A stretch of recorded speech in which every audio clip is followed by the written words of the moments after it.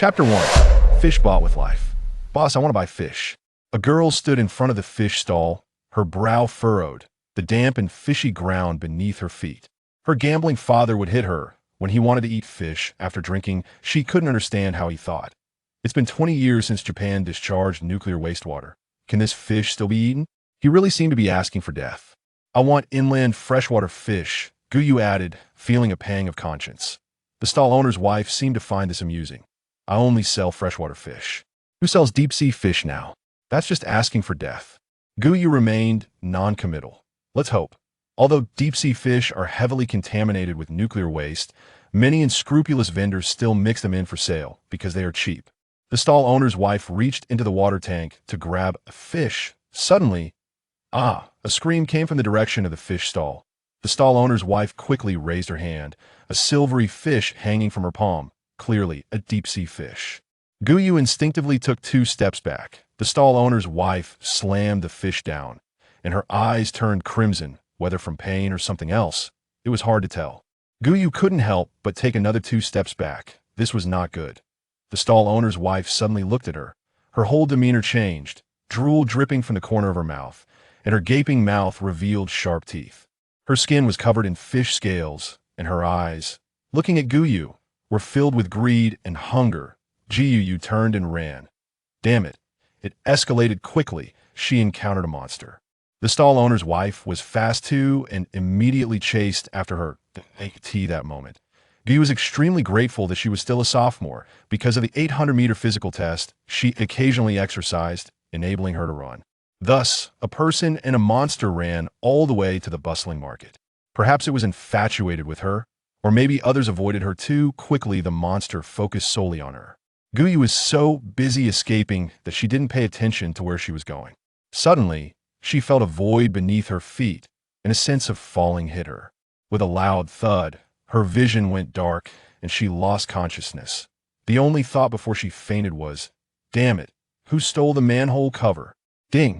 Gou was awakened by an electronic beep. She felt a warm, wet-licking sensation on her cheek. Opening her eyes, she saw a black cat standing beside her, its pale blue pupils glancing at her before it lowered its head to lick its paw. Talent discovered. Do you want to bind the store system? A voice with a muted beep echoed in Gou's ear. Became alert. Who are you? And where did this cat come from? Where's this place? The cat glanced at her. An invisible pressure was released. Gou's heart raced, and she felt a sense of relief only when the cat looked away. What a terrifying cat. The next moment, a deep voice came from the cat. I saved you, served me for 10 years. How about it?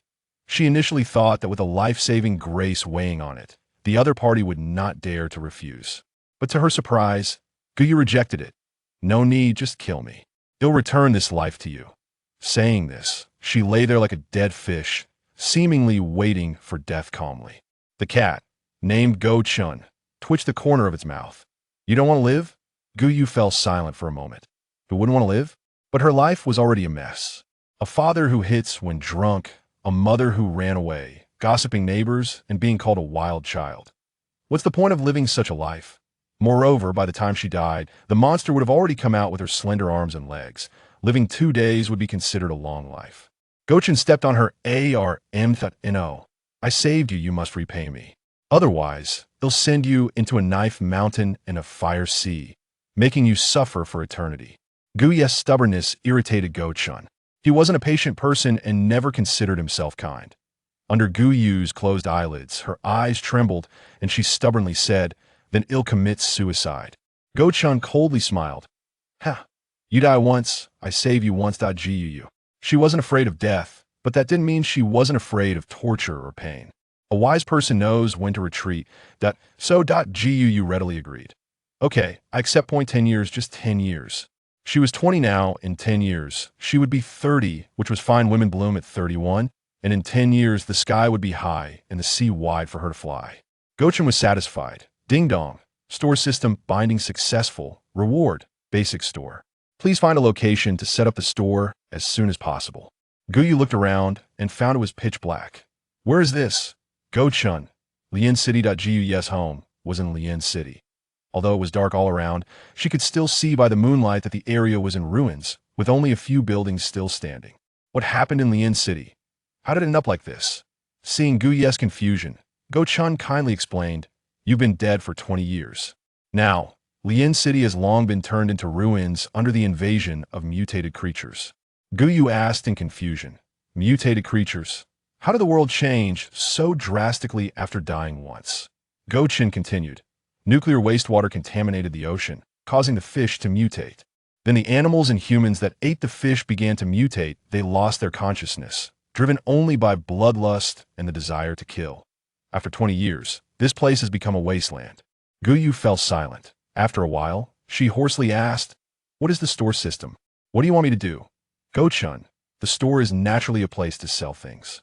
I need you to run the store in Lian City. As for the rest, knowing too much is not a good thing. In the store, no one can harm you." With that, the black cat looked up at the sky. "All right, time's up, I must go." After saying this, the cat disappeared. At the same time, a dozen lights like light bulbs suddenly appeared around her, and upon closer inspection, they turned out to be eyeballs. Simultaneously, a chorus of growls erupted. Just now, Gou Chen's presence had suffocated them, but once he left, they couldn't help but show themselves. Gou Yu was so frightened that she turned and ran, calling out for a store system as she ran. Gou Chen said that no one could harm her in the store. The problem was, she had to set up the store first. A blue screen appeared in front of her. The IT displayed a mission. Mission 1. Set up the store. Condition. Must overlap with a building. Gou Yu frantically dashed toward a small building. Damn it, this road felt longer than her life. She didn't dare look back, only able to run for her life. In the next second, she felt a chill pass over her back, her instincts faster than her thoughts, and she dove to the side. Her elbow grazed the ground, and pain shot through her, but Gou Yu had no time to care. Chapter 2. System Store. At this moment, Gou Yu finally saw what was behind Hera Wolf covered in tumors. Due to inertia, the mutated wolf lunged forward several meters before stopping. Taking this opportunity, Gou Yu scrambled to her feet and rushed into the building, ignoring the pain, and shouted, "Establish store." In the next moment, the mutated wolf that lunged at her was deflected 10 meters away by a transparent shield. Gou Yu let out a sigh of relief. This power is quite impressive. At the same time, the building underwent a significant transformation, with the broken walls fully restored. The dust on the ground was also swept away, but the space was exceptionally small. In the middle of the room stood a table 1.5 meters long, occupying 1/3 of the space, and behind it was a small table about 1/2 meter wide and 1 meter long. There was only a small stool between the two tables, and behind the small table was a square window, which was pitch black. On the large table sat a desktop computer. The computer was on, emitting blue light. That IT caught Gou Yu's attention. Ding, mission completed. Rewarding the host with 5 food blind boxes, 500 points, and 1 self-service purchasing machine automatically installed. The voice came from the direction of the computer. Gou Yu looked at the computer screen and saw a dynamic little dog added to it, sitting on the ground and grinning foolishly at her. "Hello, host. I'm your system, Little Blue. Nice to meet you. Gou Yu. What can you help me with?" She felt very confused. The world had changed drastically. The black cat disappeared without saying anything, and with no memories, she felt unreal after escaping the life and death crisis. Like a dream. "Little Blue, I can answer all your questions, dear." Gou Yu's mouth twitched. How should she put it? It had a customer service vibe. "What is a food blind box?" "Little Blue, as the name suggests, it's a blind box that can produce food. Every time you open a blind box, a corresponding supply channel will appear. Once you unlock the channel, you can have corresponding unlimited supplies. Little Blue, of course, when points are insufficient, you can also make scattered purchases." "Gou Yu, how do I earn points?" "Little Blue, by completing tasks or selling supplies." Gou Yu, what happened in the 20 years since I died? Little Blue, mutated species invaded, humans awakened their talents and became awakened ones, starting to fight against the mutated species. The land has been polluted, food is scarce, and humanity has reached a dead end. Little Blue, try to summarize the events of the past 20 years, which were too numerous to explain in a few short sentences. Gou Yu, so, am I supposed to sell supplies to survivors? Little Blue, yes. Gou Yu's heart sank. The outside had almost turned into ruins, and she couldn't see a single feather. So where would the survivors come from? But Gou Yu only felt dejected for a moment. She quickly gathered her spirits and began opening the blind boxes. Open a blind box. She needed to click on an app on the desktop that resembled a delivery box. It would automatically pop up an open box showing the items drawn. The 5 food blind boxes yielded a pan small bread, braised beef-flavored instant noodles, Nong Fu spring water, spicy chicken feet, and marinated eggs. Little Blue. Ding, 5 supply channels have been unlocked. Special price during the rookie period. Guu opened the supply channel app, which showed 5 channels. Pan small bread. Supply channel unlock price. 100 points newcomer discount. Selling price. 1 point. Braised beef flavored instant noodles. Supply channel unlock price. 100 points newcomer discount. Selling price. 2 points. Nong Fu Spring. Supply channel unlock price. 100 points newcomer discount. Selling price. 2 points. Spicy chicken feet. Supply channel unlock price. 100 points newcomer discount. Selling price. 1 point. Marinated eggs. Supply channel unlock price. 100 points newcomer discount. Selling price. 1 point. Guu. It feels really cheap. Little Blue replied proudly. Of course. Our main focus is on affordability. If it's too expensive and no one buys it, how can we save the world? Guu forced a smile. You have quite the lofty ambition. Little Blue beamed with pride. Naturally, Guu unlocked everything she could after all. There were only 500 points, and during the newcomer discount period, spending was earning. Ding! Hidden task completed. 5 products unlocked. Rewarding a water dispenser. Guu looked around and found that only a water dispenser had appeared in front of the computer, while the food had not, and she couldn't help but wonder. Where's the goods? Little Blue. They will appear from the window behind you only after the customer places an order. By the way, the store owner doesn't need to spend money to buy. Guu, where do I make purchases? Little Blue. On the tablet next to you. Only then did Guu notice a tablet had appeared on the desktop, secured to the table. The screen faced the door. Guu walked around to the screen, where 5 options were already available, and she bought one of each. With a click, a blue basket popped out from the window, containing the items Guu had just purchased. Guu glanced around. Little Blue, can you install a shelf on the wall behind me? I could put the items on it for customers to reference. Little Blue. Sure. It wasn't very knowledgeable about managing stores, so it just made a random layout for the shop, but it could handle such small changes. Moreover, Guu's request was reasonable. They were in a mutually beneficial relationship. The better the goods sold, the more energy it would have, leading to more unlockable goods and more items sold. It was a virtuous cycle. Guu ordered another batch of goods, placed them on the shelf, then poured hot water to make instant noodles, sitting on the stool to slurp them. The wolf that had been knocked away seemed unwilling to give up, circling the little shop that emitted a dim yellow light. Green slime dripped down from the sores on its body. Guu silently averted her gaze. Distract herself.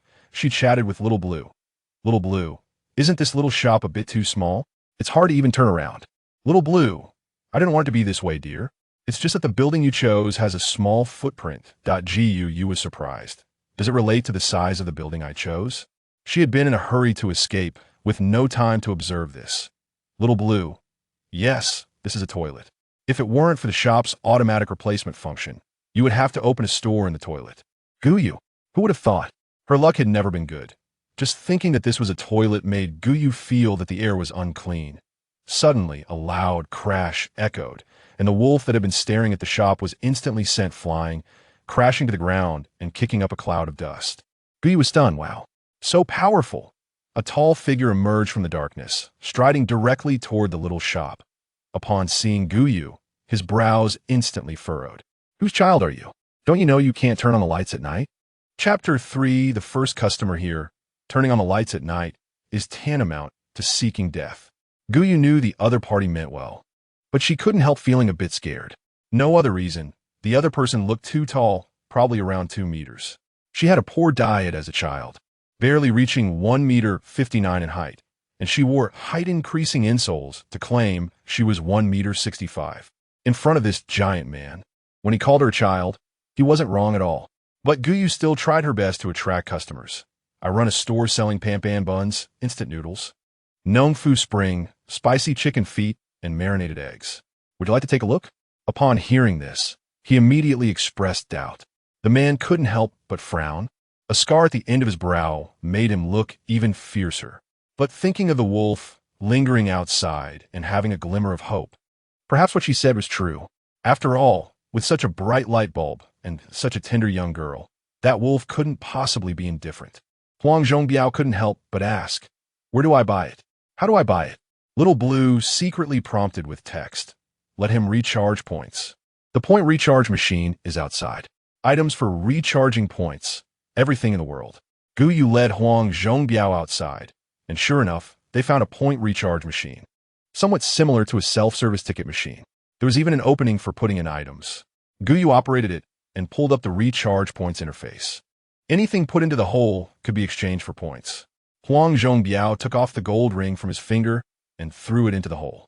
The points instantly became 10,000. Gou Yu clicked to confirm, and the machine immediately spit out a card.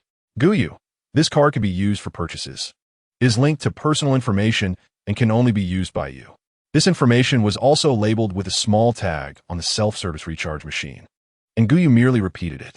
Back in the small store, Gou Yu guided Huang Zhongbiao to operate on the tablet. Looking at the cheap prices displayed, Huang Zhongbiao began to doubt his life. He even felt he was being played. Who didn't know how precious supplies were now? That gold ring of his, which was worth something before the apocalypse, was now barely good enough to grind teeth. Seeing him hesitate, Gou Yu quickly pointed at the items on the shelf. You can check the physical goods. They're definitely worth more than the price.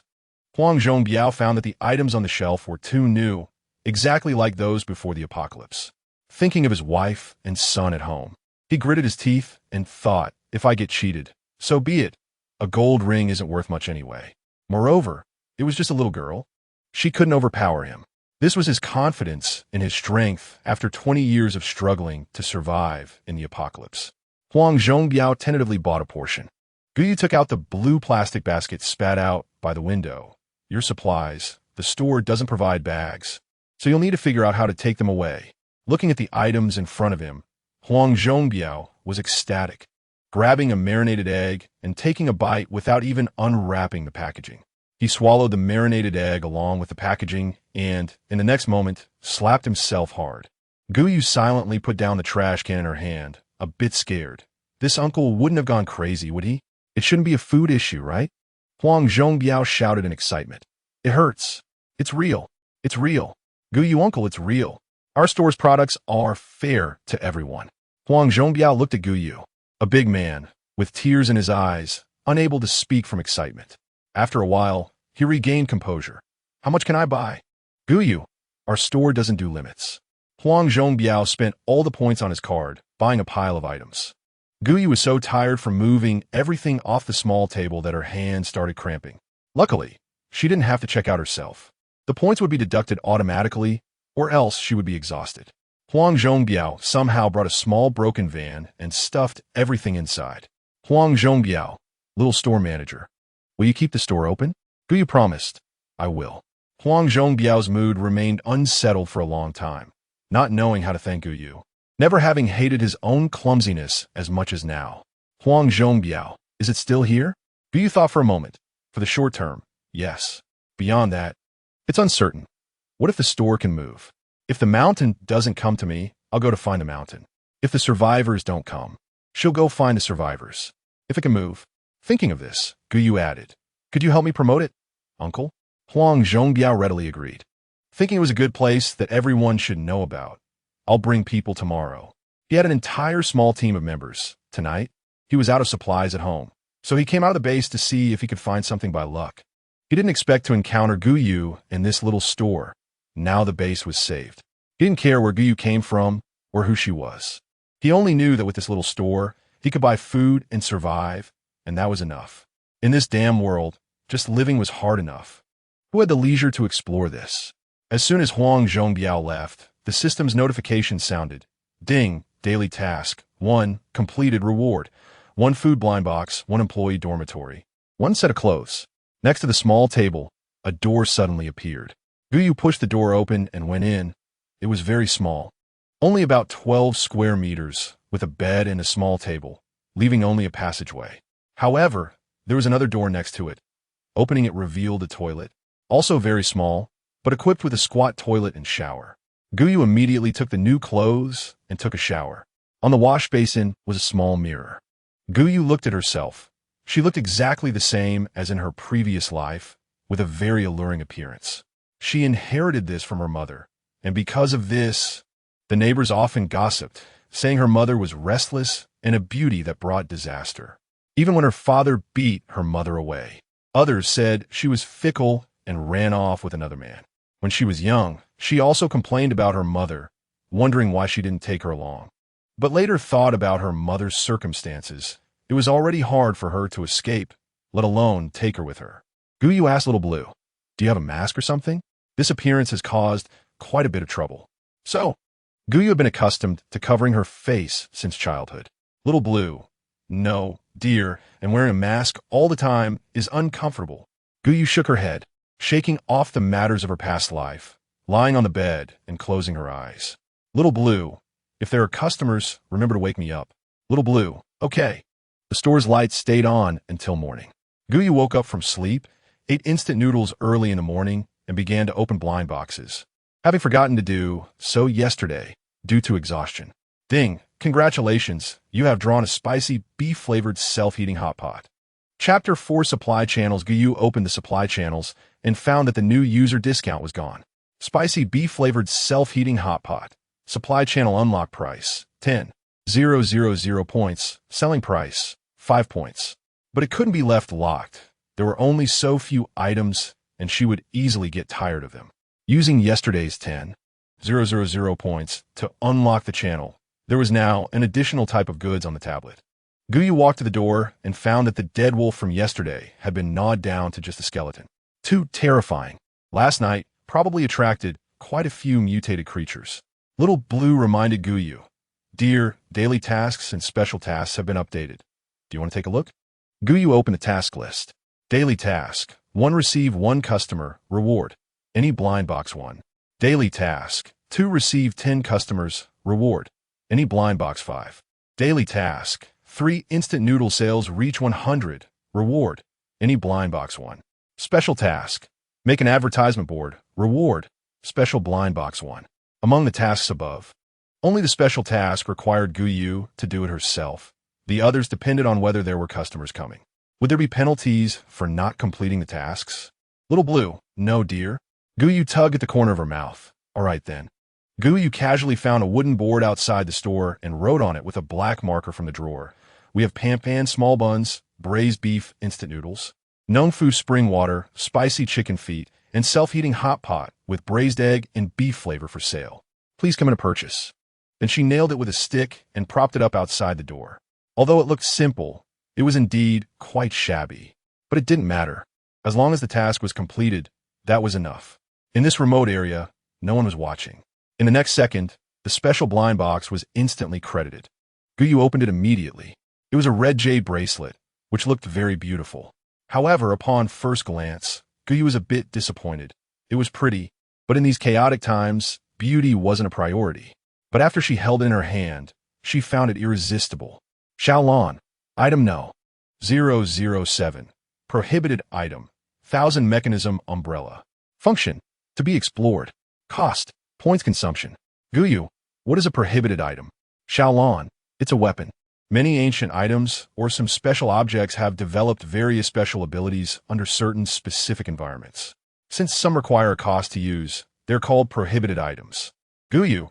Then why does the cost of this 1000 mechanism umbrella consume points? Xiaolon. In this store, nothing can harm you, including prohibited items.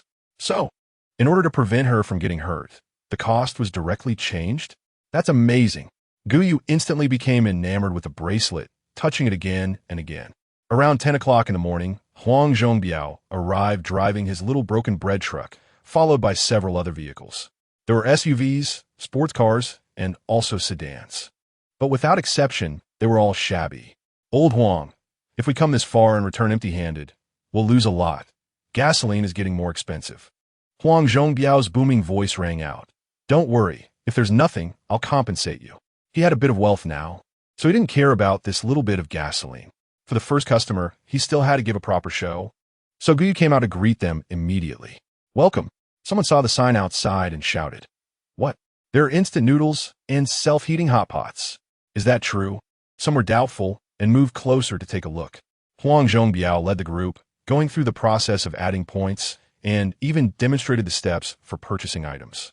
When they saw the supplies in the plastic basket, everyone's eyes widened. The only girl in the crowd, named Zhou Wanmei, was calmer and questioned, "Why are you selling these? Those broken pieces of copper and iron can be exchanged for so much food. Do you have some kind of conspiracy?" Huang Zhongbiao pulled Zhou Wanmei behind him. "Don't be angry, the shopkeeper. This girl has been deceived too many times and is a bit reactive." Gou Yu could tell that Zhou Wanmei was overly nervous, like a hedgehog, with her spikes up protecting herself. Gou Yu didn't want to argue with her. Just said, "You're both poor and empty. What could I possibly scheme against you?" Zhou Wanmei opened her mouth, but in the end, she seemed to think of something and said nothing. Yes, she had nothing left to be schemed against. She only had this body remaining. But the shopkeeper seemed not to need that. Gou Yu was also a bit curious. Everything could be exchanged for points. Wouldn't the system lose money? Encouraged by Huang Zhongbiao, Zhou Wanmei still tried to buy something. Moreover, she only took a small bite. She was also prepared with an antidote. The antidote was developed by the Research Institute and could neutralize 27 kinds of poison.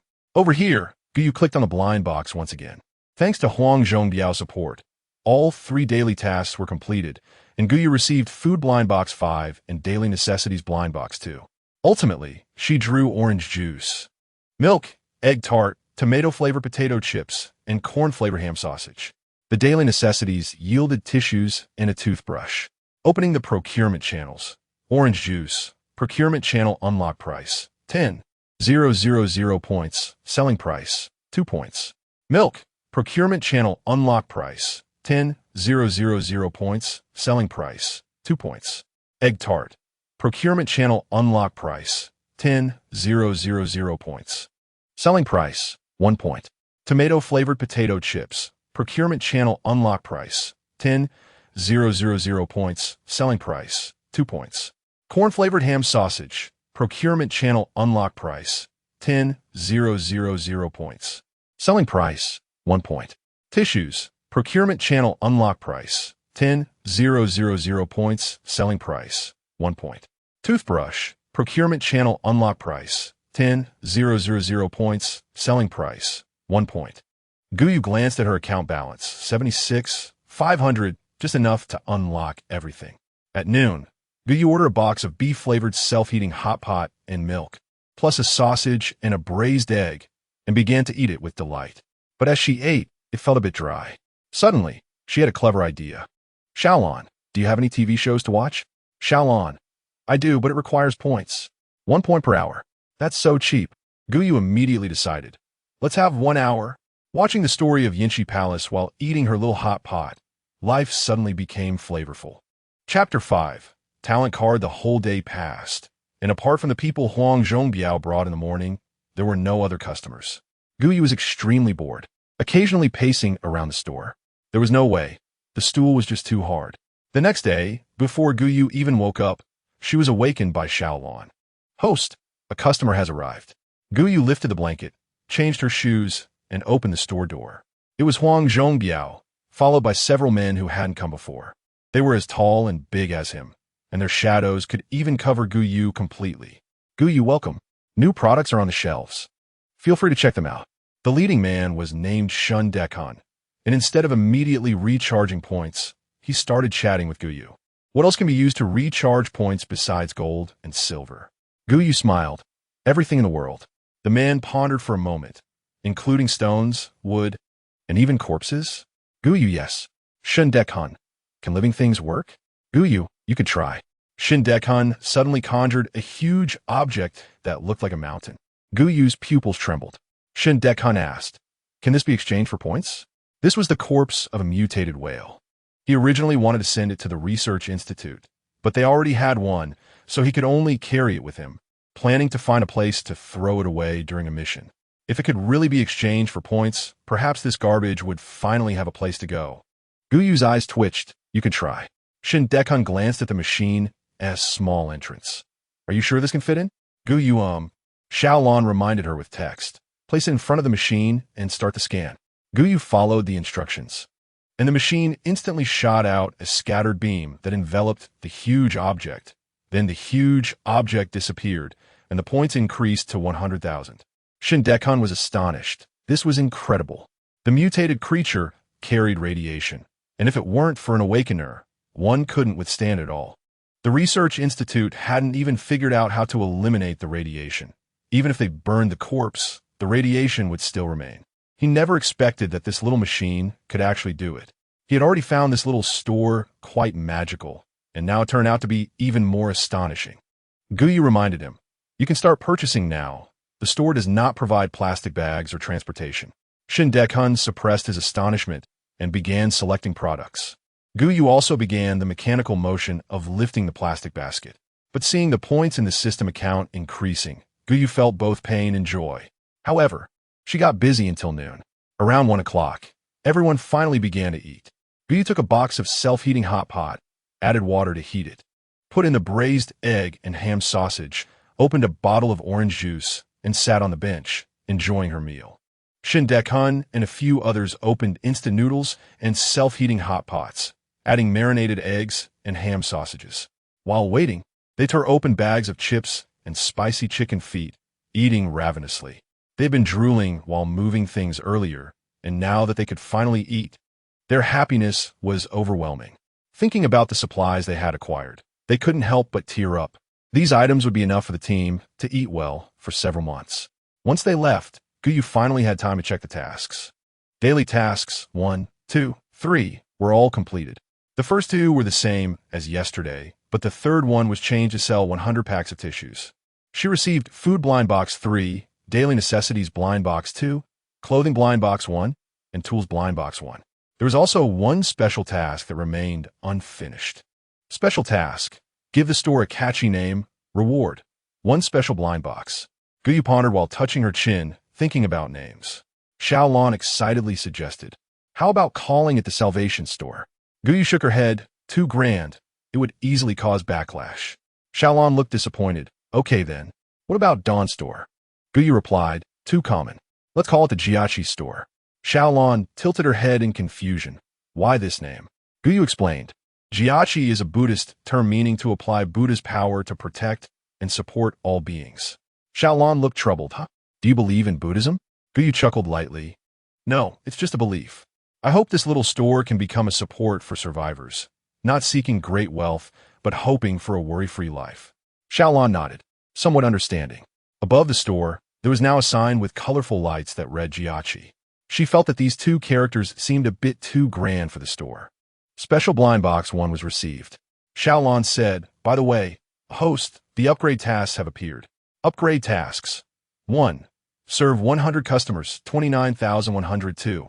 Achieve a turnover of 100,000,100,000,010,000 points. 3. Unlock 20, 1220 types of goods. Upgrade cost 10,000 points." Gou exited the task and opened the blind boxes. She currently had 8 blind boxes, and if luck was on her side, she could complete task 3.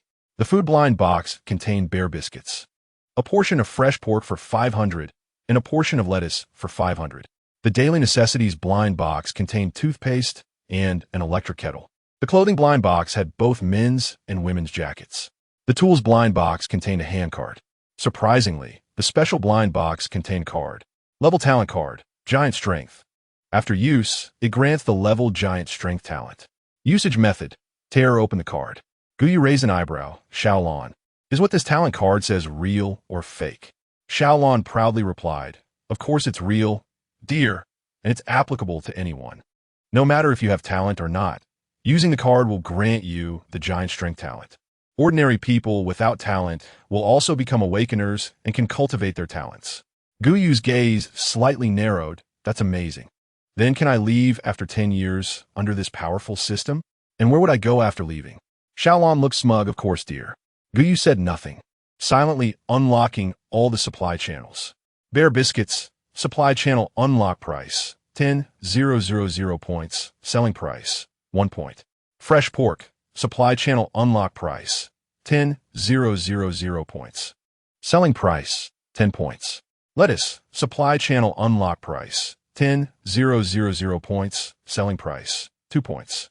Toothpaste, supply channel unlock price, 10,000 points. Selling price, 5 points. Electric kettle. Supply channel unlock price, 10,000 points. Selling price, 20 points. Jackets. Supply channel unlock price, 10,000 points. Selling price, 50 points. Handcart. Supply channel unlock price, 10,000 points. Selling price, 100 points. Level talent card. Giant strength. Supply channel unlock price, 100,000 points. Selling price, 1,000 points. Talent cards can be classified by level from low to high. Chapter 6. Cautious Lu Ruinxiu. In the evening, Gou Yu selected what she wanted to eat, sitting on a hard bench while watching a cooking show. Halfway through, Xiaolon reminded her, detected a living person approaching. Gou Yu stood up and walked to the door. Where? Outside, there was no one. Gou Yu scanned the rubble, hoping to find something unusual, but found nothing. In the next second, the ground in front of the sign was suddenly lifted, revealing a figure dressed in black, with a black veil covering their face, and hair dusted to a grayish yellow. The person looked dirty, as if they had rolled in the mud. They turned around, facing the simple sign in front of the store, clearly taken aback, then removed the goggles that were nearly fused with their hair. Gou Yu watched as this young man in black suddenly yanked the sign from the ground and marched towards her aggressively. Gou Yu's heart skipped a beat as she saw a word on his forehead. Danger. The man stopped 3 meters in front of her. Hey, is what you wrote here real or fake? The man's voice was hoarse, but sounded quite young, around 20 years old. Gou Yu introduced, it's real, and the store has other new products. Would you like to take a look? The man declined. I won't go in.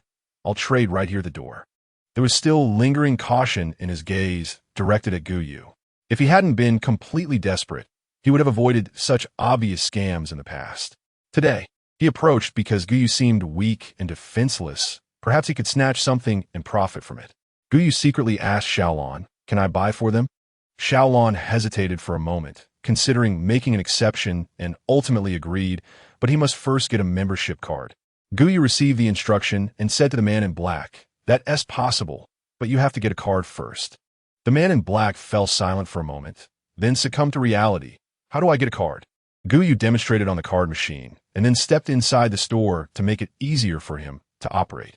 The man in black didn't immediately step forward to get the card, but stood still for a while, waiting to see if anyone else would appear from the shadows.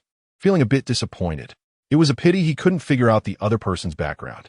Following Gou Yu's earlier steps, he proceeded step by step and faced a dilemma when it came to depositing items. What exactly qualifies as any item? Or can it be anything? Saying this, he picked up a stone and threw it in. The next second, the value of the deposited points instantly changed to 0. 5. The stone he just threw weighed about half a pound, so it was calculated by weight. Realizing this, he threw in another stone weighing about a pound, and the points instantly changed to 1. 6. It seemed to be as he guessed, 1 point for every pound. What about other items? The man picked up rebar, iron plates, plastic bags, wood. He picked up everything he could see around him. He figured out some patterns. Each type of material had a different price, calculated by weight. Soon, he obtained a golden card with his name, Lu Ruinxiu, written on it. The card already had 1,000 points. He didn't know how much purchasing power the points had. However, he didn't care. He was already determined to snatch something. The next moment, Gou Yu was reminded by Xiaolon to come to the door. What do you want to buy? Lu Ruinxiu replied, I'll take 10 of everything on the sign. Is that okay? Gou Yu prepared the items he needed, packed them in a plastic basket, and brought them to the door, placing them on the ground. You can take the items, but you need to return the plastic basket to me, or else you will have to compensate me with 10 points. Outside the door, Lu Ruinxiu vigilantly scanned the surroundings, his gaze frequently landing on the colorful packaging in the plastic basket. He found it hard to believe that the robber would be so generous, bringing so much food to deceive him. After another 10 minutes, Lu Ruinxiu finally picked up the plastic basket and quickly slipped into the tunnel. Hearing that the other party had taken the basket along, Gou Yu was not surprised. That kid looked very alert and would definitely take the items away as quickly as possible. On this side, after entering the tunnel, Lu Ruinxiu took a series of turns and arrived at a spacious area, where he poured out the contents to count them. He did not find any tracking devices as he had suspected. This store was indeed strange. It really sold food, and he had not been robbed or captured to be eaten. In the apocalypse, order had collapsed, and food had been consumed almost entirely. Hopefully, this little shop was truly without any tricks. Suppressing his salivation, Lu Runxiu navigated through the dark sewer with the food until he reached an iron door. He knocked 3 long and 1 short. "Who is it?" someone inside asked quietly. The door was open from the inside, and 7 thin little figures squeezed out, anxiously circling around him. Lu Runxiu brought the items inside and instructed them, "Find a rat." One of the taller kids came out holding a cage. "Brother, I just caught one today." The rat, the size of a small dog, stared intently at everyone with its crimson eyes. In this world, even rats had become a rare delicacy. Lu Runxiu opened a packet of chicken feet and tossed it into the cage. The rat, catching the scent, eagerly swallowed the chicken feet, and the intense spiciness caused it to dart around wildly in the cage.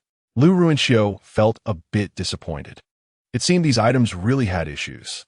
Over a decade of normal dietary deprivation had left him unaware of the existence of spiciness. About 10 minutes later, the rat calmed down and appeared somewhat subdued. Lu Runxiu quietly waited for the rat's death. Once it died, he would abandon this hideout and leave the food behind. He looked reluctantly at the food. Instant noodles were something he had eaten as a child, and just 1 bite was extraordinarily precious. Even if they were expired, he would cherish them immensely. Now there were so many here. Of course, there was no such thing as a free lunch. After another half hour, the rat was still full of vigor, which surprised Lu Runxiu. Could these items be problem-free? What kind of magical place was that store? Could there really be deities in this world? Or was it that woman's talent? Lu Runxiu resolved to return to that little shop tomorrow. Looking at the skinny faces of the children and the unharmed rat, he picked 5 packets of instant noodles from the plastic basket. Chapter 7. New customers, let's take a gamble. If you really want to deceive people, why use such precious food? Thinking this, Lu Runxiu felt a lot more determined and took out 5 sausages from the basket. On Gou Yu's side, ever since the young man in black left, no more customers had come to the shop. Fortunately, there were TV dramas to pass the time. Otherwise, she would have been bored to death. At 10 o'clock, Gou Yu closed the door, washed up, and lay down on the bed, falling asleep the moment she touched the bed. At 3 in the morning, a scream shattered the dark night. "Host, there are living people approaching." Gou Yu struggled to open her eyes, rubbed her eyelids, and forced her eyelids to stay up. The next second, a series of knocks sounded at the door. Outside, Shi Jianma was in despair. He had intended to hide inside to conceal himself, but unexpectedly, he had failed miserably. Just when he felt hopeless, with a click, the door in front of him opened. "Do you want to buy something?" Gou Yu yawned, drowsily greeting him. Shi Jianma and 4 others rushed into the shop in a frenzy, hurriedly closing the door and leaning weakly against the door panel. Shi Jianma looked at Gou Yu with a strange expression. "Who are you?" Gou Yu yawned again, and tears welled up in the corners of her eyes. "I'm a shopkeeper of this store. My surname is Gou, and these are the main items sold here." Gou Yu pointed to the list on the tablet. Shi Jianma stepped forward, staying alert as he walked.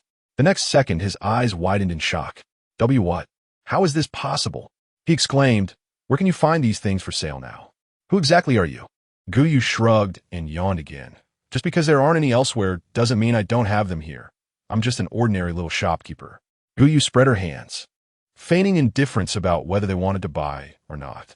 It's all about creating some suspense. Nothing more. Practice makes perfect. Shi Jianma carefully examined the tablet, trying not to miss any information while asking, "What's this point system?" Gou Yu replied, "Points are the currency for purchasing items in the shop and can be recharged with anything." When it came to currency, Shi Jianma immediately thought of gold. However, after searching himself, he only found a gold ring. "Is this okay?" Gou Yu smiled, "Of course." She then added, "The machine for recharging points is outside." Suddenly, a pale-skinned woman in the group screamed, "Are you trying to send us out to die?" Gou Yu remained unfazed and explained, "The area within 3 meters outside the shop is a safe zone. The mutated creatures cannot attack you there." "Who are you trying to fool?" the woman instinctively retorted. Gou Yu guided her. "Listen, haven't the mutated creatures chasing you gone quiet?" The woman grabbed the arm of a nearby man, her face pale. The man listened carefully and whispered something in her ear, which made her complexion improve somewhat. The woman looked at Gou Yu's delicate face with jealousy, wondering why she lived so comfortably as if she had never experienced the apocalypse. Sure, Jianma peeked through the door crack and saw that the mutated creatures really had stopped 3 meters away from the shop. He steeled himself and ran to the machine outside to recharge 5,000 points. Sure enough, although the mutated creatures outside were drooling, they did not make any reckless moves. The fact that the shop could achieve this only increased his respect for it. The expressions of the mutated creatures gradually became agitated, glaring at Sure Jianma with hungry eyes, drool dripping from their mouths. Under Gou Yu's guidance, Sure Jianma quickly spent all his points. As he slid to the last one, he exclaimed, "Heavens, a talent." As soon as he said this, everyone crowded around. What talent? This shop actually sells talents? No way, how could talents be sold? Gou Yu crossed her arms, her expression calm. You can try. It's only 1,000 points anyway. Sure Jianma glanced at his points balance. 0. Do you have anything on you to exchange for points? Everyone searched their bodies. They were not in the habit of carrying jewelry, so they found nothing. Only the pale-skinned woman fiddled with the necklace around her neck. Can I recharge myself? Sure Jianma replied. Sure. The man who was being held by the woman opened his mouth, seeming dissatisfied, but in the end, he said nothing. What kind of talent could possibly be sold? Isn't that a scam? The woman released the man's arm, mustered her courage, opened the little shop's door, and moved to the machine under the fierce gaze of the mutated creatures. She walked while encouraging herself. And Xiaomei, don't be afraid. This is your chance to change your fate. Thinking of this, she felt an infinite amount of courage. Back in the shop, she unhesitatingly chose to purchase the talent card. Even if she was deceived, so what? She had nothing left to be taken. Gou Yu guided in Xiaomei in using the card, and soon, a light yellow aura illuminated her body, and Xiaomei felt a warm sensation all over her body, something rising from her dantian to the top of her head, bringing a sense of clarity. I really have talent. I have talent now, although it was only a level 1 talent. For someone like her who had always been without talent and lived at the bottom of society, this was redemption. And Xiaomei smiled and suddenly began to cry. Why? Why didn't this little shop appear sooner? The plastic basket was not considered part of the goods. If you wanted to take it away, you had to pay 10 points. With a lesson learned from having talent, Sure Jianma quickly distributed the food to everyone. When it reached in Xiaomei, she said, "Thank you." Sure Jianma paused for a moment and comforted her, saying, "Live well." He understood what in Xiaomei meant. She was thanking him for his past care for her and also saying goodbye. Although he couldn't agree with some people's actions in the team, human nature was like this, and he couldn't manage it. Besides, just staying alive was already difficult enough. The man who had been holding in Xiaomei seemed a bit indignant, but out of fear of this mysterious little shop, he did not act rashly. Gou Yu felt a disgusting gaze on her and coldly said, "If you keep staring, I'll throw you outside to feed the mutants." After all, people like that are a danger to society. Gou Yu's words had an effect, and the gaze retracted. The sound of Sure Jianma tearing open the instant noodle package broke the atmosphere. Gou Yu reminded, "There's hot water over there. You can make instant noodles." Everyone took hot water to make instant noodles. Some people couldn't wait, slurping and screaming from the heat. Gou Yu was so sleepy that she propped her head up and dozed off. Soon, the sunlight pierced through the night sky and illuminated the shop. Gou Yu opened her eyes and saw a pile of people sitting on the floor, some resting on plastic baskets. "Manager, are you in?" Huang Zhongbiao was actually startled when he saw a circle of mutants surrounding the shop, but thinking of the shop's magic, he felt much more at ease. Gou Yu yawned and opened the door. "Hello, Brother Huang. There are many new products in the store. Would you like to take a look?" Huang Zhongbiao replied, "Sure. Let me clean up these mutants first." After clearing the mutants and throwing them into the machine to convert them into points, Huang Zhongbiao strode into the shop. "Oh, there are even paper and toothbrushes. These are nice." Saying that, he placed his order. Sure Jianma and the others were also waking up. Sure Jianma asked, "Manager, can mutants also be exchanged for points?" Just a few words left Sure Jianma in shock. How could that be possible? That would mean you could pick up points anytime, anywhere. Sure Jianma suppressed his surprise and bid farewell to his team. What surprised Gou Yu was that Xiaomei even smiled at her. As soon as they left the shop, Xiaomei parted ways with a few people. She had had enough long ago. Sure Jianma held back the dissatisfied Du Jingzhe. "She is now awakened. What ability do you have to keep her?" Du Jingzhi's lips twitched a couple of times, but he didn't say anything. Sure, Jianma sighed deeply as he looked at Xiaomei's departing figure. It was hard to tell whether the appearance of this little shop was a good thing or a bad thing. For those self-important, talented individuals, it might still be a bad thing. Inside the shop, Huang Zhongbiao made instant noodles with hot water and even prepared a self-heating hot pot, using a plastic basket as a table, squatting on the ground and enjoying his meal. Gou Yu watched with drooling envy. But eating this all the time is a bit monotonous.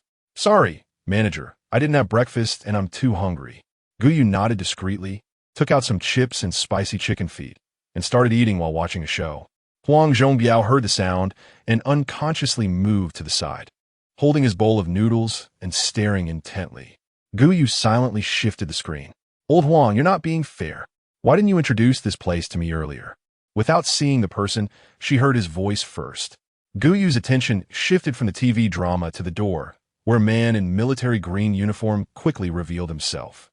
Huang Zhongbiao swallowed the last bite of soup, wiped his mouth, and grandly introduced, "This is Han Chun from the military in Lian City." Han Chun casually patted Huang Zhongbiao's shoulder. Old Huang, why say that? They're all just nominal positions.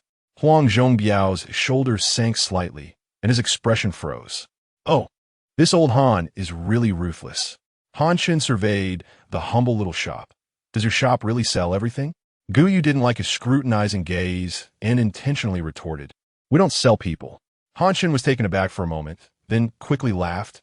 "Huh, you little girl, you're really interesting." Gou Yu paused and said seriously, "Sorry. I'm 40. Based on my birth date, I really am 40. So who's older is still uncertain." Han Chun, 36. Han Chun, then sister. How much can you provide of the stuff above? In a sense, he was quite adaptable. Gou Yu, with a look of disdain, replied, "Call me manager. As long as you have enough points, you can buy as much as you want."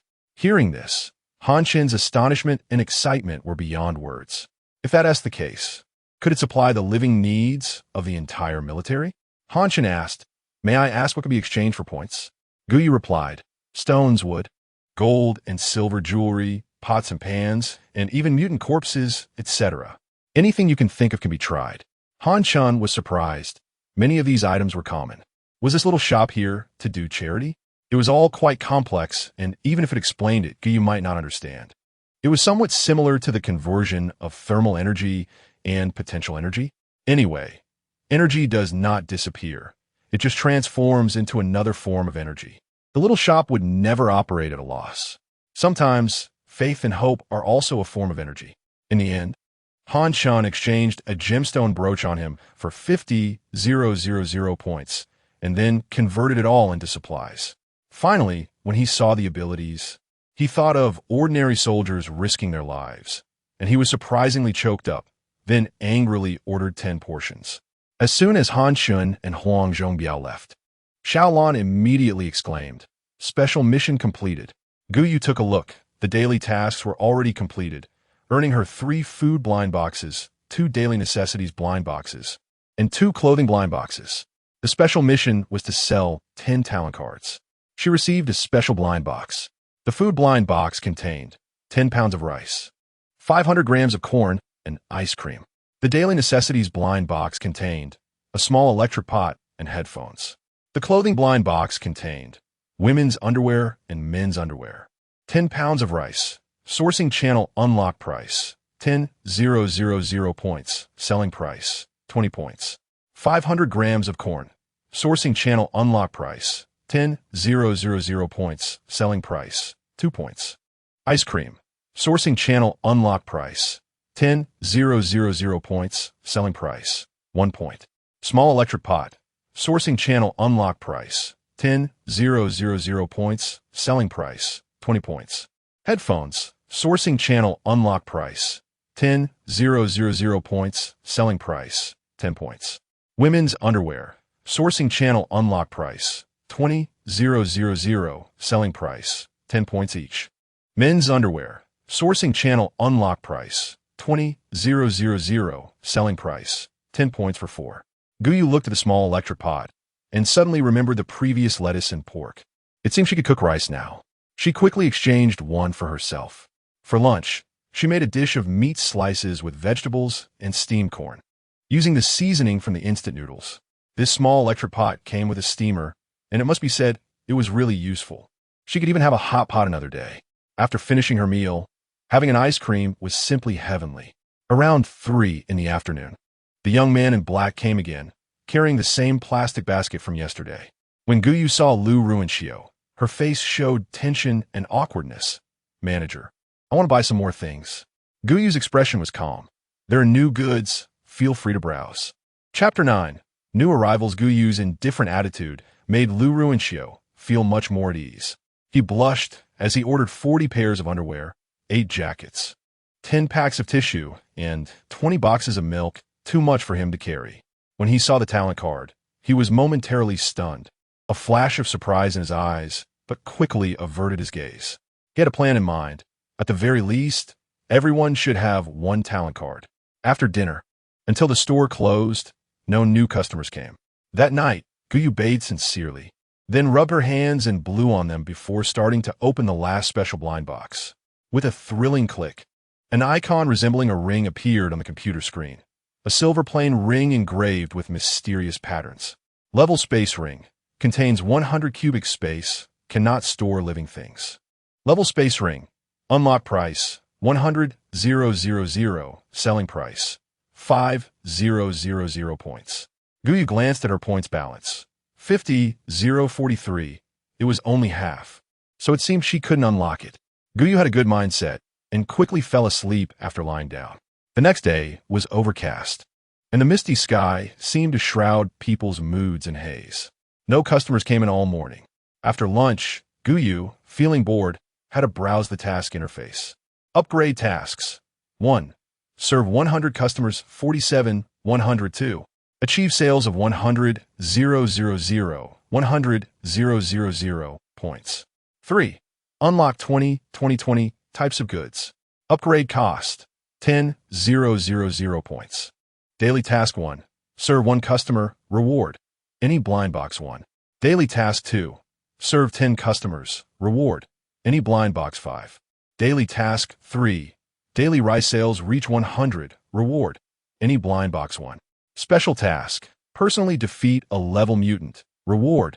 Special blind box 1. Seeing the special task, Gou turned pale. She was just a fledgling trying to develop. When could she defeat a mutant? Thinking of this, she couldn't help but ask Xiaolon. Xiaolon, can I use the talent card? Xiaolon, of course, but if you use another talent card, the effect of this one will disappear. Gou pondered, is it just me, or is it the same for everyone? Xiaolon, of course it's the same for everyone. Otherwise, if a better talent appears, those who bought other cards would just have to watch helplessly. Our store's principle is customer first. Gou's mouth twitched. You have quite the principles. Xiaolon looked proud. Just then, a heavy rain poured down, and Gou exclaimed, my clothes, before rushing to the window in her bedroom.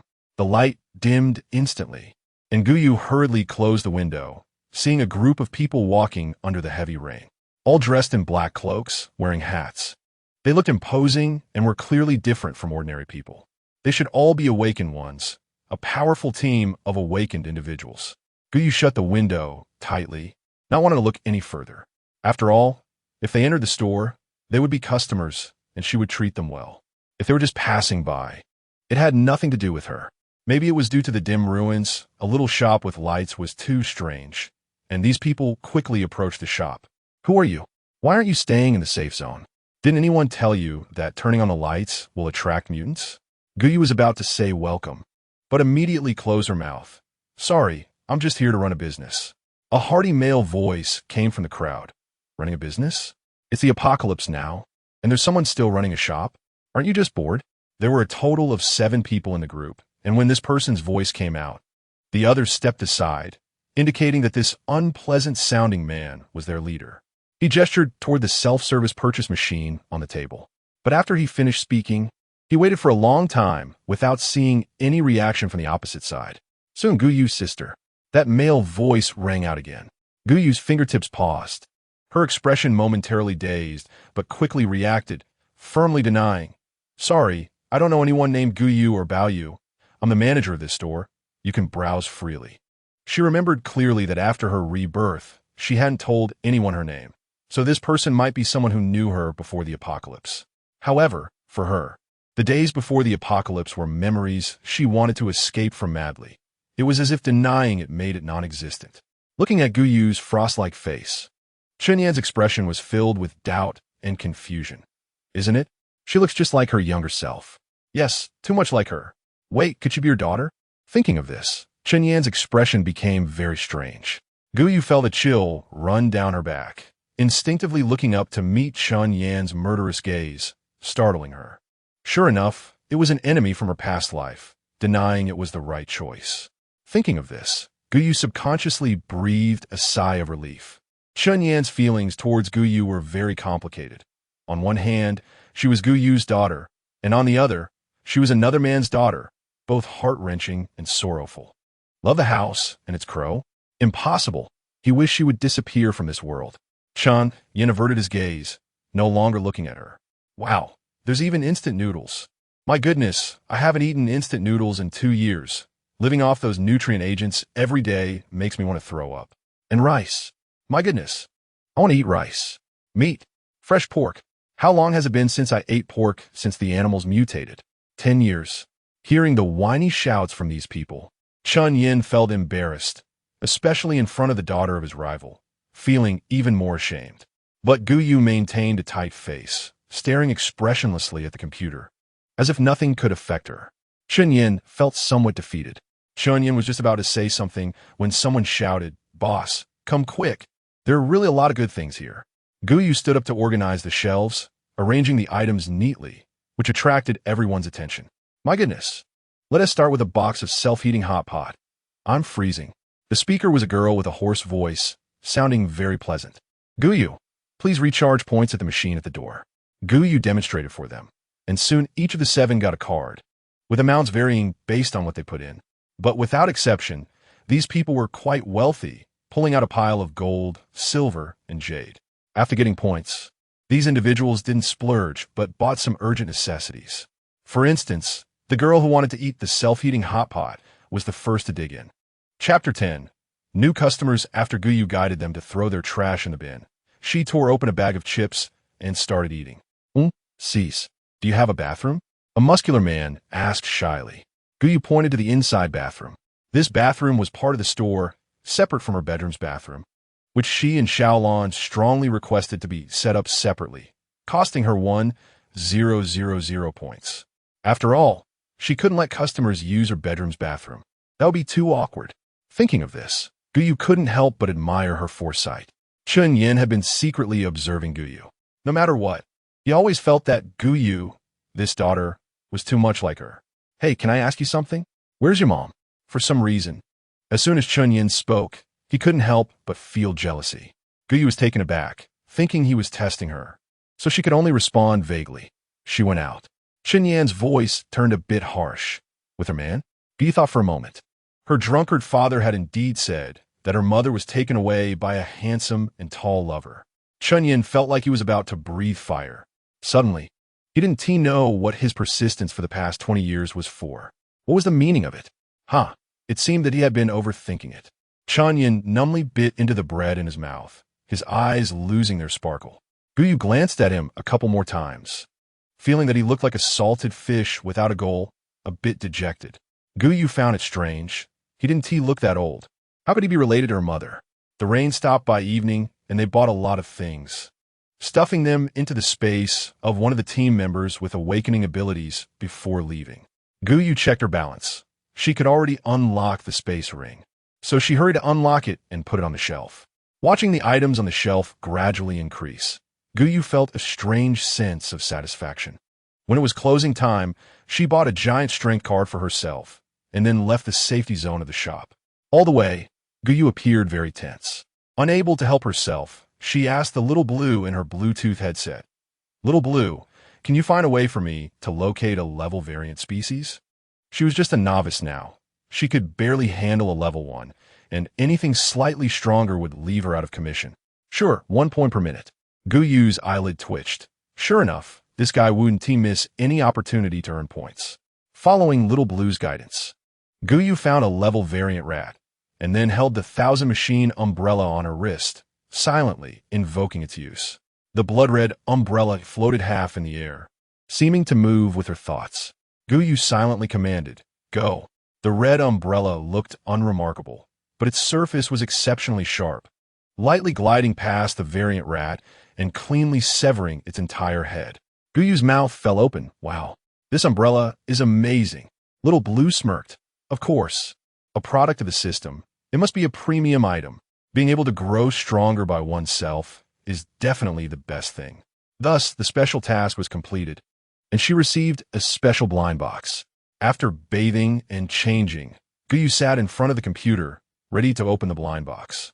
There were 3 food blind boxes, 1 daily necessities blind box, 1 clothing blind box, 1 housing blind box, and 1 tool blind box. Gou started to open the blind boxes. Food, rapeseed oil, noodles, salt. Daily necessities, plastic basin. Clothing, red dress. Housing, single room. Tools, caliper. Special, level talent card, wood type planting talent. 5 kilograms of rapeseed oil, procurement channel unlock price, 30,000 points, selling price, 25 points. 2 kilograms of noodles, procurement channel unlock price, 10,000 points, selling price, 2 points. Salt, procurement channel unlock price, 10,000 points, selling price, 1 point. Plastic basin, procurement channel unlock price, 10,000 points, selling price, 5 points. Red dress, procurement channel unlock price, 10,000 points, selling price, 25 points.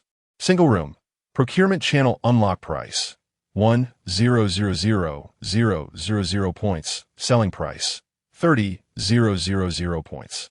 Caliper, procurement channel unlock price, 10,000 points, selling price, 10 points. Level talent card, wood type planting talent, procurement channel unlock price, 300,000 points, selling price, 8,000 points.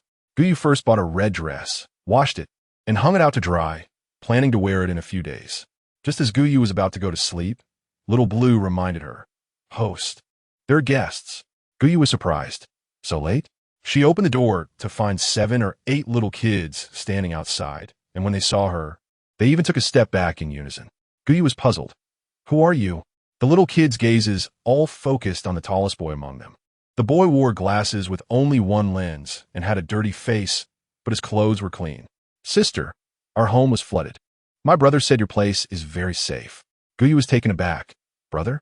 The boy adjusted his glasses and said in a clear voice, "My brother's name is Lu Ruinxiu, and I'm Lu Ruinyu." Gou noticed some of the kids had wet pant legs and couldn't help but feel a pang of sympathy. "Hello, come in." After all, she had just unlocked the housing feature. The boy was very polite and held a black box in his hand. "Sister, we want to exchange for points." Gou pointed to the entrance. "Where? Do you know how to use it?" Lu Ruinyu replied, "Yes, my brother taught us." After recharging points, Lu Ruinyu led the group of little kids to the self-service purchasing machine, intending to buy some food. However, upon seeing the housing option, he stopped. "Sister, what is this housing like?" Gou stroked her chin. "It's a single room with a bed and a table." Lu Ruinyu asked, "What else?" Little Blue reminded Gou, "Just like the shop, it won't be attacked by variant species." Gou added, "The advantage is that it won't be attacked by variant species." Lu Ruinyu trembled with excitement. Suddenly, he looked up and said, "Sister, can we leave the door open? We'll go earn points first. Can stones be exchanged for points?" Gou nodded. "Okay, yes." Lu Ruinyu glanced at the little card on the tablet, looked at the little kids around him, and exchanged for 2. "Let us go earn points." Gou shook her head and followed them. Since it was very safe within 3 meters of the shop, Lu Ruinyu and the little kids only moved within that range. So it was still safe. Chapter 11. Selling houses in the early morning. Lu Ruinyu finally gathered enough points, 30,000, but he didn't dare disturb Gou's sleep. So he sat on the ground with several little kids, hugging his knees, and fell asleep. When Gou got up, there was a light drizzle that wasn't heavy, and the air carried a faint dampness, making it feel refreshing. After washing up and stepping outside, she saw several little kids sitting in a row, each hugging their knees and sleeping soundly. Gou Yu quietly opened the shop door and began checking the information about the single room. She discovered that there was a line of small print at the bottom of the single room description. Must be placed in an open and flat area. Note, size, 5M x 24M. Gou Yu was stunned. I still need to find an open space to place it? I thought the system would use its mysterious power to manifest the single room. She didn't expect it to be so plain and unadorned. Thinking this way, Gou Yu immediately began searching for a suitable location. Since the area had already been cleared by the group of kids, Gou Yu focused on planning within this circle. Finally, she identified a spot with minimal clearing and used the space ring to move everything aside. Looking at the tidy and clean piece of land, a sense of satisfaction welled up in Gou Yu's heart. Indeed, nothing could stump her. The morning drizzle gradually disappeared, and the sun behind the clouds slowly revealed itself. A warm ray of sunlight shining through the shop's door onto the floor. In the distance on the horizon, wisps of smoke began to rise. The golden sunlight spread across the land, as if hope had planted seeds, waiting for the harvest in the coming year. When Gou Yu entered the shop, Lu Runyu was already awake, trying to cook porridge in a small pot. His movements were skilled, and the milky white broth bubbled, filling the shop with the aroma of rice porridge. Lu Runyu called out, "Shopkeeper sister, would you like to have some?"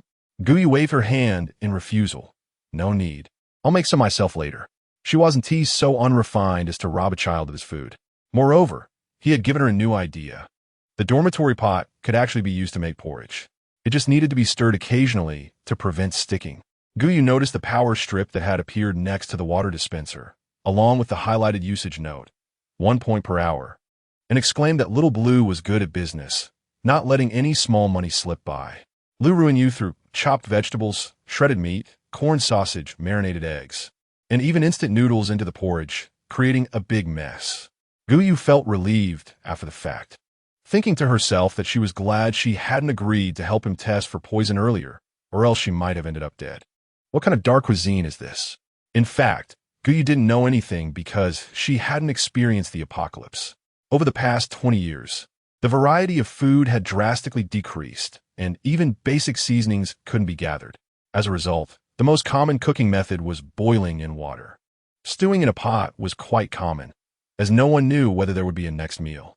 One might die at any moment, so anything edible was devoured quickly. Gou Yu casually cooked some porridge, steamed corn, and blanched lettuce with salt and oil before plating it. While eating, she felt regretful. The conditions were so poor that she could only make it this way. Lu Runyu looked at the colorful porridge in front of him and then at the plain white porridge in Gou Yu's bowl. Just a moment ago, he had been gobbling it down, but now it didn't taste good anymore. Why? Lu Runyu's young heart was hurt, but he couldn't figure out why. Clearly, they were the same thing. Why did Gou Yu's bowl look so tempting? Gou Yu glanced at the little girl behind Lu Runyu, whose pitiful eyes seemed to occupy half her face, and then looked back at the remaining bowl of porridge in the pot. Since she couldn't eat any more and it wasn't suitable to drink porridge at noon, she simply waved her hand at the girl. This little girl seemed to be the smallest among them, with big eyes that seemed to take up half her face. Her little face was pointed and thin, looking particularly pitiful. "Do you want to try my porridge?" The little girl looked a bit shy, raising the plastic container of her self-heating hot pot, which still had half the porridge left. "Can I put it here?" She was afraid of dirtying Gou Yu's pot. Gou Yu took her plastic container and poured the remaining porridge into an empty bowl, then poured the porridge from the pot into her container. She also handed the bowl back to her. This bowl was something she had asked Xiaolan for, costing 10 points, but it was only for the shopkeeper. Some kids were unwilling to eat at all, while others took a taste and were instantly amazed, feeling that the porridge in their hands tasted strange. They were both surprised and accepted it as a matter of course. The shopkeeper was indeed impressive. She could make such delicious food. After the meal, Lu Runyu bought the single room he had been longing for. Gou Yu placed the single room building in the predetermined position, and a beige building rose from the ground. Gou Yu took Lu Runyu and a group of little radishes into the building, their location being 101 on the first floor. Each floor only had 4 rooms, 101, 102, 103, and 104. The rooms were 6 meters long, 5 meters wide, totaling 30 square meters, with a basic bed measuring 5 meters wide and 2 meters long. Another bed 5 meters long and 1 meter wide, and also a bathroom and kitchen. It could be said that it was small but complete. The bathroom was so small that only one person could stand in it. These kids weren't very big, so sleeping on one bed was a tight fit. If it didn't work out, there were plenty of stones outside that could be picked up. Congratulations to the host for completing the achievement task. Renting the first room. Reward. Special blind box 1. Gou paused for a moment. Then why was there no achievement task for receiving guests and unlocking goods for the first time? Xiaolon chuckled. That was originally. Gou was curious. Then why is it gone? Xiaolon. I had a bit of a glitch and loaded all those rewards into the first special blind box to increase the unlocking rate of rare items. That's why you were able to draw the 1,000 machine umbrella on your first try. Gou stroked her chin, having an idea. Then can we? Xiaolon understood her meaning and ruthlessly refused. No, dear, there are too many glitches. Be careful of being sanctioned. Gou was very curious. Who can sanction you? Xiaolon spoke mysteriously. It's a secret. Gou shook her head, putting the matter behind her, and arranged the newly released goods on the shelves, using a broom from the corner to sweep the floor. Around 11 o'clock, the sound of a buzzing motorcycle engine gradually approached, and Gou instinctively walked to the door. Xiaolon reminded her, someone is approaching. Gou had a bad feeling in her heart. They must have been attracted by the building, but approaching so arrogantly. It seemed that the newcomers were not friendly. The motorcycle sound stopped at the entrance of the building, and some even stopped at the entrance of the small shop. Chapter 12. Qinglong gang people getting off the motorcycles gradually surrounded the small shop and the building. Big brother. This place actually still has buildings that haven't been destroyed by mutant species? Big brother. There's someone inside the building. Just a moment ago, Lu Runyu's head had flashed by the window, and he was a bit worried about Gou. They don't even bother to ask whose territory this is. They dare to occupy our ground? Big brother. That's right. Should we teach these kids a lesson? The big brother at the front waved his hand. Hey, the heavens have a good nature, and those who don't know are innocent. Just drive them away. A guy with pink side-swept bangs, whose hair covered half his face, excitedly shouted, Boss, should we go now? The big brother pretended to be profound and replied, In the crowd, some held steel bars, some baseball bats, and even some wielded machetes, rushing towards the building and the small shop. Let's use electric shocks. This seems cooler and won't dirty the floor. Although the shop was small, there were still a lot of chores to deal with. As soon as this group stepped into the shop, they began to tremble all over and then collapse to the ground, some even rolling their eyes and foaming at the mouth. Fortunately, they fell outside the door, so they didn't dirty the shop's floor. The people behind were immediately stunned by this situation and stopped in their tracks. Gou wore a faint smile, crossed her arms, and calmly locked eyes with them. Dog brother, are you okay?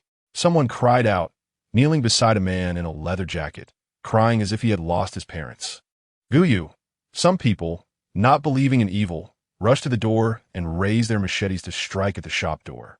The result was that they collapsed on the ground, just like the others. After repeating this several times, the men outside with flower tattoos and the shammate youths no longer dared to act recklessly. The same happened at the single-room building. Once someone touched the door or entered the range of the door, they would be knocked out by electric shock. Gou got up and walked to the door, wanting to drive them away. How could she do business with them blocking the entrance? Are you human or ghost? The man who had shouted for dog brother earlier stuttered as he questioned. Just as Gou was about to speak, the leading man stepped in front of him, taking a step forward. I'm truly sorry. We didn't know this was your territory and offended you. Gou opened the shop door. This is a place to buy and sell things. As long as you don't cause trouble, I welcome you. Bad guys? No, they were all her tools. They were all tools for her to complete upgrade tasks. The man's face stiffened. He understood that this meant he would have to pay a hefty price. But lacking skill, this time he accepted defeat. Thinking this in his heart, Zhang Qinkuan raised his hand, signaling for someone to take the fallen people away for treatment, while he led the remaining few into the shop. In fact, Gou admired this man a bit. He was the first to enter the shop and didn't let his little brothers test the waters. Gou pointed to the items on the shelves. These are the shop's products. If you want to buy something, please place an order through the self-service vending machine. Remember, everyone must place an order. Because the shop was too small, they could only enter in batches.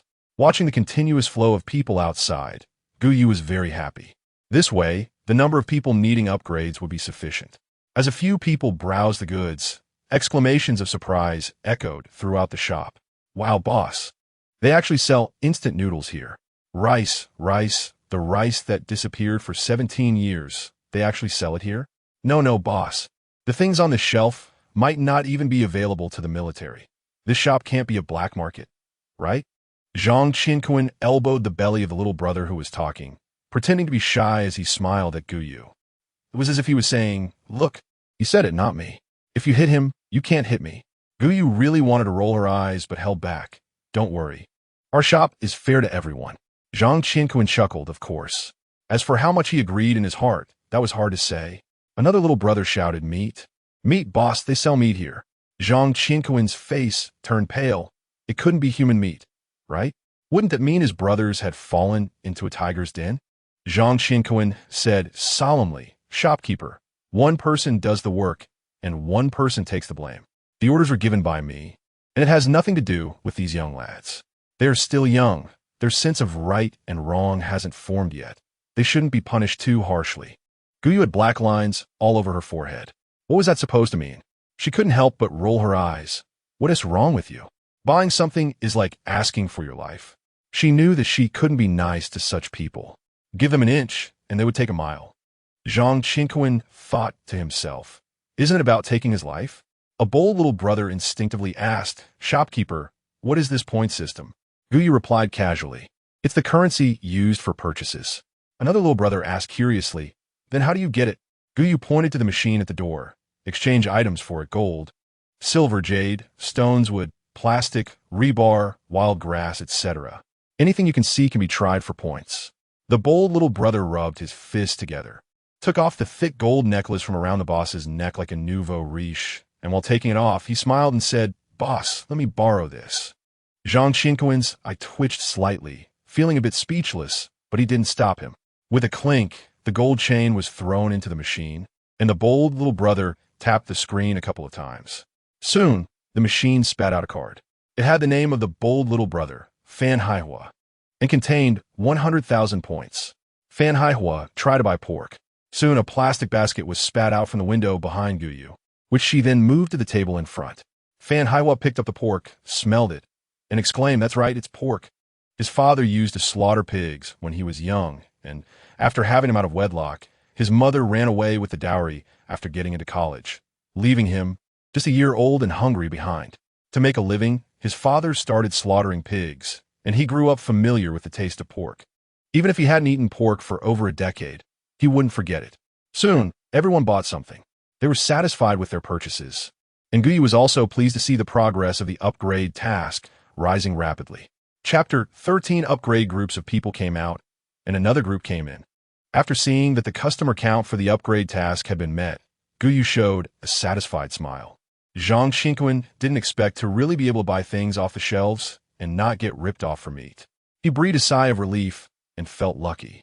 Their Qinglong gang had about 300 members, but after excluding the elderly and children, there weren't many strong laborers, just over 200, and that included women. Food could only be sourced from wild vegetables, wild grass, leaves, and bark that the women dug in the woods. The mutated meat was radioactive and couldn't be eaten, so no one hunted. The number of mutated creatures was also growing, increasingly squeezing human living space. But there weren't many people with talent. Ordinary people couldn't fight against mutated creatures. Zhang Qinquan had just purchased around 300 talent cards. With these talent cards, the strength of the Qinglong gang would surely rise. By then, he would definitely hunt a few mutated creatures to boost morale. Damn those mutated creatures. Damn this small life of his. Damn the nuclear wastewater discharge. Let them all die. Thinking of this, Zhang Qinquan was filled with ambition and excitement. He suddenly had a flash of inspiration. "Shopkeeper, can the corpses of mutated creatures be exchanged for points?" Gou Yu nodded slightly. "Yes." Zhang Qinquan cheered loudly. "Great. Why isn't anyone hunting mutated creatures? It's because killing them is useless. Their meat can't be eaten, and they don't help people level up like zombies. If they can be exchanged for points, then they aren't completely useless. There will definitely be people hunting mutated creatures for points. By then, clearing out mutated creatures won't be a dream, and building a beautiful blue planet won't be a dream either." Thinking of this, Zhang Qinquan couldn't help but chuckle foolishly. However, apart from Gou, his little brothers were all cheering for the supplies and didn't notice their boss's silly face. Gou merely averted her gaze in disdain. Zhang Qinquan quickly regained his composure as the boss and stored his supplies in the purchase space ring. Then, with a wave of his hand, he led a group of little brothers on motorcycles towards home. Gou looked at their departing figures and felt inexplicably envious. In this cannibalistic apocalypse, having such a group of brothers was not a bad thing. Gou gently shook her head and reassured, "Don't worry, the store and the building are absolutely safe. Even mutated creatures can't harm us." Lu Runyu nodded in agreement and said seriously, "Sister, thank you. Thank you for bringing us hope for life." Gou suddenly thought of something. "By the way, where's Lu Runyu?" Lu Runyu replied, "My brother went to the Lian City base. But fortunately, he had warned me in advance that if he encounters danger, he should hide in the little shop on the ground." But actually, Lu Runyu was also taking a gamble, hoping that Gou wouldn't look down on them. These two little stray cats, after all, being able to produce these things didn't seem like they were starving. You have to know that children in Lian City often disappear without anyone caring because there are powerful people above. These children were all picked up by Lu Runyu, and to prevent them from meeting a tragic end, he could only take them away from the base to live. The Lian City base was managed by the military, so ordinary people were treated relatively well. They could at least get enough to eat every day. Outside, it was just a matter of alternating between hunger and fullness. Lu Runyu smiled optimistically. "Don't worry, sister. My brother is blessed and will definitely be fine." With a ding, the wind chime above the door was blown by the wind, and Gou looked towards the door, realizing someone had entered the shop. It was a person in a black cloak, wrapping their entire body, making it impossible to tell their gender, only that they were quite tall, about a head and a half taller than her. Gou's fair face showed envy and jealousy as she stood up to greet. "We sell food, daily necessities, talent cards, and housing here. Feel free to browse." The man lowered his voice, making it difficult to hear clearly. "Excuse me, do you sell information here?" Gou regretfully shook her head. "Sorry, I can't sell information here." After all, she had no way of knowing the situation in the Lian City base herself. The man fell silent for a moment, said nothing, and turned to leave. Gou sighed. He was really a strange one. This was clearly Chun Yan, the person who kept asking Gou questions yesterday. Chun Yan's face was as cold as ice, and once again, he had no news of her. How could he find out information about her from her daughter? Chun Yan was extremely troubled. Gou waited until 10 o'clock, confirming that there were no more customers before closing the shop, taking a shower, and eagerly opening her computer. Upgrade time.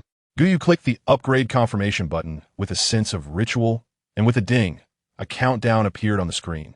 30,000. It seemed that there would be no visible changes today. The next day, Gou got up early because she was thinking about it. As soon as she opened her eyes, the bedroom had changed dramatically. The simple wooden bed had turned into a luxurious princess bed, topped with a soft and comfortable mattress. The quilt also had pink lace, echoing the pink mattress.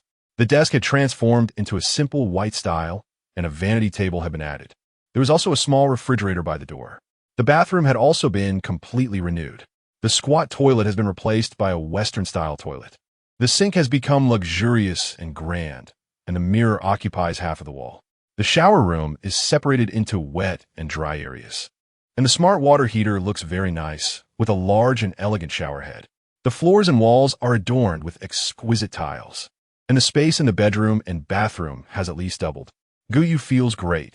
With improved living conditions, life is finally bearable. Stepping out of the door, the store space has tripled. Benches have been replaced with sofas, and the table has changed from wood to a marble countertop. The walls and floors have transformed into beautiful tiles and marble, and the lights overhead have become brighter. Chapter 14. A big transformation. The wooden windows on both sides have been replaced with sliding glass windows. The shelves have been placed on the floor, with 5 tiers arranged around the store. The beige color complements the pink walls beautifully, making it look very attractive. Gou is most satisfied that the benches and the delivery window have been moved to the right wall. Now, she doesn't need to hand the plastic baskets to customers. They can shop completely autonomously. Anyway, once points are paid, it's theirs. Fighting is not allowed in the store. Gou opens the blind box system. She upgraded yesterday, but didn't he manage to draw anything? It shows there are 5 food blind boxes and 3 daily necessities blind boxes, and there were no special tasks yesterday. Xiaolon mentions that the special tasks for beginners have been fully distributed and will be issued again in 3 days, with much more difficult task levels. During the beginner period, there is a protection period, so the chances of winning are better and the task difficulty is low, designed to benefit Gou. Hearing this, Gou lets out a deep sigh. Indeed, good deals are not easy to come by. As dawn breaks, Lu Ruinyu, along with a few little ones, repeatedly transports supplies around the building and the shop. After accumulating 5,000 points, he exchanged for Space Ring. With the help of the Space Ring, their point accumulation speed has evidently increased. Of course, they haven't given up using carts for transport. Gou is very pleased. This way, when they have new buildings in the future, they will have a place to store them. Seeing the children working until the evening, cleaning up the ruins within 3 meters of the shop, Gou reminds them. The safety range of the shop is now 10 meters. Lu Ruinyu has been too focused on accumulating points and hasn't carefully inspected the shop, only now realizing it has been completely transformed. The sign above the shop has also changed into a display screen with colorful lights. It displays in red font, selling instant noodles, rice, fresh pork, corn, lettuce. The variety of goods in the store is quite substantial. It takes 5 minutes to play through the display once. Gou is quite satisfied with this. Now she doesn't have to introduce each item one by one and can attract customers. The store is also doubled in size. The broadcasting sign outside has been replaced with an iron-colored lighted sign, listing several popular items, and it can be adjusted according to daily sales. Gou is extremely satisfied with this upgrade, especially since the bedroom has been well arranged. Even the bathroom she previously bought has been significantly upgraded, becoming clean and tidy, and even has an indicator light to show whether someone is inside. Indeed, the 1,000 points spent were worth it. In the evening, Lu Ruinyu stays in the shop to cook. He wants to learn Gou's cooking skills, as the children who have tasted her porridge no longer want to eat pig food. So, Lu Ruinyu has to shamelessly stay to observe and learn. Gou takes out pork, slices it, and uses a self-heating hot pot as the base, starting to make a small hot pot. Lu Ruinyu finds it strange. Clearly, the shopkeeper's method is the same as theirs, but why does it look so delicious? He focuses intently, not daring to miss a single step, and soon, he smells a rich aroma coming from the pot in front of him. The children behind him, unable to control themselves, stare hungrily at the pot. However, they are well-behaved and don't ask for food. Lu Ruinyu pours the cooked food into an empty plastic basin and boils another pot. He distributes the leftover forks from the instant noodles to several people and then commands, "Let us eat." The forks immediately fly around in the basin, and the spicy, fragrant slices of meat quickly capture everyone's hearts. Accompanied by the sound of the wind, they eat with great enjoyment. After cooking 3 pots, Lu Ruinyu and the others finally feel full. "Brother, I want to eat this again tomorrow." The children, now satisfied, are more relaxed and dare to make requests. Lu Ruinyu nods. Sure, it's not a big deal. Time quickly passes, and it's almost 9 o'clock in the evening. Gou can't help but yawn. "Ha. Shopkeeper, long time no see." A booming, grand voice precedes the person. Sure enough, in the next moment, Huang Zhongbiao pushes the door and enters. "Shopkeeper, it's been a long time. How have you been?" He greets while surveying the newly transformed shop, his astonishment clearly visible. And that building outside, it's simply miraculous. The shopkeeper can't be a deity, right? Only a deity can achieve this. Huang Zhongbiao looks at the newly added items and can't help but exclaim, "Space ring? Good stuff, I want one." Wow, there's also a level talent card and a single room. Huang Zhongbiao nearly jumps up. "Shopkeeper, is this single room what I think it is?" Gou speaks calmly. It can resist attack from mutated species. Huang Zhongbiao's eyes turn red with excitement as he chokes out, "That's great. That's great." Because of his wife and children at home, he feels anxious every time he goes on a mission, fearing that mutated species will invade his home. With the previous experience of the shop, Huang Zhongbiao firmly believes that the single room will be as safe as the shop. This way, during missions, he won't have to worry anymore. Moreover, he won't have to worry about abundant supplies being robbed. The reason he brought people from the military is precisely because so many supplies cannot be defended by orphans and widows. In the end, these would become a poison that hastens death. It's a disaster, not a blessing. Furthermore, showing his face in the military is also a good thing for him. Gou Yu hands Huang Zhongbiao the key to room 102 and points him in the right direction. Looking at the completed daily task, 3 sell a single room, Gou Yu smiles with satisfaction. Indeed, selling things can be addictive. Time flies, and there are 10 minutes until 10 o'clock. The wind chime on the door rings again. Gou Yu looks up to see a ragged old lady fall in from behind, while another old person hurriedly rushes to help her. I'm sorry, I just wanted to lean against something to rest. The old lady who fell in nods and apologizes. The old lady looks a bit confused. What do you mean? I didn't understand. The other old person clearly understands and pulls her aside to whisper a few words. Oh, so that is how it is. Chapter 15, Heart Like Ashes. Can the body also be exchanged? Gou Yu is unusually taken aback. Hearing this makes one feel as though they are joking. But looking at the old lady's expression makes it clear she is not kidding. Gou Yu pulls at the corner of her mouth, softening her expression a bit. We do accept the bodies of mutated species. The old lady's tone is firm. I'm talking about the body left after a person dies. Gou Yu suddenly finds herself at a loss for words, standing there in a daze. The other old person anxiously pulls the old lady's hand, speaking urgently. What nonsense are you talking? It's not your fault about your son. Don't talk about death. The old lady gives a bleak smile. Living is just wasting food anyway, and it drags my son down. It's better to die in exchange for some points and at 1T pollute the environment. She appears to have lost hope for life. However, Gou Yu feels no curiosity. She is not a particularly sympathetic person, and she knows her own limitations. She can't help at all. And not making things worse is already good enough. Gou Yu put on a smile again. It's like this, stones and what can also be exchanged for points. The old lady was surprised. It's you. Which magical little shop are you the owner of? Gou Yu blinked in confusion. Do you know me? The old lady's name was Huang Zuehua. At this point, Huang Zuehua couldn't help but cry out of self-reproach, thinking that if she had hidden some things better, she wouldn't have been discovered. Her old husband, Lu Lixing, sighed and continued. Our son has already been captured. The Blood Oath gang is ruthless and will definitely interrogate him about where the things came from. My son is stubborn, but he is still a child. Under torture, he might not hold out for long. The shopkeeper should prepare early. At this point, Lu Lixing, a man of 7 feet, couldn't help but shed tears.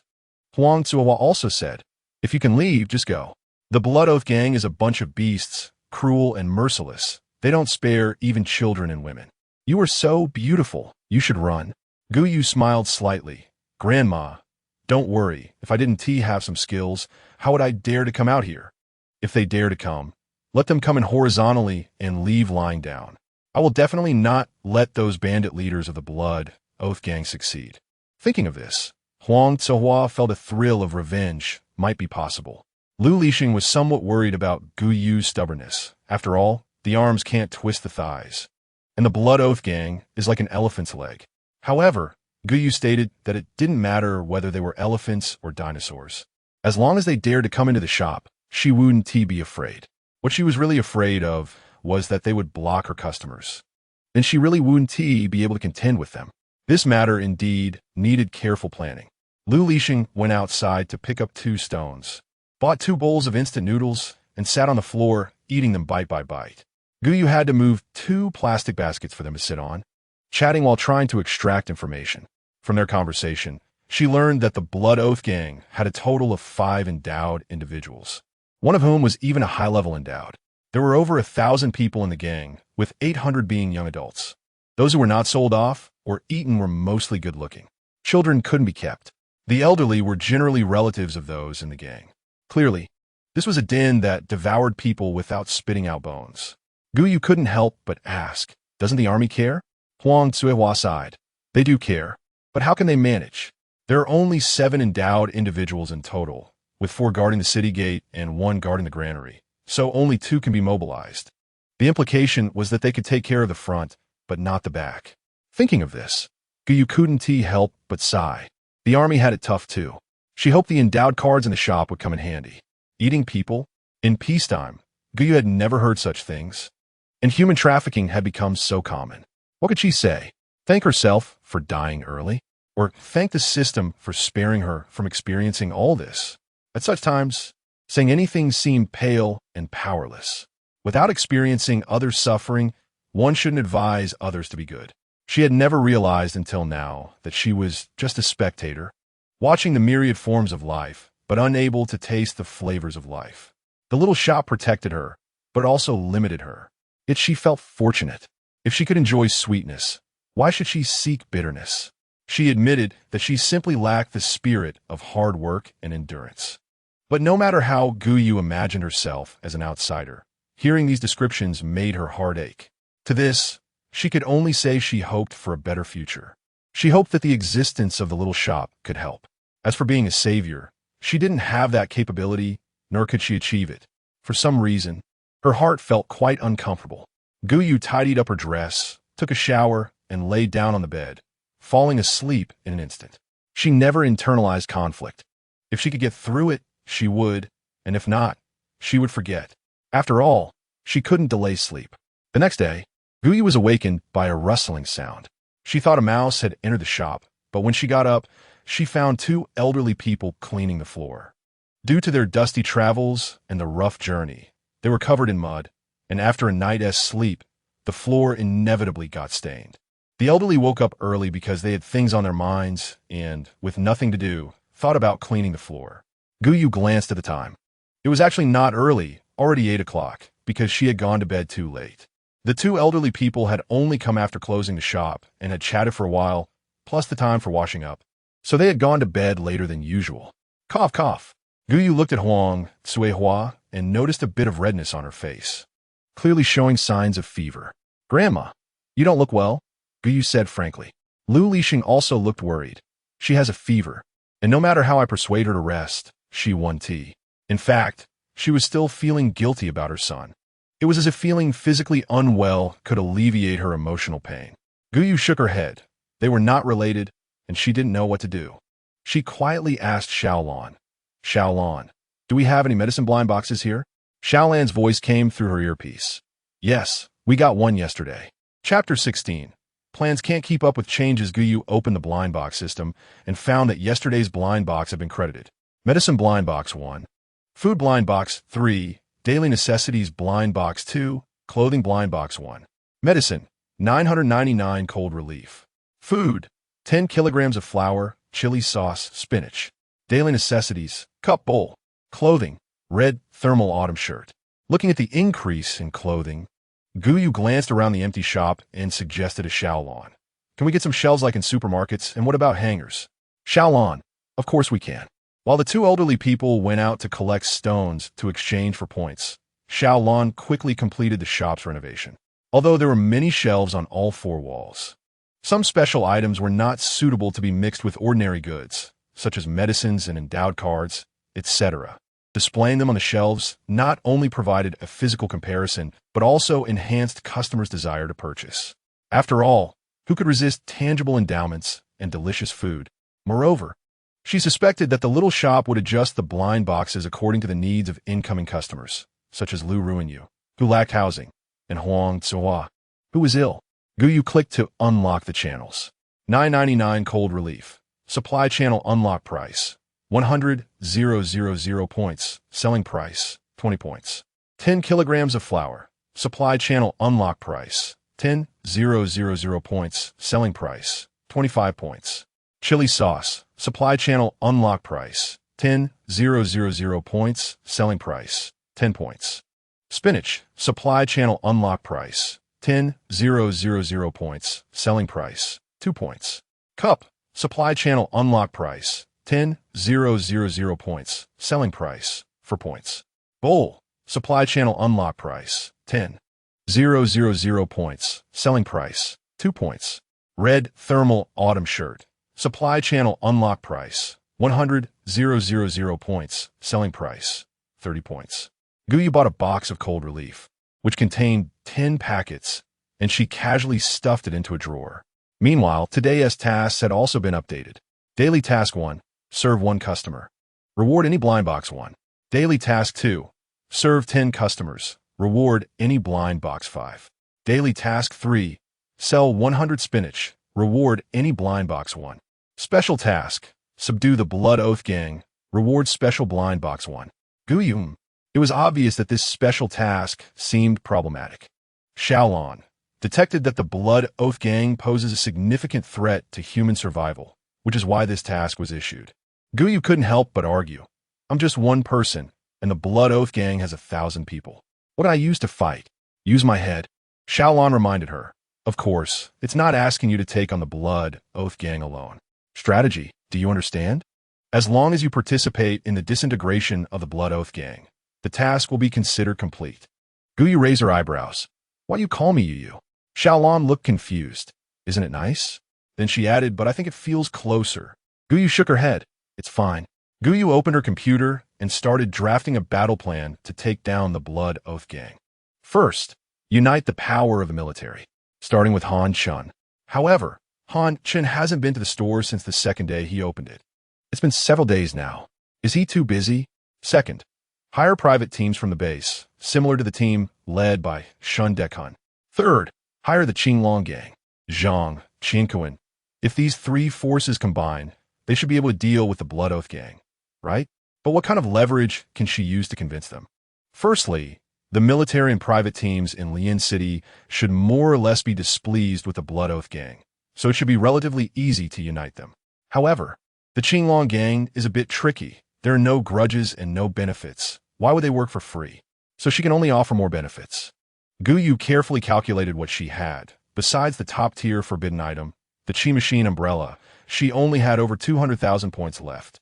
But that's simply not enough.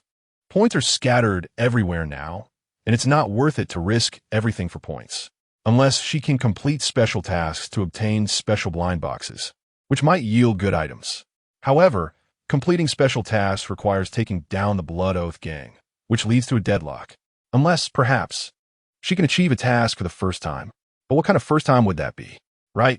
She remembered there were hidden tasks, and unlocking 5 items would grant a water dispenser. Using force to coerce is also not an option. Not to mention, she can't even defeat a young man outside her shop. Will those coerced really help wholeheartedly? Thinking of this, Gou Chen felt a headache coming on. She knows her own strengths well. She is good at calculating small things, but when it comes to plotting against thousands, her intelligence is still limited. What to do? If only she could wave her hand and move mountains or fill the sea. Killing 1,000 people would be a trivial matter. Unfortunately, as good as that sounds, it's still daytime, and she is daydreaming. While Gou Chen was deep in thought, the wind chimes on the door rang. Sister store manager, I want to buy some clothes today. Because she couldn't think of a good plan, Gou Yu's face was filled with worry. Lu Ruinyu seemed to have an idea. Thinking of her close relationship with the store manager, she proactively asked, Sister, do you have something bothering you? Gou Chen simplified the matter. I want to incite 3 people to fight one person. 2 of them might have a grudge against him, but the other one is uncertain. Lu Ruinyu scratched her head and asked a question. Sister, is that person a bad guy? Lu Ruinyu affirmed. Then he's a bad guy. The way to deal with bad guys is to show no mercy. 3 people might not be enough. We need to use all our strength and must not let him escape, or else the wildfire won't be extinguished, and the spring breeze will blow again. Gou Chen sighed. You're right, but I don't know how to find the next person. I only think these 3 might have the strength to deal with him. Lu Ruinyu spoke calmly, yet soothingly. Then let's stick with these 3 for now. 3 against 1 has a good chance of winning. Then she elaborated. First, we need to escalate the conflicts between those who have grievances. For example, what do these people find most intolerable about this person? We should find a way to amplify that gap. Gou Chen suddenly understood. So if there are no conflicts, we create some? Lu Ruinyu confirmed. Exactly.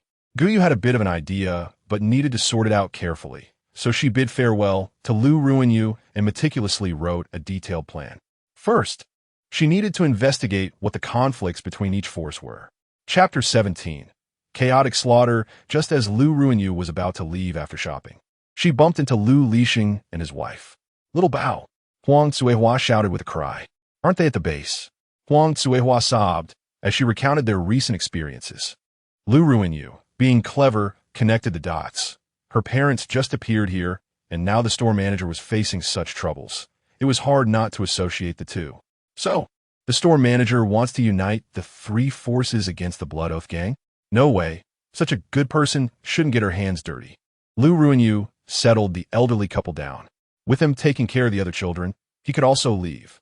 Compared to Gou Yu, who grew up in Lian City, Lu Ruinyu, having wandered with his brother since he was 7, now at 12, was already very familiar with the power distribution in Lian City. He could guess which 3 forces the store manager mentioned, which were merely those who had visited the store. However, apart from those, he knew of another one, the wealthy district. Even though Lian City is currently managed by the military, it doesn't mean all the rich people have left.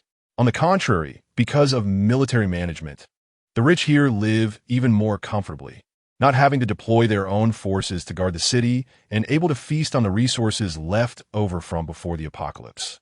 These people have each recruited gifted individuals, and their strength is not weaker than that of the military.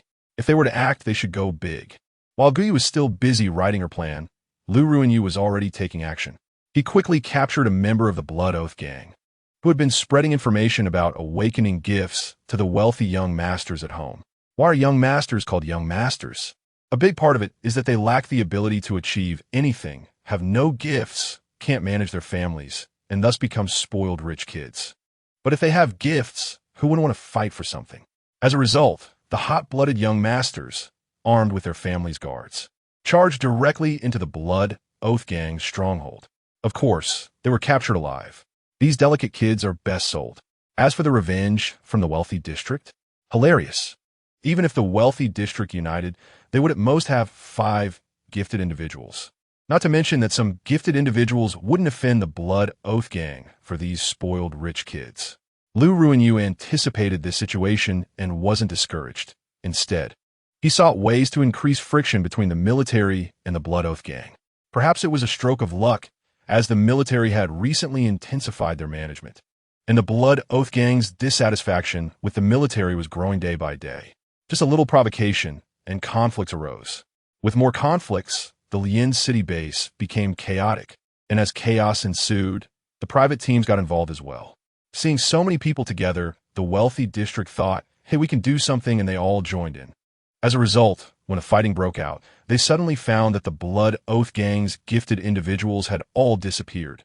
Most of them had been taken away, leaving behind only a few minions who were easily captured.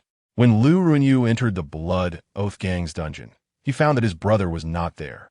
As for where the Blood Oath gang's gifted individuals and Lu Ruinyu went, to the Blood Oath gang. Boss, that kid has confessed, a sly-looking man said to a bearded man. The bearded man was the leader of the Blood Oath gang, a level-gifted individual named Gou Chen. As his name suggests, he was very concerned about power. It is said that he was born into a wealthy servant's family and grew accustomed to seeing the rich feast while the poor froze to death on the street, which led to his intense desire for power. After awakening his gift, he established a gang and killed all the wealthy people who enslaved his family. He then embarked on a life of wantonness. Bring him up. This naturally referred to Lu Ruinyu. After learning about the existence of Gou Yu's small shop, Gou Chen seemed to envision a scenario where he dominated the world and looked down on all, and he couldn't wait to lead most of his gang to set off, leaving about 30% behind to guard the base. So, when Gou Chen and his men came knocking, Gou Yu was still busy writing her plan. Gou Yu, it's fine here. Gou Chen raised his hand, and immediately a sensible little brother came forward to challenge. From inside, they heard that the Blood Oath gang had surrounded them and advised them to put down their weapons and surrender quickly. Gou Yu fell silent. She thought to herself, she wasn't even armed. The 1,000-machine umbrella didn't count. It was just a bracelet now. The Blood Oath gang's little brother saw that Gou Yu didn't respond and thought she was scared, speaking with a smug tone. Are you scared? If you're scared, hurry and come out. Otherwise, once we go in, it won't be so easy to talk. Gou Yu, only a fool would go out. Going out is like being meat on the chopping block, ready to be slaughtered. A bunch of idiots. If you have the ability to come in, then come in. Stop blabbering, you bunch of worthless scoundrels. Be careful your sons are born without assholes. Gou Yu cursed with the most vicious words she could think of. Gou Chen was clearly unhappy with Gou Yu's lack of appreciation for the situation and immediately ordered someone to go in. Gou Yu lightly uttered 5 words. Shaolong. Use fire. The flames quickly spread to the next person once they caught the first. The person on fire wanted to run outside, But those behind didn't understand what was happening and continued to push in, creating chaos. Zuoquan's face turned cold. Calm down, Chu Qing. Use water to douse it. But strangely, the water that Chu Qing threw out couldn't extinguish the spreading fire at all. Zuoquan urgently called for a retreat. Everyone fall back. Since Chu Qing was a level talent and couldn't douse the fire, it meant that the fire talent inside must be above level. Zuoquan weighed the options and still didn't want to give up this piece of meat. Someone give me explosives. His little brothers brought out 10 boxes of 95 explosives. Zuoquan generously said, I'll give you one last chance. Surrender to me, and I'll let you live. Such a high-level talent, especially a woman, would definitely be a strong asset if brought under his wing. Plus, she could help relieve boredom during downtime. Chu Qing obviously understood Zuoquan's implication and, in a fit of pique, let go of his arm but didn't dare to be angry at Zuoquan, only secretly resenting the woman inside for being so flirtatious. Easily attracting any man. Gou Chen impatiently scolded. Where did this toad come from? Ugly as hell, but thinks highly of itself. If you have the ability, kill me. If not, go find a place to bury yourself. I'm embarrassed for you. Zuoquan's face twitched with anger. You shameless woman. Throw them all in. Juqing, Wadit, leaned against his chest. What if we blow this place up and lose everything? Zuoquan, such a small shop, it probably doesn't hold much. Just capture her and force her to reveal the source of the goods. Chapter 18. Live Capture. Chu Qing flattered. Brother Quan is truly amazing. Zuoquan snorted coldly. Blow it up. Remember to capture that woman inside alive. Hearing Zuoquan's grandstanding outside, Gou Chen sat calmly, shifting her, but considering it her loss. 10 bombs were thrown out simultaneously, and a deafening explosion echoed continuously. Huang Zuohua and Lu Lixing in the single room tightly covered the ears of several children, holding them close to comfort them. They couldn't help but start to worry. With such a commotion, would the store manager be okay? As the dust settled, the appearance of the small shop remained intact and unharmed. Even Zuoquan, who had seen a lot, had never encountered such a miraculous building that could stand firm against 10 boxes of explosives. This meant that the materials used to build this small shop must be incredibly extraordinary. As for whether it was the work of a talent, impossible, absolutely impossible. If such a talent existed, why not go to the capital? What were they doing in this small place? Not to mention, there were still many mutated species around. Which talent would be willing to do such a thankless task? All right, there's one who would, that idiot named Chun. A level talent who insists on staying in Lian City. Who knows what he asks after? Could it be that this woman is like him? A high-level talent? With this thought, Zuoquan began to consider retreating. If he got caught here, he would suffer a loss. But with so many subordinates watching, he couldn't show weakness. Otherwise, what kind of authority would he have in the future? Thinking this, Zuoquan carefully chose his words. Today, we didn't prepare enough explosives, and this building is peculiar. To avoid unnecessary sacrifices, let's retreat for now. Once this was said, the little brothers would only think their boss was considering their well-being by retreating and wouldn't think too much about their leader's cowardice before the battle. Gou Chen certainly didn't want them to leave just like that. What if they blocked her business in the future? Gou Chen quickly walked to the door, her face full of mockery. I thought you were some formidable figure, but turns out you're just a turtle hiding its head. Seeing Gou Yu's stunningly beautiful face, many men in the crowd showed greedy looks. Gou Chen felt disgusted inside and spoke even more viciously. What are you staring at? A bunch of disgusting guys. It's not your fault for being ugly, but coming out to disgust people is your fault. I've really never seen anyone so uniquely ugly. And what is that smell on you? Haven't bathed in 800 years? Look at how dirty you are. My dog is cleaner than you. No matter how I look at you, I can't see you're human. While saying this, she waved her hand in front of her nose, her face displaying disgust, which instantly enraged some men with weaker self-control. Driven by some hidden motives, they charged forward in anger. She's so beautiful. Just touching her would be worth it.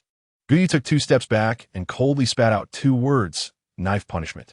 The men who stepped into the shop began to lose their flesh piece by piece, thin as a cicada's wings, until their entire bodies were stripped clean. Strangely, they were still breathing. Gou Chen wore a mysterious smile, and paired with the bloody, terrifying scene on the ground, it looked incredibly eerie. Zuoquan once again felt the urge to retreat. Gou Yu smiled enigmatically. Do you dare to escape? Her expression seemed to say, if you move, I'll make you like this pile of mud on the ground. Zuoquan instantly dared not move. The little brothers below were also frightened into silence. Gou Yu's expression was calm, and the more she acted like this, the less Zuoquan dared to act rashly. The situation seemed to reach a stalemate. Gou Yu had to ask Xiaolan for help. Is there any way to use punishment outside the shop? Xiaolan showed a scheming smile. Leaving the shop by 1 meter costs an extra 1,000 points. Gou Yu sighed in relief. As long as it could be used, points could be earned later. Activate electric punishment. Capture live bait to unite with the military and completely eradicate this pest. Level giant strength talent Wu Guozuan. Level earth control talent Song Jimin. Level water control talent Chu Qing. Level speed talent Yin Xiaolan. And him, level wind control talent Zuoquan. Soon, the 2-level talents didn't run far before being electrocuted unconscious. Gou Yu opened the 1,000-machine umbrella. Here they come. The blood-red umbrella collided with the speeding Zuoquan, and Gou Yu remained unmoved, while Zuoquan stumbled back 2 steps. Scarlet blood dripped from his fingers onto the ground, dyeing a blood-colored flower. Gou Yu increased the electric shock's intensity, and Zuoquan quickly blacked out and lost consciousness. Looking at the people lying on the ground, Gou Yu felt a throbbing pain in her forehead. How long would it take to tie them all up? Suddenly, someone emerged from the crowd, with a rope tied to their wrist. Gou Yu thought someone had passed out and was about to give them another shock. But she realized it was a familiar face, Lu Ruinxiu. Shop manager, it's me, Lu Ruinxiu. Lu Ruinxiu spat out the blood foam from her mouth. Her clothes already soaked with blood. But before she could enter, someone called out, shop manager, wait a moment. Gou Yu joyfully welcomed her. Great. Just when I was worried about not having enough people. Perfect timing, you all just arrived. Han Chen looked at the crowd on the ground, unable to suppress a twitch at the corners of his mouth. Although he knew the shop manager was mysterious, he didn't expect her to be this powerful, even knocking out the elite members of the Blood Oath gang with just a few moves. Being as upright as he was, he couldn't help but compliment her. It's our good fortune to help the manager. Gou Yu waved her hand dismissively. Oh, then it's hard work for you to take this group away. They're blocking the way and affecting my business. However, just because Gou Yu didn't mention it didn't mean he could remain silent. Han Chen spoke in an official tone. Thank you, manager, for helping us eliminate a major pest in Lian City. Is there anything you need? Just ask and we'll do our best. Gou Yu thought of the shop's dismal sales and instantly had an idea. Chapter 19, Research Institute. Great. I need your help, Gou Yu said with excitement in her voice. Han Chen was already prepared for a big expense. Gou Yu continued, I hope you can send 100 people every day to buy things, regardless of whether they are soldiers or ordinary citizens. As long as they are people, it's fine. Han Chen, huh? He thought he had heard wrong. This was not a reward for Gou Yu, but rather a boon for the people of Lian City. The cost they would incur was nothing compared to the benefits they would gain. They might not even incur any costs at all. Thinking of this, Han Chen admired Gou Yu's kindness even more. Such a selfless person deserved to be supported. Gou Yu felt uneasy under Han Chen's strange gaze and urged him, hurry and tie them up. Be careful they wake up. Once Han Chen brought people to bind everyone on the ground, Gou Yu finally relaxed. God knows how afraid she was that this group would suddenly wake up, making her already tight wallet even tighter. After all, being a high-level person meant maintaining that image from start to finish. Otherwise, how embarrassing would that be? Han Chen followed Gou Yu into the shop, and she generously poured him a cup of water, something that had not happened in the past because there had been no cups. Han Chen received it with great respect. Manager, besides the number of people, are there any other requirements? Gou Yu thought for a moment. No big villains or petty thieves. Basically, I don't want any bad people. Han Chen, wait a minute. Let me understand what counts as big or small villains. Gou Yu casually blew on the hot water and took a careful sip. Forget it. I will make it difficult for you. There's no need to send over those who commit murder and crimes, except for those who are killed in retaliation. With this said, Han Chen had a general idea of the criteria and patted his chest, assuring her, don't worry, I will handle this properly. Gou Yu smiled, holding her cup. Then thank you, Brother Han. Remembering Gou Yu's age, Han Chen's face stiffened. I can't accept that. Just call me Han Chen. Gou was not being pretentious either. All right, there are quite a few new products in the shop. Do you want to take a look? Han Chen truly admired Gou. After just experiencing a battle, she could still casually attract customers. But he was genuinely interested. How about we take a look? Han Chen scrolled to the end of the list. Good items were usually at the back. To his surprise, there was even a space ring. Although 5,000 points each was a bit pricey, it was practical and could be used for a lifetime, so of course he had to buy it. Each soldier could be equipped with one, going out to scavenge every day to achieve economic freedom. Wasn't that easy? Thinking of this, Han Chen couldn't help but laugh out loud, but quickly composed himself, clearing his throat and glancing around at the people. Ahem, that was a bit hasty. It was somewhat embarrassing. He continued to look down the list, and suddenly he couldn't help but gasp. An advanced talent card. Planting. Then came the surprise. With the planting card, many seeds could be cultivated. The Research Institute had been complaining about the slow germination of seeds, and the research progress had been stuck.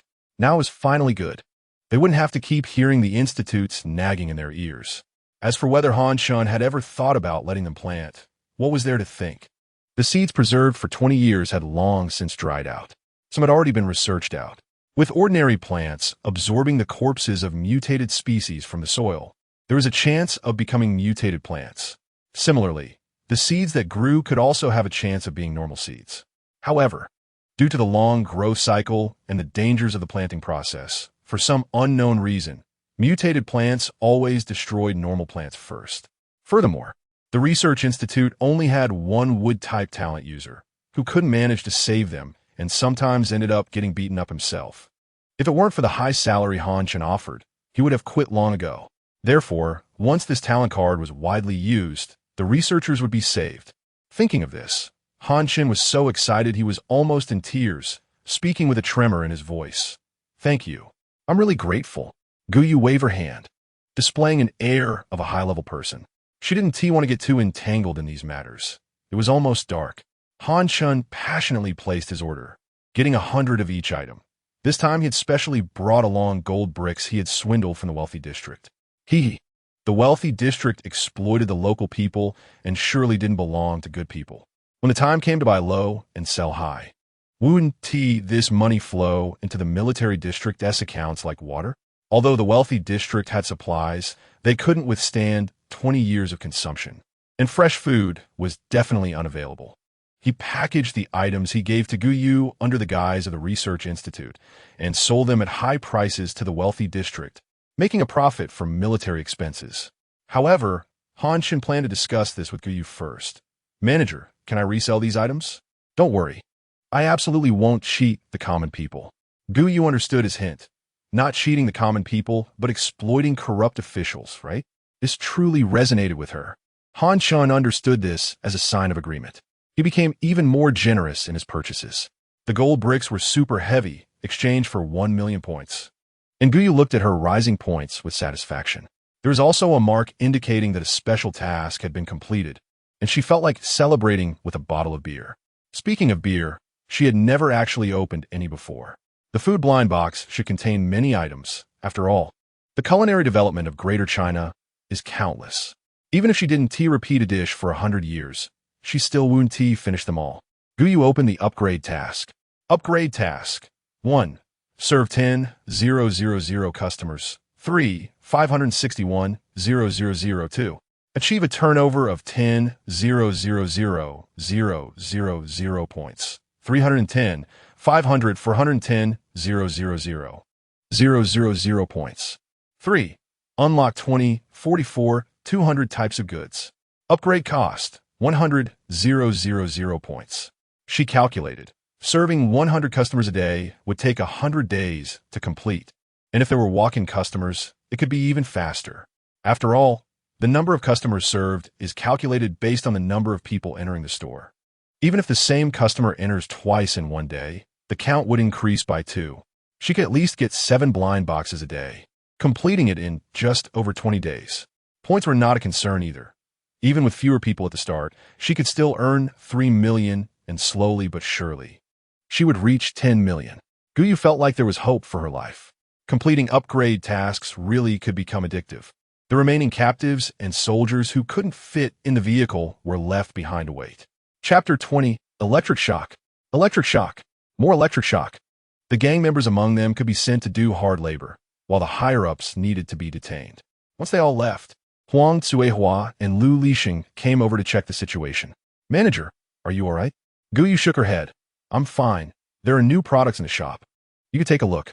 Lu Lixing immediately spotted the medications, and his gratitude towards Gou Yu was beyond words. He knew that Gou Yu had added the medications because of his wife's cough. However, seeing Gou Yu's indifferent expression as if it were a trivial matter, he could only keep his gratitude in his heart. If the store manager needs him in the future, he will not hesitate. Lu Lixing ordered a box of medicine, while Huang Cuihua bought some vegetables and meat, calling out to Gou Yu. Manager, thank you for today. Come over for dinner. Lu Lixing chimed in. Yeah. My wife makes the best braised pork. Gou Yu felt she hadn't done much, but looking at their hopeful eyes, she knew that if she didn't have this meal, they would likely be calculating how to repay her in the future. That wouldn't do. She didn't want to be invited to dinner every day. Gou Yu emphasized, just this once. Besides, her small pot really couldn't handle big dishes. Gou Yu brought a bag of orange juice to 101. After pushing back and forth with Lu Lixing several times, Gou Yu, feeling impatient, threw it to one of the kids. The child looked quite at a loss. Seeing this, Lu Lixing could only helplessly accept it. Lu Lixing set up a stove outside the single-room building, with a firewood-burning iron stove below and an iron pot on top. Lu Lixing moved skillfully, setting everything up quickly. Huang Cuihua wielded the iron spatula swiftly, and soon, 4 dishes and a soup were ready. The portions were large, with each dish served in 2 plates, one for the kids and one for the adults. The table looked like it was pieced together from various types of wood, appearing somewhat shabby but clean, with a kind of chaotic artistic feel. The 4 dishes were garlic lettuce, cold spinach, spicy corn, and braised pork, while the soup was meatball soup. Gou Yu took a bite and found it very fresh. She tried the other dishes, and they were all delicious. The braised pork was fatty yet not greasy. The lettuce was crisp and sweet. The spinach was spicy and fragrant, and the corn was sweet and slightly spicy. The soup was bright white and sweet. To be honest, this meal ranked in the top 3 of all the meals she had ever had. Gou Yu suddenly thought about finding a regular restaurant, but she didn't want to get too involved with the customers, so she decided against it. After all, doing business with acquaintances is not easy. So Gou Yu swallowed her sudden thought and finished her meal neatly. Thank you for the hospitality today. Then she turned her gaze to Lu Ruinxiu. Where's your brother?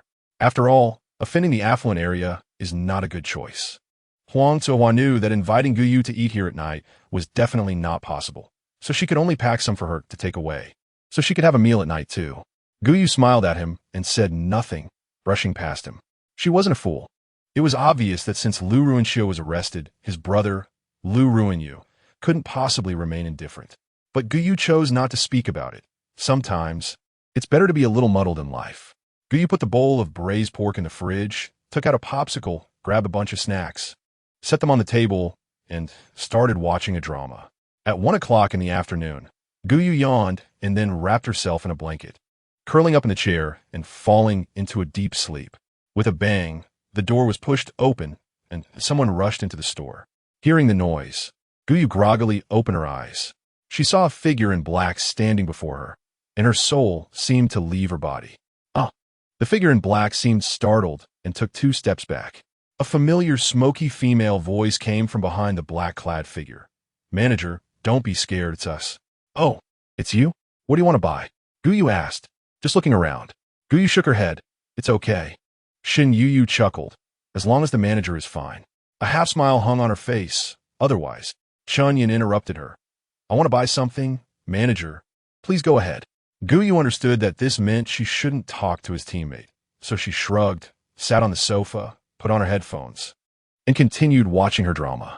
Chun Yin looked indifferent. Do you think I would worry about my rival's daughter? Shin Yu choked for a moment. Then why are you in such a hurry? Chun Yin, if she dies, I won't get to see her mother. Shin Yu, all right, that's ruthless. Using the daughter of the one you like, isn't it said that love encompasses all? Why doesn't Shin Yin think so? Shin Yu shook her head, a bit worried for that legendary mother, being liked by Chun Yin, who knows if it's good or bad. Many people have feelings for Chunyan, but 9 out of 10 are driven away by scolding, and the remaining 1 directly cries from being scolded. It's hard to imagine what dating someone like him is like. After Chun Yin finished shopping and left, Gou closed half of the door. The sun hung high in the sky, and the yellow sunlight streamed through the glass door because of the store's size. It didn't feel hot, but was exceptionally bright. Gou simply couldn't fall asleep. Perhaps the sun was too strong, and she slept straight until after 5 in the evening. She took out the braised pork from lunch, heated it up, and then cooked a bowl of instant noodles, adding some corn and vegetables. She clicked on the second season of Some Years and felt that the male lead was much more handsome than in the first season. That face and waist were just stunning. Gou was engrossed in the screen, slurping noodles when the wind chime rang again. A tall figure looked familiar. Chapter 21. Fried Chicken Family Bucket. A cheerful voice suddenly reached her ears. Huh. Manager, have you started eating? My wife made some steamed pork. Try it. It was Huang Zhongbiao. The meat wrapped in white powder looked sticky and appetizing. Gou glanced at the portion. It was about 200 grams. And with the spices and flour used, she estimated that this plate would cost about 20 points. Gou handed him a box of cold medicine. I'll trade you this for it. Otherwise, I can't accept it. Huang Zhongbiao was taken aback. But thinking that some people just don't like being in debt to others, he ultimately accepted it. Gou poured the meat from the plate into her bowl, washed it clean, and returned it to Huang Zhongbiao. Huang Zhongbiao bought some new food and mentioned again, my wife and kids just moved over. Next time I'll introduce you. Gou nodded. All right. After Huang Zhongbiao left, Gou took a piece of steamed pork and stuffed it in her mouth, feeling that it still lacked seasoning, and the flavor was a bit flat. However, she had no way around it. The amount of seasoning was still too little. She finished eating everything on the table and then washed the pots and bowls with sand. It was really inconvenient without dish soap. The setting sun cast its golden glow over the ruins, creating a magnificent feeling.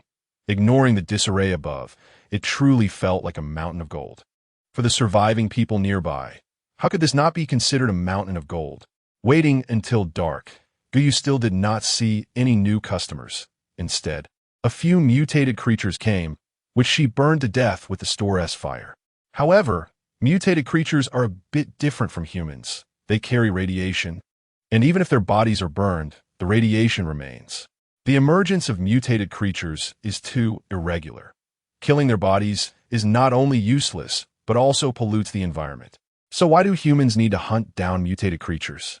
If the mutated creatures do not die, they will hunt humans, reducing the number of human survivors, making it even harder to resist mutated creatures. This is a vicious cycle.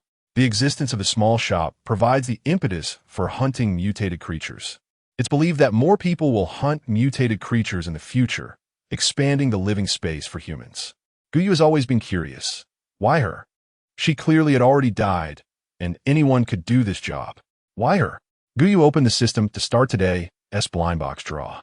Food blind box 3, daily necessities blind box 2, medicine blind box 1, clothing blind box 1, special blind box 1. Gou blew a breath into her palm, trying to blow away her bad luck.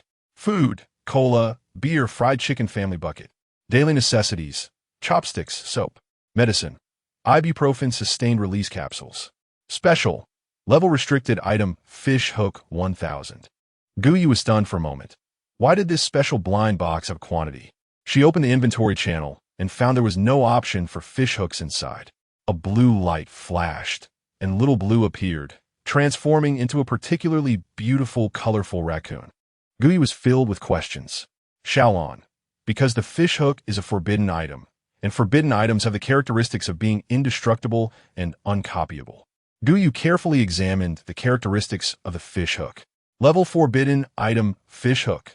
The legendary fish hook of Jiang Taigong, which has the characteristic of making those who wish to take the bait unable to escape. This explanation leaves one feeling somewhat confused.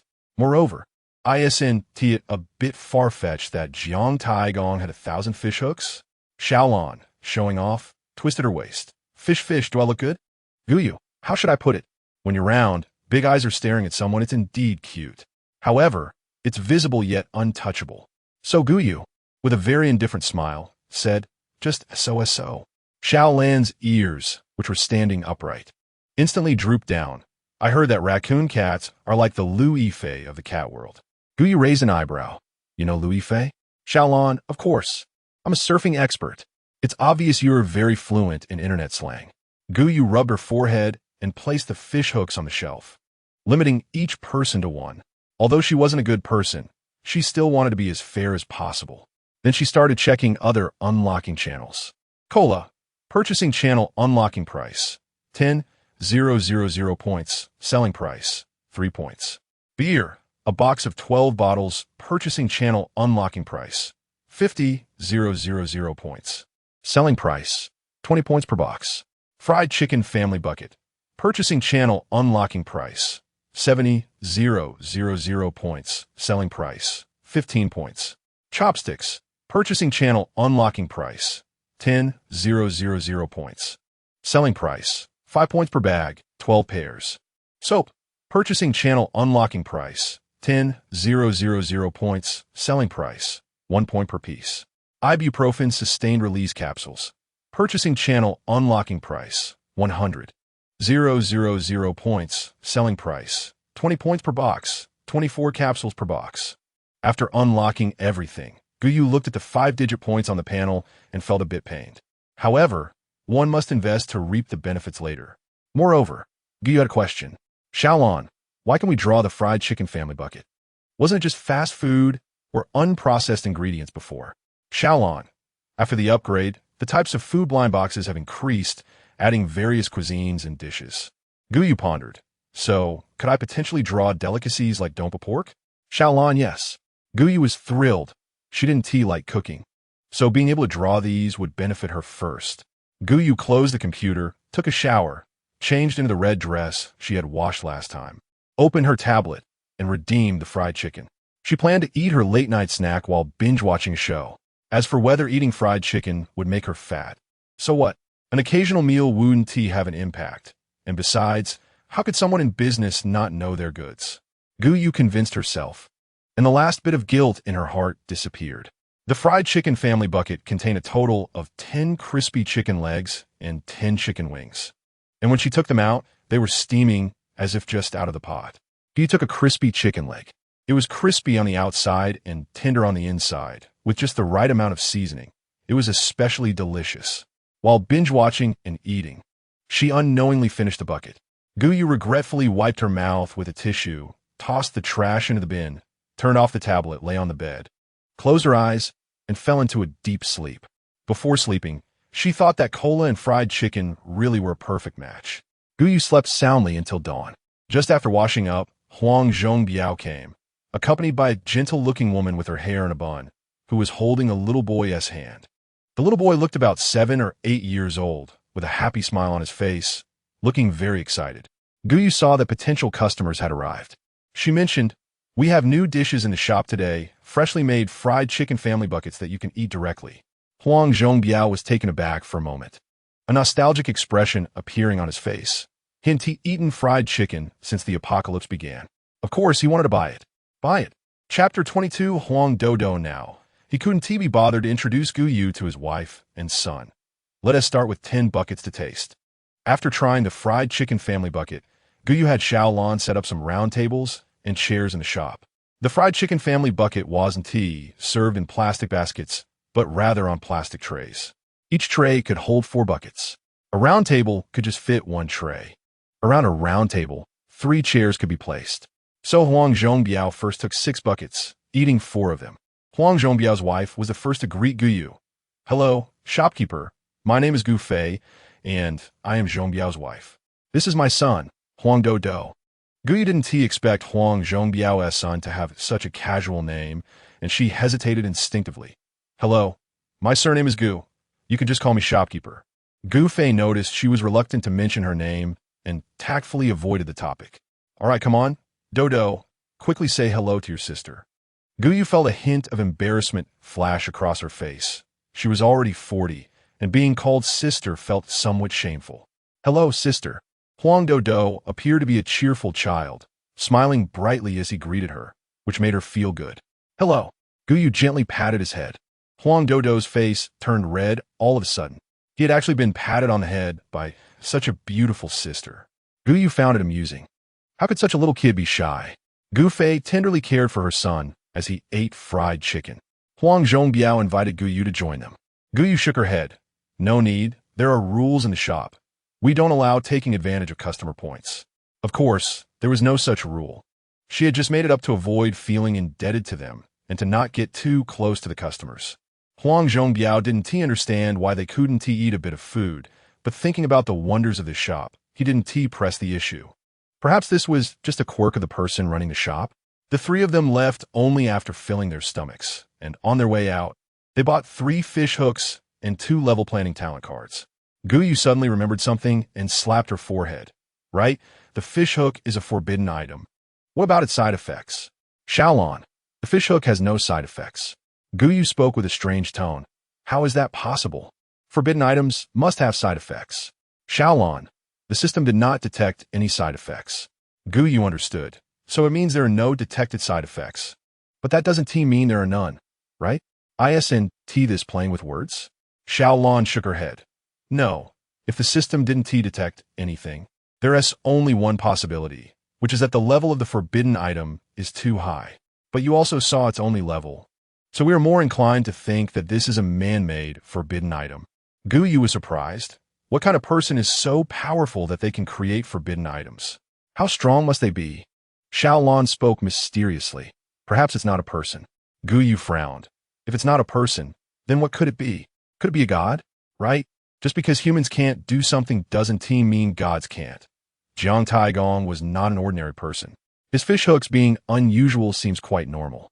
Gou Yu pushed this matter to the back of her mind, waiting for others to discover the magical use of the fish hooks on their own. Near 9 o'clock, the 100 people selected by the base arrived, mostly soldiers. It was evident that they were disciplined and seemed to have been briefed in advance. Not speaking much to Gou Yu, and they orderly purchased their items and left in an orderly manner. But that didn't mean they bought less. In fact, each of them came with a mission, trying to buy as much as possible. Gou Yu took a glance at the number of fish hooks. 100 had been sold, leaving only 897. Then she checked the tasks. Apart from the special task of receiving 30 talent holders, which was only half completed, all daily tasks were done. Gou Yu was full of questions. When did so many talent holders come? Wasn't he had said that there were only 7 talent holders on the military side, with 5 needing to guard the 4 directions and not allowed to leave at will? In fact, more than half of them are talent users who have used talent cards. And strictly speaking, they're also part of the talent users. Gou Yu obviously guessed this and nodded in satisfaction. This way, her speed in completing special tasks will be faster. By the time these 100 people finished their purchases, it was just lunchtime. Gou Yu was too lazy to cook and directly bought 2 buckets of family-style meal, along with a bottle of cola, while binge-watching a series and showing off her chicken legs. In the afternoon, Gou Yu sat on the sofa, feeling drowsy, when a guest arrived, bursting in and shouting loudly. Gou Yu opened her eyes wide and got up from the sofa, speaking in a flat tone. The items on the shelf are for display only, not for sale. The man seemed not to understand human language, and with a swift motion, he lifted his shirt to reveal a wallet on his belt. What are you afraid of? I have plenty of money. Upon seeing Gou Yu's beautiful face, he revealed a lewd and arrogant smile. Oh, this girl looks pretty good. Come here and let me touch your face. As he spoke, he reached out to touch Gou Yu's small face. Gou Yu's not gonna li, Xiaolan, electric shop. Add him to the blacklist from now on. They're not allowed to enter the store to buy anything. Gou Yu believed in conducting business with a friendly approach. But if someone angered her, whether they had money or not, they could all get lost. After all, this was the only store of its kind, and she had plenty of confidence. Before the man's hand could touch Gou Yu, he was shocked into a mess, and his floral shirt was burnt black, looking exceptionally disheveled. A few bodyguards who had not yet entered the store looked at the young master lying on the ground like a puddle of mud, and they were instantly thrown into chaos. Seeing the scene on the ground, these 2 bodyguards had no intention of seeking revenge. After all, their lives as bodyguards mattered too. When Shi Jinma arrived with his people, he happened to witness this scene, and he was so frightened that his legs trembled. He didn't even enter the door and turn around to run. The person on the ground was the only son of the top figure in the wealthy district. Even Han Chen wouldn't dare to provoke him casually. If his father found out that Shi Jinma stood by and did nothing, There would be no sure Jianma in the base from tomorrow onward. Gou Yu felt confused, thinking that this group of people was blocking her business. Hey, were the two of you still doing awake? Why aren't you taking him to find a doctor? She was so angry that she couldn't speak clearly. She thought to herself, sure, Jianma should be a talent user too, right? Every day, they were just delaying her work. When the heat wasn't so intense, Lu Ruinxiu had his parents take him to move rubble to earn points, while he brought Lu Ruinyu into the store. Gou Yu greeted them with low enthusiasm. Welcome. New products are on the shelf. Feel free to purchase. Lu Ruinxiu let Lu Ruinyu pick the supplies they needed and move closer to Gou Yu. Shop owner, you need to be careful. Chapter 23, An Unconventional Intrusion. Gou Yu looked at him in confusion. Careful of what? Lu Ruinxiu replied. That's the son of Li Guishi from the wealthy district. He has a lot of say among the wealthy. Gou Yu scratched her cheek, feeling a bit itchy, and asked in confusion, how does he compare to the Blood Oath Gang? Suddenly remembering that the elite forces of the Blood Oath Gang had been wiped out last time, Lu Ruinxiu felt like he was being redundant. The Blood Oath Gang had many people, and there were more talent users in the wealthy district. Generally, each family had at least one. Gou Yu asked, how many families are there in total? Lu Ruinxiu replied, 13 families. Gou Yu pondered. That meant there were 13 talent users. Since Lu Ruinxiu and Lu Ruinyu were both talent users, her special task had already reached 17 people. Adding them in would definitely complete it, so she hoped these people would hurry up and come. Lu Ruinxiu nodded, believing her words. The wealthy district, relying on their resources, aggressively recruited talent users, ignoring military management and disregarding the lives of civilians, which was not much kinder than the Blood Oath Gang. The young masters in those families bullied both men and women, exploiting the locals, so it could be considered a local scourge. It would indeed be a good thing if they could be cleaned up. Perhaps it was because the city base was nearby, or because Li Guishi was too angry. The small shop was surrounded even before dark. Looking at the crowd surrounding the small shop, Gou Yu sneered, realizing they had indeed brought the old ones to confront her. Gou Yu opened the shop door wide. If you have the guts, come in. I'm ready for whatever you throw at me.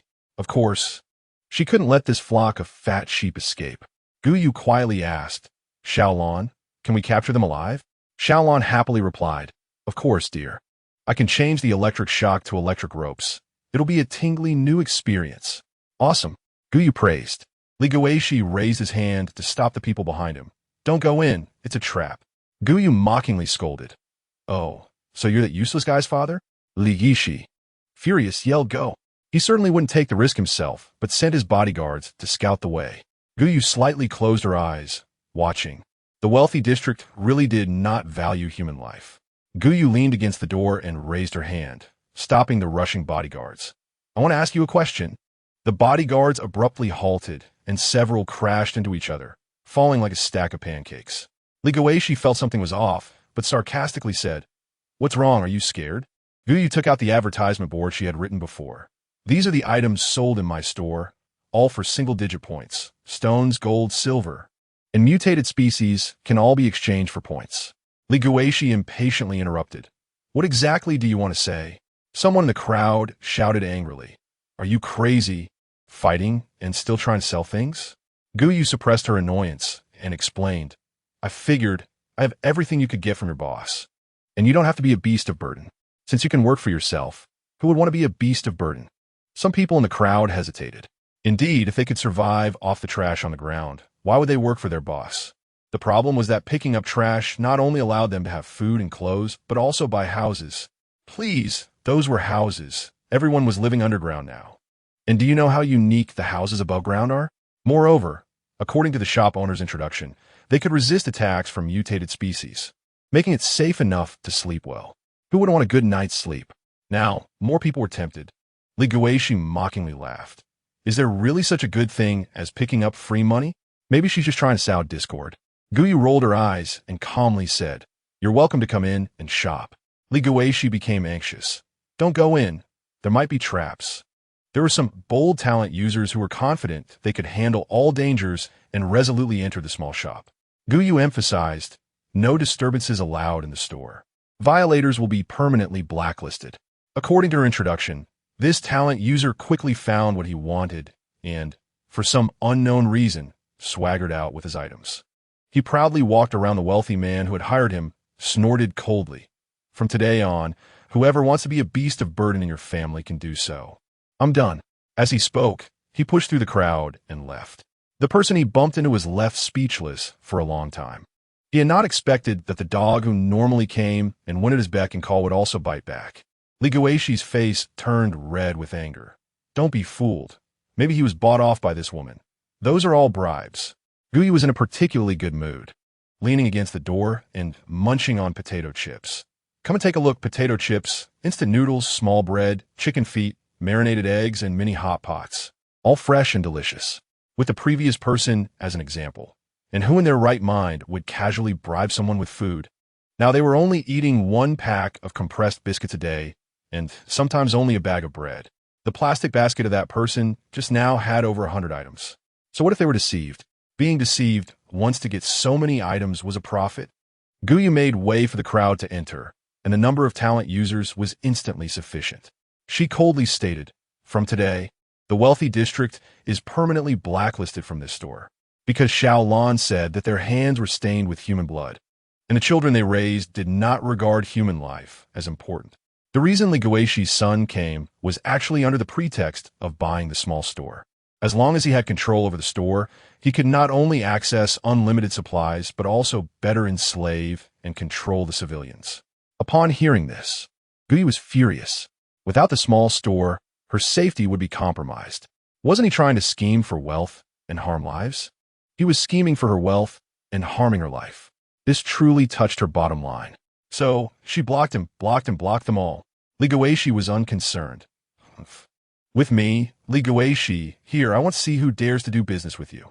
Upon hearing this, Gou immediately thought of Shi Jianma, who had fled in the afternoon, and instantly became enraged. Xiaolan, give me electricity. The ordinary people in the crowd fell down instantly, and the gifted ones only lasted 10 more seconds. Some tried to escape, but Gou directly increased the voltage, giving him a one-way ticket to the underworld. After all, this group of people were all scum. However, the death of the wealthy would instead liberate the civilians. Gou did not show any good face to those gifted ones who assisted the oppressors. Remember to promote my place to the victims. Chapter 24. Losing both the lady and the soldiers. Li Guixi cursed, "Bitch, wait for me," and fled in embarrassment. This time, he truly lost both the lady and the soldiers. After the people left, Lu Runxiu and Huang Zhongbiao came over to take a look. They had sons and daughters, relatives and families, and would not stick their heads out casually for fear of implicating their families. Mainly, they also believed in Gou's strength. After Gou dealt with everyone, she took out a small electric pot, prepared various ingredients, and put in the beef oil's self-heating hot pot seasoning pack. Accompanied by the rising steam, she started eating hot pot. Then she finished off with a bucket of fried chicken. Gou was sweating from eating and unconsciously fanned herself with her palm. The weather was getting hotter, and she really wanted to eat a chilled watermelon to cool off. Perhaps Gou's prayers worked. Today's blind box indeed opened a watermelon. Food, watermelon, fish meatballs, lychee. Daily necessities, clam oil, shampoo. Medicine, amoxicillin capsules. Clothing, white shirt. Special, level storage talent card. After use, it can produce 101 cubic meters of space. Cannot maintain time prohibition. This talent card has already been integrated with the space ring, but the two are still different. The talent card is bound to the user, while the space ring can be taken away. Watermelon, supply channel unlock price, 10,000 points, selling price, 1 point for 2 pounds. Fish meatballs, supply channel unlock price, 10,000 points, selling price, 5 points per pack, 500 per pack. Lychee, supply channel unlock price, 10,000 points, selling price, 9 points per pound. Clam oil, supply channel unlock price, 10,000 points, selling price, 1 point per box. Shampoo, supply channel unlock price, 50,000 points, selling price, 25 points per bottle. Amoxicillin capsules, supply channel unlock price, 100,000 points, selling price, 24 points per box, 12 capsules per box. White shirt, supply channel unlock price, 30,000 points. Selling price, 20 points per piece. Level storage talent card, Supply channel unlock price, 100,000 points. Selling price, 3,000 points. Why is it that although the talent card is bound to the person and cannot be taken away, purchasing points is cheaper? It's because a person can only bind one talent card. If they want another talent, the previous one will be overwritten within a month. Moreover, the space ring can be used infinitely, so the space ring is actually more practical than the talent card. Does that mean the talent card has become a useless item? It can't be said to be useless. It depends on the perspective. Thinking of this, Gou immediately redeemed the shampoo. She felt her hair was getting oily every day from just washing it with water. Then she bought clam oil to apply on her face. Although she wasn't vain, why not treat herself a little better? Xiaolon on the screen was particularly excited, hugging her little feet and licking them. Yu, today's turnover has exceeded 1 million. Let us celebrate. Let us celebrate. Suddenly, a dynamic image of fireworks appeared on the screen. Gou turned her stiff neck, took off her hair tie, and let her black hair fall down, resting on her white neck like jade. Another night passed. As soon as Gou opened the store door, a crowd of people rushed in, and the sleepy Gou was completely taken aback. What big black rat just zoomed past? Upon closer inspection, she found that the area outside the small store and single-room building was filled with people. "Miss, are you giving away free food?" A middle-aged woman grabbed her arm. "What free?" Gou inexplicably sensed a plot. Gou realized the seriousness of the situation. This is not free. You purchase it with points. Points can be exchanged for stones, wood, gold, silver, jade, and mutated corpses. The middle-aged woman clapped her hands. "Oh, isn't this just free? Where do I exchange the points?" "I brought old antiques to trade." Gou pointed to the machine at the door. Facing the uniquely designed machine, the middle-aged woman was at a loss. "Oh, how do you use this machine?" Gou then guided her on how to use it. When guiding the first customer, the second customer watched together. And when the third person was recharging, the fourth person observed. This way, everyone could learn without needing Gou to guide them too much. But most of the people who came were elderly, and they forgot after watching once. So Gou ultimately had to stand in front of the machine and help them operate it. The self-service purchasing machine was better. These people were all from the post-2000s and were very skilled at shopping and playing games with smartphones. After a little guidance, they quickly got the hang of it. Outside the store, Gou methodically recharged their points. Inside, basket after basket of items was transported out through the window, seeing the clean and hygienic food. The first purchasing middle-aged woman couldn't help but laugh out loud. This junk can actually be exchanged for food. Are you guys going to say in the future that my picked-up junk is useless? Saying this, she stored the items in her space. She had just bought a storage talent card, and having a space ring that wasn't T-bound felt too insecure. She had 2 sons, both of whom were gifted individuals in the military, so the army had allocated her a house in the base. After being warned by both sons, she had to give up this thought. Now, with storage space, the garbage she picked up could be exchanged for points, and points could be exchanged for food. This way, picking up garbage became a job that made money. The middle-aged woman was so happy that she kept slapping her thigh. "Miss, I'm really too happy. Your store is truly benefiting humanity." Gou smiled without speaking. There's a saying, there's no business without deceit. Gou believed that customers might make a small profit, but Xiaolon would definitely not lose out. Although Xiaolon did not show it obviously, Gou could still feel that he was a hidden financial enthusiast, and he would not engage in losing businesses. However, Gou was a bit curious about how these people found the small store. From the mouths of various customers, she gradually pieced together the truth. Moreover, the Liaolang team, led by Shan Dekhan, was also promoting the small store, claiming that it was very safe within 3 meters of the store and that there were countless supplies inside. With these 2 endorsements, the curiosity of the crowd about the small store was heightened, and they naturally followed the large group to the store's entrance. To her surprise, it turned out to be true. It actually sounded like a scam. If it weren't for the fact that there was no rice at home to cook, who would be willing to come this far to be scammed? Around 9 o'clock, the 100 people agreed upon with Gou Chen also arrived, and the store was instantly packed. Lu Ruinxiu was not in a hurry to buy things. He just brought his family to gather the steel bars, mud, stones, and went around the store to exchange them for points. With the persistence of these people, a piece of land on the left side of the small shop was quickly cleared. Chapter 25. Growing taller makes me happy. Gou Yu discovered that these people had more or less some old items in their hands, so everyone's points were exceptionally abundant, all becoming wealthy women. Most of the customers here were older ladies, and their momentum resembled the aunties she had seen before scrambling for discounted vegetables in supermarkets. Moreover, these ladies had the broadest network of information, and with their help and publicity, completing the upgrade task was just around the corner. After making their purchases, the ladies did not rush to leave but started picking up scraps around. There were no mutated species here, and with so many people, it was such a safe and auspicious place that it would be foolish not to stay. Many shared this thought, so the single rooms were quickly sold out. When the last room was sold, Gou Yu heard a chime in her ear. Congratulations on completing the achievement task. Successfully sold a building. Reward. Special blind box 1. Adding to today's special task. Providing services to 100 customers, she received 2 special blind boxes today. After sending all the customers away, Gou Yu collapsed tiredly onto the sofa. Having missed lunch and feeling very hungry, she couldn't help but complain a bit. Xiaolan, guiding them was quite simple, but when there are too many people, it gets busy. Xiaolan, feeling sorry for you for a second. Gou Yu widened her eyes. Just 1 second? Your sympathy is really short-lived. Xiaolan playfully stuck out her tongue.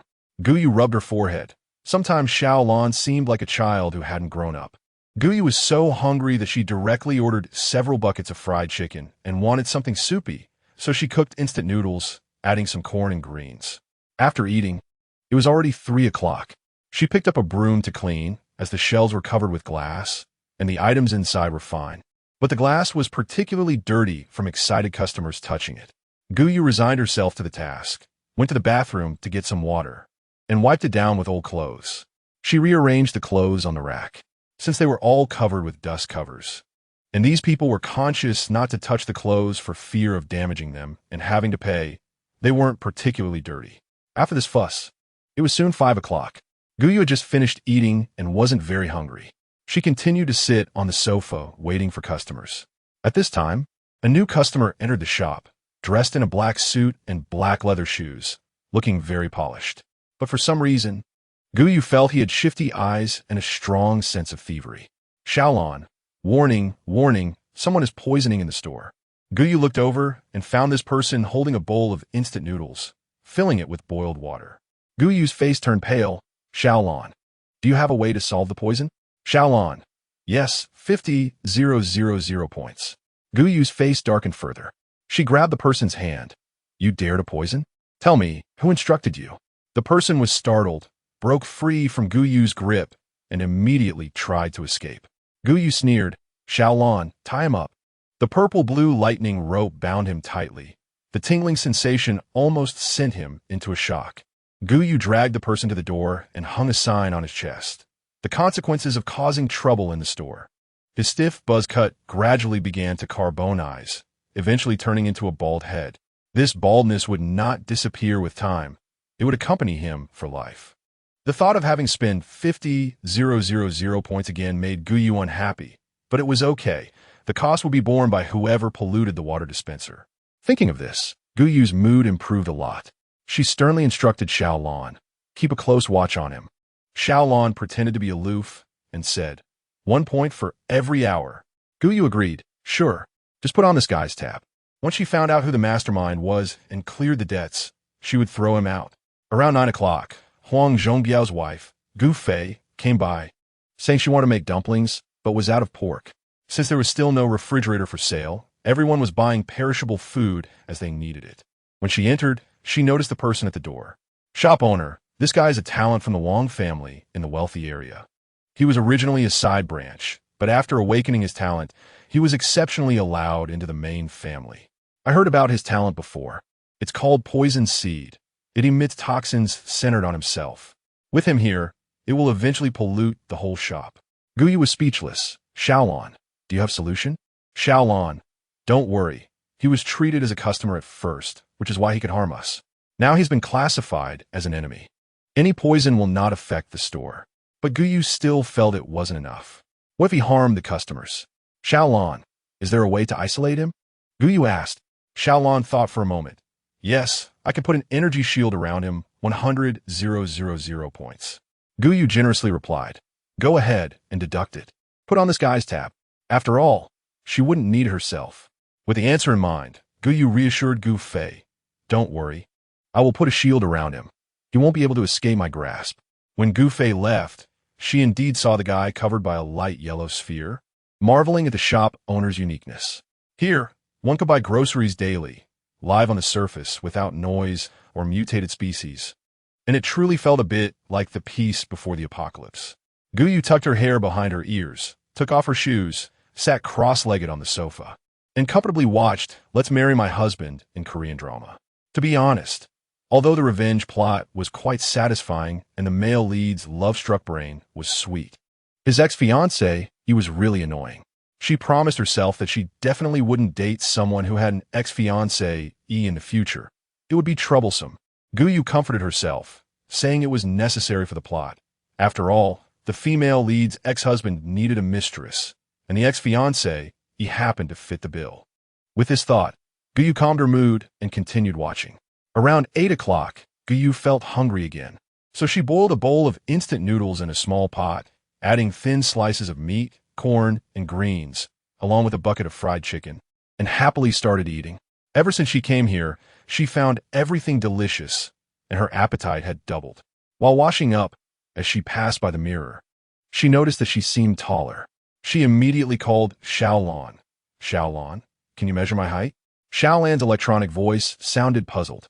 Yu's current height is 165 centimeters. Gou was so happy she wanted to jump up.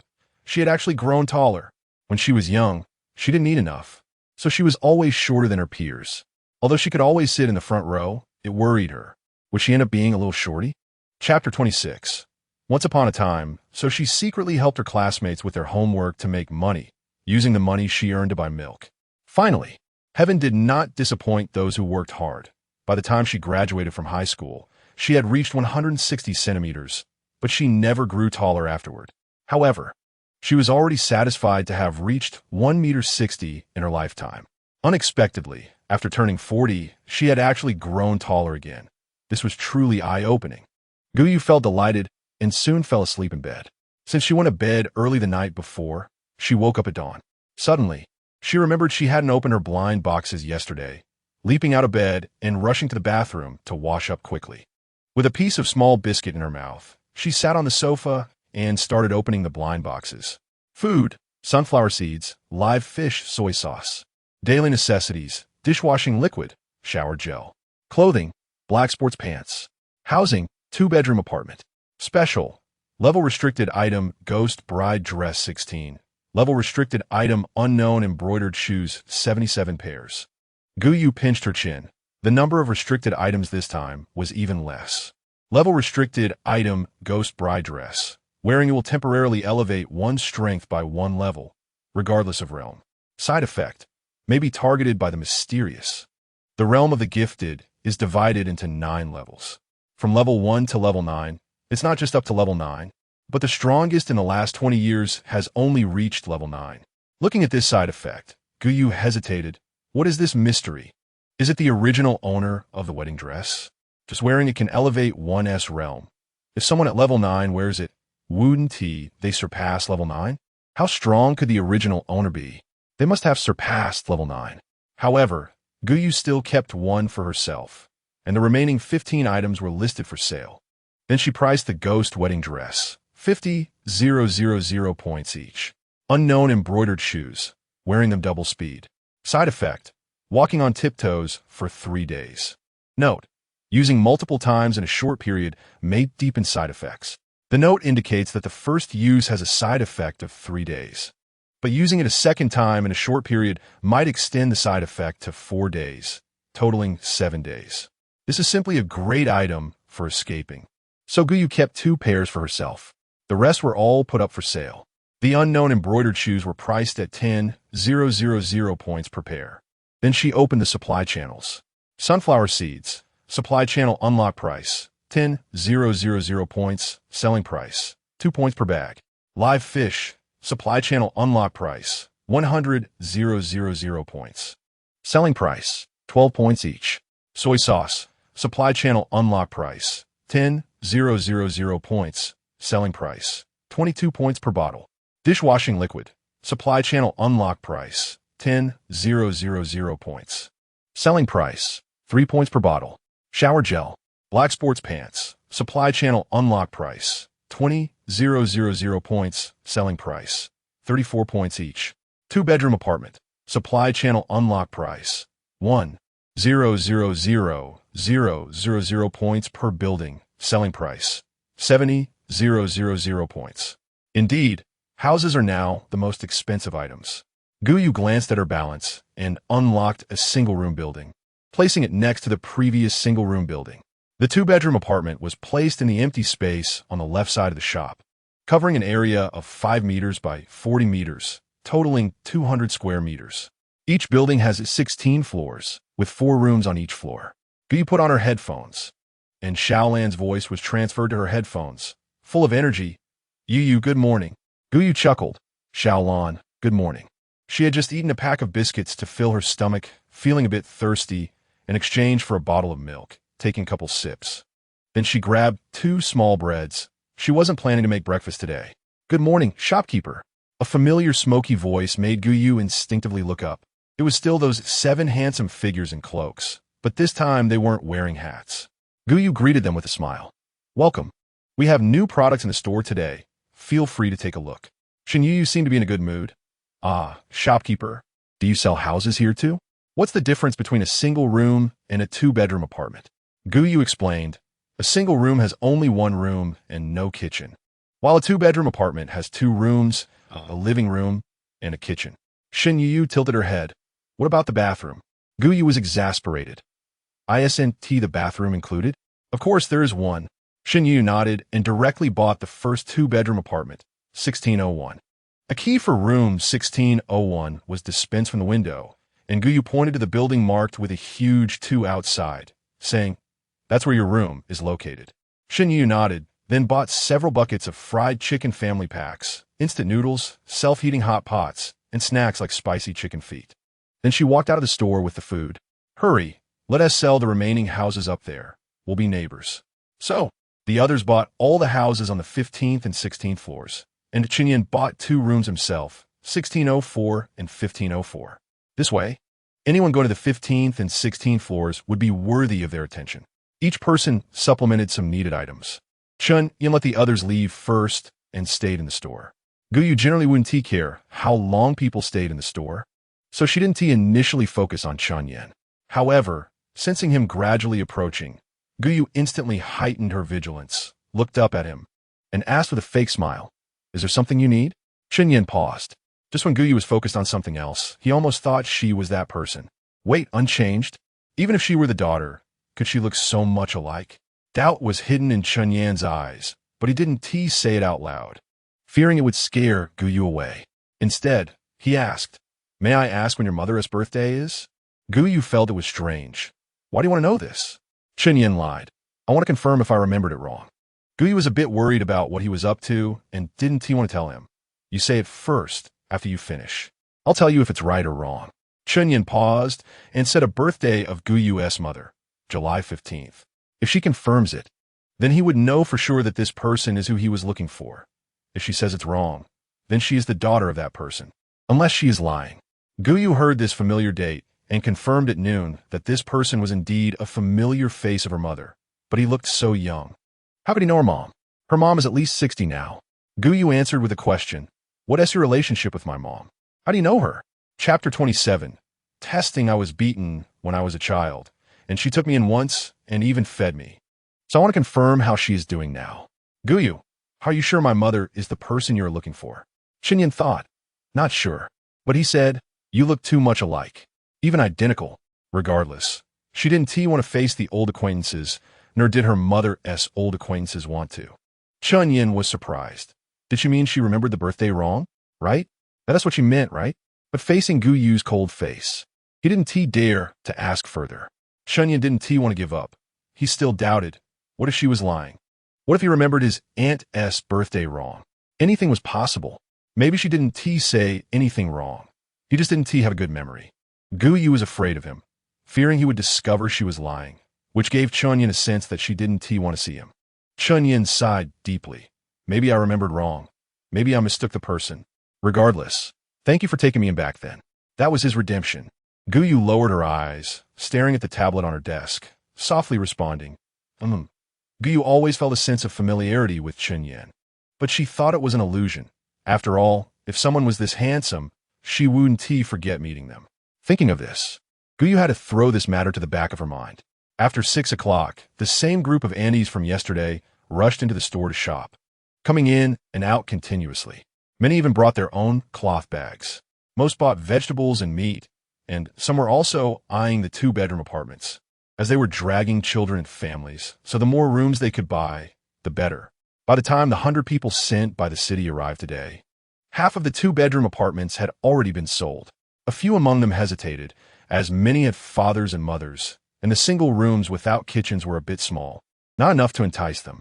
But now, the 2-bedroom apartments not only have kitchens, but are also spacious, allowing them to avoid living in dark, damp basements and get some sunlight.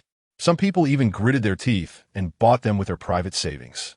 The 100 people sent by the base were essentially a purchasing team, and only after they had bought everything on the procurement list could they use their private money to purchase additional items they needed. Because there were many people in the army, it would take about a month to rotate once. So everyone was eager to buy. Do you think having an army of only 3,000 people is a bit too few? No, in the apocalypse, gathering 3,000 people is already good enough. The rest either sacrificed themselves or retired, living with disabilities for the rest of their lives. Right now, the army can't recruit soldiers at all. Why? Because there's no future, no meaning, because they might die, because there's no food or drink, and you'll be the first to starve and freeze. Who want to join? Now that there's a small shop, let us see if we can expand the recruitment scale.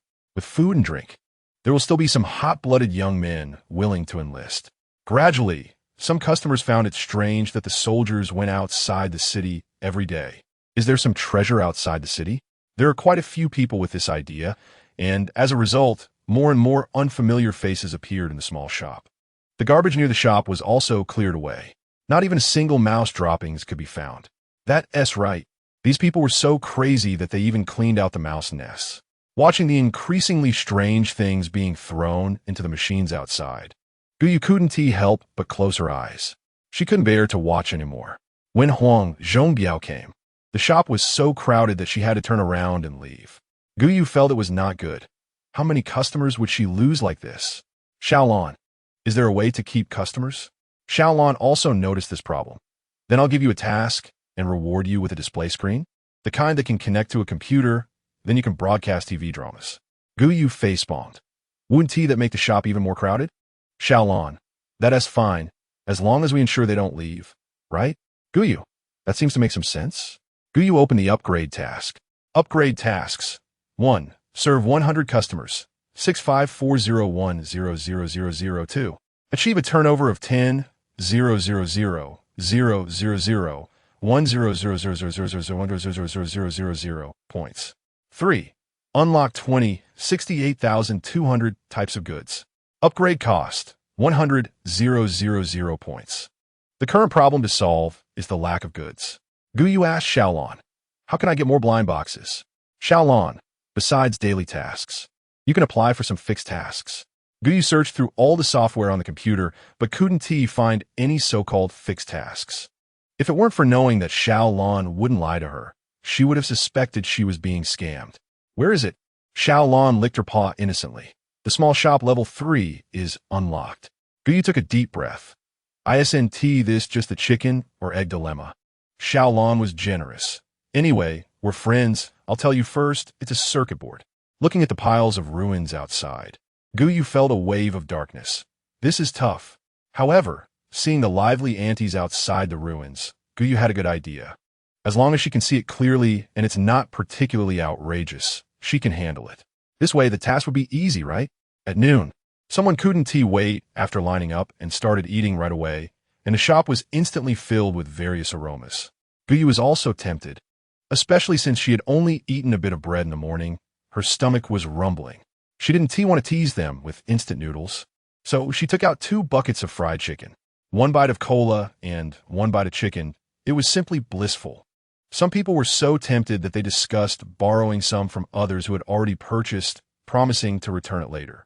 Some friends lent it, while others were ruthlessly refused. But this didn't affect Gou's good appetite at all. And with the addition of a dinner drama, she quickly finished the 2 buckets of fried chicken.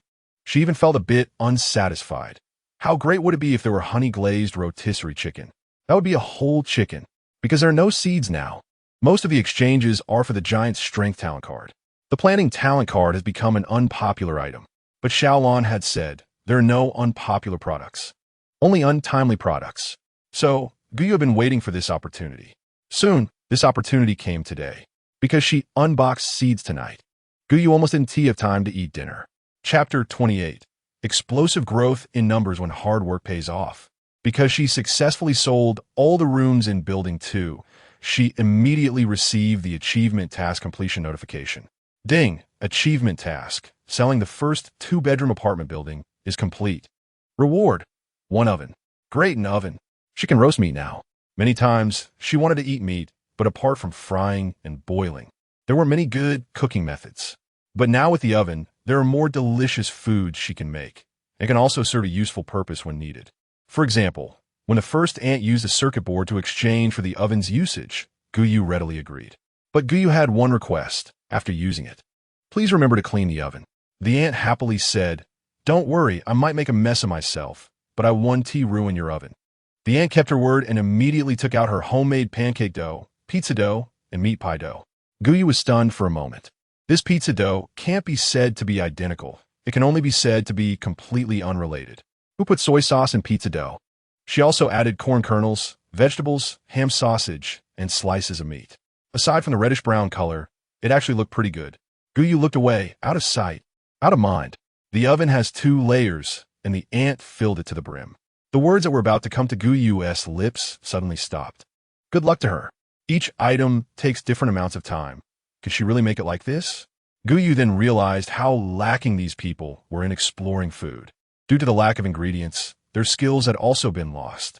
Gou decided that once she got the display screen, she would play some cooking videos to revitalize Chinese cuisine, and she would be the one to pioneer it. After all, she was the one suffering from these dark dishes.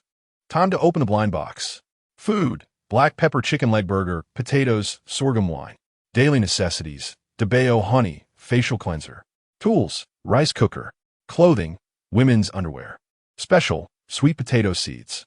Today's special task was to clean the ground within 10 meters around the small shop, and thanks to the efforts of the aunties, it was completed.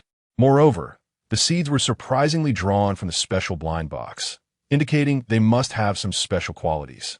Sure enough, under the seeds, it was labeled, suitable for any land. This means that even if it's contaminated with nuclear wastewater, even if it's radioactive, even if it's saline alkali land, these seeds can still grow. Looking at the vast land, Gou could foresee that this would bring greenery to this area. Although she had long been tired of the world, she still had to live here for another 10 years. And she also hoped the living environment could be a bit better. At least the air should be fresh, right? It should be like now, where one has to be fully armed just to go out, fearing being overwhelmed by wind and sand. She didn't want to be stuck in a small shop for 10 years. Although the shop is safe, she would eventually suffocate. Gou continued to open the supply channels as usual. Black pepper chicken leg burger. Supply channel unlock price. 10,000 points. Selling price. 12 points for 3. Potatoes. Supply channel unlock price. 10,000 points. Selling price. 3 points for 500. Sorghum wine. Supply channel unlock price. 60,000 points. Selling price. 30 points for 500. Devastation honey.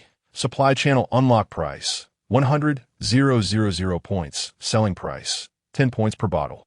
Facial cleanser. Supply channel unlock price. 50,000 points. Selling price. 15 points each. Rice cooker. Supply channel unlock price. 100,000 points. Selling price. 90 points each. Women's underwear. Supply channel unlock price. 100,000 points. Selling price. 10 points for 4. Sweet potato seeds. Supply channel unlock price. 1,000 points. Selling price. 5 points per pound. She unlocked everything and exchanged a pound of sweet potato seeds. only to find that they were sprouted sweet potatoes. At that time, the man still had a job and would hit people when drunk. But by the time she was 12, everything had changed. So she had worked on the farm when she was young. Gou cut the sweet potatoes into pieces, keeping one sprout on each piece, planning to find some wood the next day to make a wooden box for planting. It could serve as a physical advertisement. Since a pound was quite a lot, Gou didn't need that much, so she put the rest in the display cabinet. She also purchased a 2-bedroom apartment and a single room, placing them outside buildings number 2 and number 3, respectively. The next day, as soon as Gou woke up, there was a long line outside, wrapping around the small shop 3 times. Gou quickly opened the door for them, saying as usual, "Welcome. New products are on the shelf. Feel free to check them out." The line was so long because at least one person needed to buy and another needed to carry the goods. And it was better to come early before the sun got too hot. Gou only let one family in at a time. Fortunately, the recharging machine was outside. Otherwise, the shop would have been chaotic. Perhaps because they were used to days without food. Now that they encountered food, they couldn't help but stock up, which made the line so long. After a few days, when they realized the small shop was still standing strong, the number of customers would slow down. Since they were all regulars and knew how to operate, Gou left the shop and went to the mountain made of rubble. She found 5 wooden boards inside, using the largest one as the base and the remaining 4 smaller ones as the sides. Gou also found some discarded nails and used stones to nail the boards together into a square box without a top. She placed this about a meter from the door, filled it with some soil, then threw in a few sweet potato seeds and labeled it Sweet Potato Planting Area with a wooden sign. Many people noticed the soil tray Gou was fiddling with and gathered around to watch. Gou reminded them a couple of times, "Don't get too close. You'll have to compensate if you break it." Hearing about compensation, many stepped back several paces. With that money, couldn't they just buy more food? Gou filled some cold water from the water dispenser to wet the soil and then left it alone. After all, seeds produced by the system wouldn't have issues, especially since unlocking them cost her 1,000,000 points. Amidst the noise in the shop, Gou started preparing breakfast, first frying a few sausages and marinated eggs for herself, then cooking a pack of instant noodles with lettuce. She had a bottle of milk and a steamed corn on the side. Gou opened a Korean drama, choosing one she had watched before, Sweet Home Season 1. Although the scenes were bloody, the plot was captivating, so she watched intently. Customers came and went in the shop. By the time Gou finished breakfast, the line outside had shortened by half. By 9 a.m., there were only a few meters left in the line, and people from Lian City Base surged into the queue. Chapter 29. Strange energy fluctuations. The line quickly wrapped around the small shop 3 times. Gou noticed that this time, there were more people from Lian City, not just 100 from the military, but also ragged, staggering, ordinary people. Families in tow numbered over 100. Gou felt there might be some people trying to take advantage of the situation. So she reminded Xiaolan, "Watch the situation in the shop." Xiaolan sat up straight. She almost raised her hand to salute Gou. Gou stood next to the recharging machine, guiding the newcomers on how to recharge points. For some reason, even though the shop was getting busy, Gou didn't want to hire extra help. After attending to all the customers, Gou was exhausted and collapsed onto the sofa, her usually bright eyes now filled with fatigue. She didn't feel like making lunch and just had a burger and a self-heating hot pot, paired with a bottle of cola. Actually, after eating so much beef flavor, Gou felt a bit sick of it. While eating, she watched the 2nd episode of Sweet Home. The intense, bloody plot dazzled her, making her unable to taste the hot pot in her mouth. After finishing her meal, it was already 3 p.m., and the sky suddenly darkened, with black clouds hanging overhead, creating a sense of oppression. Gou sensed it was going to rain and hurriedly moved the wooden sweet potato basin to a place where it wouldn't get wet. The next second, dark clouds gathered, thunder and lightning flashed, and the rain poured down like a waterfall, with some even blowing into the shop. Gou had no choice but to close the glass door. In the darkness, only this place had light, undoubtedly guiding the mutated creatures in the ruins. At the same time, a special task that hadn't appeared that morning emerged. Rescue Lian City Base. Reward, Special Blind Box X3. Gou's expression darkened. Even solving the Blood Oath Gang only rewarded her with 1 special blind box, but rescuing Lian City Base came with 3. This indicated that the difficulty of this task had multiplied. What could Gou afford to give up? She couldn't. Not to mention that her customer base was mostly in Lian City, but these 3 special blind boxes were also something she desperately needed. With that thought, Gou quickly took out the satellite phone from her drawer, which Han Chun had given her last time, and this was her first time using it. Hello? Is anyone there? The call was quickly connected on the other end. Hello? This is Han Chun. Gou spoke urgently. I'm a manager of the Jiachi shop. I have something to discuss. Han Chun replied with a puzzled tone. Please go ahead. Hearing the calmness in his tone, Gou was a bit surprised. Is everything all right at the Lian City base? Han Chun was confused. Sorry, what do you mean? He really didn't understand. Lian City base was safe and sound. The civilians are no longer in turmoil, since they could fill their stomachs. Gou was also taken aback for a moment, but quickly regained her determination. She believed the system wouldn't make mistakes. Han Chun, I hope you take the next words to heart. I feel something is going to happen at Lian City base, so please prepare early. If it were anyone else, Han Chun might think they were joking, but considering Gou and her miraculous shop, he hesitated. Thus, a series of orders were issued. First, transfer all food into the shelter. Second, transfer all the elderly, women, and children into the shelter. Third, gather everyone together and stay around the shelter. Fourth, strengthen the guards and ensure no one sneaks in. Fifth, tighten the watch on the prisoners. The orders were urgently dispatched, and Han Chun also joined the crowd to guard together. Meanwhile, Gou looked at the sky and noticed something unusual. Oh no! The so-called black clouds in the sky were not clouds at all, but flying mutated creatures.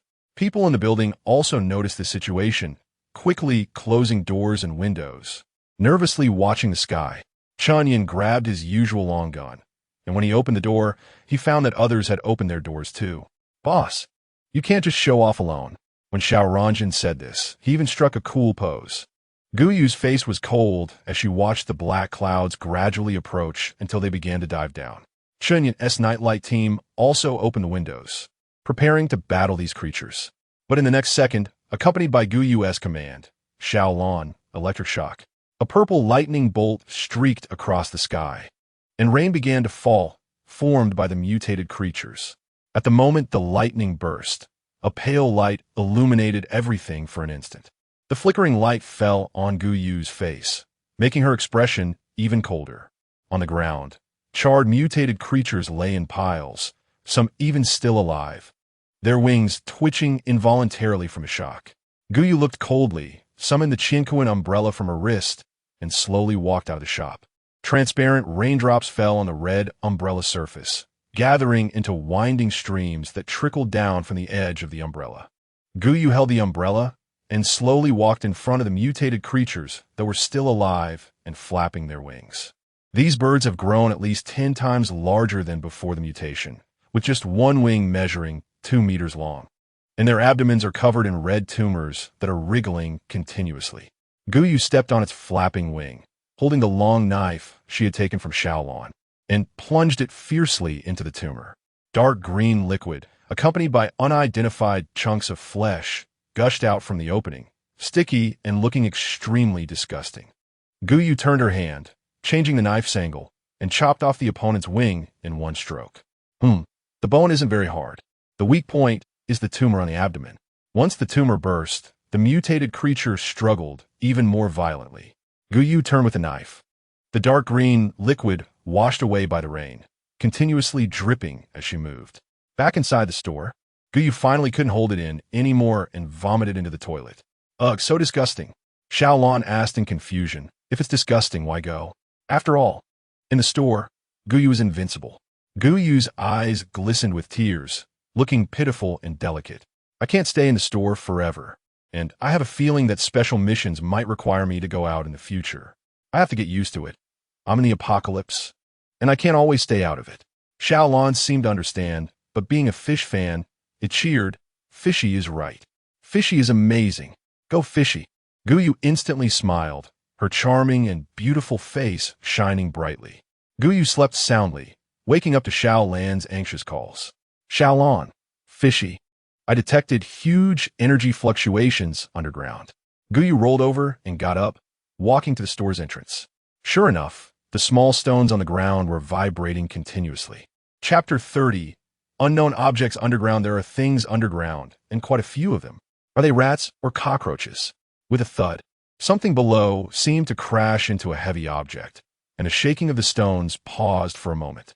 Gou could feel that these things were right beneath her feet. Xiaolan, what's happening? Xiaolan replied proudly.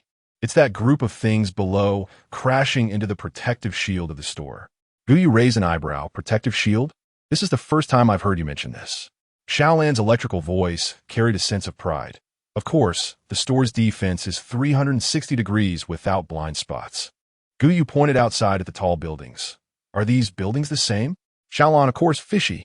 Gou sighed in relief. It seemed that the things in the sky couldn't affect her, and neither could those underground. Gou looked over and was startled. Having learned from others that she was from the Wang family, she had long forgotten about him, not expecting that he was still alive. Gou waved her hand. Don't worry, you won't die. Gou opened the map of Lian City and realized her earlier relief was premature because this group underground had not affected the store. However, from their movement patterns, it was clear their next target was likely the Lian City base. The Beijing City base, command center. This is bad. The Lian City base might have fallen. But isn't there a level A ability user in Lian City? Someone said. Two fists can't fight four hands. As soon as this was said, everyone present fell silent. Indeed, under natural disasters and man-made calamities, one person's strength is so small. Boss, the Lian City base has been destroyed. Someone shouted. Everyone watched the signal belonging to the Lian City base gradually fade on the screen, and the expressions on everyone's faces were not good. At this rate, it's only a matter of time before Beijing City is next.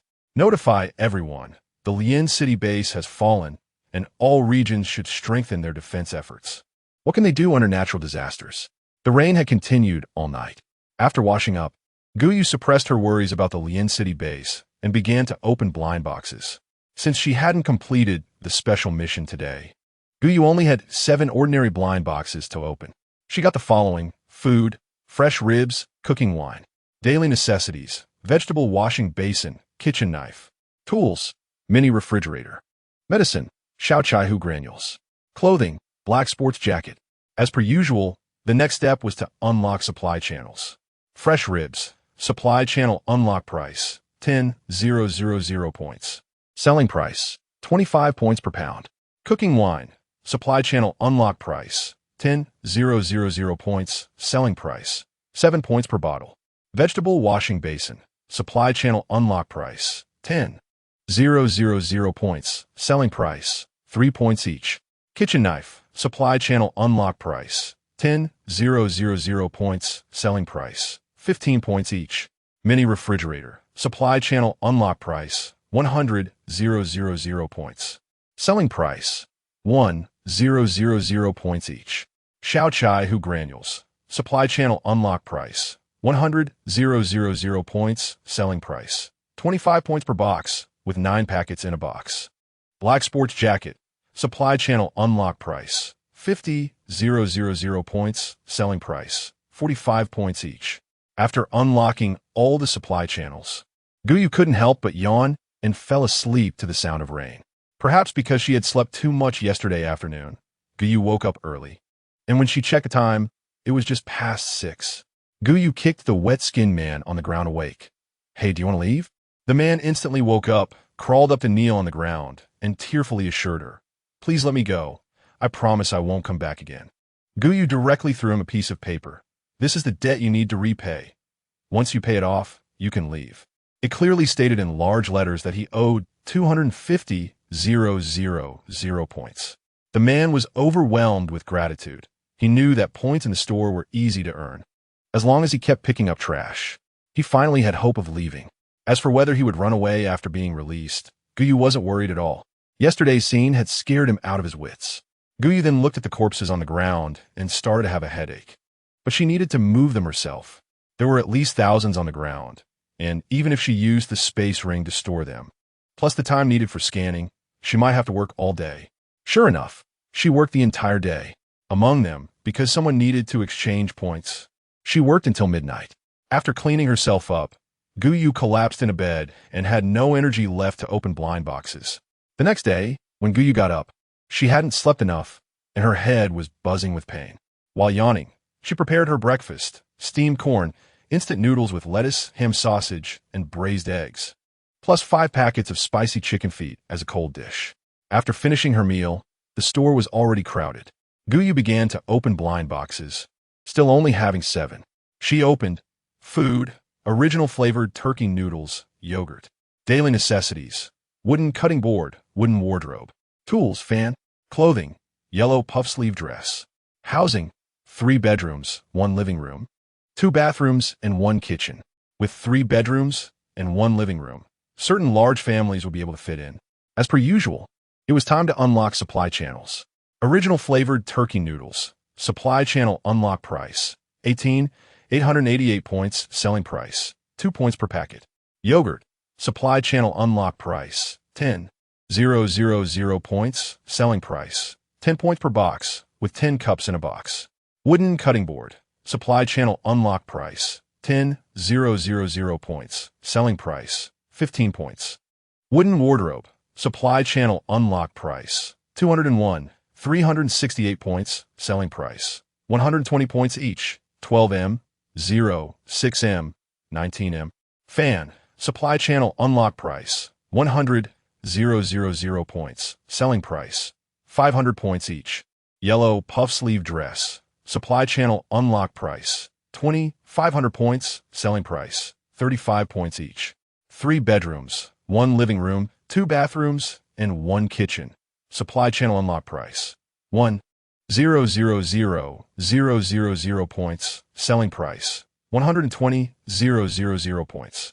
15 meters, 6 meters 90. Gou first purchased building number 6, a 3-bedroom apartment, placing it behind her small shop.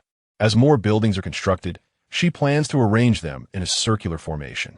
The first floor will have single rooms. The second floor will have 2-bedroom apartments. The third floor will have 3-bedroom apartments, and so on, wrapping the small shop within. Chapter 31. Adjustment. This way, the small shop will be positioned at the center.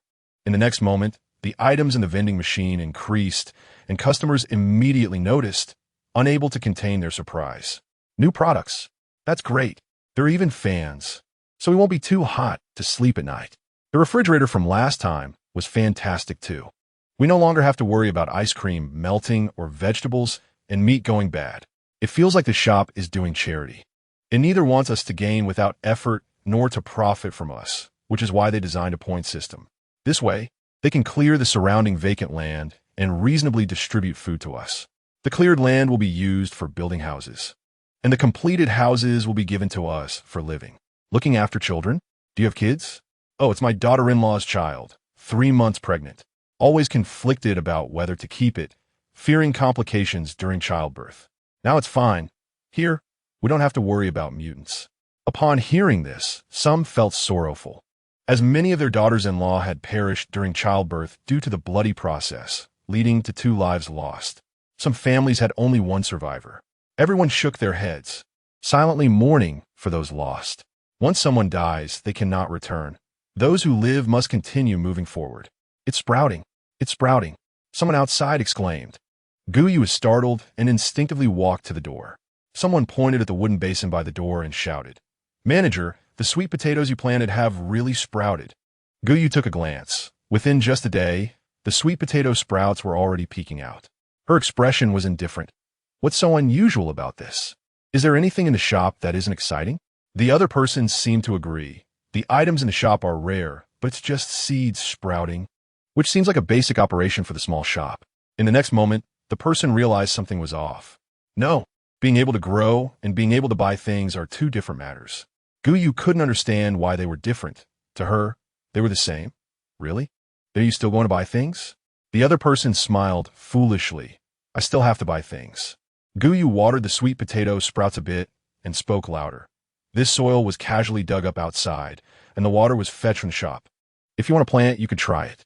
After all, she would only mention it appropriately, not forcefully, to highlight the shop's classiness. If you love to buy. I don't lack you. Because it rained the day before, the temperature dropped quite a bit, so Gou wore a black sports jacket, making her look youthful and vibrant.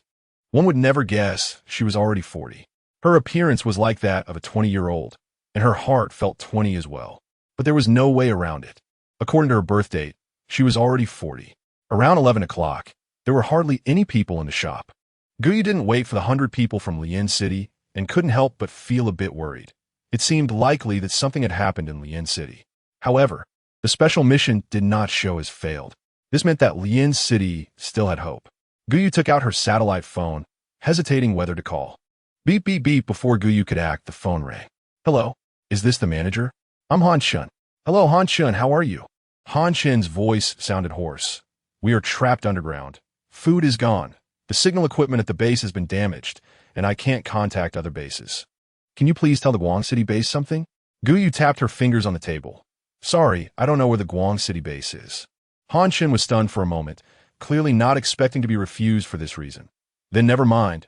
Sorry to trouble you.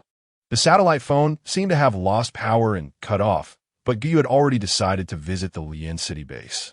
The system wouldn't issue impossible tasks, so Gou Chen planned to go herself. She intended to bring more food and water, as well as some medicine, and would buy on credit first, completing the mission before discussing payment. As long as people are alive, the Lian City base can be built at any time. This was also Gou Yu's way of thinking about indirectly saving the country. As long as the Lian City base still exists, it doesn't matter if it's not the original one. With this thought in mind, Gou Yu began preparing food, drink, clothes, medicine, whatever she could buy. After all, she wouldn't need to pay for her own use, as long as she ensured to collect money when others used it. Everything was ready, but how to get to the Lian City base became a challenge. Since her rebirth, she hadn't gone more than 100 meters from the small shop and didn't even know where the Lian City base was, let alone how to save anyone. Gou Yu began to persuade Xiaolon. We are in a relationship where we share glory and disaster, right? Xiaolon smiled innocently. Yes, Yu. It completely failed to realize the danger approaching. Gou Yu unconsciously rubbed the corner of her clothes. So now that the task is at a standstill, shouldn't we work together to solve the difficulties?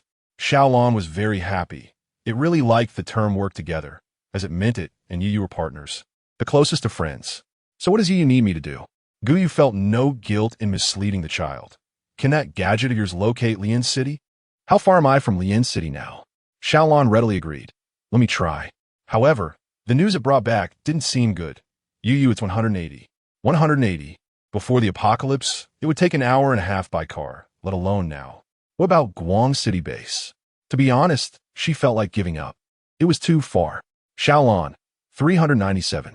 Gou Yu instantly changed her mind. She would still go to the Lian City base. Gou Yu's face showed concern. Xiaolon, do you have any means of transportation? It's so far.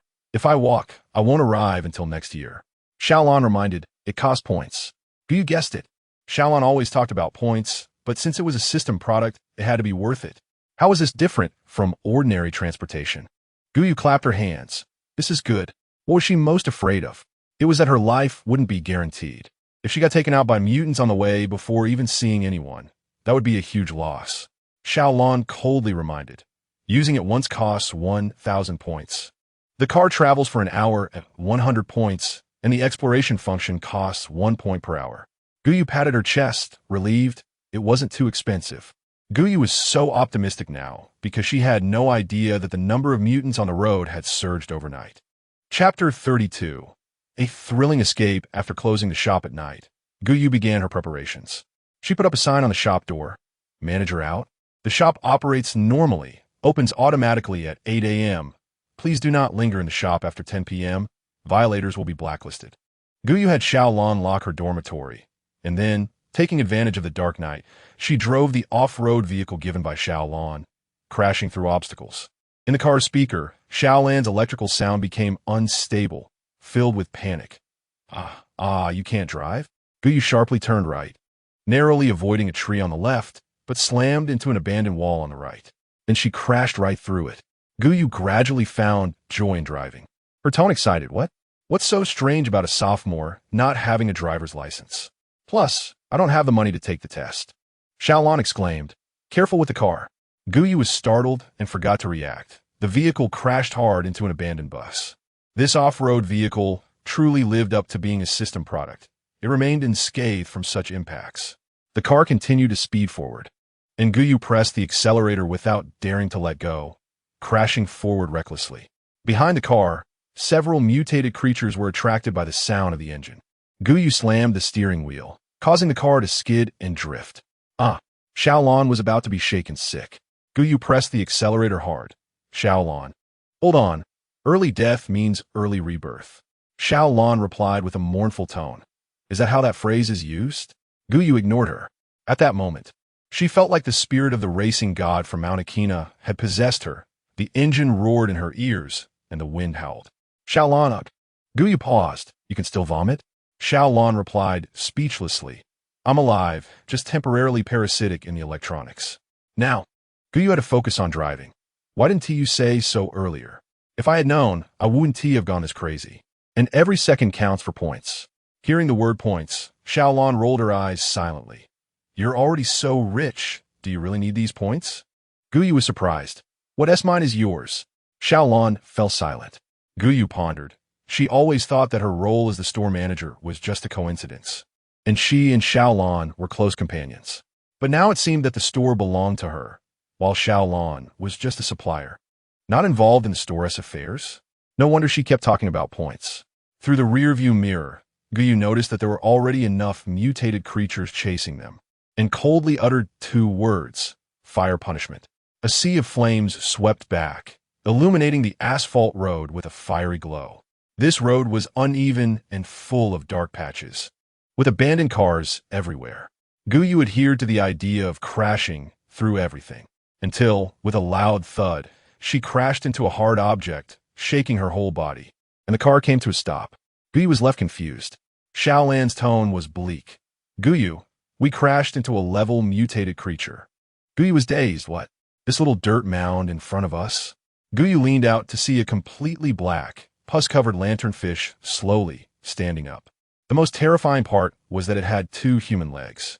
Gou Yu swallowed hard. Xiaolon, what kind of monster is this? Xiaolon, level mutated lanternfish. Gou Yu was furious. No kidding, I know it's a lanternfish, but why does it have legs? A fish with legs was just as horrifying as a human with gills. Xiaolon then realized the issue and said uncertainly, maybe it's regressed? Gou Yu fell horrified.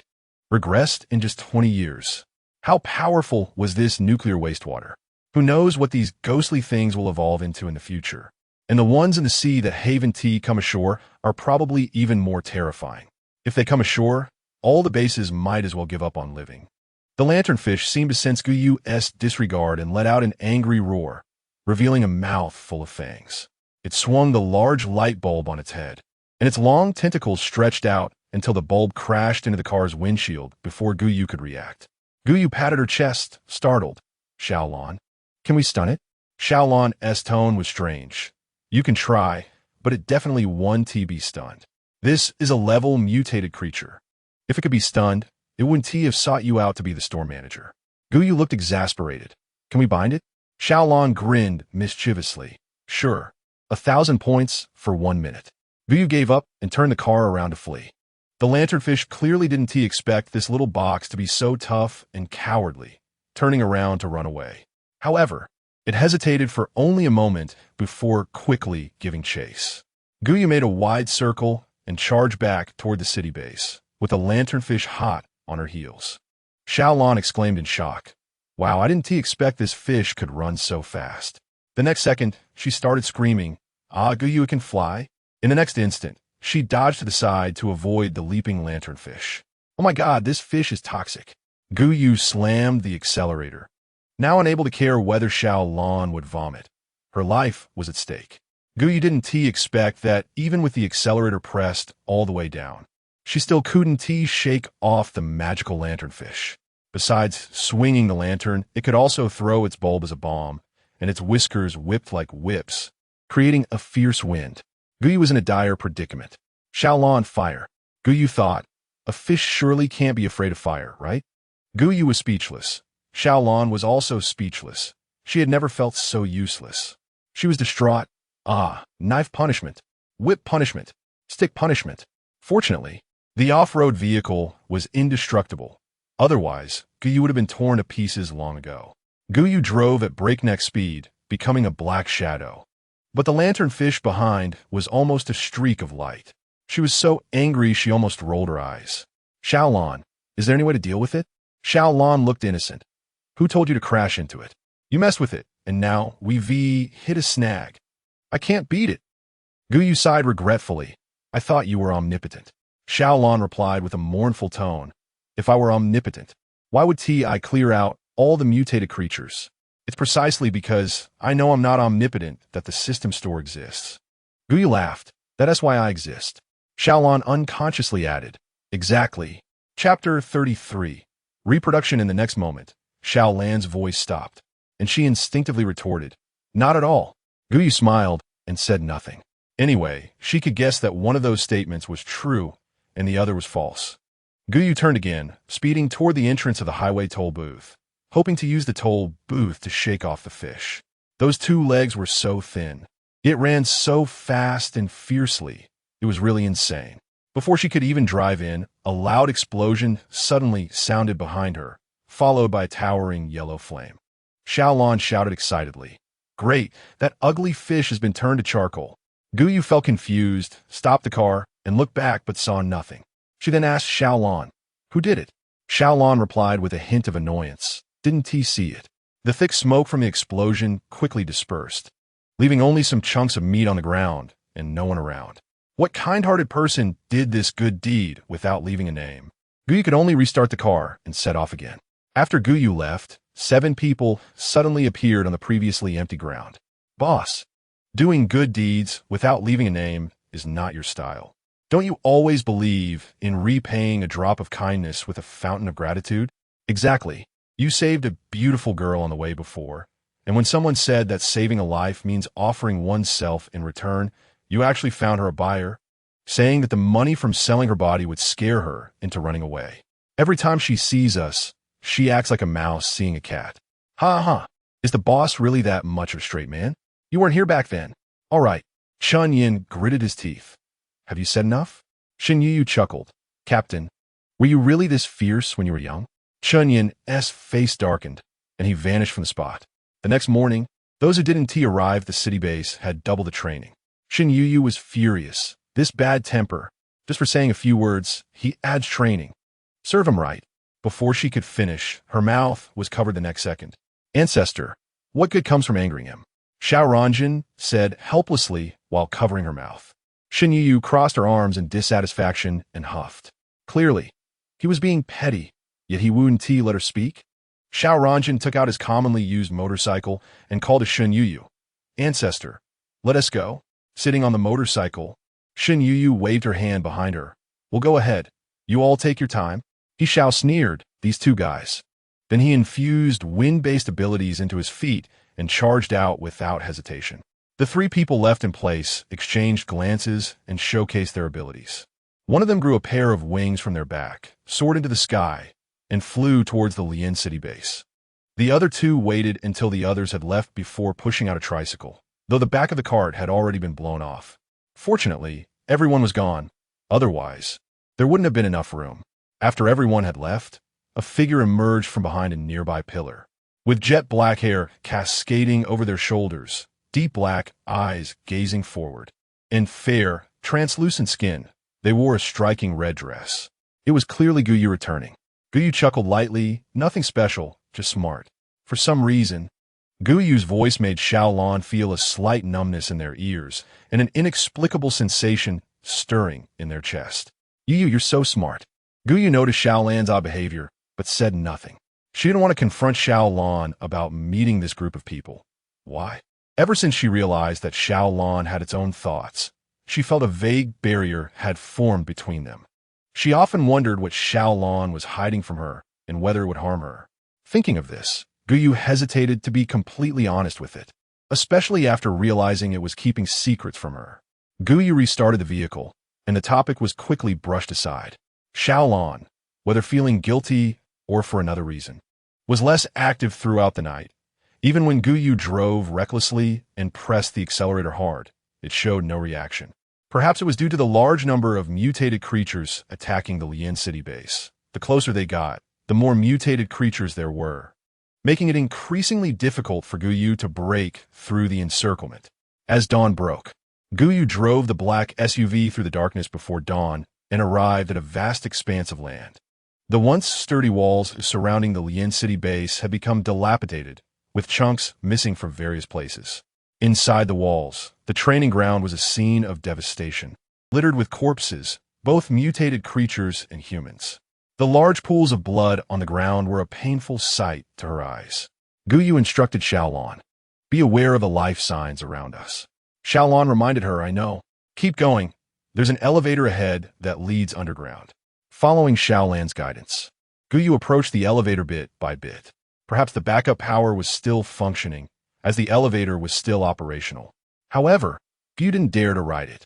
If it stopped midway, she would fall and be crushed, and that guy named Gou Chen would resurrect her, sending her into a hellish situation where she'd be unable to live or die. Gou had thought about it. Maybe he was lying, but she didn't want to take the risk.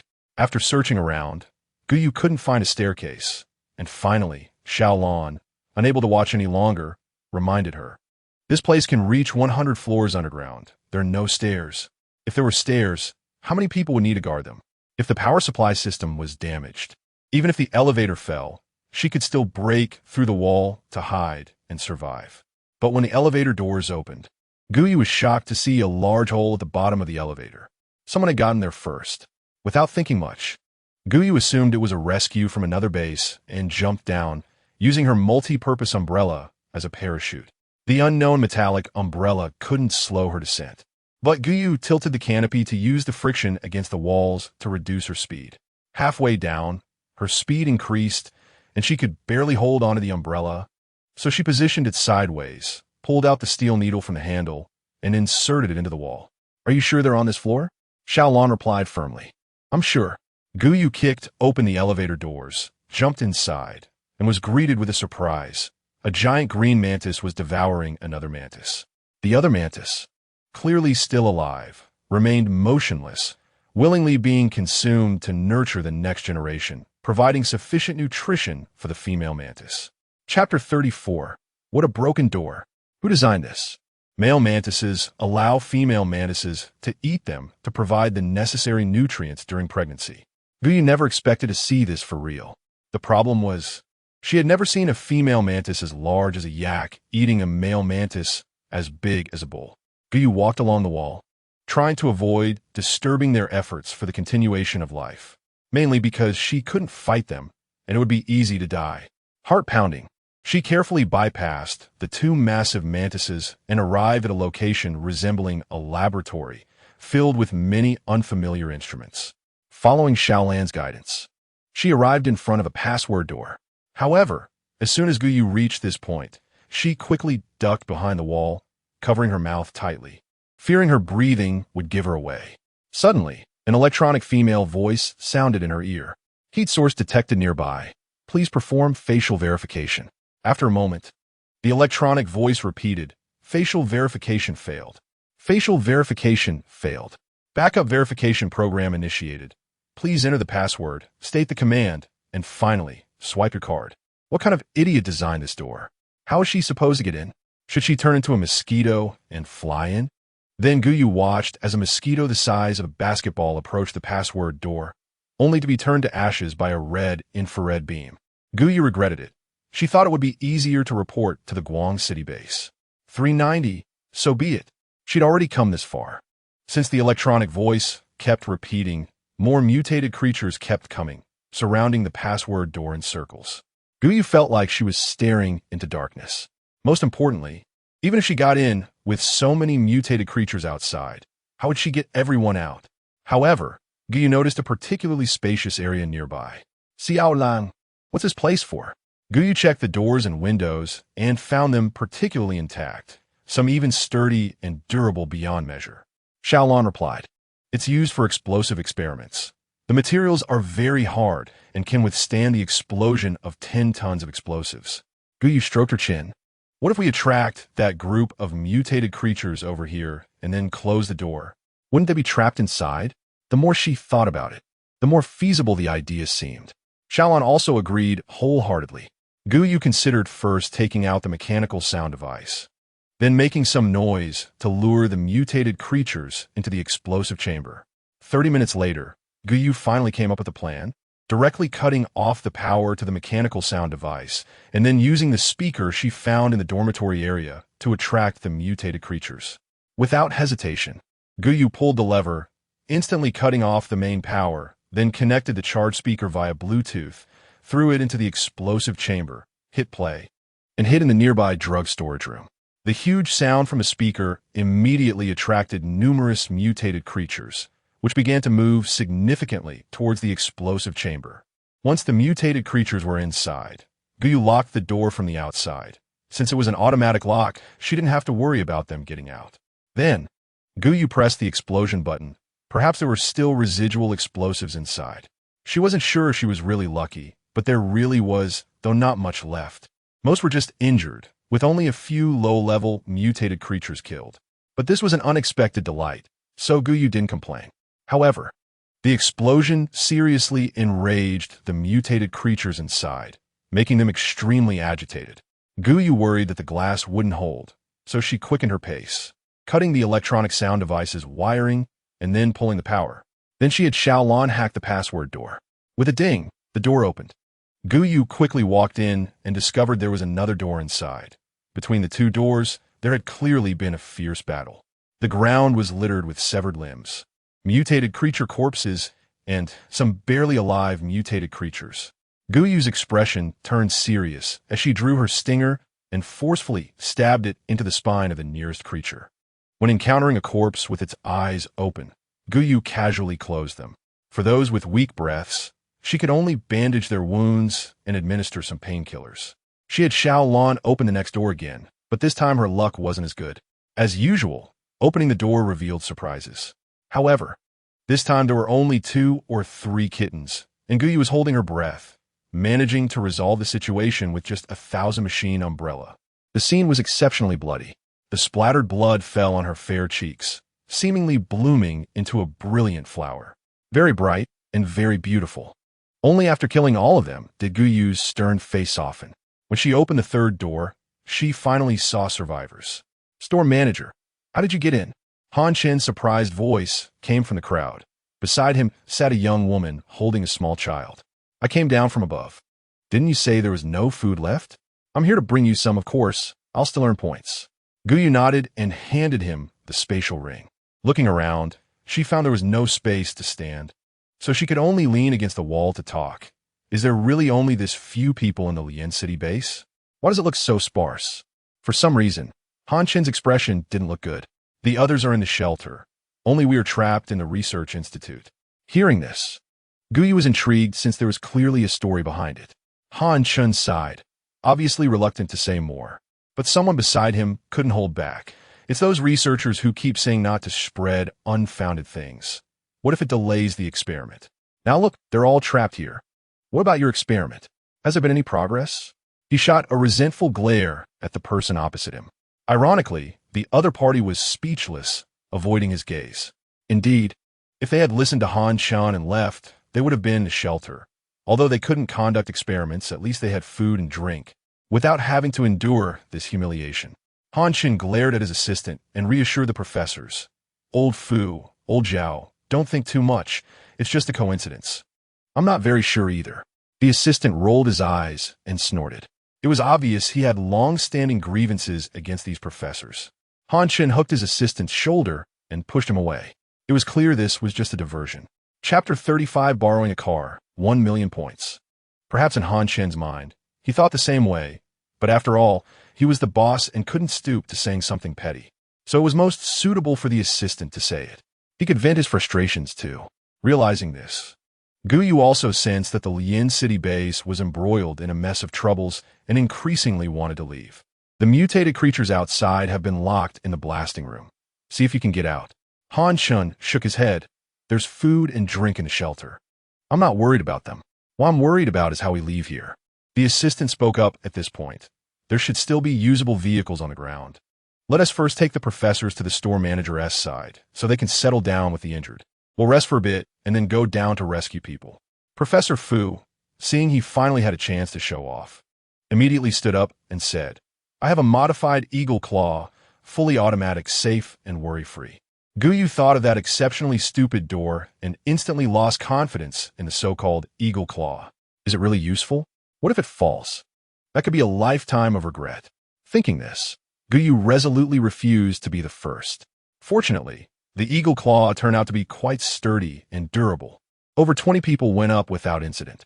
Finally, Gou Yu mustered her courage. The eagle claw hooked onto the upper building and automatically ascended. The wind howled in her ears, and the process felt exceptionally long. After successfully reaching the ground, someone reached out to catch her. "Thank you," Gou Yu said. "No need to thank me," Chen Yin replied. "Gou Yu? When did he arrive?" Gou Yu instinctively looked for the only woman in their group. Shen Yu smiled and waved at Gou Yu. "Store manager. You're really fast. We've only found half." Upon hearing this, Gou Yu understood that Chen Yin and his team had arrived long ago. They just didn't know where Han Shun and the others were trapped and had been searching layer by layer. But with Xiao Lan giving her positioning, she found Han Shun before they did. However, they had cleared the mutated creatures on the upper floors, which was why the people below had such a smooth ascent. Once everyone was up, Han Shun and Chen Yin began formulating a plan, and Gou Yu was yawning. Going this way has the fewest mutated creatures. But there is only this one exit. If we go in, we could easily be surrounded, and if blocked, we won't be able to get out.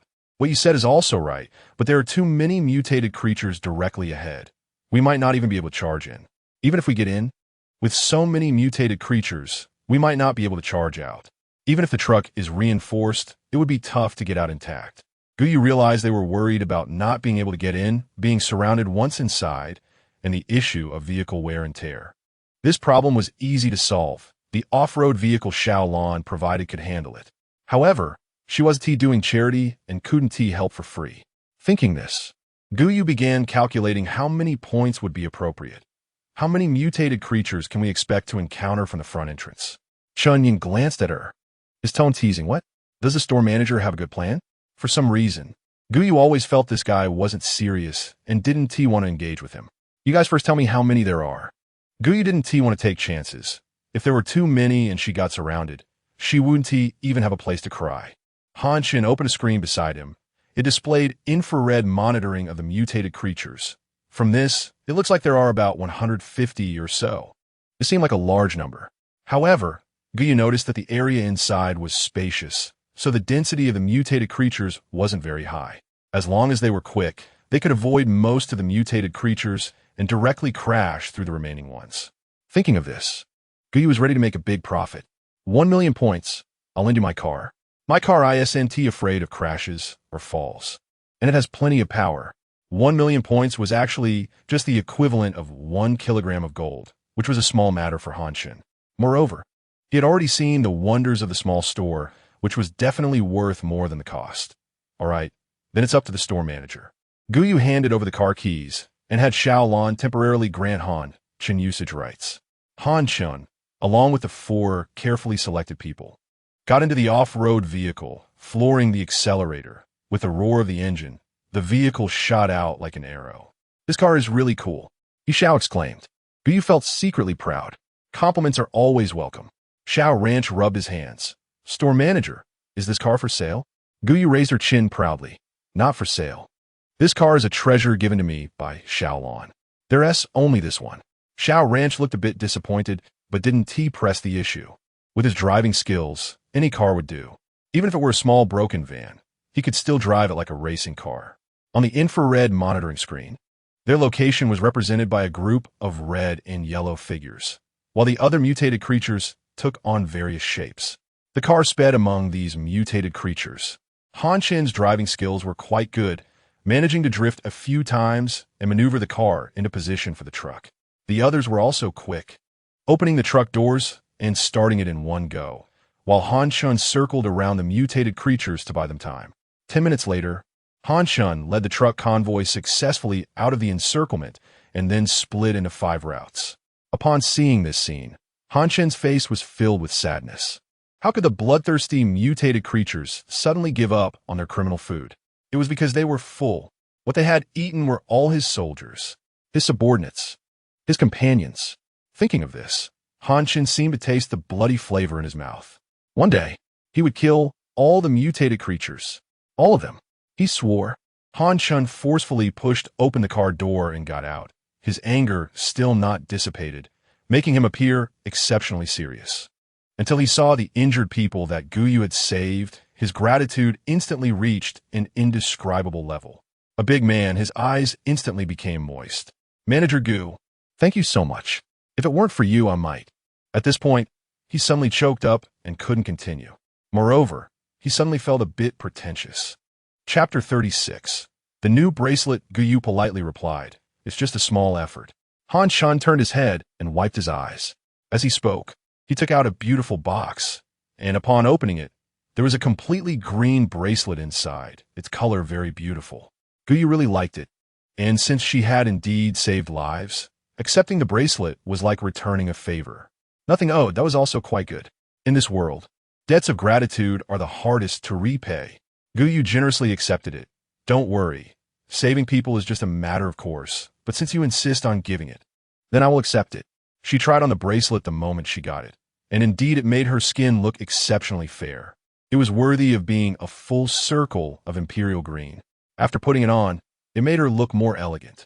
However, Gou Yu quickly took it off because she was already wearing a red bracelet, which was the hidden form of the Thousand Machine umbrella. Wearing too many would instead seem cumbersome. Moreover, this kind of bracelet was of auction-level quality, suitable for collection. At noon, the logistics team set up a large iron pot and began to cook instant noodles. Professor Fu adjusted his glasses and, without knowing when, had unconsciously sat next to Gou Yu. Are you the manager of that magical shop? Professor Fu spoke cautiously, shocking the students who had been following him. It is well known that Professor Fu has the worst temper in the entire research institute and is very strict with experiments. Even a slight mistake would get him scolded. Now, he could actually speak to someone with a friendly demeanor. He even spoke with a hint of flattery. Gou Yu was flipping through something in her hand. Xiaolon had just told her a cold joke, and she didn't expect this gray-haired old man to talk to her. However, she considered herself a respectful person. Hello, my surname is Gou, and I'm the manager of the Chachi shop. Gou Yu always felt that Professor Fu looked at her with an indescribable kindness. In fact, her feeling was not wrong. For Professor Fu, the food from Gou Yu's small shop was like a long-awaited rain after a drought. Having enjoyed normal food for 40 years, but surviving on compressed biscuits for the last 20 years. After all, there's an old saying in China, it is easy to go from frugality to luxury, but difficult to go from luxury to frugality. Therefore, Professor Fu was in this state. Having tasted the delicacies of Great China, how could he still eat mush every meal? He was getting old, had poor teeth. And while compressed biscuits could be boiled with water, others suffered, having to chew a small bite for a whole day. With no water, they could only lick. Gou Yu had not experienced these hardships, so she could not appreciate the value of food. Professor Fu's usually serious face rarely broke into a smile. Truly a young talent. Do you have a partner? Gou Yu awkwardly laughed. Just so.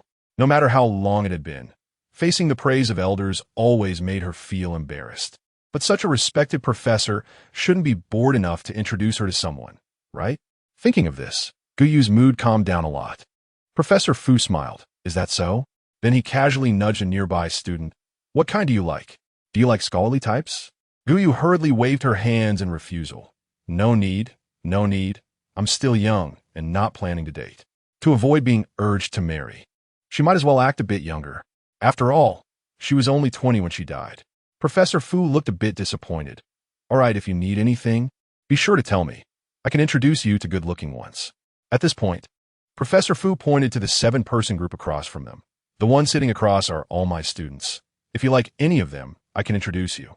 Gou Yu looked over and coincidentally made eye contact with Chun Yin, immediately pretending nothing happened and looking away. Not good. She was too young. How could she harm the flowers of the nation? Professor Fu suddenly seemed to remember something. But the one in the middle won't do. And the one next to him, who looks carefree, also won't do. The one in the middle was Chun Yin, and the carefree one was Xiao Ranjun. Gou Yu was curious. Why? Since they were already talking, she casually asked. Professor Fu adjusted his glasses, and a wise light flashed in his eyes, because both of them have someone they like. Gou Yu immediately played along. Really? With Gou Yu's prompting, Professor Fu suddenly felt the urge to elaborate. Yes, the one in the middle is said to have a white moonlight, and Professor Fu paused for effect, successfully capturing Gou Yu's curiosity before continuing. And it's a deceased white moonlight. There's a saying that goes, nothing is more unforgettable than a deceased white moonlight. Gou Yu nodded thoughtfully. Wait, he had been asking about her mom. It couldn't be.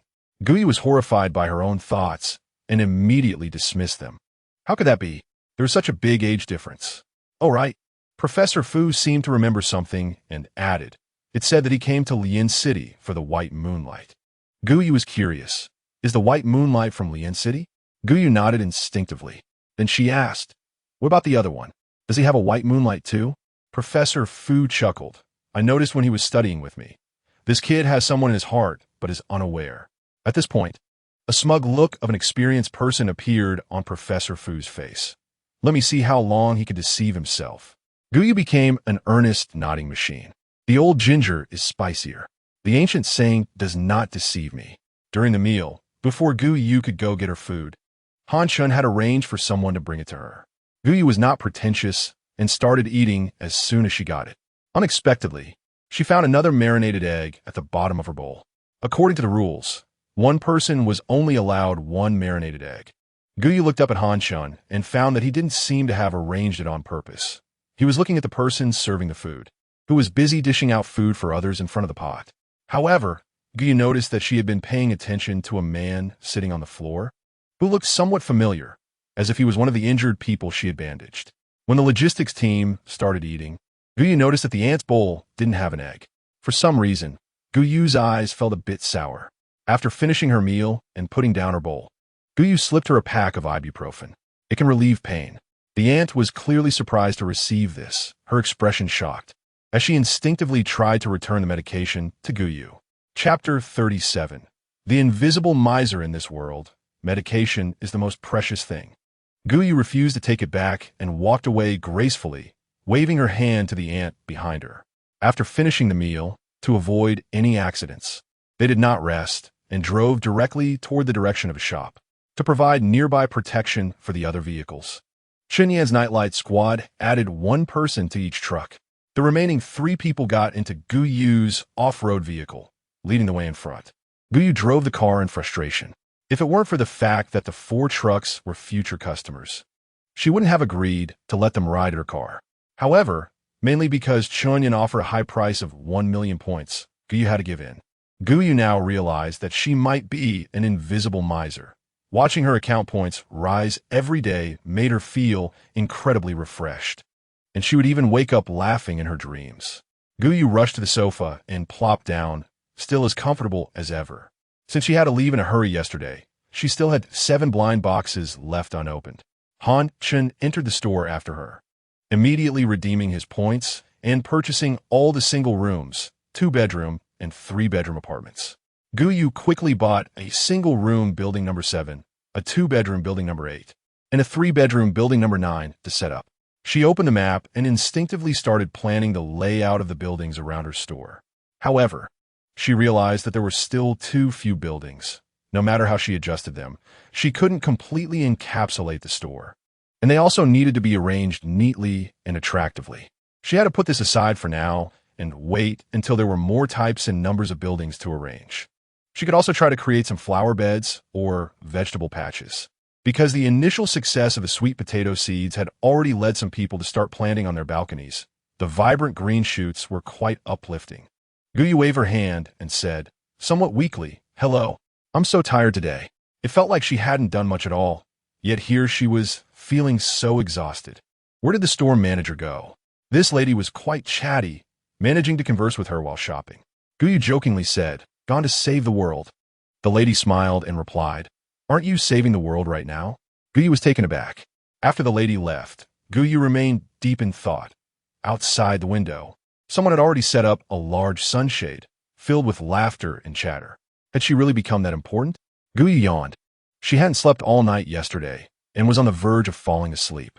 However, she still needed to open the blind boxes first, including the 7 blind boxes earned from today's daily tasks and 3 from special tasks. She could open a total of 17 blind boxes today. Food items: seafood-flavored instant noodles, tomato-flavored self-heating hot pot, bacon pizza, apples, red beans, lamb chops. Daily necessities: large iron pot, laundry powder, laundry liquid, steel wool. Medicines: ribavirin, anti-tuberculosis medication. Tools: sedan screwdriver. Special: grade forbidden item day travel 1,000 miles 10,000. Grade forbidden item 3,000 green threads 524. Grade bow and arrow talent card. 1 arrow 2 sculptures. Grade forbidden item day travel 1,000 miles. After use, you could travel 1,000 miles in a day. Side effect: motion sickness. Grade forbidden item 3,000 green threads. After use, it can randomly trap a person. Side effects: 1. Uncertainty. It may trap yourself. 2. After use, you may often feel cold. Grade bow and arrow talent card. 1 arrow 2 sculptures. After use, 1 arrow can hit 2 selected targets. Gou Yu's eyes lit up. The 1 arrow 2 sculptures actually had a hidden message of 100 accuracy. No wonder it was a grade talent card. This was her first time drawing a grade item. Thinking of the lantern fish she encountered on the road, Gou Yu was filled with anticipation for the grade talent card. She rubbed her hands together and opened the supply channel, but her smile vanished in an instant. Seafood-flavored instant noodles. Supply channel unlock price: 10,000 points. Selling price: 2 points per pack. Tomato-flavored self-heating hot pot. Supply channel unlock price: 10,000 points. Selling price: 5 points. Bacon pizza. Supply channel unlock price: 10,000 points.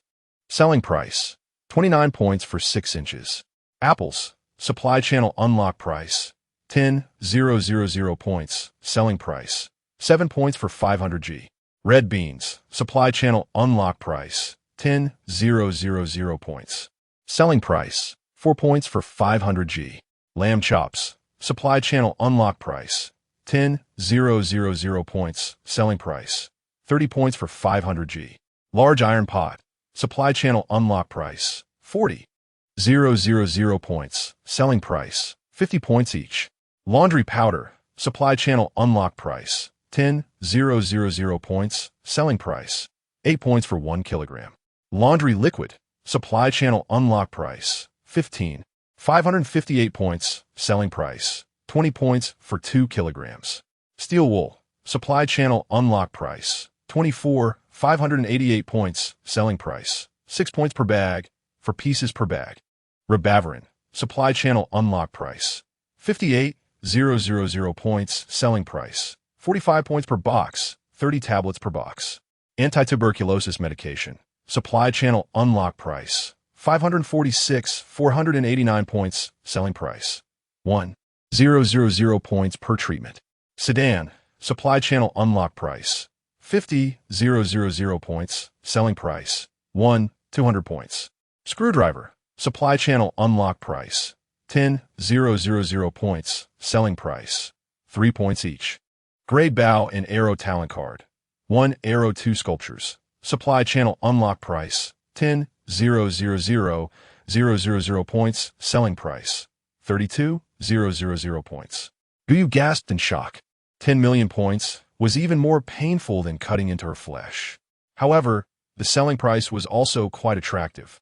She reluctantly unlocked it and immediately exited, allowing herself to pretend she didn't see it so it wouldn't hurt as much. Gou Yu stood up to stretch her shoulders and back, checked the time, and realized it was already 7 o'clock, time to prepare for dinner. She was too tired today and decided to buy a bacon pizza for a quick meal. And as the store manager, how could she not know about the food in her store? After devouring a delicious pizza, Gou Yu felt even sleepier and drowsy. She wasn't one to push herself. After washing up, she lay down in bed and fell asleep instantly. Gou Yu loved stir-fried beef with cilantro, but disliked the ginger in it, always picking it out.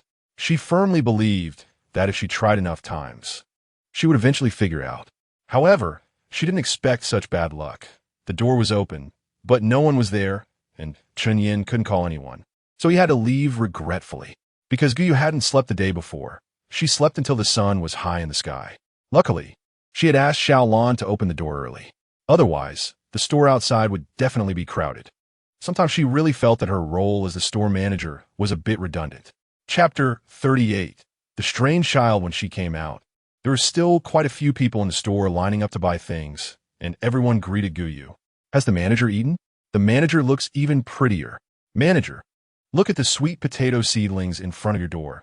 They're almost reaching the ground. Gou yawned while responding, hello, everyone. I haven't eaten yet. Thanks for the compliment. You look beautiful too. Really?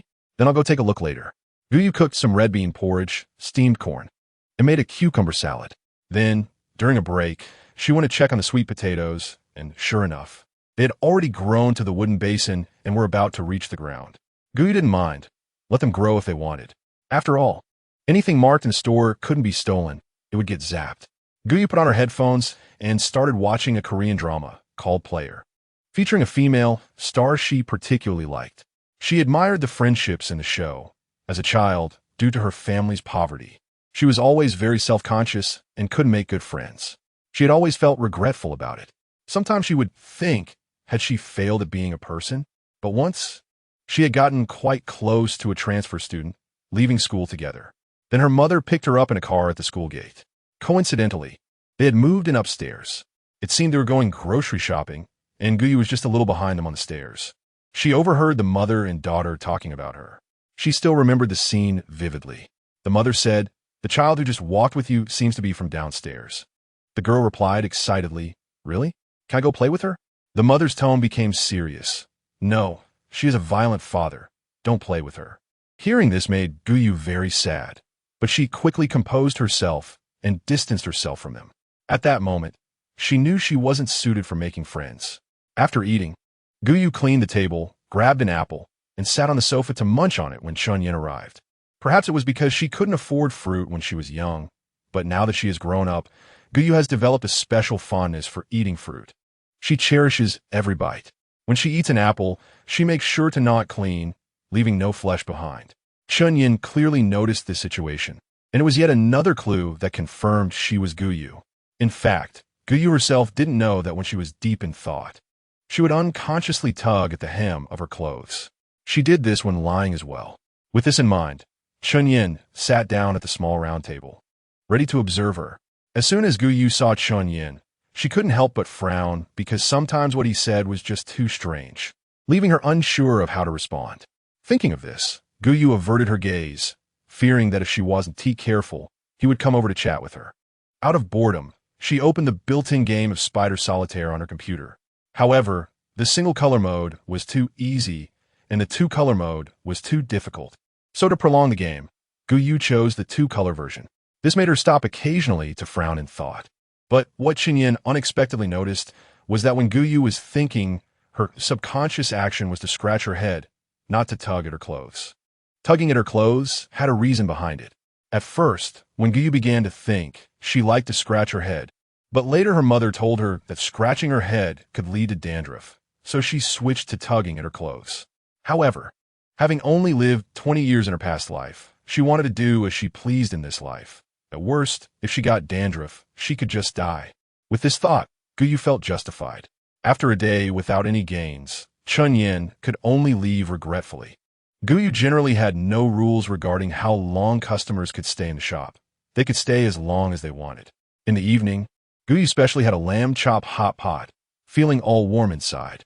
After dinner, she started to open blind boxes. Today's special task was to kill a mutated species, with a special blind box as the reward.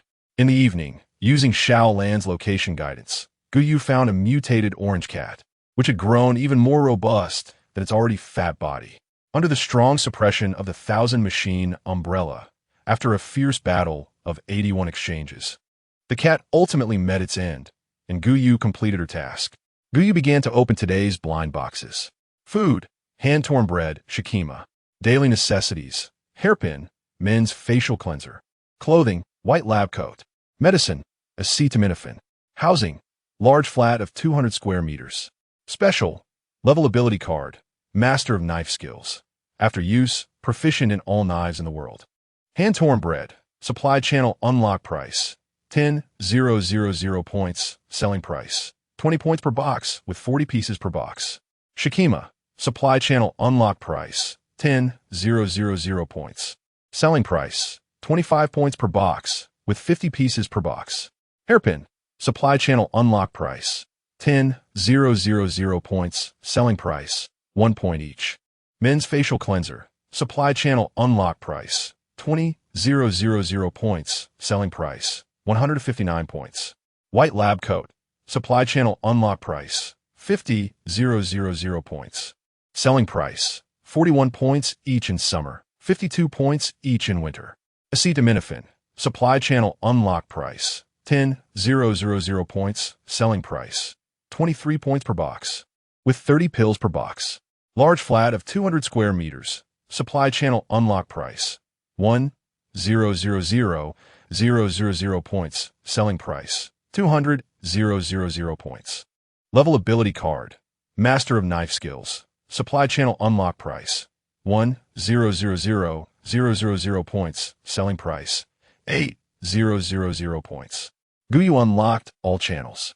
A large flat of building number 10 was placed on the exterior of the 3-room, 1-hall building. Since she was not there yesterday, she received 7 circuit boards today. Just 2 more circuit boards to exchange for a screen. By 9:30, there were hardly any customers left in the shop, so she took the opportunity to brush her teeth and wash her face. After 10 o'clock, she closed the shop directly to take a shower and sleep. On the 18th day of opening the shop, Gou yawned and stretched as she walked out of the shop, noticing that the sweet potato leaves had grown lush. So, she pinched a handful to prepare a cold dish. As soon as the colorful and fragrant cold dish was placed on the table, it attracted customer inquiries. Someone asked, "Won't this affect the growth of the sweet potatoes?" Gou casually replied, "No, you have to trust the products in the shop. Doesn't that mean there's another dish?" Gou ignored their discussion and focused on slicing the apple in her hand. Suddenly, a child playing in the shop bumped into the table, causing an uncut apple to roll onto the floor. Suddenly, the child pounced on the ground, picked up the apple, and began to gnaw on it. Gou was momentarily stunned, clearly having never encountered such a situation before. Chapter 39, a fight broke out. Logically speaking, customers in the shop should have achieved food freedom, and such a situation shouldn't occur. However, Gou thought he probably hadn't been full as a child and cherished food more. After all, it was just an apple. Let him eat it. The next second, a woman burst out from the crowd, grabbing his arm, and unexpectedly began to scold him. "You little brat, picking up food off the ground to eat? Aren't you afraid of getting worms in your stomach?" Then, turning to Gou, she changed her expression. "Shop owner, I'm really sorry. I didn't keep an eye on the child. I'll pay for this apple." Saying that, she immediately bought an apple and handed it to Gou. Gou thought it was just an apple and didn't need to fuss over it, so she accepted it casually. The woman smiled, apologizing while pulling the boy out. Xiao Lan remarked, "This aunt is really polite, nothing like those terrible parents of unruly children." Gou replied, "You're right." In the afternoon, when Gou went to the door to water the sweet potato seedlings, she noticed the child who had eaten the apple earlier was now picking up trash with a bag. Below building number 1, a grandmother sighed longingly as she watched. Gou thought the child was too mischievous, and that was why Grandma Su felt sorry for him. Just then, Huang Tsuehua couldn't sit still, and with her husband, set up a platform outside the windowsill to plant sweet potato seeds. Seeing Gou watching the child, she waved, "Shop owner, come here for a moment." "Aunt Huang, what is the matter?" Huang Tsuehua came inside and brought out a basin of cool water, which contained fist-sized mulberries. "Quick, try this. It's a Xiao air brought people to pick." Huang Tsuehua warmly invited, her face full of kind wrinkles. Gou was taken aback and didn't want to refuse the elder's kindness, so she symbolically tasted too. Huang Tsuehua smiled and watched her. When she ate too, she stopped eating herself, saying nothing, just pushing the basin toward Gou. "Aren't you curious why such a small child is out picking up trash in this hot weather?" Gou was full of question marks. She wasn't curious at all. Huang Tsuehua continued to speak to herself, and Gou's interest was piqued a bit. "Why?" Huang Tsuehua, not knowing what she was thinking, wore a look of disdain. "Have you seen his mother?" Gou instinctively replied, I've seen her. She is quite a polite woman." Huang Tsuehua sneered and sarcastically said, "This woman is quite something. She's a stepmother, skilled in playing the game of flattery. Look at how this child has been mistreated, yet everyone praises her as a good stepmother." One face in front of people, another behind their backs. You young people can't see it, but I've eaten more salt than you've eaten rice. How could I not see through this little scheme? Gou was taken aback. She really hadn't seen it. After all, the other party seemed genuinely considerate, and didn't he look like someone who would abuse a child? With this thought, Gou could only silently mourn for the child in her heart. She had no right to interfere in other people's family matters. In the apocalypse, order has collapsed, and countless people have died. At least this child is still alive, and that's enough. After all, it has nothing to do with her. Around 4 in the afternoon, a chubby woman rushed into the store, saying, "Oh no, someone is fighting." Gou was confused. If there was an issue, shouldn't they be looking for Han Chun? Why would they come to her? She was just a store manager, not a police officer, and couldn't handle disputes. But the woman was surprisingly strong, and Gou struggled several times but couldn't break free. Wait, Gou shouted anxiously, but the woman seemed too flustered to hear her. Coincidentally, they were headed to Building 4, where Chun Yin also lived. As they waited for the elevator, he happened to come out of it. Captain Chun, could you please call Chief Han for me?" Chun Yin didn't ask why. He just nodded. Gou breathed a sigh of relief and quickened her pace to catch up with the woman. Perhaps nearing their destination eased the woman's anxiety a bit. "Oh, manager, I haven't told you what happened yet. The families in 1103 and 1104 got into a fight." Gou was curious. "Why did they fight?" The woman replied, "Oh, just some small talk. The girl from the Li family in 1104 has been dressing particularly beautifully these days, and the Wang family in 1103 just said a couple of things." Gou's expression gradually became serious. "What did they say?" The woman casually replied, "Just some comments about how the girl is all dressed up every day, as if she wanted a man." Ironically, the Wang family aunt's husband had died the year before, and the Li family aunt just happened to criticize her for staying at home all the time, as if she also wanted a man. The Wang family aunt exploded and rushed at the Li family aunt to fight. Gou coldly responded, "So it's all the Wang family's fault for having a dirty mouth?" The woman clearly favored the Wang family. "You can't say that. If the Li family hadn't said anything, they wouldn't have fought." Gou sneered. "So the Li family's girl deserves to be insulted? The one who provoked first is despicable, and it was the Wang family who threw the first punch." The woman realized she had found an ally on the opposing side and immediately regretted it. She thought a young girl wouldn't want to get involved in such matters and just needed to help separate the people fighting. Gou was also getting angry. She wasn't a community committee Annie who had to manage neighborhood disputes. Today, whether standing on the side of reason or justice, she was determined to get involved. Gou's demeanor changed without her realizing it. Her back straightened, and her eyes became sharp, hiding a hint of killing intent. It wasn't until they reached the 11th floor that Gou understood why the chubby woman had come to call her. The situation was one-sided. The Li family, possibly from the north, had 4 or 5 big, strong men overpowering the Wang family's men. The women from the Li family were also fierce. The Wang family aunt was pinned to the ground, being pulled and torn at, losing chunks of her hair. The girl from the Li family was also quite tough, wielding a high heel to hit the Wang family's son, making him flee with his hands on his head. Even the old lady from the Li family was swinging her cane left and right. Gou's anger dissipated in an instant, and she found a good spot to lean against the wall and watch the spectacle. The chubby woman glanced at the chaotic crowd and then at Gou's indifferent face, still too afraid to offend her, and quietly slipped away. Chapter 40. Watching the show, one-sided, Gou glanced at her retreating figure and snorted coldly. Finally, the Li family got tired and pinned everyone down to the ground. 2 big men even sat on top of them. Han Chen arrived quickly, but by the time he got there, people were sprawled all over the ground, some lying on top of others. The ones below were already gasping for breath. Gou was sitting on the floor, chatting with the old lady from the Li family, and she could vaguely hear words like "look, young man, boyfriend." Chen Yan's face darkened as he quietly approached the two. What the hell is going on? He thought. Can't he just see for himself? This was clearly a case of the description not matching the reality. Gou shrugged, looking nonchalant. Han Chen was frustrated. Can someone come and tell me what happened?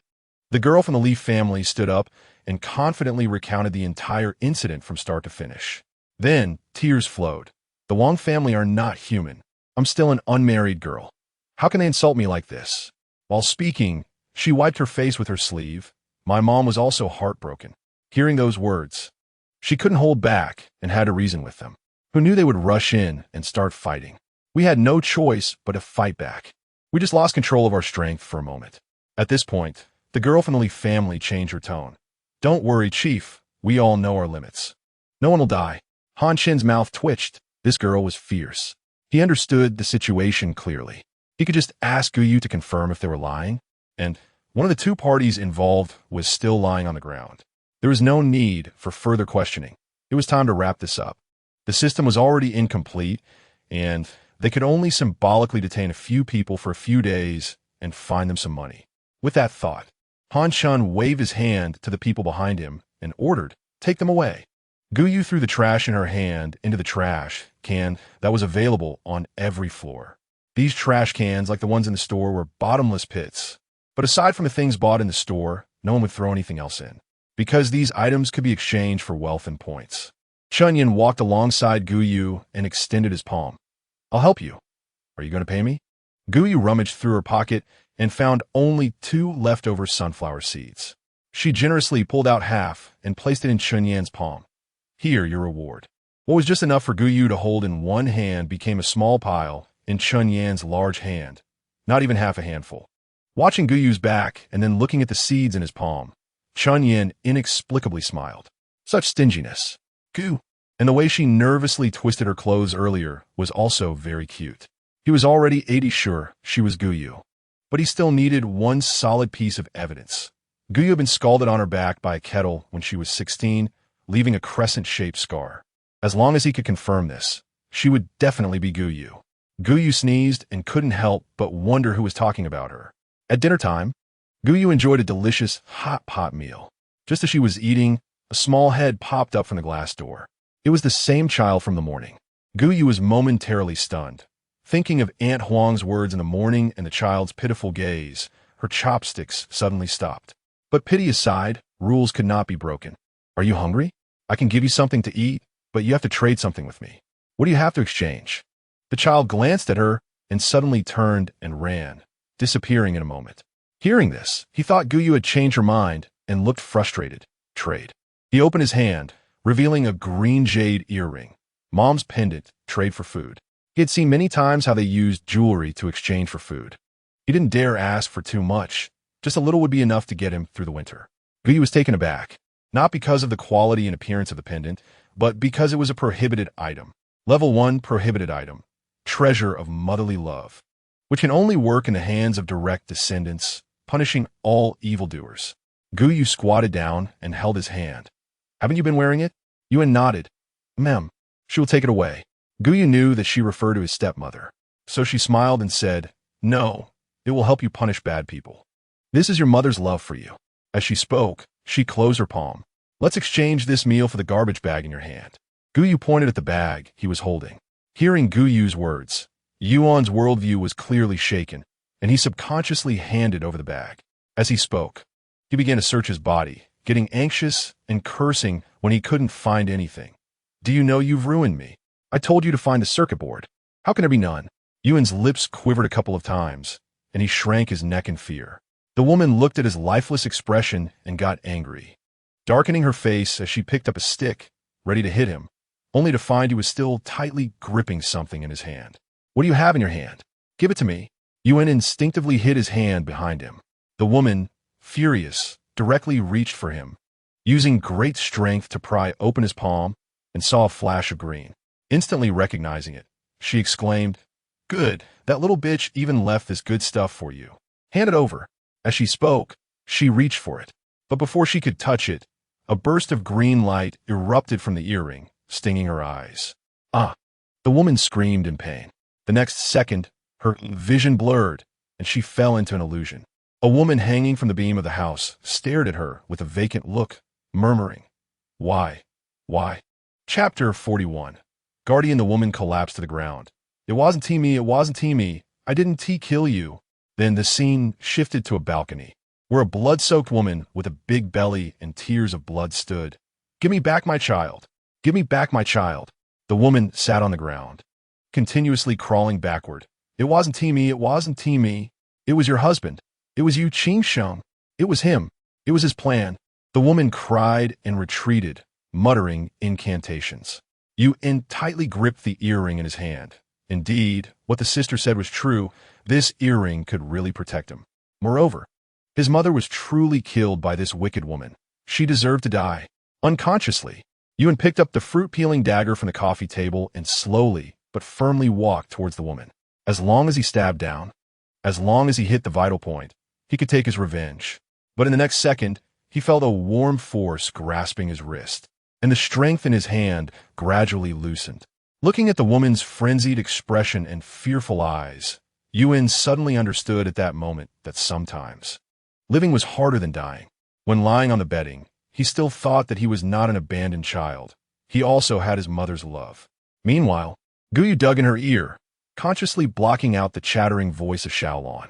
Gou Yu, why do you want to refuse the forbidden item? That's a high-level forbidden item. Xiaolon didn't quite understand why Gou Yu would give up such a good thing. A high-level forbidden item. There was only one type in the small shop. Gou Yu dug in her ear, her expression impatient. Didn't you see it's limited to direct relatives? A mother's heartfelt love is unconscionable to take. And don't you feel that earring has its own consciousness? Xiaolon scratched her head and smiled awkwardly. Really? I didn't look closely. Gou Yu picked up the potato chips on the table, bit into one with a triumphant expression. Don't worry. I'll definitely not give up anything that can be collected. Xiaolon, then quickly see what's in the bag? To be honest, Gou Yu wasn't very hopeful because the child had been roaming nearby all afternoon. In fact, many items had been picked clean. The moment she opened the bag, Gou Yu was stunned. She pulled out 2 intact circuit boards, shocking her. Xiaolon exclaimed excitedly. Great, Gou Yu, the task is complete. But Gou Yu didn't have such a good attitude. This thing can't be collected. The value of a meal can't compare to this at all. Xiaolon didn't quite understand. Why not? It was agreed that it would be the item in that bag. Why can't it be collected? Seeing that Xiaolon really didn't understand, Gou Yu explained. First, the price I pay for this item is fixed, and collecting something from a child is just a meal. If this gets out, others will definitely think we're deceiving the child. In business, there can't be any blemishes, Gou Yu emphasized. So, don't overlook any small aspect. Everything is important. With this in mind, Gou Yu didn't touch the items in the bag again. She just opened a packet of chicken feet and slowly gnawed on them. It's unclear whether it was because the mosquitoes had mutated, but there had never been many mosquitoes in the small shop, even as summer approached. So, ignoring the fact that she couldn't often go out, Gou Yu's little life was even better than before the apocalypse. By 9 o'clock, Gou Yu was already preparing to wash up when unexpectedly, a group of ragged people rushed in. Seeing the items in the cabinet, they pounced on them. Gou Yu urgently called out, Xiaolon, trap them. The green vines instantly bound everyone tightly. There were 27 people in total, and the stench made Gou Yu wrinkle her nose. Who are you? Where did you come from? Unexpectedly, these people didn't listen to Gou Yu at all. Instead, they began to beg and plead. Lord Ability User, we didn't know it was your store. We'll leave right away. Please don't kill us, said a frail young man. Please, you have so much food. Just give us a little. We don't want much, just a loaf of bread, please. This was a gaunt old man. Gou Yu was speechless. Did she look that fierce? Xiaolon, you should throw away the stick in your hand before talking. Gou Yu smiled awkwardly. Isn't this an interrogation? Just holding something for show. Gou Yu poked the young man with the stick. What is your name? Mun, Zheng Shongxiao. Gou Yu asked again. Where did you come from? Zheng Chunxiao. We came from the Haisher base. With this, Gou Yu felt a surge of admiration. You walked all this way? How long did it take? Zheng Chunxiao. 3 months. Perhaps trying to elicit sympathy. He added, my shoes are all worn out. Gou Yu glanced at his feet. It was a pitiful sight, with stones and garbage stuck in the worn-out wounds. Some were even oozing pus. Gou Yu quickly averted her gaze. She couldn't stand such bloody things. What did you eat along the way? Gou Yu asked again. In this world, anything edible was either guarded by a powerful force or had been picked clean. Zheng Chunxiao gave a bitter smile. Sand, tree bark, wild grass. Whatever we saw, we ate. Whatever we could find, we ate. Gou Yu looked at him with admiration. You guys are really impressive. Seeing that many people were moved to tears by this, their expressions grew solemn, and Gou Yu finally had the chance to introduce them to the place. You won't have to worry about food anymore. Here, you can exchange all waste for points, and the points can be exchanged for everything you see now. Gou Chen, being young, quickly understood Gou Yu's meaning, but precisely because he understood, he found it even harder to believe.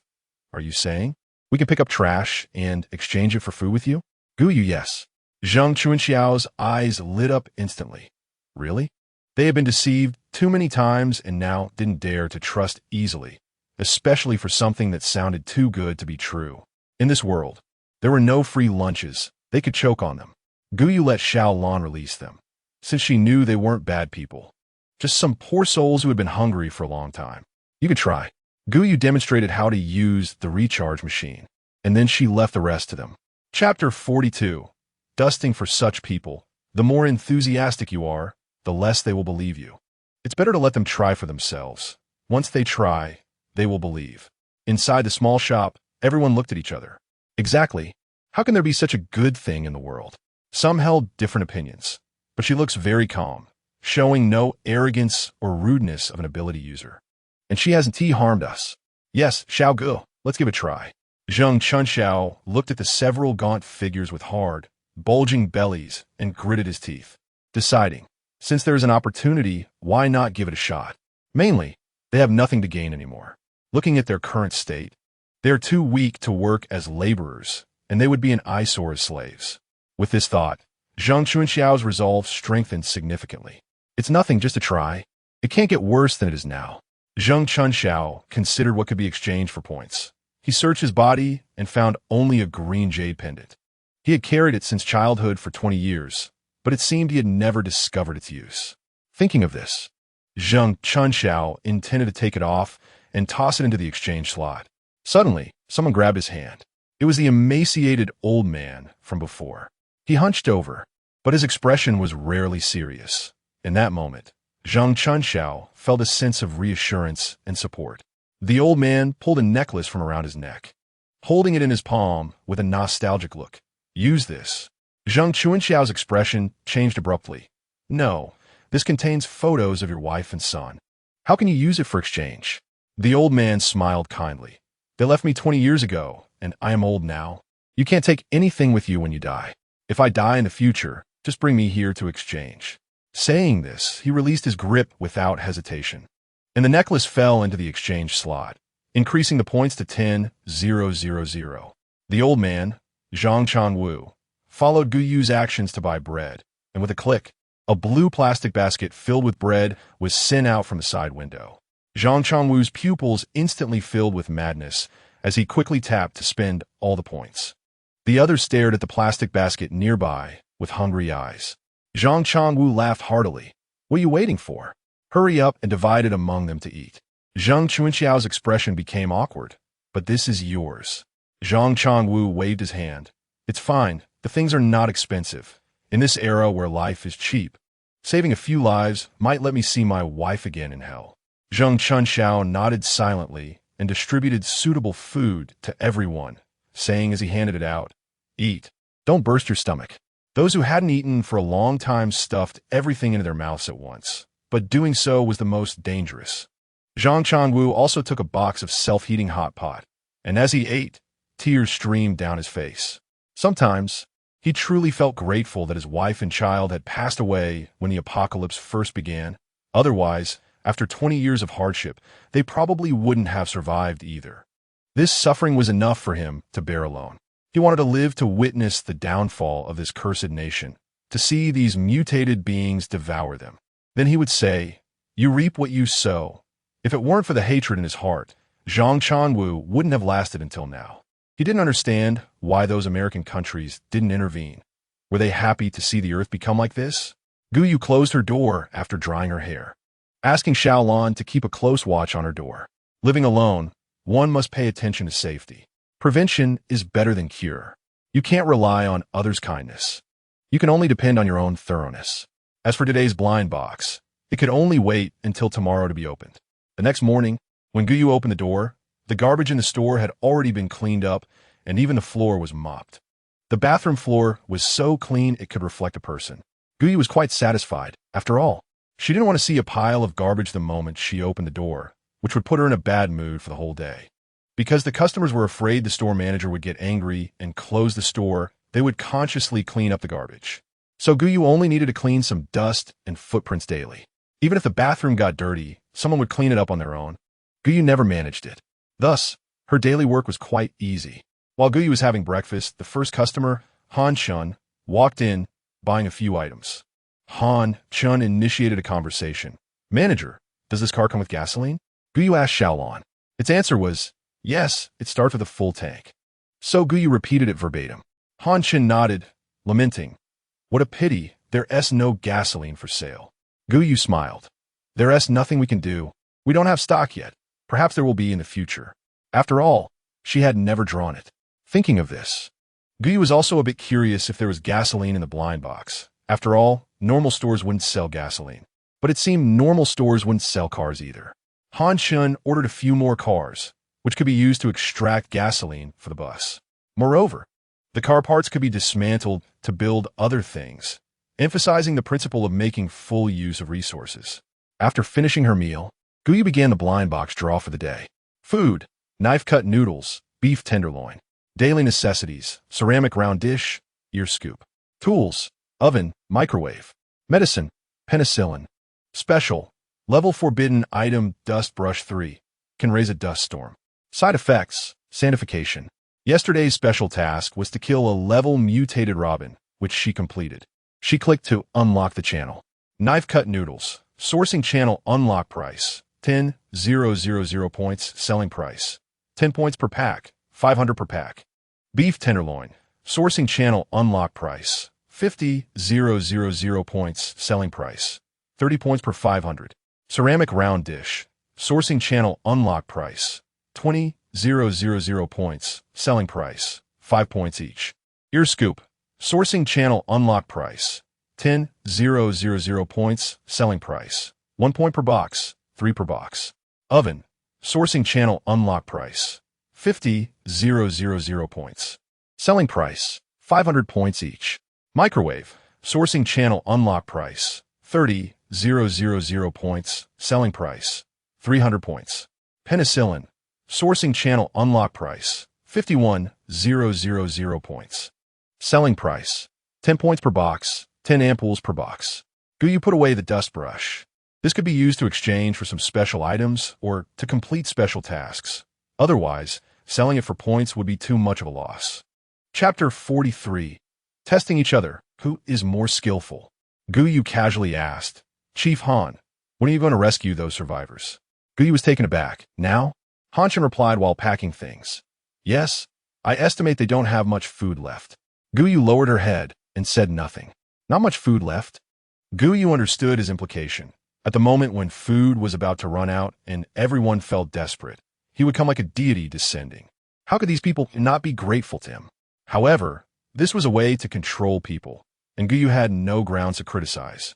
After Han Chun left, the store fell silent again. At this moment, a man dressed in black, wrapped tightly, walked in. Gou recognized him. He was the familiar face of the man who had been captured and locked outside the store for several days. He suddenly reached into his chest to pull something out. Gou's expression hardened as she knocked on her earphone to remind Xiaolon to be alert, in case this person suddenly pulled out a gun to shoot her or took out a bomb to die together with her. The same saying applies: always guard against others. But to her surprise, the man in black actually pulled out a bag from his chest, and when he opened it, it was filled to the brim with gold. Gou was stunned for a moment. "What is this for?" At this moment, the man spoke, kneeling on the ground with a thud. "I am guilty. Please punish me." "Manager." Gou frowned. "What are you doing?" The man cried bitterly. "I was deceived by wicked people and poisoned in the small shop out of desperation. This is my apology. Please accept it, shop owner." Gou scoffed. "Does accepting it mean I have to forgive you and then remove you from the blacklist?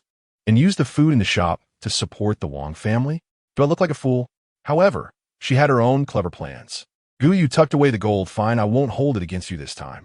Seeing that Gou didn't mention removing him from the blacklist, the man's expression instantly turned as if he were constipated. Gou tilted her head and smiled. "Is there anything else?"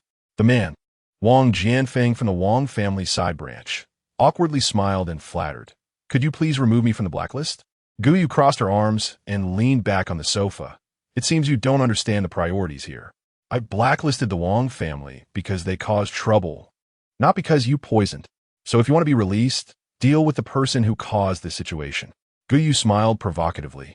Kill him and bring his head to me, and I will remove the blacklist for you. Wang Jianfeng's pupils constricted, staring at her in horror. His mouth opened, but he couldn't speak for a long time.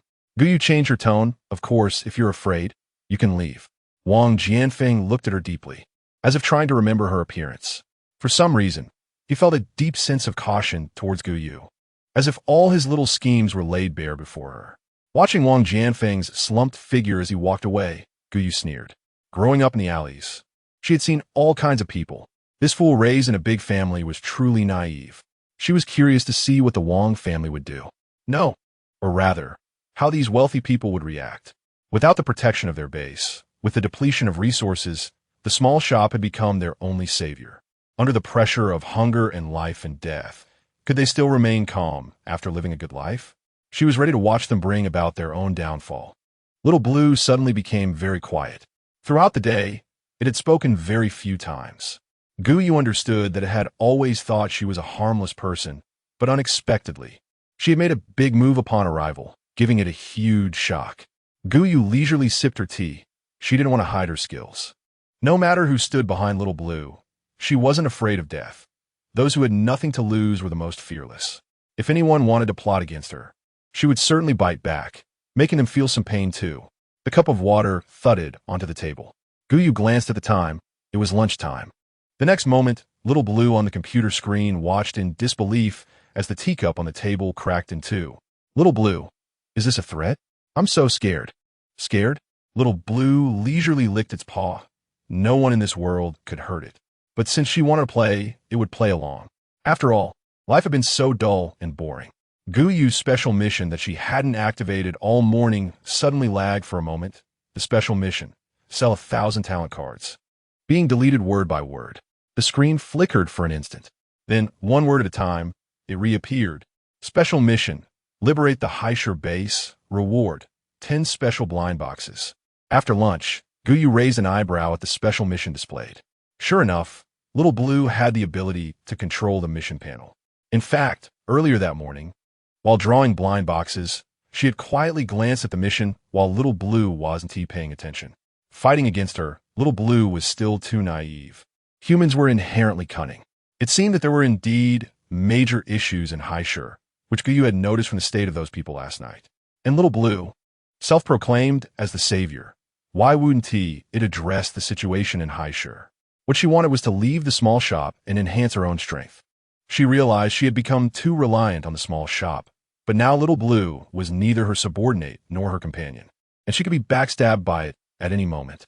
Would she really leave the small shop in 10 years? Would she be trapped here for a lifetime? Gou Yu suddenly realized that only strength could prevent her from appearing passive when facing these unknown forces. So how could she enhance her own strength? Only through killing. With that thought, Gou Yu touched the 1,000-machine umbrella on her wrist. Could she really use this umbrella with confidence? Gou Yu stared into Little Blue's eyes and said slowly, Little Blue, what kind of relationship do we have? Gou Yu lowered her head and chuckled. I hope it is a good one. After being reborn for so long, it indeed hadn't harmed her. But she always liked to prepare for both possibilities. Little Blue, activate the search for mutated species mode. Little Blue replied, yes, and then quietly hid away. It seemed that it was no longer trusted by Yu. So sad. Wasn't it good enough at pretending? What a pity. It wanted to invite Yu to watch a performance and then deliver a heavy blow. But it didn't expect her to awaken so quickly. It suddenly understood why those people would choose her. No worries, this time it was in the atmosphere. It would make you willingly walk into the trap. Chapter 44. Peach fur allergy. After all, they were all too clear about Yu's weaknesses. Now, the game officially begins. Little Blue on the screen suddenly flickered twice and transformed into a white-haired child with rare white pupils that held mysterious colors. It seemed to hide a vortex, ready to suck someone in at any moment. The chubby little face bore the wisdom of a strategist. But Gou Yu couldn't see any of this. She was currently using the needle knife in the center of the 1,000-machine umbrella to kill the mutated species. Without systematic training, her technique was very clumsy, and she missed several times. If she could be injured, she would have been killed 1,000 times already. However, Gou Chen firmly believed that after experiencing countless crises, she would surely improve. She carried a notebook with her, where she recorded the weaknesses of the mutated species she had fought against. These weaknesses were shared with her by Little Blue during its observations, which she verified and recorded one by one. Ironically, she wanted to use Little Blue's power to become stronger, yet she was always on guard against it. Because the further she went out, the more piles of waste accumulated. Gradually, more people appeared, and the mutated species were divided up. Watching the crowd actively transporting sand, steel bars, wood, and iron plates, Gou Chen greeted someone she was familiar with and then quickly walked toward the outskirts. Suddenly, Little Blue urgently called out, "Don't go any further. Ahead is the Lian City district." Gou Chen stopped in her tracks, shocked inside. How could it be like this? The buildings here were surprisingly well preserved, and there were scattered humanoid, mutated species wandering in the streets.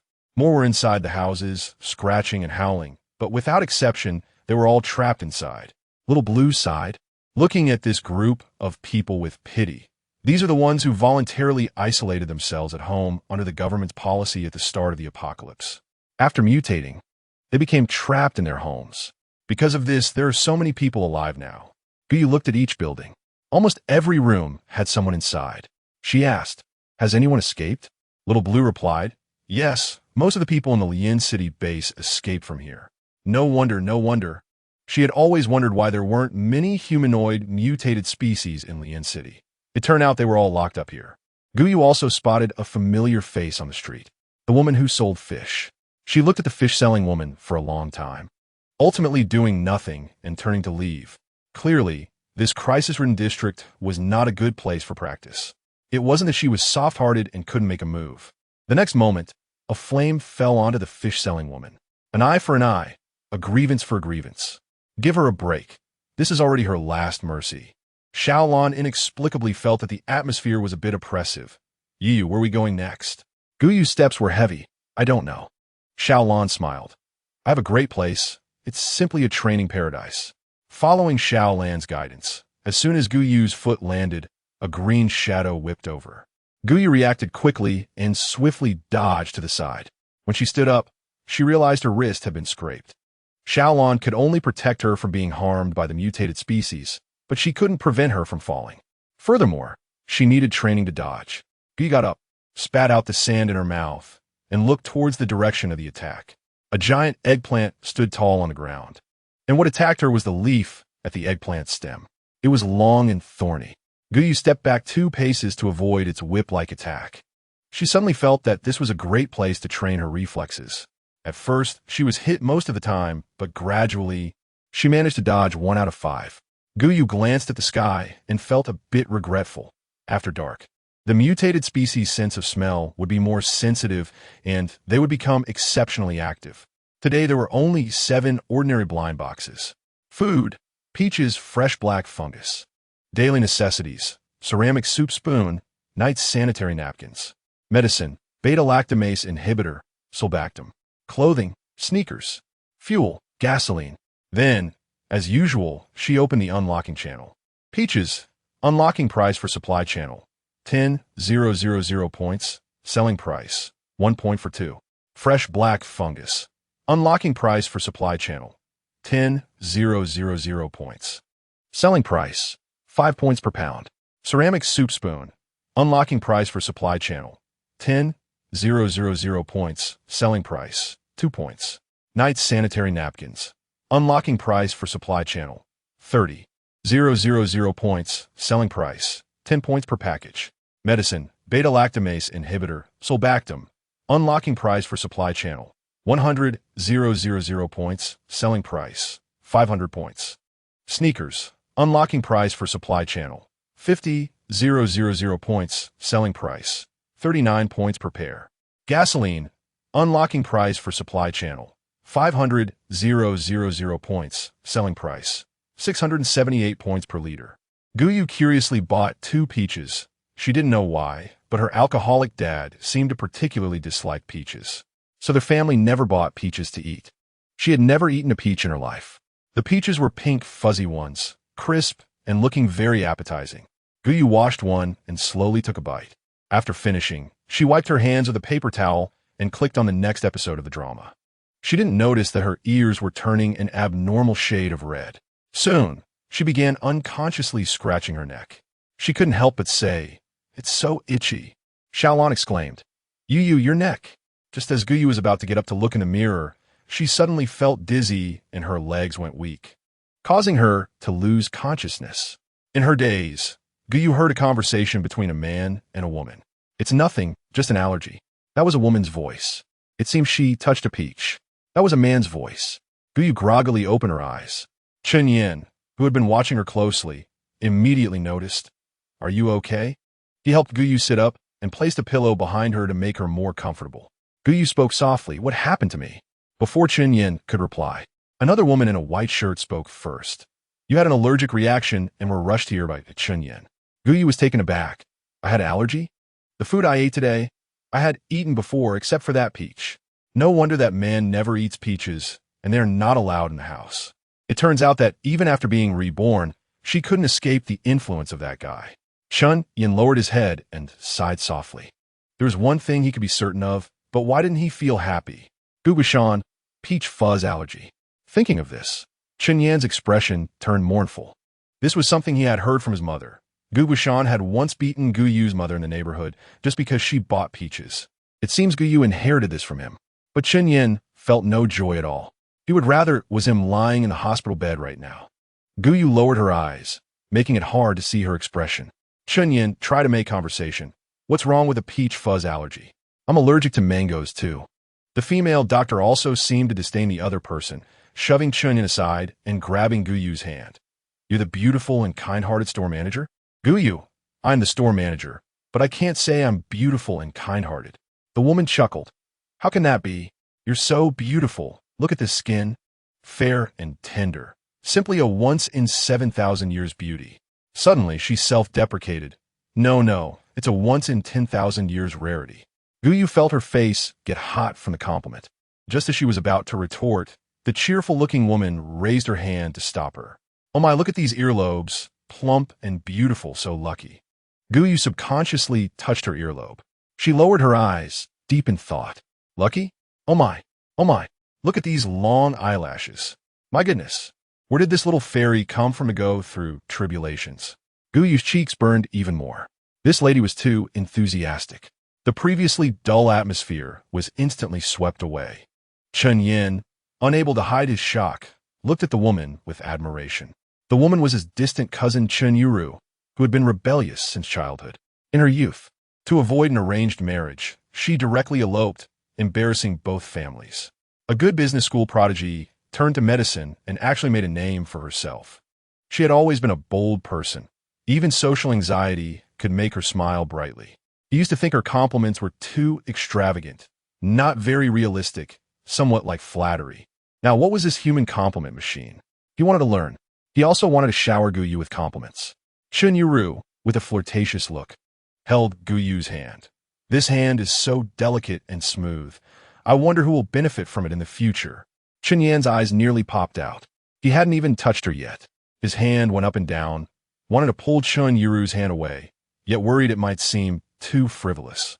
Gou Yu felt embarrassed and tugged her hand but couldn't move it. Chen Yin quickly stepped in, forcefully pulling Chen Yuru's hand away, with an involuntary hint of jealousy in his tone. "Didn't you see she's uncomfortable?" Chen Yuru put her hands on her hips. "Hey, you little rascal." Saying this, she pretended to hit him. Chen Yin playfully stuck out his tongue, stood up, and ran around, making it impossible for Chen Yuru to catch him. Perhaps influenced by this atmosphere, Gou Yu burst out laughing. Chen Yuru and Chen Yin paused their actions. Chen Yuru smiled like a kind mother. "All right, you just woke up? I won't disturb you too."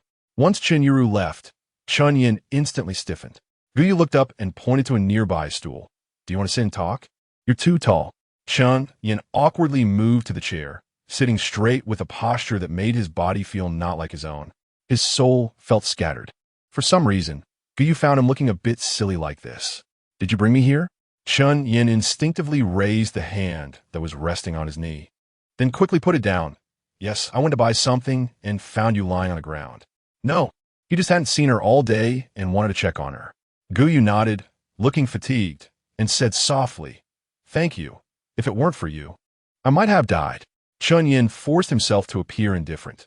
No need. It was just a casual thing. Gou Yu smiled and said nothing. This incident, even if she owed him once, she would remember this kindness in her heart and repay it when she had the chance next time. "I want to be alone for a while," Gou Yu said. Chun Yan's expression froze for a moment. "Okay." He suppressed his concerns and slowly walked out. Gou Yu stared out the window at the raindrops that had started to fall at some point, her black and white eyes filled with sharp contemplation. Is that man still alive? If she encounters him, what should she do? Pretend not to know him, or strike hard? Gou Yu sighed, feeling that her body had improved significantly, and she no longer needed to stay in bed, so she pulled off the quilt and put on her slippers. She opened the door and found that this was supposed to be a 2-bedroom apartment, which had been converted into a clinic by Chun Yiru. At some point, Chun Yiru had put on a white coat from the little shop and was sitting behind the examination table, fiddling with an old stethoscope. Gou Yu asked her, "Can I be discharged?" Gou Yu took the medicine and thanked her softly. "Thank you." "Wait." Chun Yiru suddenly called out to her just as she was about to leave, saying something Gou Yu couldn't understand. "Thank you. Thank you for being alive." Gou Yu was puzzled and slowly took the elevator down. After she left, Chun Yin, who had been hiding in another room, slowly walked out. Chun Yan's face was cold. "What do you care?" He felt that Gou Yu might need her own space right now. Chun Yiru rolled her eyes in disbelief. "Fine, I won't say anything more." Then she changed her tone. Teasingly, "It's her, right?" Chun Yin didn't understand. "Who?" Chun Yiru crossed her arms arrogantly. Who else could it be? The white moonlight from Lian City. When you were a kid, left alone in Lian City and bullied by the nanny, it was her who protected you." Chun Yin shot her a sidelong glance, not saying a word. Chun Yiru disdainfully pouted. Oh, back to that deadpan look again. If you have this ability, why not direct it towards the shop manager?" Chun Yin turned his face away, looking like he didn't want to talk to an idiot. Chun Yiru, annoyed, slapped the files on the table and said, "Get lost. Get lost. Just seeing you annoys me. You always have that stinky face. Just go. Don't come back unless it's necessary." Chun Yin, being kicked out, had a cold face, making it impossible to tell he had been kicked out, his imposing aura fully on display. But when he pressed the elevator button and met Gou Yu's eyes the moment the door opened, he was stunned. His straight and firm shoulders instantly slumped. You were so nervous, you stutter." Gou Yu was taken aback for a moment, glancing at the floor. "Oh, did I forget to press it?" The confusion in her tone and the puzzled expression made Chun Yin find her cute. He couldn't bring himself to look at her, nervously staring at the elevator buttons ahead. Chapter 46. Suffocation? Heartbeat? In a narrow space, with only the two of them, he felt like he was about to suffocate from nervousness. Especially when Gou Yu kept stealing glances at him. It made him even more anxious, causing his palms to sweat. Every time Gou Yu spoke, all the muscles in his body seemed to tense up. What's wrong? Chun Yin even felt his tongue getting tangled. Gou Yu said in a mournful tone, "Maybe, could you help press the elevator button?" Chun Yin, tall with long legs, stood in that direction, completely blocking the elevator button, ignoring the plight of Gou Yu with her short legs. He felt his face getting very hot. So, the reason she was frequently looking at him just now was because of this? Realizing this, Chun Yin felt a bit disappointed. The elevator stopped at the 12th floor, and a large group of people squeezed in. For some reason, Chun Yin instinctively took a big step back. The two people who had been standing in front of and behind the elevator suddenly pressed against each other. Gou Yu felt her nose almost touching the broad back in front of her, warm breath rushing towards her. She felt a bit uncomfortable and stepped back, pressing tightly against the back wall of the elevator. But a faint, sunny, refreshing scent lingered at her nose, feeling omnipresent and somewhat invasive.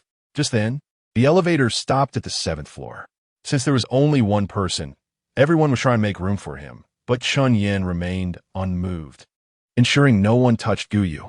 For some reason, at that moment, Gou Yu felt a bit sour. It was like a child who had never received candy finally receiving a piece, that complex and hard-to-believe feeling. Was she mistaken? He seemed to. Gou Yu looked at her pale reflection on the elevator wall and suddenly realized perhaps he felt sorry for her. The elevator stopped at the 1st floor, and everyone rushed out. When Gou Yu saw that Chun Yin had no intention of moving, She raised her foot to walk around him. Wait. Chunyin called out to her. This was something Gou hadn't expected. Chunyin took out a satellite phone. See, can I add you as a contact? Gou was taken aback, instinctively rummaging through her body, but found nothing. Ultimately, she could only regretfully refuse. Sorry, I didn't bring it. Maybe next time. Why did she feel a bit of anticipation? If, next time, he remembered, she would give it to him. But he probably wouldn't remember. They had only met a few times, and were only slightly familiar. It felt a bit pitiful. But Gou immediately slapped herself mentally, reminding herself not to feel sorry for men. Feeling sorry for men would lead to unhappiness. A man, 3 parts drunk, can make you cry. She had deeply experienced this with her drunken father. Sometimes, he just wanted to vent, regardless of whether he was drunk or not. Once, she clearly saw him smiling after an episode of violence, laughing arrogantly and recklessly. At that moment, she understood. Being drunk was just his excuse. He was inherently a bad person. So from then on, she understood her mother. When Gou reached the door of the little shop, she noticed her face felt cool. When she reached out to touch it, feeling the dampness, she realized, oh, she had been crying. It turned out that childhood trauma really takes a lifetime to heal. Gou quickly wiped away her tears and pushed open the shop door. She was too tired and wanted to rest early. But before sleeping, she reminded Xiaolon, close the door when business hours are over. Xiaolon, okay. Thus, the 19th day of her rebirth passed without incident. Day 20. Gou didn't know if it was because she was too tired yesterday, but she woke up late. After leaving her room, the shop door was already open, and the shop was crowded.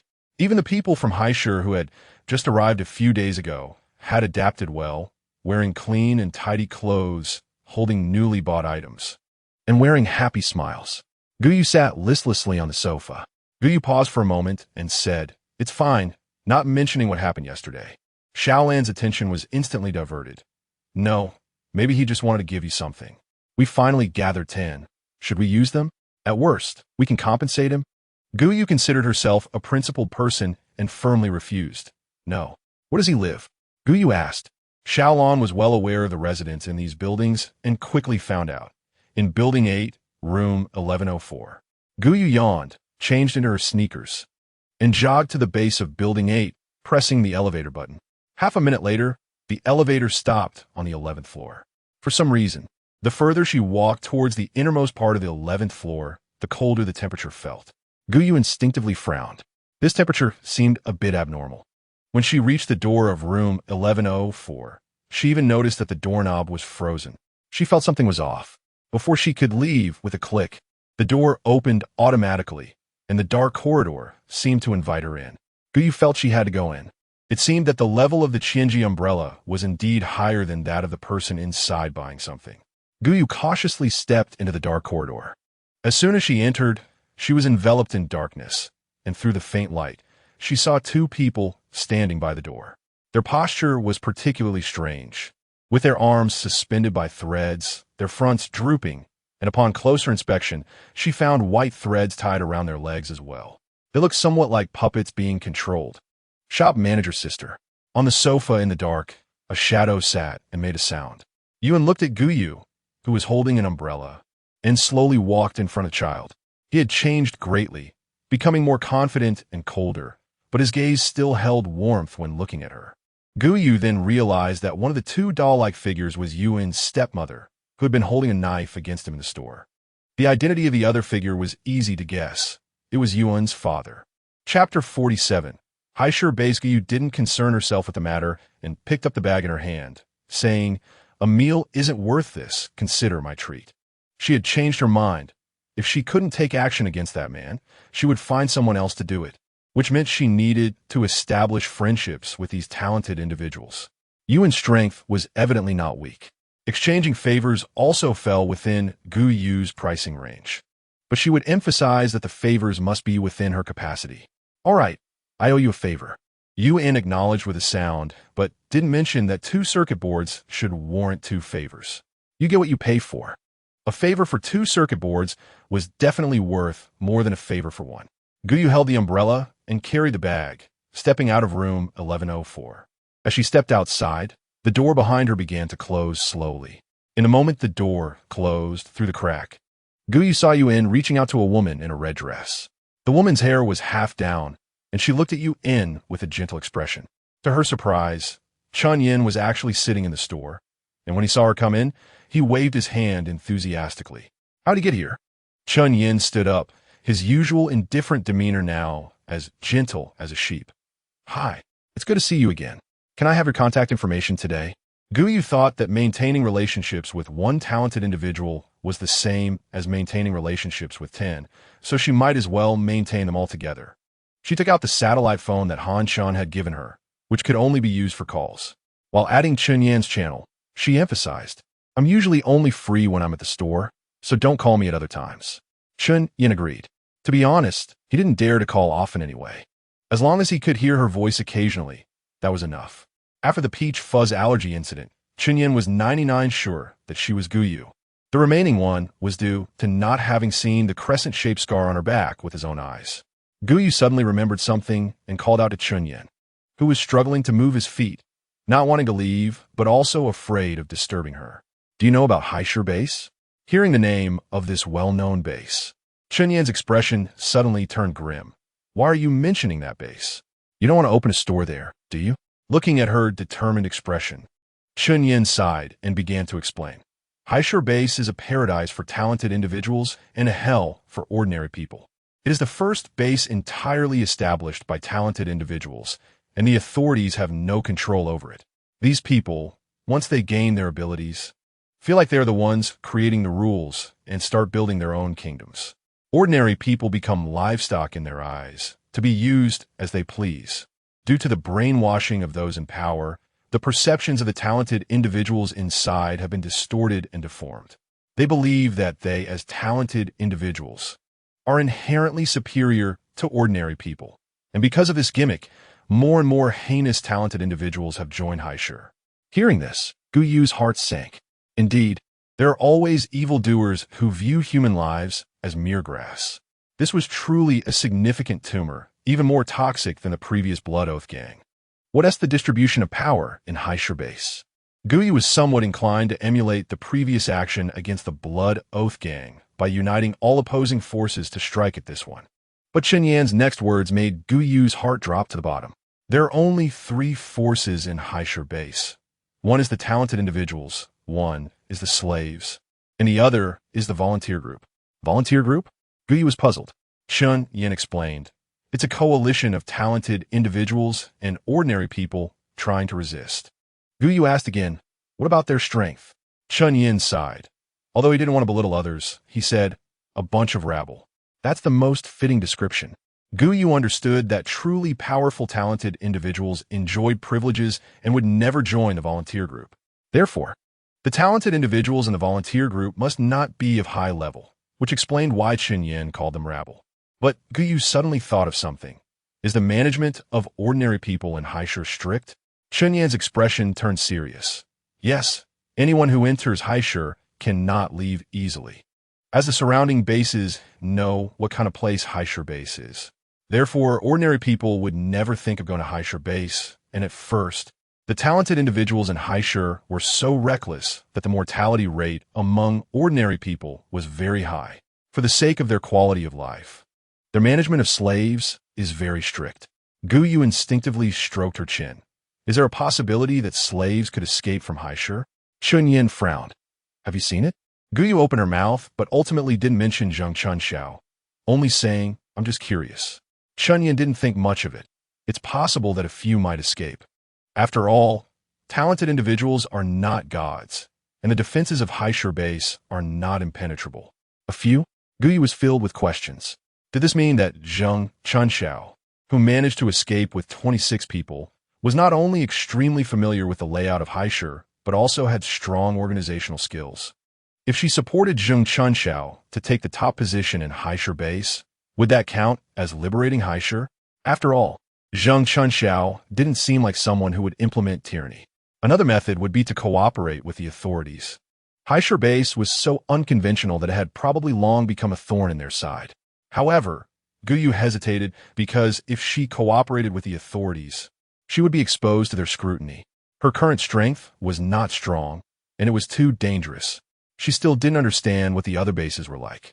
Choosing the lesser of two evils, Gou leaned more towards Zheng Chunxiao. But how to proceed would still require careful planning. Gou looked at the types of talent cards available in the small store. There were still too few. If she had powerful attack talent cards, she would arm Zheng Chunxiao and her group completely. There was no need for Gou to plan. The oppressed would surely seek revenge against the talented individuals in Haishur once they gained power. They just needed time. They just needed time to level up. Every talented individual had levels from 1 to 10, and Gou had asked Chenyan before. The highest level in Haishur was only 7. But what Gou lacked the most was time. If the time for special tasks exceeded 10 days, it wouldn't be cost-effective for her. Find Xiaolan for help. Xiaolan, is there a way to improve the levels of talented individuals? Xiaolan was silent for a moment. Chapter 48. Shortcut. If it's a naturally awakened talented individual, they can only rely on accumulation to level up little by little. However, if a talented individual awakens through talent cards, they can take a shortcut. But Xiaolan's tone became serious. Doing this also has drawbacks. They will be half as weak as those of the same level who have awakened naturally. Gou thought, what about those who are 1 level weaker? Xiaolan replied, they will be 2 levels weaker. Gou asked, and 2 levels weaker? Xiaolan said, the odds of winning are 50-50. So, they would need to be 3 levels stronger than the opponent to secure a win. That means level 10? Gou felt it was hard to believe. Can this method really reach level 10? Xiaolan confirmed. Yes, this method can only reach level 10 at most. Gou understood that shortcuts were not easy to take, but upon careful consideration, the strongest globally was only level 9. If a level 7 could become the boss of a base, why couldn't a level 10 with strength equivalent to level 7? Gou's resolve strengthened. Xiaolan. What we need to do? Xiaolan replied. Buy talent cards and use them continuously. From 1st to 2nd tier, 10 talent cards. From 2nd to 3rd tier, 100 talent cards. From 3rd to 4th tier, 1,000 talent cards. From 4th to 5th tier, 10,000 talent cards. From 5th to 6th tier, 100,000 talent cards. From 6th to 7th tier, 1 million talent cards. From 7th to 8th tier, 10 million talent cards. From 8th to 9th tier, 100 million talent cards. From 9th to 10th tier, 1 billion talent cards. Looking at the astronomical numbers above, Gou felt her eyes go dark. Let alone reaching the 10th tier, even getting to the 9th tier required over 110 million talent cards. Converted into points, leveling up would require 110 billion points. Gou felt like she was going bald. Nevertheless, she outlined the upgrade rules and emphasized that those of the same level would be 2 levels weaker than normally upgraded talent holders. Unexpectedly, the small shop was instantly crowded with people. Gou had already received the screen exchange with circuit boards, and she used colored text to broadcast this news for an entire day. From that day on, the residents seemed to have been injected with adrenaline, frantically scavenging the surrounding garbage and hunting mutated species. Among them, Zheng Chunxiao and Zhou Wanmei were particularly crazy, searching day and night for items that could be exchanged for points. Even meals were provided by others. The small restaurant, which had been idle due to a lack of customers, also reopened, as everyone wanted to save some energy, boosting the restaurant's business. Huang Cuihua, who ran the restaurant, smiled widely every day. She bought out the first-floor apartments in building number 1 because many people found a single rooms too small and moved out. Some people thought they were useless and sold them off. Huang Cuihua bought all the apartments in building number 1, set up dining tables, and worked hard with a group of children, making over 10,000 a day. Since both brothers of the Liu family had talents, they did not need to purchase a large number of talent cards, so Huang Cuihua paid them daily wages to save up for talent cards. Each of these children chose talents they were interested in and worked hard to become stronger. Gou felt utterly confused. He had only been gone for a day, yet it felt like the world had changed. It wasn't until he saw the announcement on the shop's big screen that he silently pulled out a bag of gold. Indeed, in prosperous times, jewelry is valuable, but in chaotic times, gold is king. He always said that things that are not needed should be kept, in case they're needed later. Han Shen had long discovered that while the talent cards in the small shop could grant people talents, the speed of talent enhancement was much slower compared to those with naturally awakened talents. He always thought having a talent was good enough. Why would he need anything more? But now that he thought about it, who would want to stay stagnant if they could level up. With this thought in mind, a sly smile appeared on Gou Chen's face as he rubbed his hands together and waved, exchanging all his gold for talent cards. Under Professor, he's meticulous planning. The military base soon gained a 10th-tier powerhouse with immense strength, a 9th-tier planning talent holder, an 8th-tier storage talent holder, and a 7th-tier archer talent holder. Instantly, the power of his subordinates increased significantly. To ensure loyalty, he chose only his personal guards, while other soldiers were rewarded with talent cards that could be exchanged for merit. This way, they had an additional channel for exchange. Of course, they could also search for items themselves to exchange in the small shop. So, Gou Chen was not worried about how many talent cards they would exchange for with their merit points. Merit points were much harder to earn than picking up garbage. Gou confirmed that most people had seen the announcement, so she began to play the recipe videos she had collected. Stir-fried shredded pork with green peppers. Sweet and sour fish. In just one short day, everyone's cooking skills improved dramatically, and even the little restaurant introduced many new dishes. They started innovating recipes. Gou, accompanied by the twilight of the day, began to unbox the blind boxes she had obtained that day. Food, eggplant filling pickled vegetables. Daily necessities, black hairpins, sunscreen. Clothing, slippers, women's white shirts. Medicine, cefotaxime sodium. Eggplant. Unlocking price for supply channel. 10,000 points. Selling price. 2 points each. Fulling pickled vegetables. Unlocking price for supply channel. 10,000 points. Selling price. 1 point per pack. Black hairpins. Unlocking price for supply channel. 10,000 points. Selling price. 1 point per bag. 10 pieces per bag. Sunscreen. Unlocking price for supply channel. 30,000 points. Selling price. 47 points. Slippers. Unlocking price for supply channel. 10,000 points. Selling price. 10 points per pair. Women's white shirt. Unlocking price for supply channel. 50,000 points. Selling price. 399 points. Cefotaxime sodium. Unlocking price for supply channel.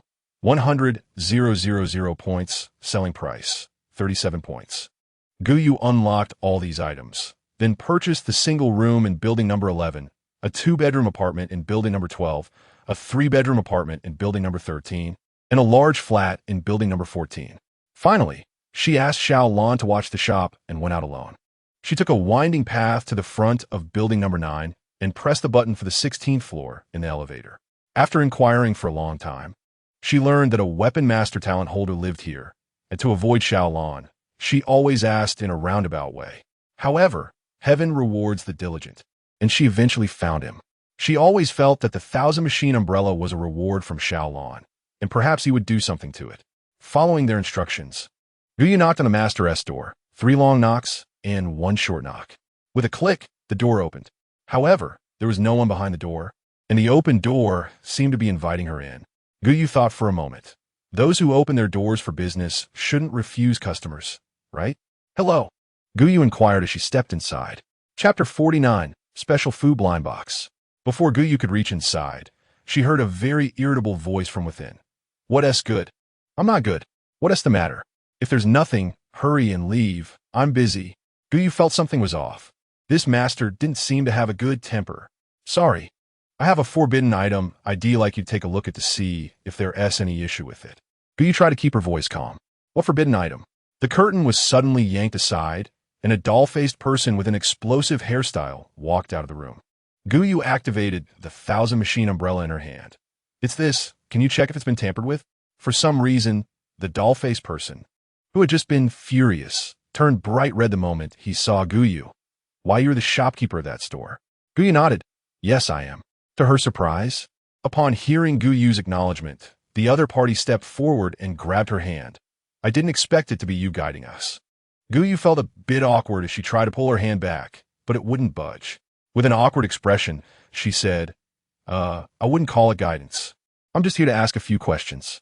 The doll-faced person, named Su Mingxin, had inherited forging techniques from his ancestors and awakened the talent of a forging master, which elevated his forging skills to a new level. Let me see that thing you mentioned. Su Mingxin took the bracelet and examined it under the light. Suddenly, He paused and frowned. This thing has been placed under restriction. Gou Yu frowned. Restriction? She hadn't expected Xiaolan to start plotting against her so soon. If Xiaolan could hear this, he would definitely claim she was wronged. Su Mingxin's frown quickly relaxed, but it doesn't affect anything. This restriction states that this item can only be used by direct relatives of the original owner. Direct relatives? Gou Yu's pupils constricted. Was he serious? Direct relatives refer to parents, spouses, and children. Even grandparents and grandchildren do not count. But she only had her parents, no children. As for her father, she didn't believe he would leave this for her, so it must be her mother. So this bracelet, is it meant for her? Was the original owner not her? But did it accidentally fall into her hands? Or does that person referred to as mother still have a bit of maternal love for her? Gou Yu asked again. Is there no other question? Su Mingxin smiled and said, impossible. This forbidden item has too high a level. Apart from the recognized owner, no one could tamper with it. Objects also have their own temperaments. They often prefer to be shattered into jade rather than remain whole as tiles. Su Mingxin returned the bracelet to her. So, you can use it with peace of mind. Although Su Mingxin said this, Gou Yu couldn't help but feel a faint worry and vigilance whenever she thought about receiving it from Xiaolan.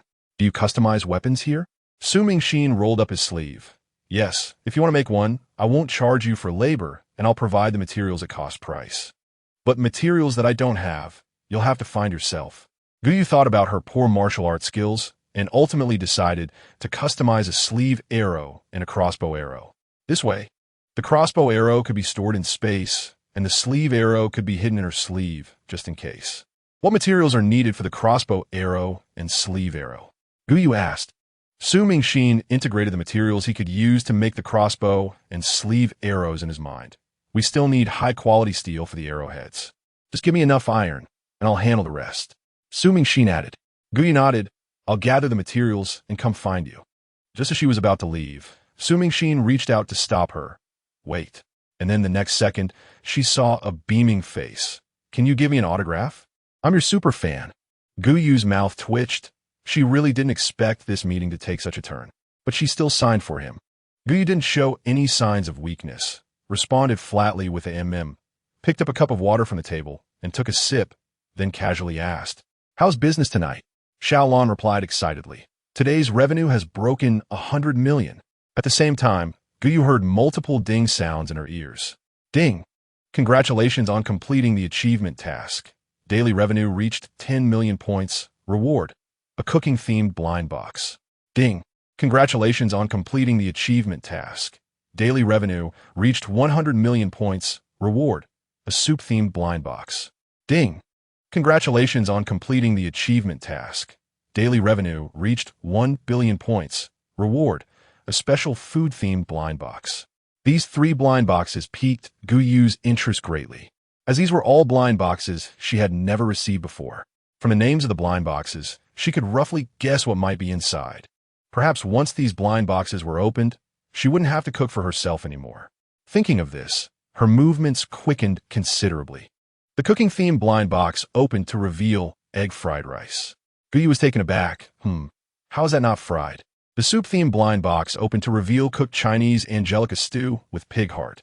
The special food-themed blind box surprisingly opened to reveal a dazzling golden light. Yes, just a dazzling golden light, extremely glaring. Xiaolan, what did it open? I can't see it. Xiaolan replied, Oh, sorry. The font is yellow and covered by the light. You got Buddha jumps over the wall. Gou Yu closed the blind box and clicked to unlock the channel. Was it the Buddha jumps over the wall she was thinking of? The one with an outrageous production process that was extremely rare? Gou Yu rubbed her hands together. Unexpectedly, she could eat the delicacies she had never tasted in her previous life after being reborn. Egg fried rice. Channel unlock price. 40,000 points. Selling price. 10 points. Cooked Chinese angelica stew with pig heart.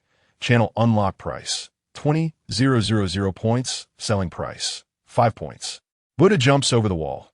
Channel unlock price. 5,000 points. Selling price. 500 points.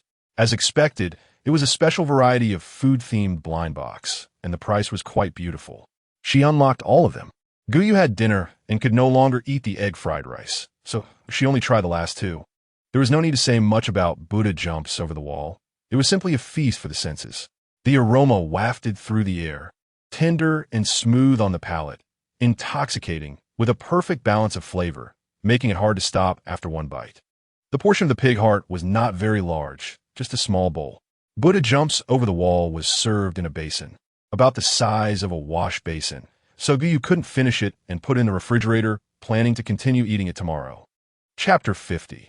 The unusual snake. Gou didn't notice that the rich aroma attracted the slumbering giant beasts in the forest, with leaves rustling and the sound of friction accompanying their movement. It was enough to give one goosebumps. On the 21st day of opening the shop, around 6 o'clock, Gou groggily heard noisy voices and, still dazed, opened her eyes to look at the ceiling. It took her nearly 3 minutes to wake up. What happened?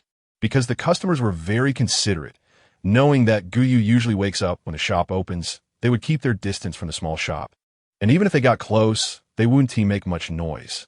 It was the first time it was this noisy. "Mom, look quickly, there's a monster. Such a big monster." A lively childish voice rang out. Another child interjected, "That's not a monster. It's a mutant species. They're the bad guys who destroy our home. But this monster doesn't look anything like those mutants. It resembles the Nuwa goddess my mom told me about. The Nuwa goddess is female and has a human head, but this one doesn't." The children began to argue, and the surrounding crowd couldn't help but laugh at them. Perhaps the area around the shop was too safe, so this group of children gradually let loose. Gou slipped on her slippers and walked towards the direction of their attention. She discovered a gigantic snake coiled around a tall tower about 1,000 meters away from the shop. The snake was coiling around the tower's peak, gazing at the shop from afar. This was also why these children weren't too scared. They were too far away, and this snake was unusually beautiful, with long eyelashes.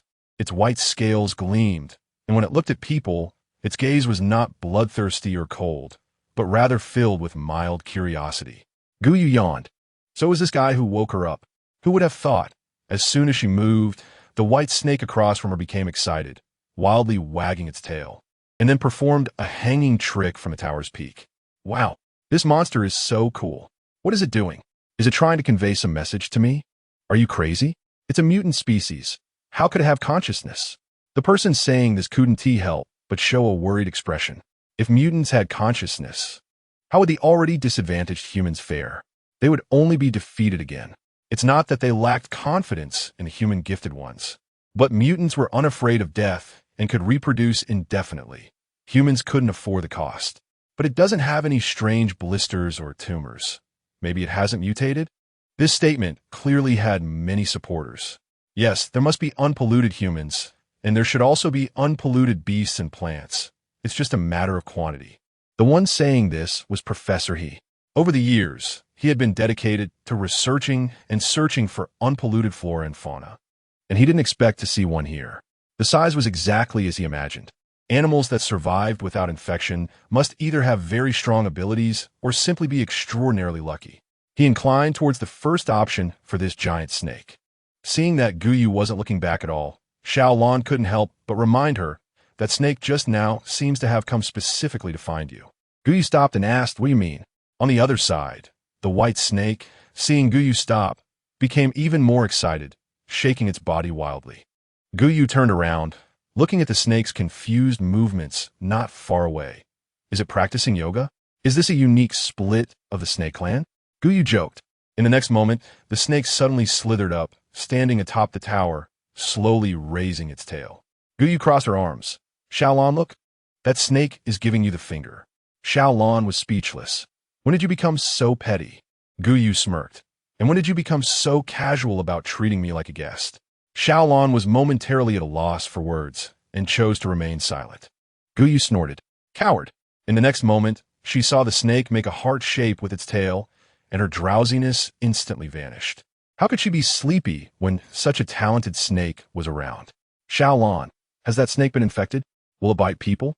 A snake that can make a heart surely has no bad intentions. It must want to rely on her. She announced that she agreed to this arrangement.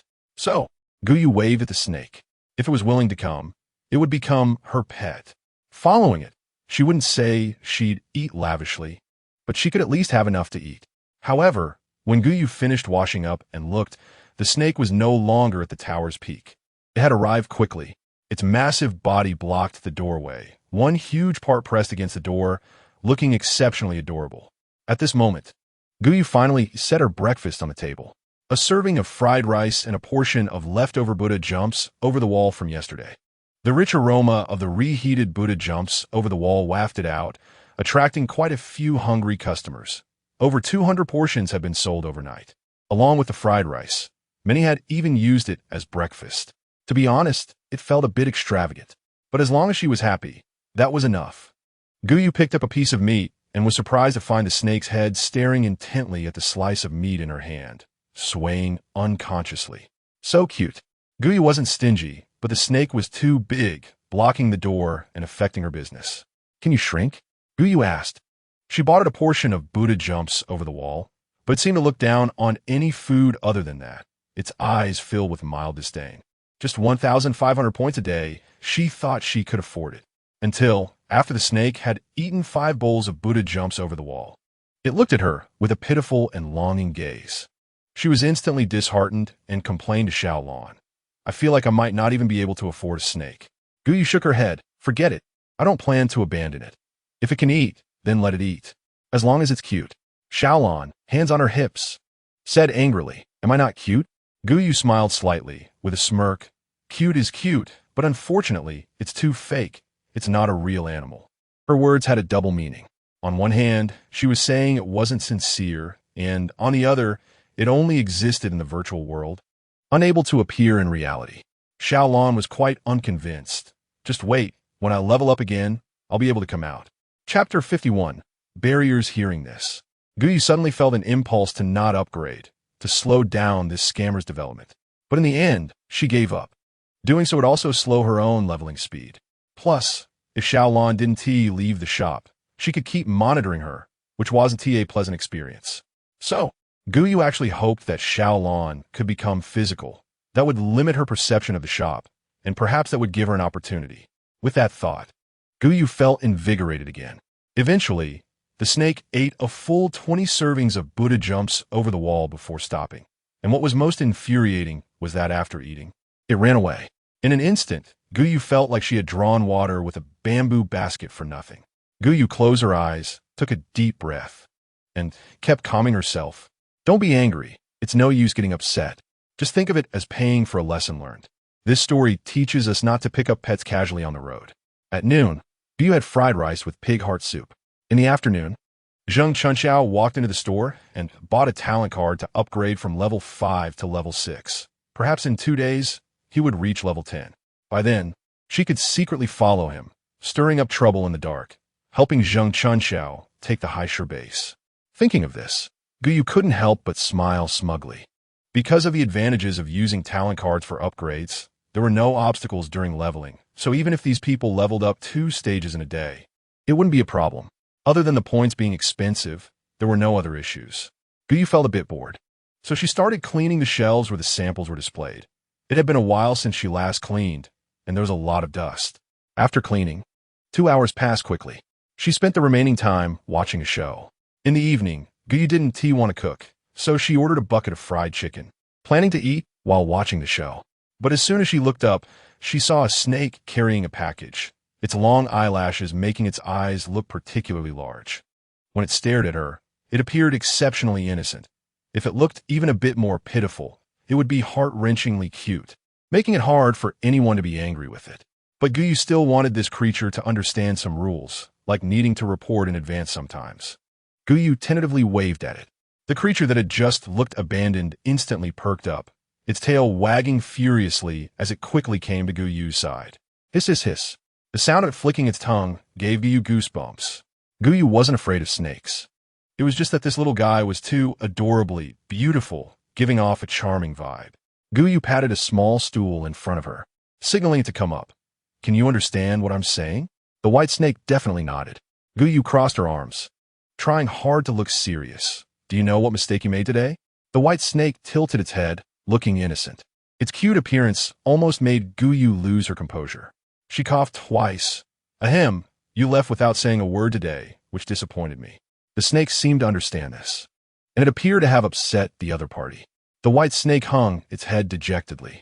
But Gou couldn't stand its pitiful look and immediately broke character. All right. I'm not angry. I just want to tell you, next time you leave, remember to notify me in advance. Gou patted its head. It was cold and a bit slippery, like a smooth piece of jade. Chen Yin, who had been sitting in the shop for half a day, saw this clever and well-behaved snake and crushed a corner of the table in frustration. Xiao Lan screamed. Someone is damaging the shop's facilities. The noise made Guyu's ears hurt. Upon seeing it was Chen Yin, Gou thought he had lost control of his strength, so she pretended to be oblivious, acting as if she hadn't seen anything. Don't ask. The person who owed a favor couldn't be too assertive. Chen Yin propped his head up, looking at Gou, trying to strike up a conversation. Do you like snakes? How about I send you a sack of them next time? Maybe this snake will be neglected by then. Gou shook her head. I don't like snakes. I just like this white snake. Hearing this, Chen Yin felt a surge of jealousy. What? Just because it looks a little cute? He thought to himself. He had been cuter than this snake when he was little. Chen Yin didn't notice the jealousy in his tone. So, are you going to keep it forever? She really had a thick filter when it came to this snake. Chen Yin gritted his teeth in anger. It can survive for 20 years in the apocalypse. How could it not survive in the wild? Guyu's smile vanished in an instant, and she threw back, I want to, and hugged the snake as she went into the room. She planned to make a nest for it first. Chen Yin was dumbfounded. He didn't know which of his words had gone wrong, but he vaguely understood that he seemed to have upset her. Sure enough, this snake was born to counter him. Gou had Xiao Lan create an ecological box, which not only had beautiful trees for the white snake to curl up and sleep on, but the ground was also covered with soft grass, so it wouldn't get hurt even if it fell. Xiao Lan found it strange. Gou was usually the type to lose her mind over such things. Moreover, being naturally afraid of snakes, how could she possibly be so close to one, even allowing it to stay in the same room with her? The white snake entered the ecological box, looked around, nodded in satisfaction, and swiftly climbed up a tree. Gou smiled, slowly exited the room, and before Xiao Lan could say anything, she urgently stopped her. Let's talk outside. When they arrived at the shop, Chen Yin had already left. Gou sighed softly, thinking she would have to wait for another opportunity to apologize. She opened her palm, revealing numerous pinching marks, some of which had even broken skin and bled. There was a piece of paper in her palm that had absorbed the blood. Xiao Lan stared at her hand in surprise. Is there a problem with this snake? Gou sat on the sofa, propping her head up with her palm, looking exhausted. Yeah, it's a bit strange. I almost fell for it. Xiao Lan asked. How did you find out? Gou rubbed her forehead. Don't look into its eyes. It can control those who feel positively towards it using its gaze. When I was younger, I had been subjected to psychological suggestion, which has less effect on me, so I quickly came to my senses. Because of this, she had escaped the man's clutches time and again. By the time she was 16, she had already grown into a graceful beauty, and she had almost been sent to her boss's bed by that man, just because he remarked, your daughter looked good. After failing, that man even said, what you've lost is just your innocence, but what I've lost is an opportunity for promotion and a raise. But Gou understood that a lazy man like him clearly had no chance for promotion or a raise. Instead, he was likely on the layoff list, and he hypocritically claimed it was to provide her with a better life. How ridiculous! It was clear he was just worried about not having money for alcohol after losing his job. Chapter 52. Trust no one. Xiao Lan, with lingering fear, said, I didn't expect such a small snake to be so terrifying. Gou replied, now it's the end of the world. You can't trust anyone, especially those of unknown origin. Xiao Lan nodded, indicating she understood. Gou pushed her bangs back, blocking her view. First, trap this snake, and then find a time to interrogate it. Xiao Lan asked in confusion, when will we interrogate it? Gou decided, let's starve it for a few days. It's eaten so many meals. It needs to pay off its debt. Xiao Lan responded with an O. Luckily, she had regained her composure during mealtime. Otherwise, she would have been tricked into losing points again. This guy was quite picky, only eating the most expensive Buddha jumps over the wall. Gou was so irritated that she chewed with more force. In the afternoon, Gou found an old small shovel and went to the wooden box where she was planting sweet potatoes. At first, she dug with the shovel bit by bit, but later, Becoming impatient, she directly dismantled the wooden box. As expected from the system's product, in just a few days, not only had they borne fruit, but they were also large and plump, yielding a bountiful harvest. If this spread across the land, it would be enough to feed all of humanity. Xiaolan asked, "Is today the summer solstice? Why does the sun look strange?" Gou Yu stared at the sky, unable to help but frown, speaking hesitantly. "Is it hotter today than yesterday?" Xiaolan compared the temperature from yesterday. "Yes, it's 1 degree higher." 1 degree sounds small, but if it keeps increasing by 1 degree a day, people will eventually be baked dry. She hoped she was wrong. Before she could think of anything, a hearty laugh came from not far away. "Huh, little shopkeeper, how have you been?" Gou Yu looked up to see a 2-meter-tall figure, still very noticeable, walking with a bold and grand style. Each step equivalent to 3 of Gou Yu's little short legs. "Welcome. What do you want to buy today?" Gou Yu, holding the sweet potato and looking dusty but with a pretty face, didn't seem like a beggar. Instead, she looked a bit pitiful. Huang Zhongbiao scratched his head. "I heard the shopkeeper sells gasoline. My car is out of fuel, so I came to buy some and also get some food." Gou Yu followed him into the shop through the glass door he opened. "Yes, help yourself, but bring your own container." The container for gasoline needed to be placed at the window for the gasoline to be dispensed. Huang Zhongbiao took out several super large gasoline barrels from his spatial ring. Laughing heartily, "Don't worry, I prepared them long ago." Gou Yu took the initiative to bring up the topic. "Where are you planning to go with all this gasoline? Going a long trip?" She had a hunch it was definitely related to the Haisher base, since people from a city base had already come here, and Guangshi was known for its clear management. The only one with obvious problems was Haisher. Huang Zhongbiao laughed. "You really can't hide anything from the shopkeeper. We're planning to go to Haisher." Gou Yu casually asked, "What are you going to Haisher for?" As soon as this topic came up, Huang Zhongbiao's expression instantly turned serious, losing all signs of smile. "It's those gifted people of the Haisher base, relying on their abilities. They don't treat ordinary people as humans." Gou Yu looked curious. "I've heard before that they don't treat ordinary people well, but no one managed them before. Why is someone managing them now?" Huang Zhongbiao wore a vengeful expression. "Before, no one reported them, and with insufficient personnel, that's why the scoundrels at Haisher got away with it.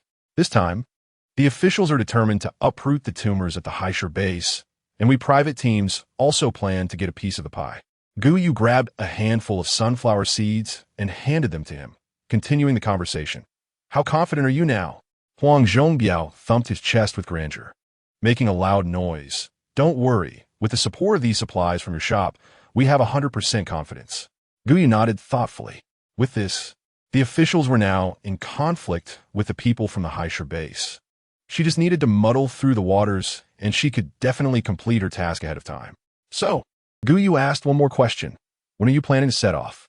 "Tomorrow at 9 in the morning, Huang Zhongbiao answered. Gou Yu nodded, mentally noting the time and wishing him safe travels. Huang Zhongbiao cupped his hands. "Thank you." Perhaps due to the official's strong resolve, or because the Haisher base was truly hated, nearly all private teams came to the shop to stock up on supplies. Han Chen also represented the military to purchase a batch of supplies.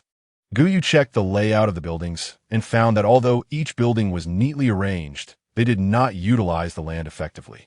Some areas had poor lighting. Customers could tolerate it, but Gou Yu could not.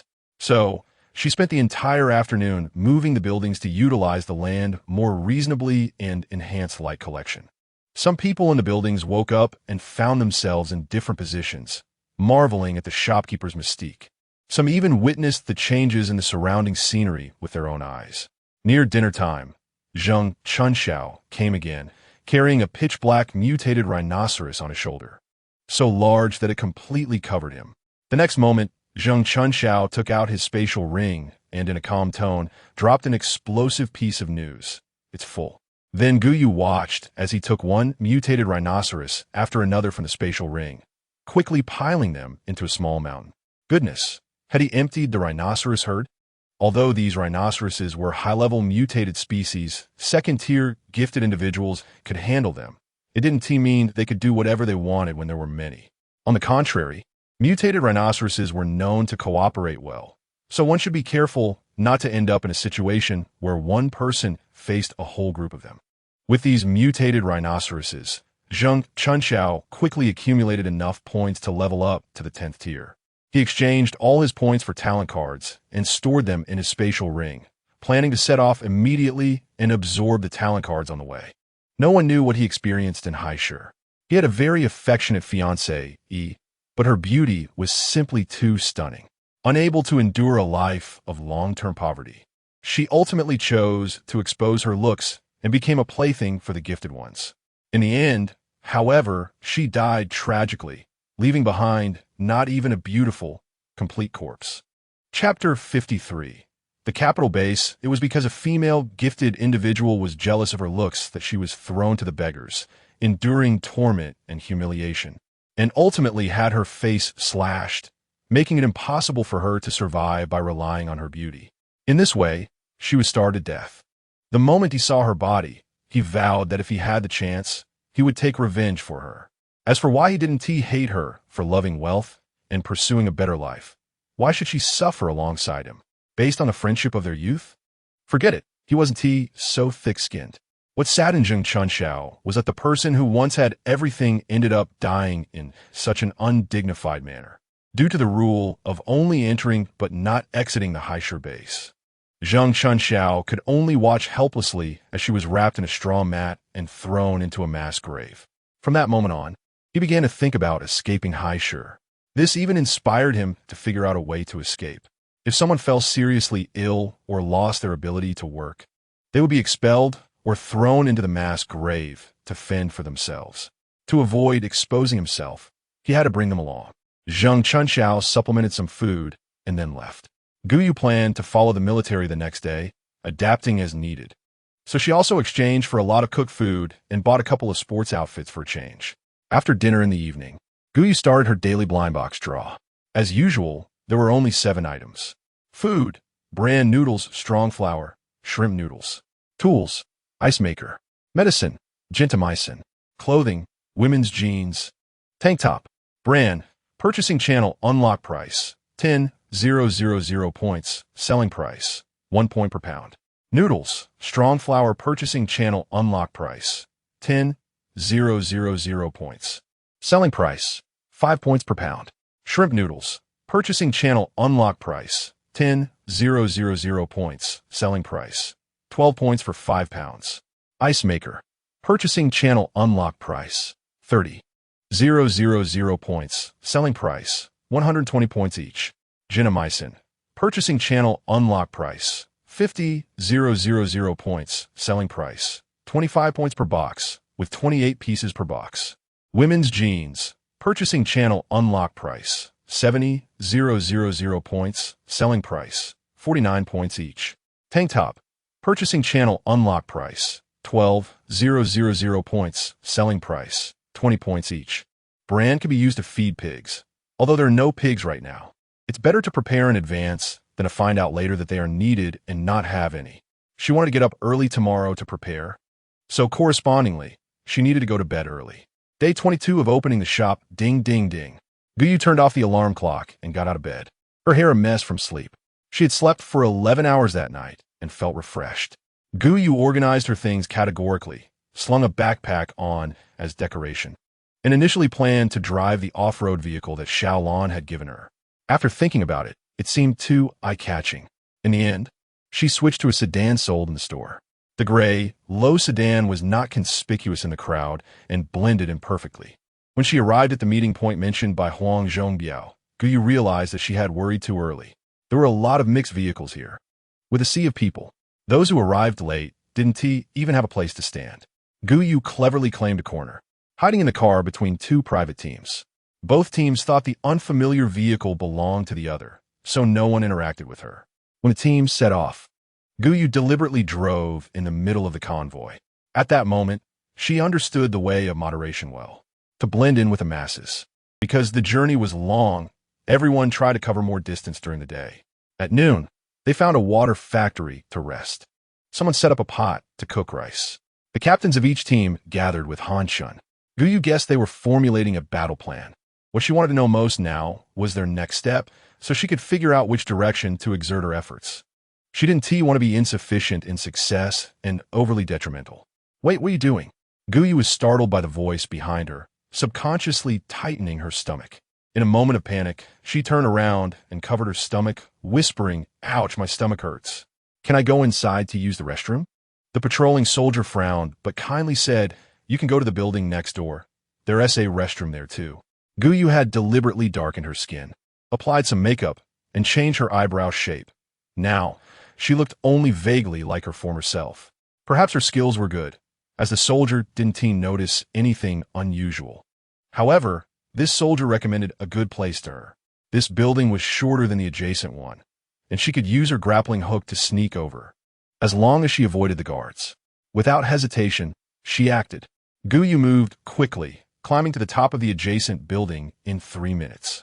She launched her grappling hook and swiftly slipped over to the opposite side. In the conference room, Gou Chen looked out at the familiar figure, holding the familiar grappling hook. And couldn't he help but twitch his lips. The little shopkeeper is quite leisurely. Chunyin shot him a glare. What do you know? It was Gou Chen's first time seeing him like this, and he couldn't help but retort, I don't understand. Do you? Chunyin snorted coldly. The little shopkeeper must have her reasons for doing things.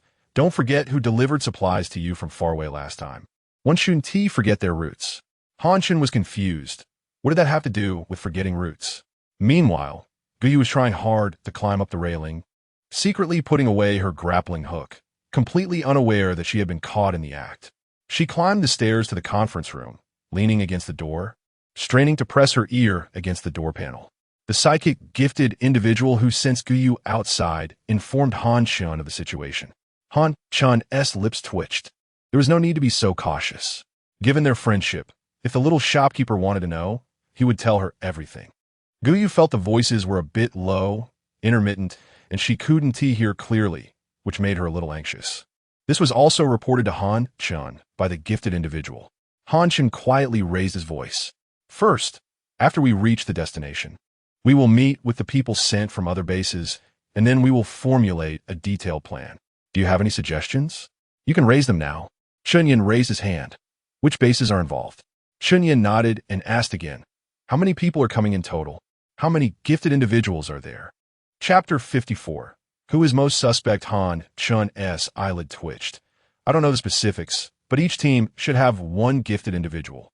Chunyin placed his hands behind his head, leaning casually against the chair, saying, So in total, they don't have as many gifted individuals as us?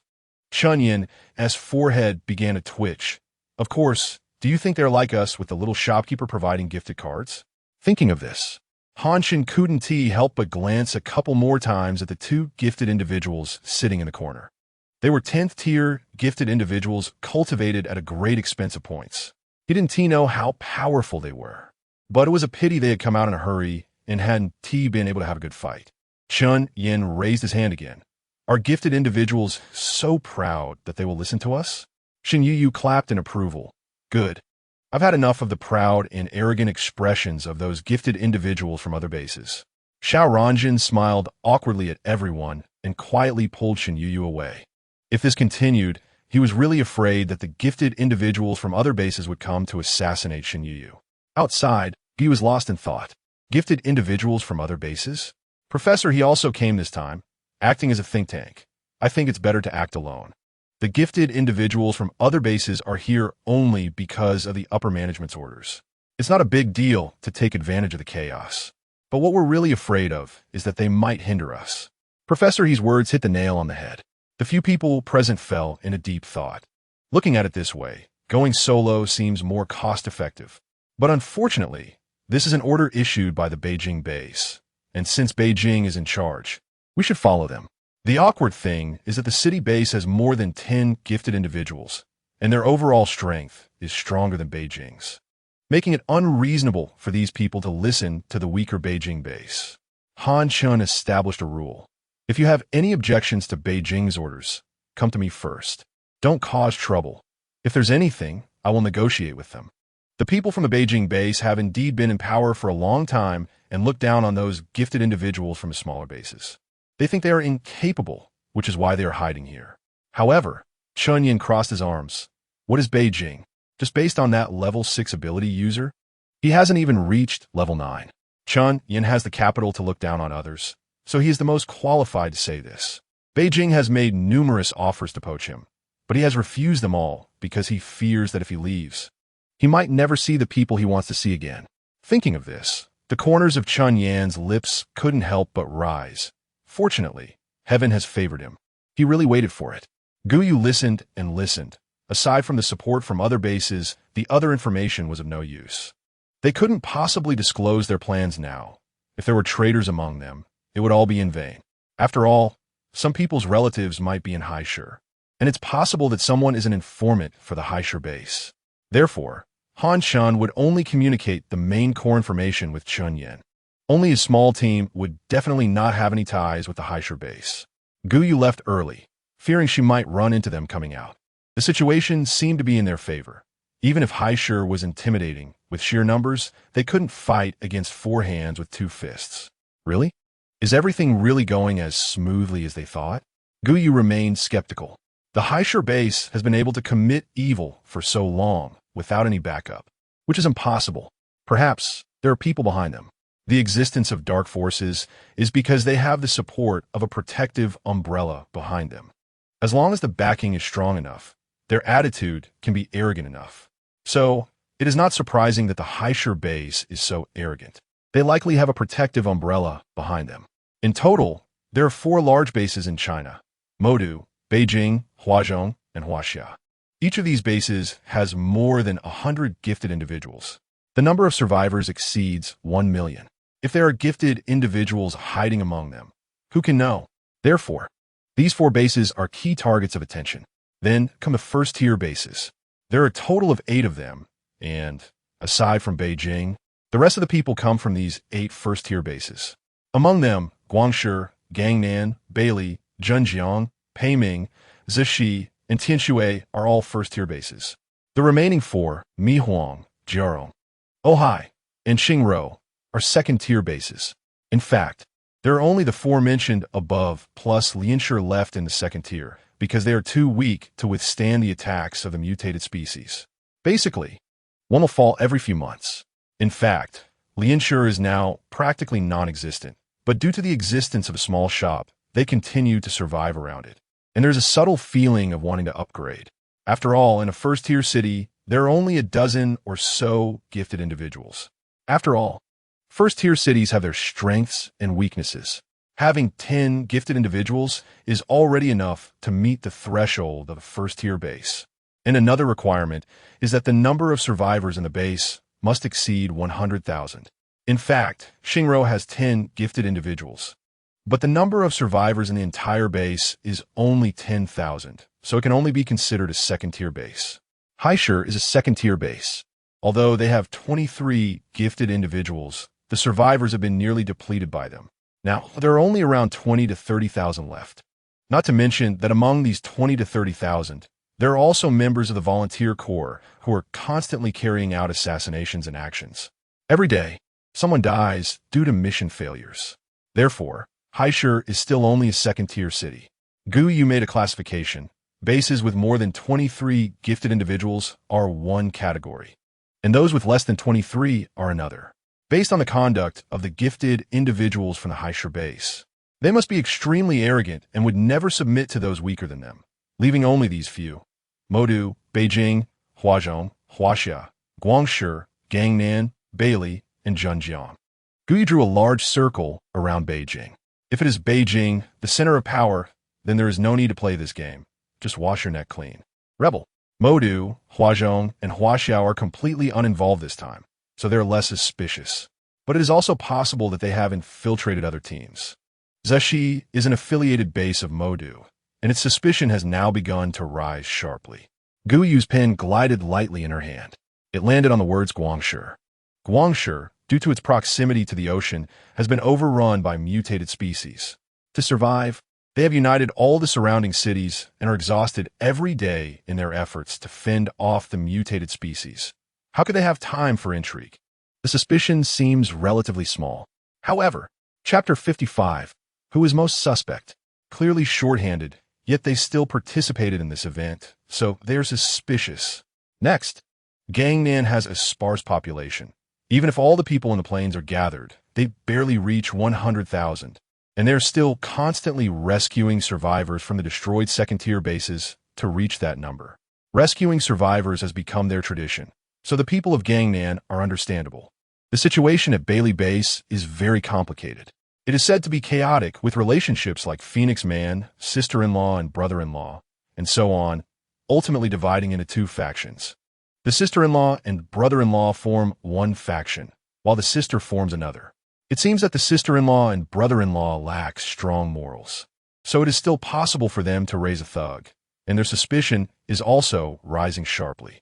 Zhenjiang Base, as the name suggests, has many freshwater lakes and is rich in resources. They probably wouldn't want to mix with these guys. After all, with food and drink, there is really no need to take risks. Thinking of this, Gou Yu's suspicion of Zhenjiang decreased significantly. So in the end, she ranked her suspicions of these bases as Bailey, Modu, Zishi, Guangshi, Gangnan, Huazhong, Huaxia, and Zhenjiang. Gou Yu heavily circled the word Bailey. It seems necessary to pay more attention to the people from Bailey. At 3 o'clock in the afternoon, the sun was not so hot, and the convoy set off again. Gou Yu turned on the air conditioning in the car and opened a small refrigerator inside to take out the ice cream. This was something Gou Yu had insisted on having Xiaolan install for her. If it could make her life a little better, why not? By the time it got dark, the convoy arrived at a relatively safe plain area and set up camp. Gou Yu did not plan to get out of the car.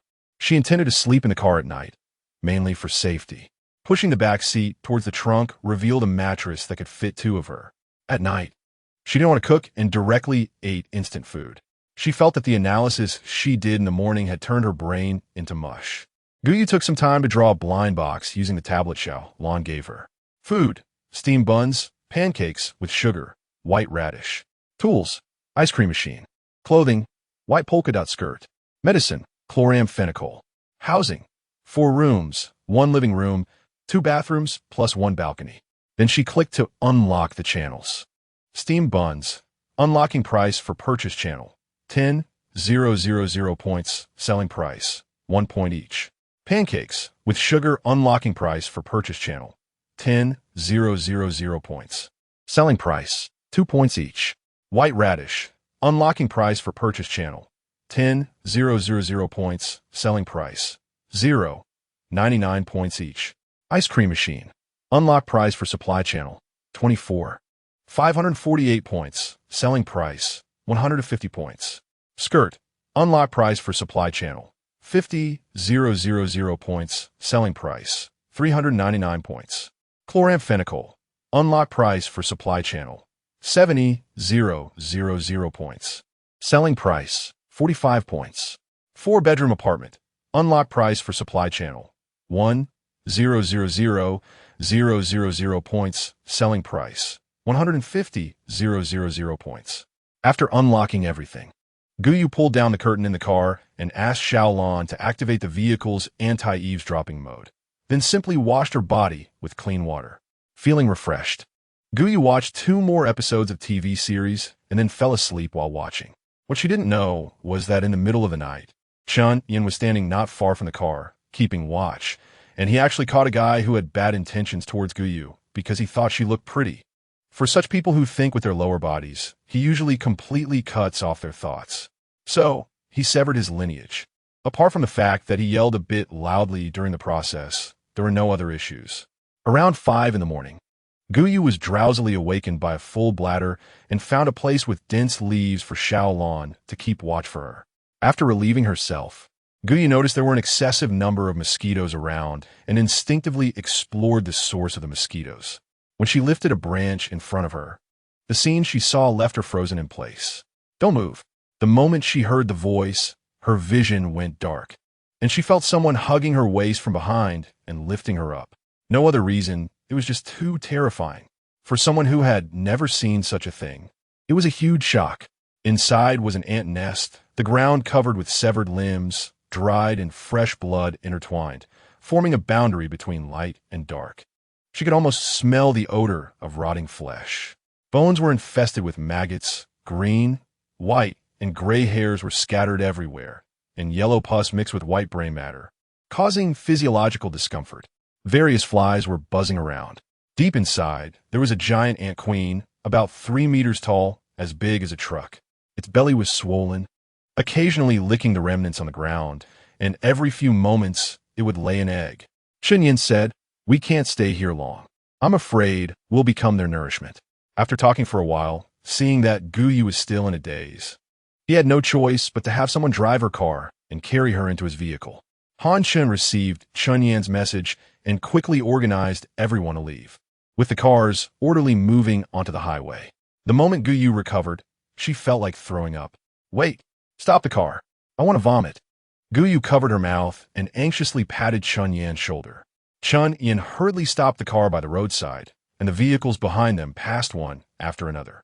Gou instantly opened the car door, and before she could get out, she vomited. Chen Yan handed her a bottle of water.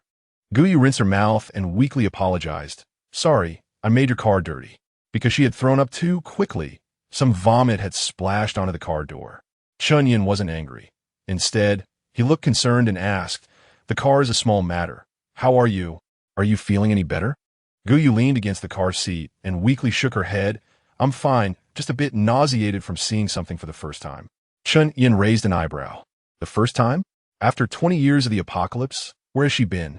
For someone who has experienced 20 years of the apocalypse, isn't this scene commonplace? Gou was genuinely frightened, her spirit depleted, feeling as wilted as a flower that had been left in the sun. Chen Yan washed the vomit off the car door, got back on the road, and throughout the journey, he frequently glanced at her, his brow furrowed with worry. He was too concerned. Although Gou's appearance was subject to debate, as long as it was her, that was enough. The apocalypse had come. What was so surprising about her looking youthful? Perhaps she had just been trapped in some place. In a sense, Chen Yan wasn't wrong. Gou was indeed trapped in time. And it was only after 20 years that her 20-year-old time began to flow again. The convoy continued to drive without interruption, changing drivers when tired, but they couldn't stop. So in the morning, the convoy traveled over 200 kilometers. At noon, Han Chen found an abandoned building, and to avoid sun exposure, he had everyone cook and rest inside. Han Chen drove the vehicle directly into the lobby on the first floor, where there were a few humanoid mutants, which he immediately incinerated into ashes with fireballs. Chapter 56. Kiss Through the Shirt. Gou was hazily awakened by a flash of something, frowning as she was about to wake up, which startled Chen Yan, who hurriedly grabbed something to cover her head. When he realized what he had grabbed, it was his shirt, a used one at that. At that moment, he even thought, fortunately, he hadn't left his pants in the car. To avoid waking her, he could only carefully use 2 fingers to gently lift the collar of the shirt.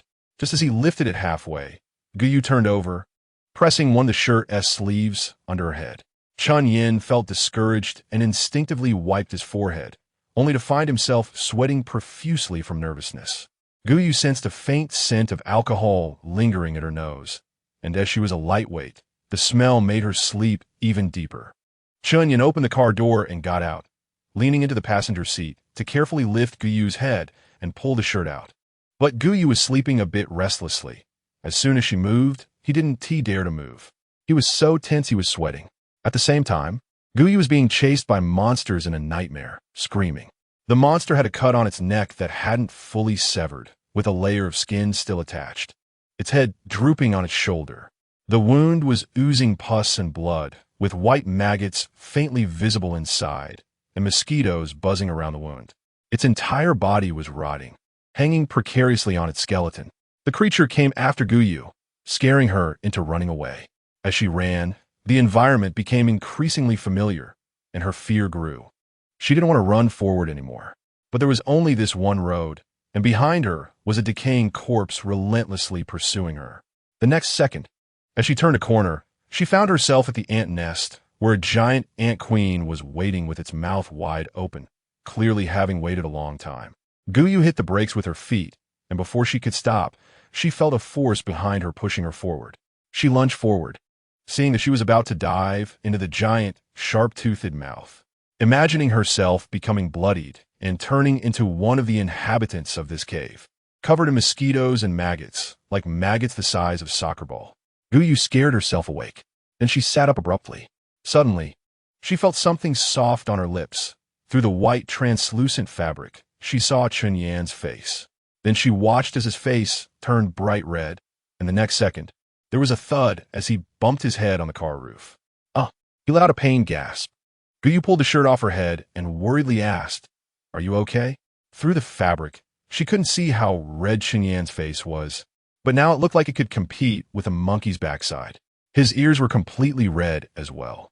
People tend to compare, and seeing him so shy made Gou Yu's own embarrassment diminish. She even thought he looked a bit cute like this. The fear from her recent nightmare faded significantly. Chen Yan held his head, feeling like he was suffocating, his gaze dazed as he looked at Gou Yu, only able to see her mouth moving. He seemed to hear her say something, but it was as if he heard nothing at all. His mind kept replaying the scene from earlier. He had been kissed. Hith. Gou Yu looked at Chen Yan's dazed expression and thought, did she accidentally put poison on her lips? Did he become silly just from a kiss? She was too lazy to deal with him, leaving her shirt on the passenger seat, unbuckling her seatbelt and getting out of the car, squatting by the roadside to eat some chicken feet to calm her nerves. Finally, someone came to their senses, startled by the empty seat in front of her. She quickly got up to look for him. Seeing Gou Yu squatting on the ground, spitting out bones, her heart instantly settled. She didn't know why, but every time she couldn't see Gou Yu, she felt an unsettling sensation in her heart. Remembering the earlier incident, Chen Yan felt a bit unsure about how to face Gou Yu, so he didn't approach her, just quietly stood by the car. Gou Yu, having eaten something spicy, felt much better. She stood up and asked, "Where's my car?" Chen Yan pointed to a gray sedan parked not far away. "I had someone bring it over." Chen Yan responded with a somewhat disappointed Then he watched her leave. "Thanks." Gou Yu took the car keys from Xiao Ransheng and expressed her gratitude.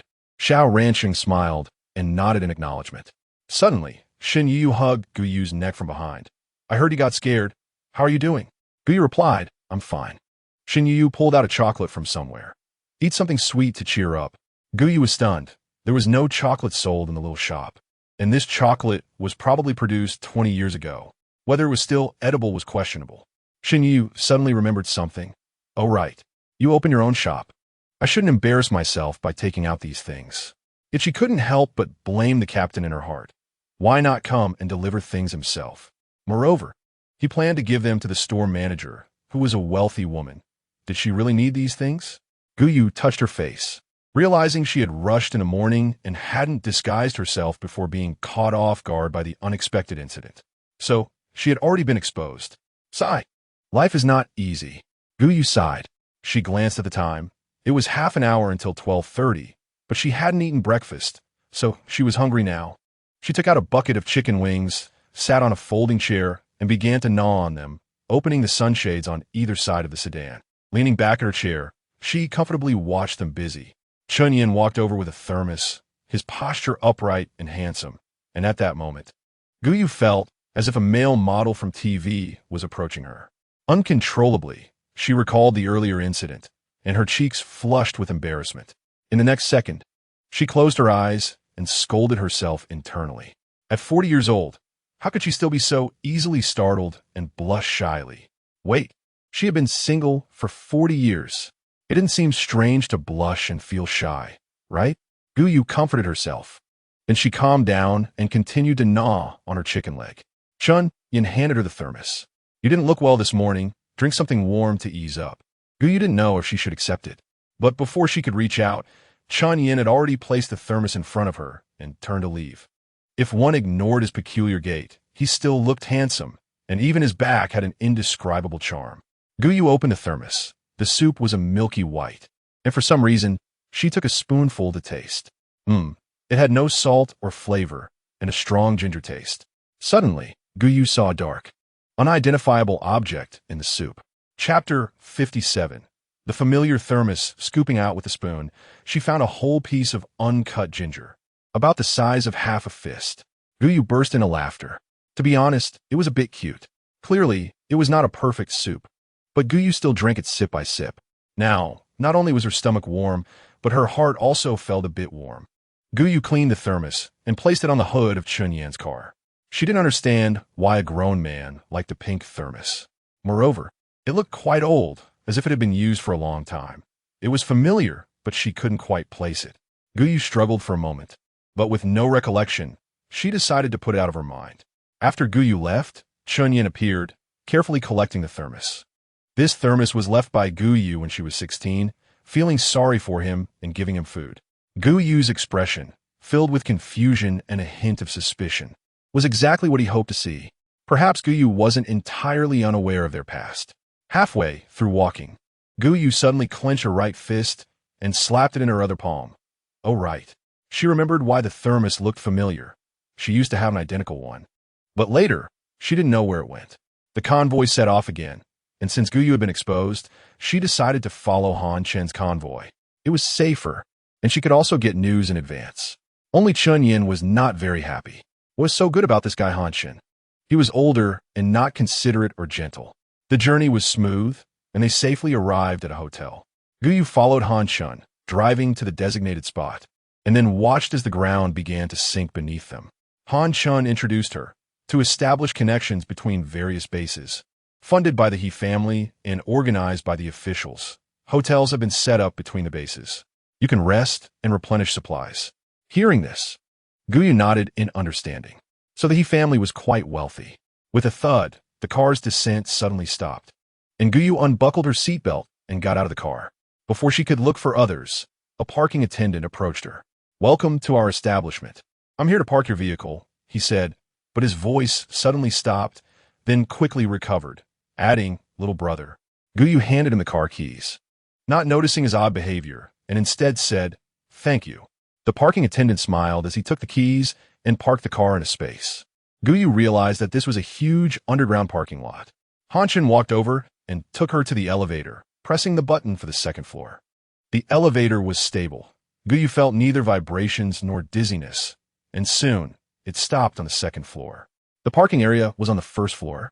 Leaving the elevator, a waiter immediately came over to guide them. Han Chen found it strange.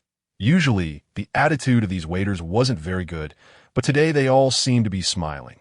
Han Chen told the front desk, "Book 5 four-person rooms." For safety reasons, Han Chen usually arranges 3 to 4 people per room. Gou Yu looked around and found that this hotel looked magnificent, with exquisite decor, making it feel nothing like being in an apocalyptic world. It was comparable to a 5-star hotel before the apocalypse. Chen Yin followed closely behind Gou Yu. He felt that the way the hotel staff looked at Gou Yu was strange. Gou Yu took off her earphones and looked intently at the nearby surveillance camera. Just now, Xiao Lan had said, "In that direction, someone is spying on her." Gou Yu felt a surge of anger at this thought. "Don't let me catch you, or I definitely won't let you off." Chen Yin frowned, looking in the same direction as the surveillance camera, as he had just felt a strong sense of being watched. For safety, Gou Yu shared a room with 3 other women, 2 of whom were her acquaintances. One was Shen Yu, and the other was a previous regular customer, and Xiao Mei, who had joined Han Chen's team as a lone wolf. The other was from a different private team, whom she didn't know. Because there were few women, the total number of women in the team was only 2 rooms. Other private teams booked their own rooms, as long as they weren't too far apart. There were about 60 people in total, staying in 15 four-person rooms, located on the 7th and 8th floors. Gou Yu suspected that the He family's money was all spent on the facade because each floor only had 1 bathroom. Moreover, each room looked somewhat shabby, with bunk beds and a long table in the middle. There's also a wardrobe in size 4. Besides that, there's nothing else.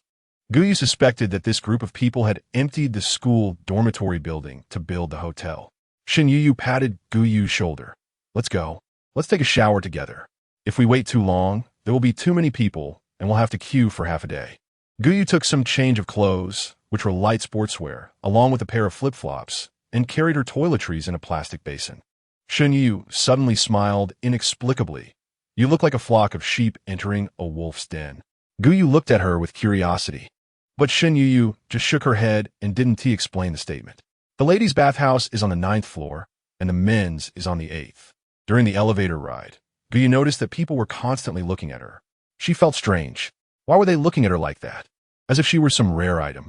Suddenly, Gou Yu looked down and saw the basin and toiletries in her hands. She wasn't a rare item, but what she was holding was. Moreover, wasn't this the best opportunity for her to attract customers? Shen Yu thought the same way. Since Gou Yu was running a store and selling such precious items, with a little promotion, she could definitely make a big sale. That's why she didn't stop Gou Yu from swaggering around with her things. The more important reason was that they had the strength and confidence, and were not afraid of others looking for trouble. The elevator stopped on the 9th floor, and Gou Yu was the last to exit. As soon as she showed her head, she found herself surrounded at the elevator entrance. Gou Yu, Shin Yu's smile vanished. She didn't expect that her face, which was so recognizable, could attract trouble. Were these people tired of living? What's the matter? Gou Yu asked coldly. The leading woman had a somewhat fierce appearance, playing with a baton in her hand, chewing gum, and looking at them with disdain. Didn't you see? We're robbing you. Gou Yu took a deep breath, placing her hand on her wrist with a blood-red umbrella hanging in midair. Forbidden item, someone in the crowd shouted. The leading woman's face turned ugly and severe. Are you going to oppose our Haisher base? Gou Yu raised an eyebrow. Haisher base? Was it the Haisher they were going to? What Haisher base is it famous? She had never heard of it. Gou Yu arrogantly placed her hands on her hips and pretended to be disdainful. Chapter 58. The talented of Haisher base. The woman was instantly enraged. All right, I was originally going to spare you a way out for the sake of the items, but I didn't expect you to be so unappreciative.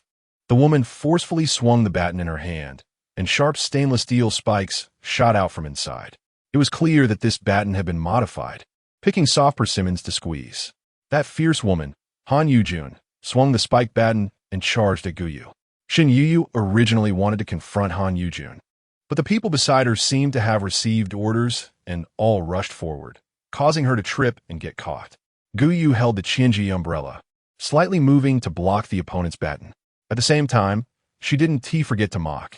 Is this all you can do? Han Yujun was furious. I'm going to kill you. Gou Yu used her mind to control the Qinji umbrella to block the attack, while pulling out the steel needle from the umbrella handle. Taking advantage of the opening she exposed to stab it into Han Yujun's abdomen. The sound of the blade piercing flesh was exceptionally clear, as if it rang in her ears. Gou Yu controlled the steel needle to spin around in Han Yujun's belly before pulling it out. This was something her mother had mentioned casually. When killing someone, spinning it could enlarge the wound and speed up the bleeding. However, when Gou Yu asked about it later, her mother looked confused and denied having ever mentioned it, even scolding her that killing was against the law. Gou Yu was interrupted by Han Yujun's scream. You dare to hurt me?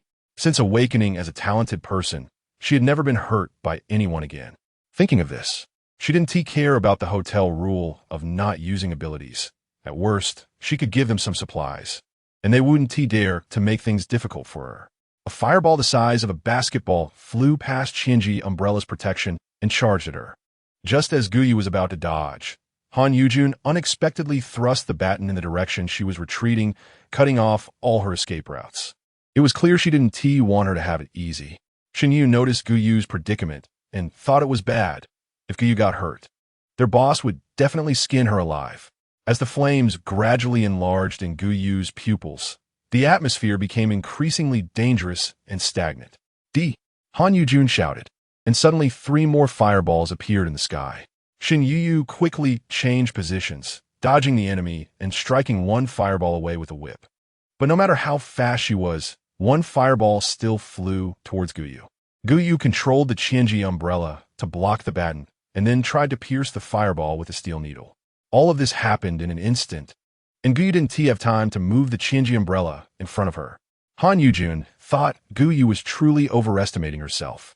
Actually trying to catch her fireball with her bare hands, she was really stupid. After all, she was a 5th-level fire-type talented person.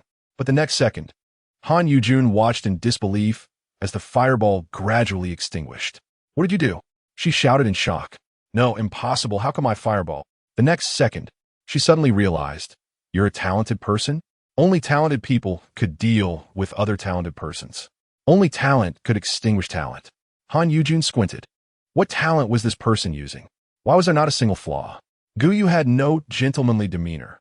While Han Yujun was still in shock, she knocked her unconscious. By the way, she commented, didn't anyone tell you that villains die from talking too much? Fortunately, you're okay. Shin Yu dealt with a group of small fries and immediately checked if Gou Yu was injured. Gou Yu was sure that the fireball definitely didn't disappear out of thin air. There must have been some reason. But she didn't want others to know right now. She had a premonition that the disappearance of the fireball was related to her talent. Seeing she didn't want to say more, Shen Yu didn't think much of it and put her arm around Gou Yu's shoulder. Let us go. Shower quickly. If the hotel management comes, we won't be able to wash anymore. Gou Yu frowned. Management? As they walked into the cubicle, Shen Yu explained. Yes. The hotel prohibits fighting. Violators will be punished with supplies, and serious offenders may even be expelled from the hotel. Gou Yu paused her action of rubbing the shower gel. So domineering? Shen Yu replied with a tone of course. They take on the risk and invest so many supplies. Isn't it right to follow the rules? Gou Yu asked again, what if someone breaks the rules? Shen Yu laughed. Every hotel has talented people stationed. They represent the Beijing base. Unless you want to wander outside for the rest of your life, it's best not to offend the talented people from the Beijing base. Gou Yu touched her chin. So I can break the rules? Gou Yu wasn't part of any base, and with her off-road vehicle, even if she was kicked out, she could still live comfortably. But it was better to avoid trouble. There was no need to challenge others' authority without any grievances. She wasn't a masochist. Hearing this, Shen Yu clearly found it amusing. You're overthinking it. Provoking the hotel is like slapping the face of the Beijing base. They won't let you run wild. Gou Yu was curious. What will they do? Shen Yu thought. Maybe they'll issue a ban? Or spread rumors to prevent survivors from buying your things. Gou Yu's hand that was sliding on her shoulder stopped, her tone serious. So, that means they would do such things? Shen Yu chuckled. Haha, you really are naive. This is the apocalypse. Isn't it normal to play some schemes? Then, seemingly casually, she added, sometimes, I feel like you haven't experienced the cruelty of the apocalypse. You're just too innocent. The speaker was unaware, but the listener was attentive. Gou Yu's heart suddenly skipped a beat. If someone found out that she was reborn, would they capture her and dissect her? In this post-apocalyptic world, those crazy scientists must have lost all restraint and become even more insane. Thinking of this, Gou Yu quickly brushed it off. How could that be?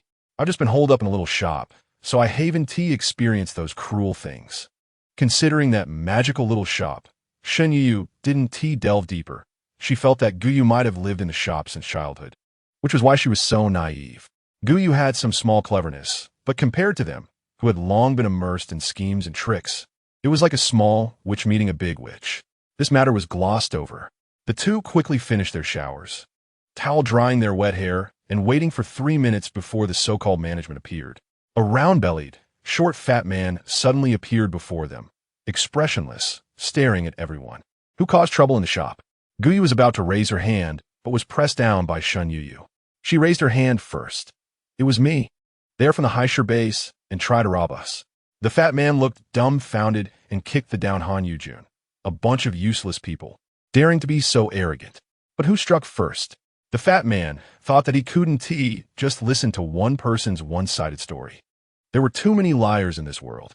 Han Yujun, trembling on the ground, raised her hand. Look at us. Do we look like the ones who initiated the attack? Shen Yu crossed her arms. Are you stupid? There are cameras here, don't you know? Han Yujun smiled coldly. How could that be? Wouldn't we be spied on while showering? Shen Yu kicked her. Are you sick? Who said there are cameras inside? I'm talking about the elevator entrance. There are cameras here. As she spoke, she pointed in a direction with her chin, seeing the red light flashing from the camera above. Han Yujun resigned and lowered her head. Shen Yu looked disdainful. With such little combat power, she thought this person was more formidable. She crossed her arms and took a step back, revealing Gou Yu standing behind her.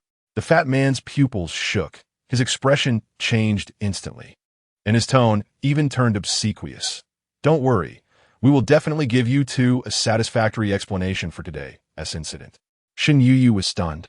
When had she ever seen hotel management so humble? Not even the past decade. For some reason, Gou Yu felt sleepy after taking a shower, yawning 3 times in a row. So, can we leave now? The fat man hurriedly spread his hands in a gesture of invitation. To compensate you two, I've decided to upgrade you both to the presidential suite. Gou Yu stopped her departing steps, surprised. You actually have a presidential suite here? The fat man wiped the sweat from his face, thinking Gou Yu was blaming him for not bringing it out sooner, and quickly explained. There are only a few of these rooms, reserved for members. The people below don't have the authority to check in. It sounded quite luxurious. But both Gou Yu and Shun Yu refused. It wasn't fair for others to suffer while they enjoyed themselves. It would hinder unity. Just think about it. Eating lavish meals on one side, while others were eating chaff and vegetables. Anyone would feel a sense of disparity. Back in the room, Gou Yu chose a bed and fell asleep as soon as she lay down. She was too tired. She had genuinely been scared this morning. The terrifying images lingered in her mind, making her afraid to close her eyes. Refusing the presidential suite was also based on this consideration. With more people in the room, she would feel so scared. Noticing that Gou Yu was sleeping, and Xiaomei consciously lightened her movements, while another roommate went out. Gou Yu slept straight until 10 o'clock. The room was quiet, and Gou Yu's heart skipped a beat. Feeling a bit scared, she pulled back the curtain. She found the other three in the dormitory, each doing their own thing, but all were quietly engaged in their activities. Gou Yu drew back the curtains, got out of bed and stretched. "Are you hungry?" Shen Yu asked. Saying that, she took out a small electric pot. "Let us have hot pot." Hot pot is lively when there are more people. Gou Yu raised her hand. "Count me in." While speaking, she began to take out ingredients. "How about lamb hot pot?" Gou Yu replied, "Sounds good." And Xiaomei agreed too. The three looked at the last person. Under the gaze of the three, she silently nodded. The four enjoyed a nice hot pot meal. And as they ate, they somehow started gossiping. And Xiaomei spoke in a mysterious tone. "I don't know if you guys know about this." "What is it?" Gou Yu leaned back in her chair, curious. "The eldest daughter of the He family went missing when she was young." "So what? Which family's child hasn't gone missing nowadays?" Shen Yu's voice was indifferent. After all, this was the apocalypse, and missing children was a common occurrence. And Xiaomei clapped her hands. "Oh, but the He family is different." Gou Yu shook the drink in her hand. "What is different? Aren't they all just people?" And Xiaomei said mysteriously, "Of course it's different. That is the He family." Shen Yu suddenly realized, "Is that the He family that funded the construction of the hotel?" And Xiaomei nodded, "Yes. The He family is not only wealthy but also has 17 gifted individuals. Their strength is formidable and ranks among the top 3 in the Jing City base." Shen Yu's expression turned strange. The He family is quite exclusive and protective. Previously, someone offended their daughter and was kicked out of the base without hesitation. And Xiaomei bit her chopsticks, holding a different opinion. Wazati had said that it was because that guy teased the second Miss He and hit a wall that he was thrown out. Shen Yu looked dazed. "Is that so? I can't remember." Anyway, the He family doesn't have a good reputation. They're domineering and crazy. Gou Yu smiled. "What kind of description is that?" Another woman from a private team spoke up. "It's all rumors. The He family just doesn't provoke others and isn't afraid of trouble." Gou Yu pinched her nose, feeling a bit dizzy. "I'm a little tired. I'll go to sleep first." After saying that, she washed her bowl and fell asleep. Shen Yu, I didn't expect the shopkeeper to be so tired today. She must have really been scared. Speaking of this, she also felt a bit sleepy, yawning. "Then let us tidy up and rest." The room quickly fell into darkness. Tick-tock. Tick-tock, the only sound left in the silent space was that of the clock ticking. Suddenly, a thud broke the tranquility of the room. When Gou Yu regained consciousness, she felt she was on a swaying vehicle, her hands bound behind her, her whole body slumped on the back seat. Gou Yu held her breath, quietly observing her surroundings. "Boss, how is it? This girl is just right. Isn't she?" Han Yujun's tone was filled with malice. Who told her to be so arrogant? She would see how she tormented her. The man referred to as the boss raised his hand to stop her. "Don't rush. This time we really struck gold." Saying this, he cast a meaningful glance at Gou Yu. Han Yujun didn't quite understand his meaning. What treasure? Is her identity really that precious? The man, wearing a black hat that covered half his face, looked through the rearview mirror at Gou Yu, noticing his lips curve slightly as he uttered a chilling phrase. "This is the future life-saving talisman of Haishur." Gou Yu's heart trembled. What did that mean? Did they want to use her identity as the shopkeeper to threaten other bases so they could escape a calamity? As soon as the words were spoken, beads of sweat instantly formed on Gou Yu's forehead. Gou Yu coldly said, "Who are you?" The man smiled as he leaned back. "Who am I?" "That's a good question." Gou Yu used the strength of her shoulder to prop herself up, leaning against the back of the chair, looking down at him disdainfully. "I hate your gaze." The man's smile faded from his face as he snapped his fingers. Gou Yu suddenly felt something constricting her throat. A strong sense of suffocation washed over her, and her face turned red in an instant. The feeling of oxygen deprivation was unpleasant, and Gou Yu's vision began to darken, her past memories flashing before her eyes. Han Yujun's expression was inscrutable, but recalling what the man had said before, she still advised, "Boss, calm down. Didn't you say she still has her uses?" The man sneered. "Huh." The snap of his fingers sounded again. Gou Yu gasped violently, greedily inhaling air. She could have had Xiao Lan activate protection, but to lure the enemy deeper, she ultimately decided to play along for real. After all, the other party didn't seem like someone who could be easily deceived. So, she needed to make it seamless. Gou Yu clutched her throat, coughing violently as if trying to expel her lungs. But 3 parts were genuine, and 7 parts were acting. The man took out a piece of white silk and carefully wiped his fingers from the inside out, not missing a single finger. "Be honest, remember, I have 10,000 ways to make you die," the man threatened elegantly. Gou Yu rolled her eyes, leaning back in the chair without saying a word. Her head slightly bowed, naturally adopting a submissive posture. The man was pleased with Gou Yu's understanding. Han Yujun smiled triumphantly. For her, Gou Yu's discomfort was a source of happiness. Gou Yu asked Xiaolan to try connecting to Han Chen's Bluetooth headset. Xiaolan said, "No, he hasn't turned it on." Gou Yu sighed, "Then try someone else." Xiaolan replied, "There aren't many people who bought Bluetooth headsets. One is Han Chun, another is Shun Yu, and there's Chun Yin." Gou Yu paused for a moment. "Just go ahead and look." Meanwhile, in the inn, Shun Yu was awakened by the urge to urinate. Because there was a curtain blocking her view, she didn't notice that Gou Yu was missing. However, when she walked to the door, she noticed that the lock deployment they had set up yesterday had changed. The strangest part was that they had slept so soundly yesterday that they hadn't heard the sound of the mechanism being triggered. Feeling something was off, Shun Yu's urge to urinate vanished instantly, and she quickly pulled back all the bed curtains. Looking at the empty space where Gou Yu's bed was, Shun Yu realized something was wrong and immediately knocked on Shun Yan's door. Captain, something's wrong," she said while knocking. "What is it?" Shun Yan replied, his hair in disarray, sounding groggy. Across the hall, Han Shun was also awakened by the noise and stepped out to check the situation. "Not good. The little shopkeeper is missing." Shun Yu ran too fast, taking a deep breath before hurriedly spitting out those words. "What?"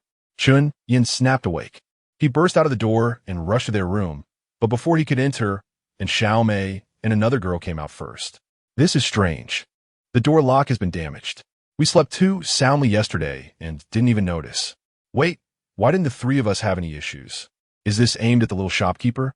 Chun Yin rushed into the empty room and found that besides the door lock, everything else was intact, indicating there had been no struggle.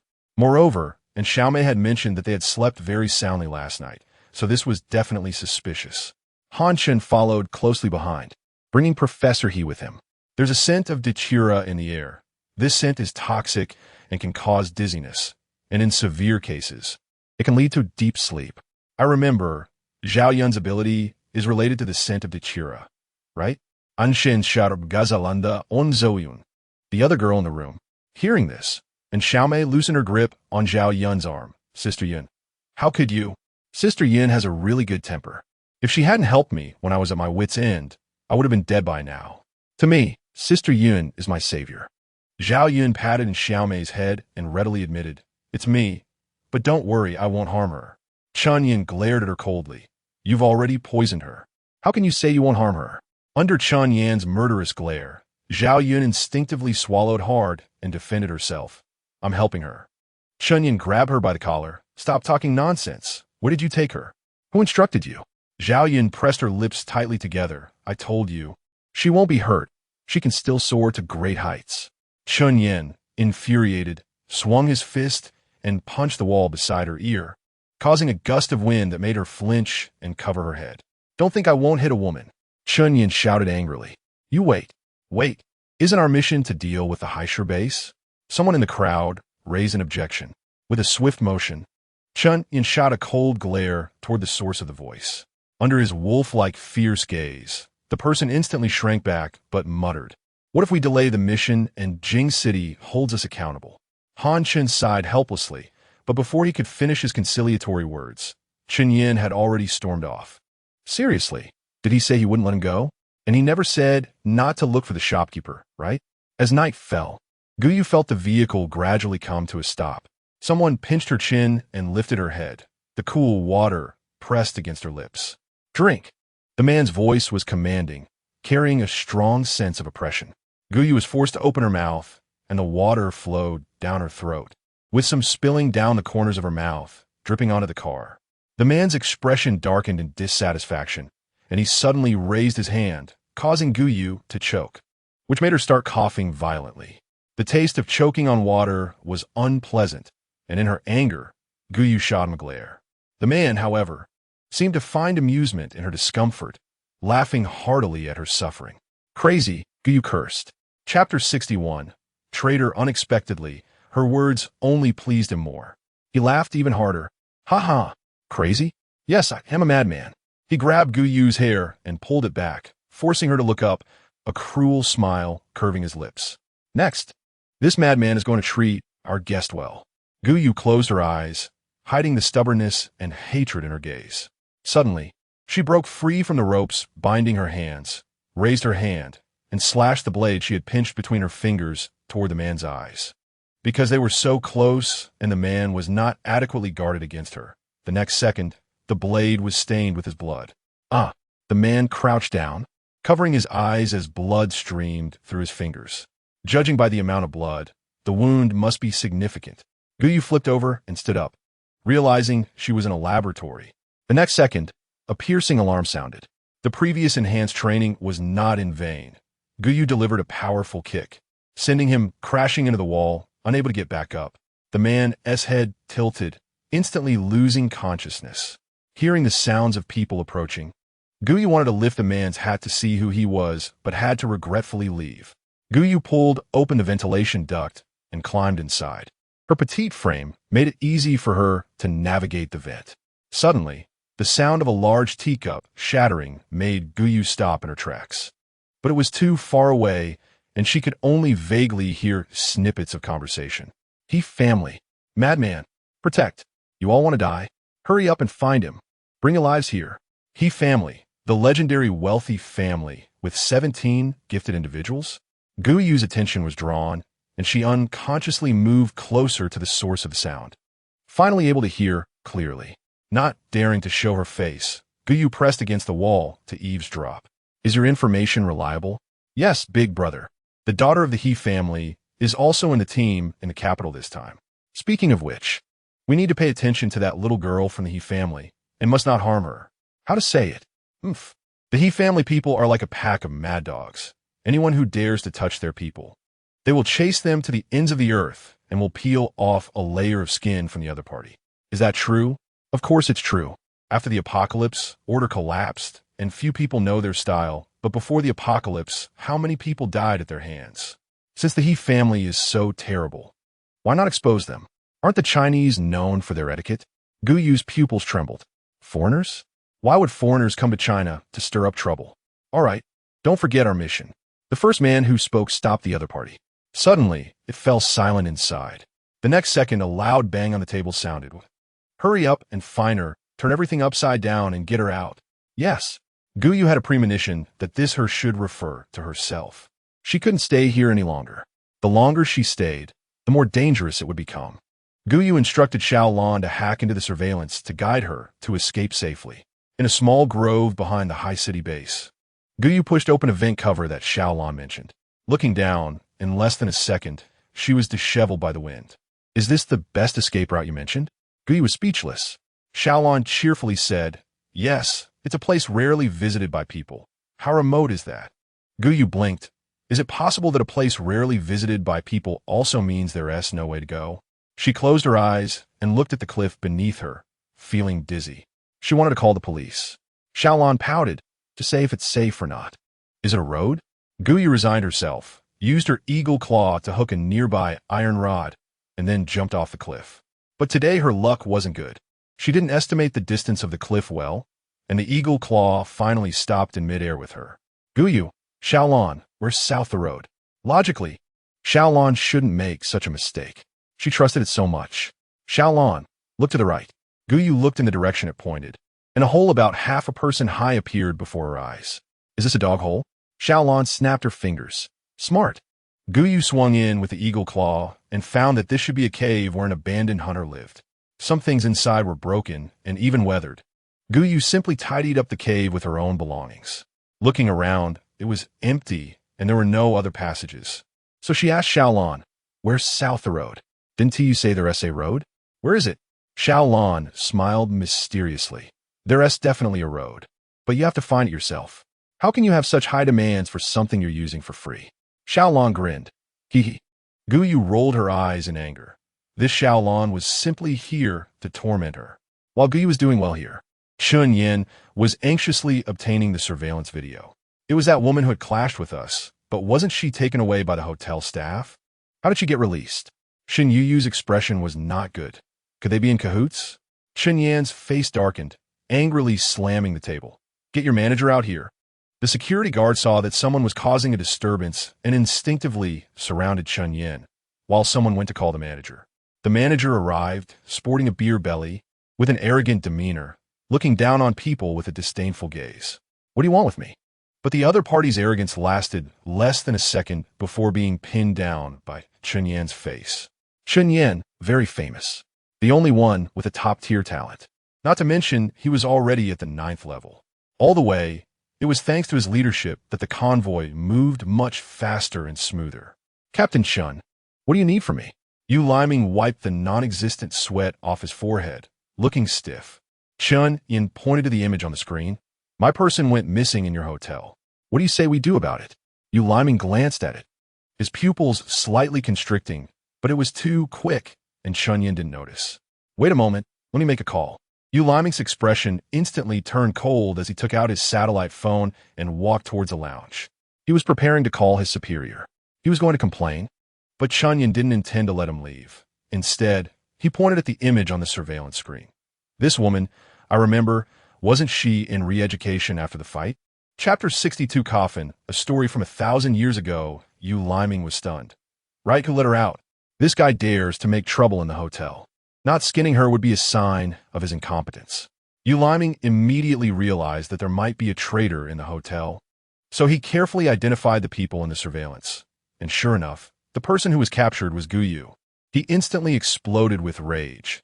I will definitely give you an explanation for today's incident. Thinking of this, Yu Liming immediately dialed the number he had recited 1,000 times in his mind. Chun Yin also didn't want to waste time with him. He was afraid that if he delayed any longer, Gou Yu would get into trouble. So he copied the surveillance video as evidence and then rushed towards High City with his team. Meanwhile, Han Chun was organizing the team, controlling that woman's group, moving towards the High City base while interrogating them. Over here, Gou Yu still didn't know that Han Chun and Chun Yin were on their way to rescue her. She was knocking on the wall. Since Xiaolan said there was a road and there was no visible path on the surface, she could only find another way. Bang, bang, bang. Gou Yu felt like her head was getting dizzy from knocking, but she still hadn't found a way. Xiaolan ruthlessly mocked her. This wall is so thick, with your little bit of strength, it's strange if you could knock out anything. Gou Yu was annoyed. Shut up. Then she took out a steel pipe. Since her hands couldn't make a sound, she would switch to something that could. Sure enough, after switching from a bird gun to a cannon, the efficiency increased. Gou Yu quickly found the target wall. However, she looked up and down, left and right, but couldn't find any special place. She could only use brute force and dig. Gou Yu smashed a fully iron crowbar against the wall. With a bang, the wall trembled slightly. Then it remained completely unscathed. Gou Yu was speechless. Xiaolan warned. Just now, your hit triggered a landslide on the left side of the mountain. So this stupid method won't work. Better find a mechanism honestly. Gou Yu raised an eyebrow. There's actually a mechanism? Xiaolan covered her mouth. Oh no. I leaked it. Gou Yu walked around the wall several times, looking left and right, up and down, until it was dark but found nothing. Gurgled suddenly. Gou Yu covered her stomach. She hadn't eaten anything for a day, so it was no wonder her stomach was starting to sing the empty city plan. She had to take out some cooked food and simply resolve her dinner on the stone table, moved out her bedding, and set up a big iron pot to boil hot water to clean her body. She opened her tablet and started unboxing the blind boxes from yesterday and today. Food. millet flour, pea vermicelli, dried tofu, pu bag dried, onion, scallion, appliances, air conditioner, humidifier, phone, tape recorder, daily necessities, chair, storage box clothing, high-top boots medicine, acyclovir, ramantadine, polymyxin B millet flour, purchase channel unlock price, 10,000 points, selling price, 5 points. Pea vermicelli, purchase channel unlock price, 10,000 points, selling price, 4 points. Dried tofu, pu bag dried, purchase channel unlock price, 10,000 points, selling price, 3 points. Onion, scallion, purchase channel unlock price, 10,000 points, selling price, 2 points. Air conditioner, purchase channel unlock price, 500,000 points, selling price, 2,000 points. Humidifier, purchase channel unlock price, 200,000 points, selling price, 150 points. Phone, unlock price from the supply channel, 500,000 points. Selling price, 500 points for on-site installation service. Recorder, unlock price from the supply channel, 200,000 points. Selling price, 200 points. Chair, unlock price from the supply channel, 20,000 points. Selling price, 15 points. Storage box, unlock price from the supply channel, 40,002 points. Selling price, 35 points. High boots, unlock price from the supply channel, 50,000 points. Selling price, 79 points. Acyclovir, unlock price from the supply channel, 60,099 points. Selling price, 37 points per box. Amantadine, unlock price from the supply channel, 70,000 points. Selling price, 45 points. Polymyxin, unlock price from the supply channel, 34,054 points. Selling price, 27 points. Gou unlocked the supply channels one by one and found that her balance had already surpassed 5 billion, rushing towards 10 billion. A smile appeared on Gou's beautiful face, enhancing her beauty even more. The cartoon image of Xiao Lan on the tablet momentarily stuttered. Gou lay on the bed, unable to find a way out, so she decided to just relax and sleep. Perhaps a solution would appear when she woke up. In the middle of the night, Gou was awakened by the bone-chilling cold wind in the cave. When she opened her eyes, something miraculous happened. The walls flickered with tiny fireflies, forming various patterns, while the shapes above continuously changed, as if telling a story. Gou interpreted it as a person born into the world was revered as a deity, blessing the land with good weather and peace. Unfortunately, heaven did not fulfill human wishes. Incessant heavy rains washed away the houses of the people, and countless corpses floated in the river. He became the target of public criticism and was burned as a sacrifice to the heavens. The story ends here. Gou was bewildered. What was it trying to tell her? Suddenly, the fireflies that formed the patterns scattered with a swoosh, and Gou instinctively reached out to hold on. Unexpectedly, as her hand pressed against the wall, it clicked, and the wall was pushed back slightly by her. At that moment, Gou couldn't tell whether she felt more regret or joy. Suddenly, this push seemed to trigger a chain reaction. The wall slowly turned, opening up a path. Unlike outside, the walls inside were adorned with various totems. As Gou looked at them, she couldn't help but shed tears. The murals depicted the life of the man revered as a deity, from knowing and loving his partner to their final separation. It was a beautiful yet tragic love story. Xiao Lan said in a tone of surprise, "I never knew you were such an emotional person." Unknowingly, Xiao Lan often poked at her with words. Gou touched the corner of her eye and didn't indulge him, snorting coldly. "There are many things you don't know." As she walked further in, the content of the murals suddenly became extremely oppressive, recording how people in the tribe began to die one by one in bizarre ways. Some started to reflect, realizing they should not have harmed the divine child, fearing it was the god's punishment. The tribe began to turn against each other, and the death toll rose. In the end, the truth was revealed. It was the divine child's lover seeking revenge on them. A very Klitsch story. This cave was the residence of the divine child's lover after they killed everyone, and these murals were used to commemorate the beloved. It's strange. Would one really depict a person's entire life when commemorating them? Shouldn't they illustrate the happiest moments of their love? The long passage quickly came to an end. At the deepest point, 2 coffins were placed. Gou Yu, not wanting to be disrespectful, respectfully bowed to the coffins, then turned to the small path Xiao Lan mentioned. The further she walked, the more Gou Yu felt she was climbing upwards. Chapter 63. The Eerie Valley. This should be the ventilation opening of the tomb. Speaking of which, the Haisher base is really unlucky to be built on someone else's grave. She kept walking until she saw a light. Gou Yu took off her headphones and looked at the sunlight slowly rising outside the cave, letting out a long breath. There was a small path outside the cave, winding towards the back of the mountain. This should be the exit Xiao Lan mentioned. Gou Yu kept her eyes open and hung a strip of cloth torn from her clothing on a nearby tree before stepping onto this seemingly deserted path. She hoped to leave some clues for them. Xiao Lan's voice came through the headphones, guiding Gou Yu step by step. Meanwhile, the guard team that lost track of Gou Yu was severely reprimanded, and they couldn't help but harbor resentment towards Gou Yu. Couldn't she just surrender obediently? Why did she have to run around? At the same time, Chunyan hurriedly arrived at the Haisher base as the sun rose. He completely disregarded any collaboration with other bases or combat plans, only wanting to turn Haisher upside down immediately. However, he was ultimately stopped by Xiao. Because of a warning, if we alert the enemy, it could endanger the store manager's life. He restrained his restless heart. Over here, Gou Yu finally followed Xiao Lan's guidance to an open valley, but strangely, despite being completely empty, she could distinctly hear several sounds of chewing. No matter how Gou Yu called out, Xiao Lan remained silent, as if he were dead. She understood that Xiao Lan must want her to do something here. However, the feeling of being concealed was quite uncomfortable. She wanted to turn and leave, but Xiao Lan surely anticipated that she wouldn't leave easily, knowing that what was here must be useful to her. Therefore, she had no choice but to follow Xiao Lan's instructions. Truly, she felt inexplicably low. Suddenly, voices came from behind. Gou Yu had to hide at the top of the cave, crouching among the uneven rocks to conceal her figure. 3 people came in total. One was the hat-wearing man who captured her in the lab.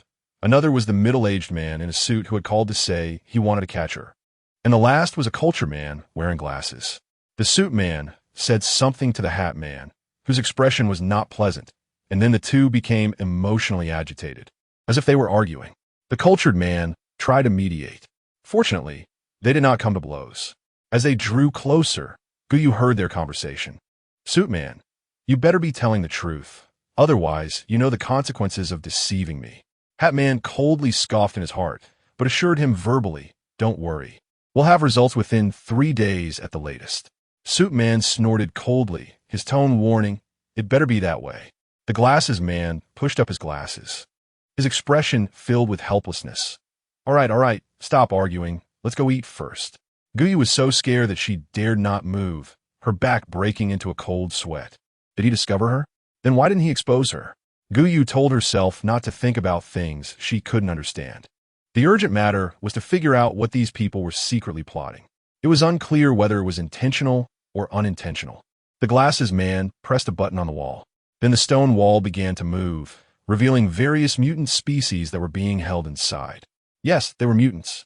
They were actually imprisoned here, and they were calmly staying in their respective cells, looking dazed, showing no signs of the ferocity typical of mutant species.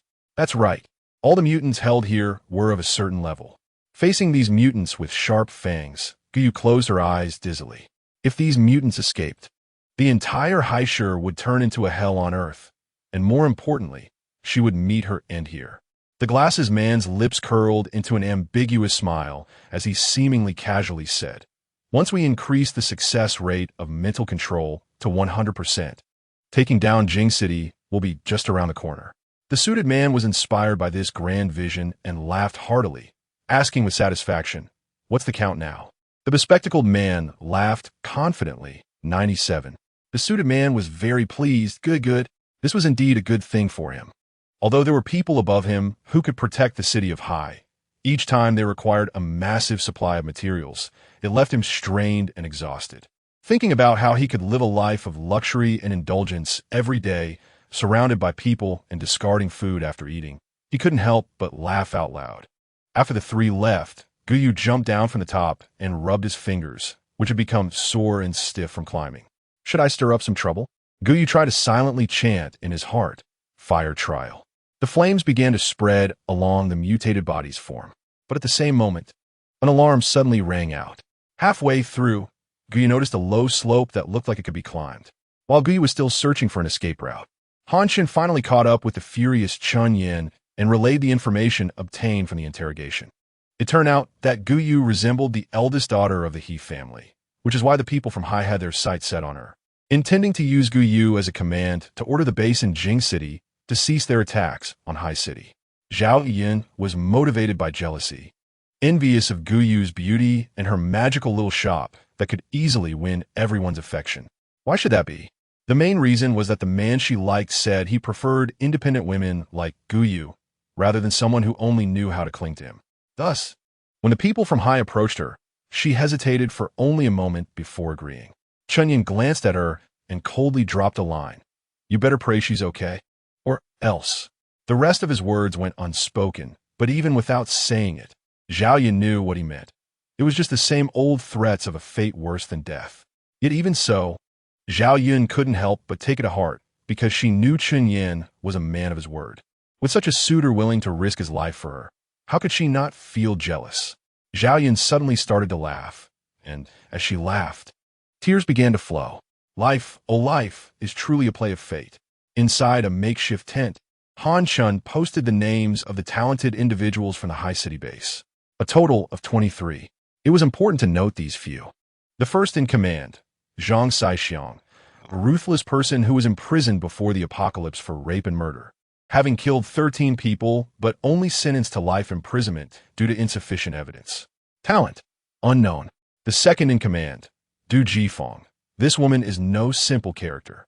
She could defraud 1 billion with just her looks before the apocalypse, and if she hadn't run into a more skilled con artist, she might not have been caught.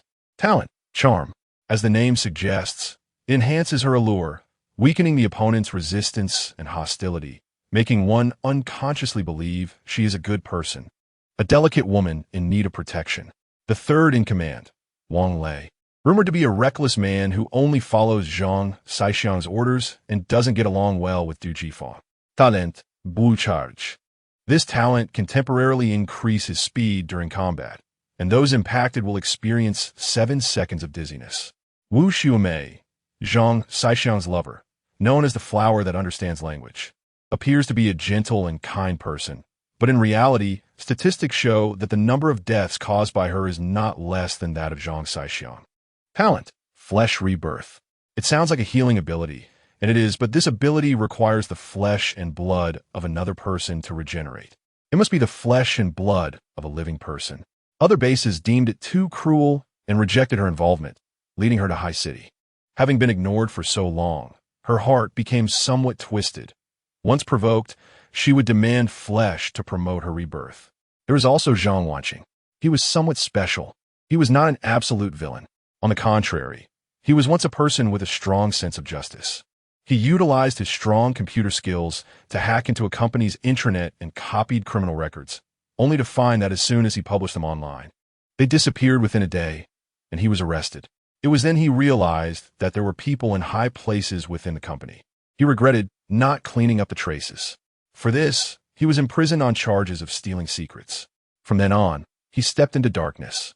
Talent, wireless. His talent sounds powerful, but for him, it's just right. Within his covered area, all electronic devices are under his control. So once we enter the base, we are acting under his watchful eyes? Zio frowned and raised this not-so-good speculation. Han Chen snapped his fingers. Exactly. So our urgent task is to deal with Zhang Wanqing first and remove their eyes. Chun Yin sensed from his words that he must have a plan and eagerly asked, What do you plan to do? Han Chen pulled out a layout of Hai City, which he had obtained from the volunteer army. According to intel, the places where Zhang Wanqing is most likely hiding are these 3 locations. His combat strength is not high, so finding a safe shell to hide in is the best choice. Here is the power station, which is crucial for electricity, guarded day and night by 5 talented individuals. Here is Zhang Saixiang's residence, heavily guarded, not only secure, but also able to report any issues in advance. The last place is the Research Institute, which has a full 10 talented individuals guarding it. and the materials used in the building are all fireproof and explosion-proof. Here is the entrance. We need to avoid infrared monitoring and blend in. Hizayo quietly raised his hand. I can give it a try. My computer skills are decent enough to buy you 5 seconds. Han Chun raised his hand to signal. Then the next question is how to divide the groups. We need to split into 3 groups. Chun Yin lifted his eyelids. Are you sure these people can be trusted? He didn't want to go through Zhao Yun's situation a second time. Han Chun awkwardly smiled. Don't worry. The only ones going are you and my people. Everyone else has been sent away by me. Upon hearing this, Chun Yin was barely satisfied. Soon, the groups were divided. Chun Yin was in a group alone. Han Chun, Shun Yu, and Xiao Mei, and Xiao Ranjin formed one group. Lu Yunxiang, Su Xiaohua, Zhang Yi, and Chen Baoyu formed another. Chen Baoyu and Zhang Yi were members of the Nightlight team. Lu Yunxiang and Su Xiaohua were Han Chen subordinates. Hizayo and Yang Fanqin, 2 members of the Nightlight team, along with 2 other subordinates of Han Chun, coordinated and supported outside. Remember, once you see Zhang Wanqing, knock him out, if necessary. You can also kill him, Han Chen instructed. Although Zhang Wanqing is indeed talented, their own lives are more important. Once a person is gone, nothing remains. When Gou climbed up from the bottom of the mountain, she realized she had actually been underground all along, and even that valley was no exception. A virtual image? Meanwhile, Chun Yin and the others had already infiltrated the high city base. In front of the screen, Zhang Wanqing's fingers paused on the keyboard for a moment, then continued to type without any signs of abnormality. Finally, they have arrived. Although Hizayo's skills were good, this was within Zhang Wanqing's talent range. Any electronic product's anomaly would not escape his perception. Yes, he let slide. Otherwise, even if Hizayo attacked to death, he wouldn't be able to breach his firewall. He had long suffered from the bloody and extravagant life of High City. If he hadn't been kidnapped here while escaping from prison with his skills, where couldn't he make a living? Yet he was trapped in this confined space, like a bug that could not see the light. Why should that be? Aren't they the ones most proud of awakening their talents and controlling the lives of ordinary people? Let them taste the life of being controlled. Zhang Wanqing's fingers danced quickly, silently helping He Xiao cover up the traces and patching things up. This guy's skills are really too poor. Chun Yin arrived at the most difficult laboratory at the first opportunity and swiftly took down the 2 guards with talents on duty. When He Xiao realized he hadn't been discovered yet, he felt pleased while hiding Chun Yin's tracks. The flickering light from the computer screen scattered across Zhang Wanqing's face, and he let out a long sigh. Silently, he made the surveillance even more perfect. His skills were better than this guy's by a mile. Gou had now arrived at a chaotic garbage dump, which should still be within the high city base.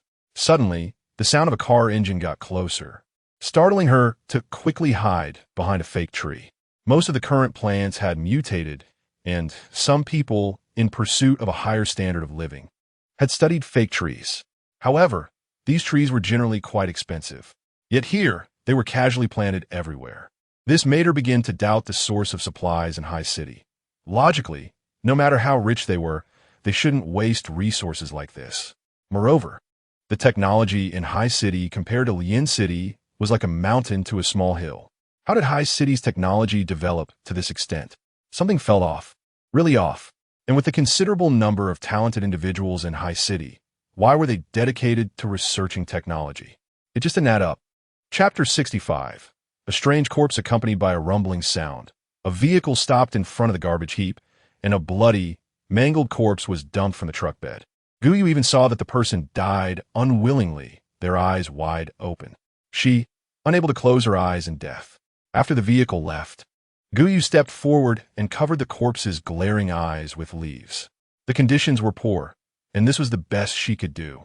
Suddenly, Gou noticed that the corpse's palm was tightly gripping something. She took out a cloth and gently pried open the hand, and with a thud, a blood-stained syringe fell to the ground. Gou carefully picked up the syringe with a cloth. It contained a liquid with a pungent smell. To avoid getting infected herself, she quickly put it in a glass bowl and then into a metal box. After confirming it was secure, she left the mass grave. The commotion caused by Chun Yin was quite large. She hid in the dense forest, watching the laboratory descend into chaos. What puzzled Gou was that support seemed to have never arrived. Could it be that they hadn't noticed? How could that be possible? The noise was so loud, and the people of the high city base weren't deaf. In one of the rooms in the laboratory, Zhang Wanqing's fingers, which had been typing quickly, paused, and a triumphant smile appeared on his face. Found you. Then he gradually zoomed in on someone on the screen. In the dense forest, Gou raised her head warily. Strange, who was watching her? Zhang Wanqing lowered his head, chuckling softly, and gradually became more audacious. Long time no see, Su Wanin. Laughing until the end. Tears even welled up in the corners of his eyes. Was this her daughter? She looked so much like him. He never expected that after he went to prison, she would have such a beautiful daughter. Zhang Wanqing's hand lingered on Guyu's face, as if he were trying to see through her. This was his daughter, their daughter. Looking at Guyu's beautiful and captivating face, and thinking about how dirty High City was, Zhang Wanqing nearly ground his back teeth to dust. Zhang Wanqing moved swiftly, deleting all the surveillance of Gou from the moment she entered the base. He would never let anyone bully his daughter again. With a click, sunlight instantly illuminated the entire room, and the huge computer screen's light flickered, causing Zhang Wanqing's figure to become instantly untraceable. The stubble on his face made him look exceptionally disheveled and haggard, and his clothes were dirty, making it seem like he hadn't bathed in a long time. Zhang Wanqing silently raised his hand. I surrender. His compliance made Chun Yin very satisfied. He immediately sent him a package that would put him to sleep and then tied him up. However, Chun Yin searched through the surveillance and couldn't find Guyu's figure. Suddenly, an alarm rang out. Han Chen's voice came through the headset. Zhang Saixiang has discovered us. His talent is royal domination, and anyone below his talent will be suppressed by him. Chun Yin understood and turned back towards the villa. It was fine. First, he would control this group of people. As long as he pried open their mouths, he would be able to find her. Gou had been keeping an eye on the laboratory's movements. It wasn't until she saw Chun Yin come out that she stepped forward. Captain Chun. Chun Yin nervously looked Gou up and down. Gou appeared travel-worn, her clothes torn in several places, but fortunately, she didn't seem to be injured. Instead, her disheveled look made her seem even more pitiable. Are you okay? Chun Yin asked worriedly, unconsciously reaching out to grasp her wrist. In the past, he wouldn't have been so rude, but now he was truly anxious and needed to touch her to feel at ease. Gou shook her head. I'm fine. Why are you all here? Didn't you say you were waiting for people from other bases? Chun Yin pouted. I didn't want to wait anymore. In fact, he couldn't care less about waiting for others. Gou was confused, thinking that the people from the other bases had done something to upset him again.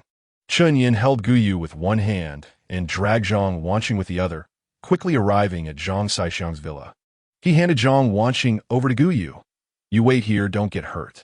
Gou knew that she couldn't help in such high-level battles, so it was better not to cause trouble. Looking at the number of enemies and allies, Gou couldn't help but frown, besides the 10 talented individuals from the laboratory. There were a total of 13 talented individuals on the other side. Strangely, she didn't see the suited man, the hat man, or the glasses man here. Weren't they talented individuals? No. When she was captured, the hat man had clearly used his talent. She nearly died at his hands. Or were they not talents from the high city base? Or were they unregistered talents? This was also possible, as High City indeed had its own ambitions, and hiding the number of talents would be justifiable. Therefore, these 3 people needed to be closely monitored. Those who went to great lengths to hide themselves must be very important trump cards, or they could possess talents that could unexpectedly turn the tide of the situation. Upon seeing Chun Yin, Zhang Saixiang's expression changed instantly. He was only a level 7 talented individual, while Chun Yin was a level 9.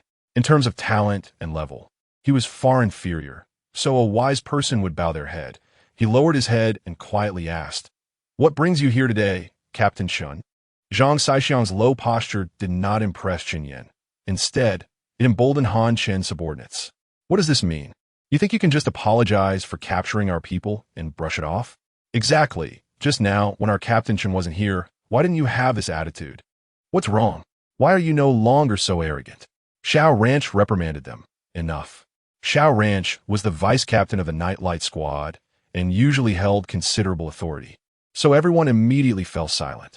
Xiao Ranch's expression was solemn. Your people captured our friend. As long as you hand over those who captured him, we can let this matter go. Zhang Saixiang's expression stiffened for a moment, but quickly returned to normal. I don't know which person Captain Xiao is referring to. Meanwhile, he couldn't help but curse his foolish subordinates for provoking the Nightlight Squad. Didn't they know these people were the hardest to deal with, like mad dogs? This would make the current provocation even more justified. Zhang Saixiang shook his head, completely unaware of Gou Yu, and couldn't he help but argue, I'm sorry. It might be my subordinates acting on their own. At this moment, arguing was pointless. Didn't he see the captain of the Nightlight team glaring at him with a cold expression? It was as if he told one lie, he would be flayed alive. Staring into Chun Yan's terrifying gaze, Zhang Saixiang gritted his teeth and added, I don't know who captured the young lady, but I can hand him over to you for handling. Knowing how to read the situation, Zhang Saixiang still bowed his head. Gou Yu described the characteristics of the man in the hat, the man in the suit, and the man with glasses. Even though the latter two were not involved in her capture. But did it affect her framing? No, not at all. Upon hearing Gou Yu's description, the smile on Zhang Saixiang's face vanished. This should be a misunderstanding. One was his direct superior, the backer of the Haisher base. Another was the director of the Research Institute. And the last was the supplier of resources for the Haisher base. Which one could he hand over? The question was, did he dare to hand over any of them? So he could only play dumb. There are no such people in Haisher. Are you sure you remembered wrong? What do you mean? Before Gou Yu could respond, Chun Yan was the first to express his dissatisfaction. Zhang Saixiang smiled kindly, but his words were extremely cruel. What I mean is, do you have any evidence proving that the people who captured you are from the Haisher base? You have to catch a thief red-handed. You. Chun Yan had never seen such shamelessness and immediately wanted to hit him. But he was stopped by a delicate hand. It was Gou Yu. What a coincidence. I have evidence. Gou Yu took off the small camera hanging from her collar. She pulled out the chip inside and handed it to He Xiao, who was holding a computer. The smile on Zhang Saixiang's face instantly disappeared. Little girl, leave a line for yourself. We will meet again in the future. Gou Yu sneered. Who couldn't he talk tough? Dead people. Is there really a need to meet again? Zhang Saixiang gritted his teeth in anger, his jaw twitching, making his face look particularly terrifying. Zhang Saixiang glanced around, still unyielding. Captain Chun, do you really want to make a complete break with Haisher? Zhang Saixiang found it laughable and coldly threatened. Then let us see who will end up dead. Saying this, he activated his ability. Except for Chun Yan and Gou Yu, everyone else was knocked back 2 steps. Chun Yan drew a flaming curved knife, its blade red and imposing, exuding an aura of power. Gou Yu also reached for her wrist, the blood-red umbrella spinning in the air, creating a gust of wind that carried sharp blades. Zhang Saixiang looked at the red umbrella, his expression turning ugly and strange. Who are you? How do you have that umbrella? Zhang Saixiang's face changed drastically, and he immediately retreated to avoid it. As a result of this confrontation, he instantly felt Gou Yu's weakness. He smirked sarcastically. I thought it was that guy. I didn't expect you to be so weak.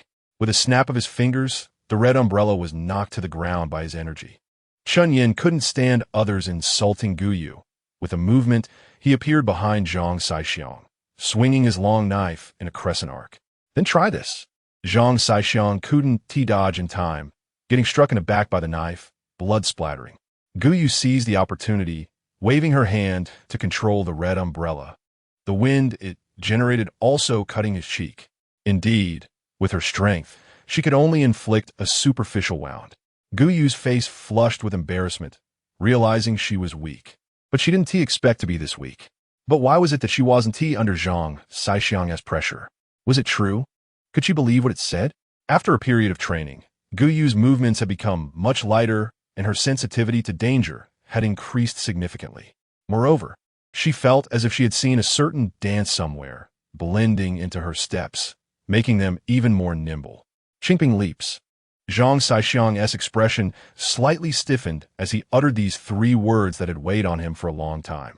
This lightness skill was an unpassed secret of the Su family, not only because it was difficult to learn, but also because anyone who had seen this lightness skill was already dead.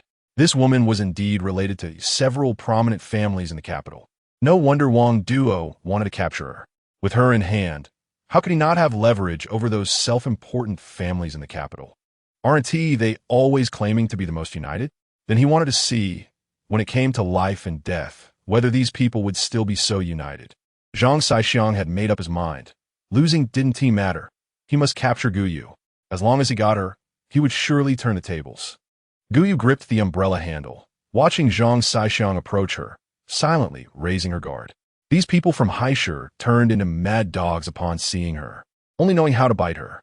Thinking of this, Gou Yu reached under the umbrella with her other hand, twisting the switch at the handle, ready to pull out the steel needles inside at any moment. Zhang Saixiang signaled to Du Jifeng behind him, instantly swapping positions with her, and with a powerful push, he lunged towards Gou Yu. Du Jifeng was already closer to Gou Yu, and with Zhang Saixiang's speed, by the time Chen Yin reacted, it was too late to save her. Gou Yu stared intently at Zhang Saixiang, silently counting in her heart. 3, 2, 1. Then she called out in her mind, Shaolin, electric shock to the max. Then she pulled out the steel needle, stabbing it directly into Zhang Saixiang's abdomen. High-voltage electricity exploding within his body. He only remembered a sharp pain followed by a tingling sensation before losing consciousness. The body of a high-level ability user was still powerful. Even at maximum voltage, it couldn't kill him. Chen Yin was furious, quickly dispatching Du Jifeng with a few slashes, showing no mercy as he rendered her severely injured. Without Zhang Saixiang's suppression, the others gradually regained their strength and subdued the remaining people. Gou Yu put away the clean steel needles and was just about to lower her head to tie up Zhang Saixiang. Watch out! Gou Yu felt as if she had collided with a rock in her chest. A wave of suffocation hit her, and her body uncontrollably fell backward, her vision darkening. When she regained her senses, she realized it was Chen Yin. At this moment, both of them were on the ground, him on top, and her underneath. The next second, warm liquid splashed on half of her face. Gou Yu released the hand she had been using to support herself on his waist, which was now covered in blood, startling her wide-eyed. Chen Yin knelt on one knee, propping himself up, pulling Gou Yu up while turning his head to look at the nearby building. Gou Yu scanned the surroundings and found that most of the captured prisoners were dead, blown to a mushy pulp, leaving only one unconscious Zhang Wanqing. Chapter 67. Even with 3 broken ribs, one can still fight. Fortunately, these attacks were not aimed at them, but they still suffered some light injuries from the aftermath. Except for Chen Yin, because he was closest to the explosion and shielded Gou Yu, his back appeared to be a bloody mess. Gou Yu felt a mix of emotions. Why'd he save her? The previous attack was clearly aimed at killing both her and Zhang Saixiang. Chen Yin was about to chase after the attackers when Gou Yu instinctively grabbed his hand. Don't chase a desperate enemy. Chen Yin calmed down a bit. The previous attack not only silenced everyone but even injured him, indicating that the enemy was not weak. Going after them alone could lead to disaster. Most importantly, Gou Yu told him not to chase. He could ignore others' words, but he couldn't ignore Gou Yu's. Han Chen supported his injured arm and inquired about the injuries of others. Yunxiang is a healing ability user. He can treat you. Lu Yunxiang looked weak, but when he extended his hand, the bulging muscles under his sleeves became apparent. After all, he was from the military, and his combat strength was not weak in the crowd. After a few minutes of treatment, Lu Yunxiang's expression turned grim. No good. I can't treat these wounds. There are some strange things in them.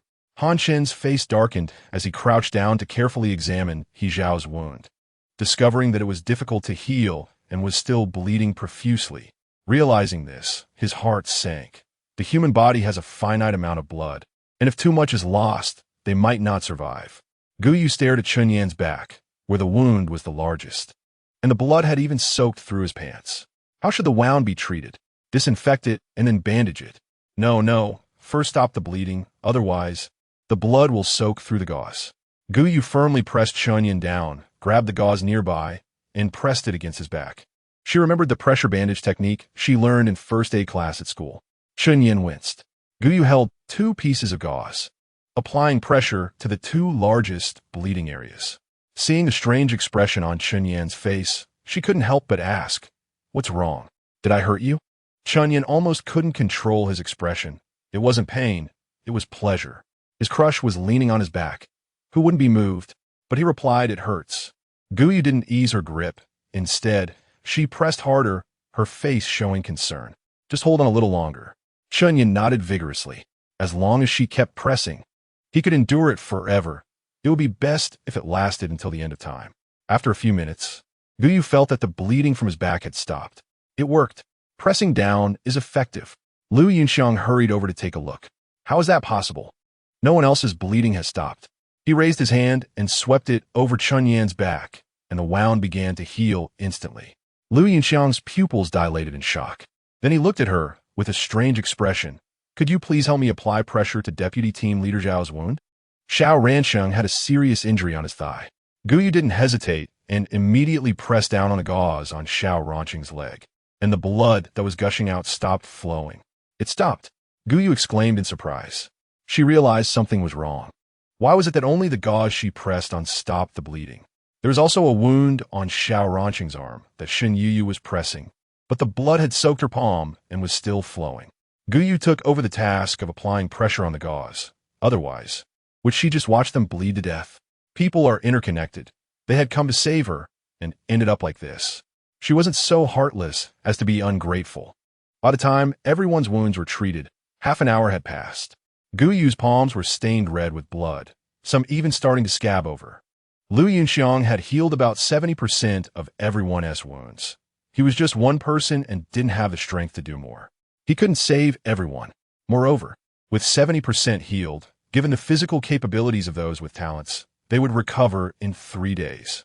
And these people, even with a broken arm, could act as if nothing had happened. Chun Yan was wrapping gauze around himself, but when it got to his back, he stumbled a bit. Gou Yu couldn't bear to watch and snatched the gauze to help him bandage it. Chun Yan's teammates quietly averted their eyes, not wanting to expose their leader's unusual behavior. As for Han Chen's subordinates, they found it strange that Chun Yan was such a meticulous person but didn't pay much more attention. Although the shopkeeper was indeed beautiful and having her personally bandage him was delightful, they felt that Gou Yu had a certain aura of authority that made her seem distant. Asking Gou Yu to help with such small matters felt a bit like disrespecting her. Gou Yu, of course, was unaware of their thoughts. After carefully bandaging Chun Yan's wound, she specifically reminded him, remember not to get it wet and to change the medicine frequently. Chun Yan nodded obediently. Suddenly, he felt a weight on his head, looked up, and found Gou Yu's hand resting on it. Gou Yu froze for a moment, her brain short-circuiting. How could she explain that it wasn't intentional? She just had a sudden whim. If she said that his head had seduced her first, would she be seen as foolish? Gou Yu quickly raised her hand to awkwardly explain, there's a bug on your head. Well, she just thought his head looked very round and seemed nice to touch. Chun Yan didn't expose her, simply saying, I can't use my hand, so I might need you to drive. Gou Yu was more than happy that Chun Yan didn't bring up the earlier incident and immediately agreed. Okay, I'll drive. Shen Yu happened to pass by, and, hearing this, internally cursed Chun Yan, wondering who it was that could still fight with 3 broken ribs. Gou Yu, of course, was unaware of Chun Yan's past achievements.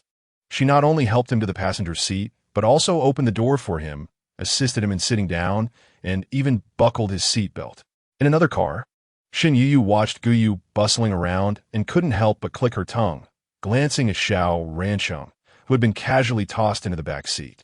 Feeling a bit guilty, she touched her nose. As the saying goes, comparison is what frightens people. It used to be like this, so there's no reason it shouldn't be now. Shen Yu strengthened her resolve. It was Chun Yan who was too pretentious. It had nothing to do with her. After comforting herself, she started the vehicle, following behind Han Chen's car. As night fell, they needed to find a place to rest. Chapter 68. Review. Strange Haisher. As the vehicle drove deeper into the Haisher base, everyone became increasingly astonished. Clearly, they were underground, yet how could only one person be so exceptional? Not only did it perfectly replicate the surface, but there wasn't even a hint of flaw. There was even a sun. If it weren't for the strict hierarchy and the presence of talent users exploiting laborers, this place would really look like an ordinary city from the past. Soon, Han Shan found a suitable base, Villa Number 9, which was located in an open area and quite distant from other villas. Gou Yu carefully helped Chun Yan out of the car. Noticing the smug expression on Chun Yan's face, Han Shan felt it was hard to look at. Was it really just because the shopkeeper helped him? Suddenly, Chun Yan stumbled, and his tall figure nearly knocked Gou Yu over. The mix of sweat and blood should have been unpleasant, but at that moment, Gou Yu's heart raced. It was a strange feeling.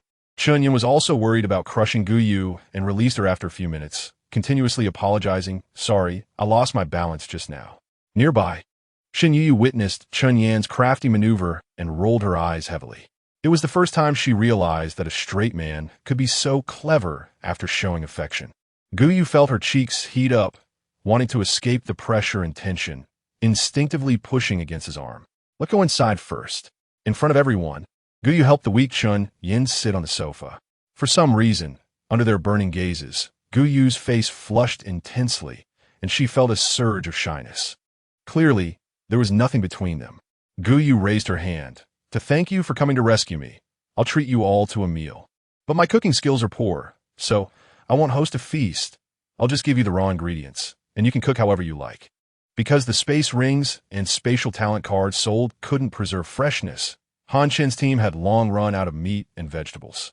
Only Qin Yan's team had more resources because they had a spatial talent user. However, due to limited space, fresh meat and vegetables were also scarce. So what Gou Yu brought out was a timely blessing. Everyone cheered, "Hooray! Why eat plain food when we can have a feast?" The key was that they had indeed been injured while saving someone, so they felt justified in enjoying this meal. Although Gou Yu claimed her cooking was bad, she actually couldn't cook for so many people, but Chun Yan's situation was quite special. Not only did he travel a long distance to save her, but he also avoided her getting hurt. So, both emotionally and logically, Gou Yu had to prepare some food for Chun Yan herself. Unsure of Chun Yan's appetite, she cooked 2 days' worth of rice at once, then made a corn and rib soup and stir-fried some garlic lettuce. Her cooking skills were nothing extraordinary, just home-cooked meals. But Chun Yan still ate every last grain of rice. "Are you full?" Gou Yu's expression became increasingly difficult to describe as she watched Chun Yan eat. Could it be that men's appetites are this large? Gou Yu nodded. "Then you should rest well." She couldn't help but breathe a sigh of relief inside. Fortunately, she had saved some food for herself. Otherwise, with him eating like this, she might not have even gotten a single grain of rice. Once Gou Yu left, Chun Yan, who had been holding on, couldn't help but gag. He really couldn't eat anymore. The rice was stuck in his throat. Looking at Gou Yu's expectant yet astonished expression, Chun Yan couldn't bear to disappoint her, so he desperately stuffed his stomach. Gou Yu, who had gone and returned, silently closed her eyes by the door. This guy really was stubborn. If he couldn't eat anymore, he should just say so. Save some for the next meal. Why did he have to eat it all today? He didn't look like a poor guy who had just eaten a meal and wouldn't have another. Gou Yu washed the used bowls and chopsticks in the sink.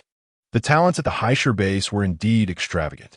The precious water resources outside could be used freely here, even for washing dishes. To know that most people now use sand to wash dishes, those who could wash with water were either wealthy women or powerful talents. For instance, some wealthy people, or certain water-type talents and strong talents. Since Haishir had been destroyed, Gou Yu's original plan to support Zheng Chuanxiao's rise had been shelved. After eating, Gou Yu lay on the bed, with Shun Yu and Xiaomei lying next to her. And Xiaomei stared at the ceiling and suddenly sighed deeply, attracting the attention of the other two. Shun Yu, being straightforward, asked directly, "What's wrong? Why the sigh?" And Xiaomei stared blankly at the ceiling. "Is there really only 23 talents at the Haishir base?" Shun Yu curled her lips. "Definitely not. Those who attacked us today are not included, right?" Gou Yu disagreed. "Maybe they aren't from Haishir. They look more like they came to silence us." Shin Yu pondered. "That seems to make sense." And Xiaomei's face turned pale. "No, I've been a Haishir before and seen other talents who are not among these people." Shin Yu shrugged it off. "Maybe they're already dead?" And Xiaomei's eyes widened in realization. "Dead? I hope so." Gou Yu sensed something was off. Why wasn't Xiaomei so concerned about the talents in Haishir? Moreover, how didn't Xiaomei escape from Haishir as an ordinary person? Didn't Xiaomei have some secrets? Gou Yu suppressed her doubts and forced herself to sleep. She had been busy all day and was a bit tired. As for the blind box thing, she would wait until tomorrow. Today, there wasn't much time or personal space. In the morning, when Gou Yu got up, and Xiaomei and Shun Yu were already up, leaving her alone to stare at the empty bed. Breakfast was plain porridge with pickles. After breakfast, Han Shun called everyone for a meeting to summarize the battle plan. "First of all, regarding the presence of a traitor in the team, I need to reflect on this. I apologize for not vetting properly, which allowed the traitor to infiltrate and implicated Manager Gou.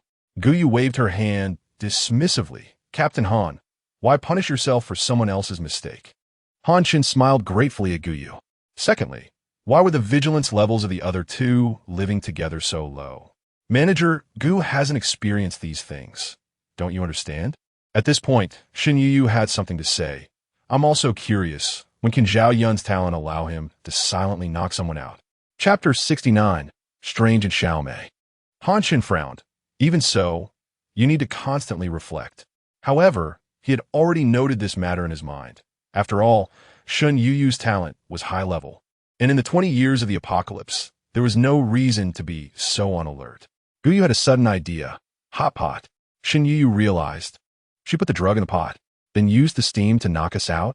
No wonder, during the hot pot meal, the room was filled with various smells.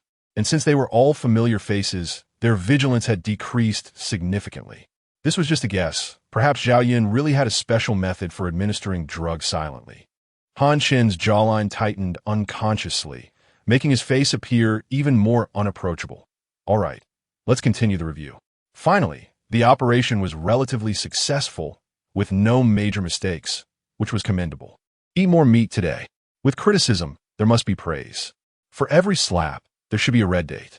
This was his way of experience. It was also to keep them from becoming arrogant and overly confident. After the meeting, Gou Yu waited for a while, and when Chun Yin saw she hadn't left, he also didn't get up. Soon, only the two of them were left in the room. Gou Yu took out the ointment. Let's go, I'll change your dressing. She had been thinking about this since yesterday. She felt it was her responsibility to care for his wound since he had been injured because of her. Chun Yin felt a bit disappointed, yet somewhat happy. Disappointed that she only remembered the wound. Happy that she still remembered the wound. During the dressing change, Gou Yu was very focused, and since she had done it once yesterday, her movements were even smoother. Gou Yu suddenly froze. Chun Yin sensed Gou Yu's distraction and instinctively asked, "What's wrong?" Gou Yu swallowed, bit her lip, and jokingly said, "Do you really like fish?" There was actually a fish tattoo on his shoulder. Chun Yin realized, "Oh, you mean this?" Then, under Gou Yu's gaze, he raised his hand and placed it on his shoulder. Actually, there was a little thought behind it. He pointed to the back of his hand. When Gou Yu saw the back of his hand, she couldn't help but laugh. How cute. It was a cat poised to pounce. Together, the two images formed a cat eager to catch fish. Chun Yin laughed along, right? Of course, it wasn't just this little thought. It was him who wanted to catch fish, not the cat. One looking down, one looking up, in a flash of electricity in their gaze. Gou Yu unexpectedly felt a sense of pressure and heat from his eyes. Gou Yu instinctively lowered her head to avoid his gaze, reminding herself not to overthink and not to be infatuated. Perhaps he was just young and impulsive. At 40, she should be more composed. She felt that it had been too long since she had been in a relationship, and the surge of dopamine was playing tricks on her. Thinking about this, Gou Yu also felt that she should date. But Chun Yin was too young. However, if she were to find a middle-aged man in his 30s or 40s, she felt that being relatively young and pretty might be a bit of a disadvantage. Forget it, better not to date. Gou Yu firmly established her decision not to date, letting her ponytail down and turning it into a side braid. She felt that the ponytail was too tight and constrained her thoughts. Why was she like this? Wasn't it okay to be open and above board?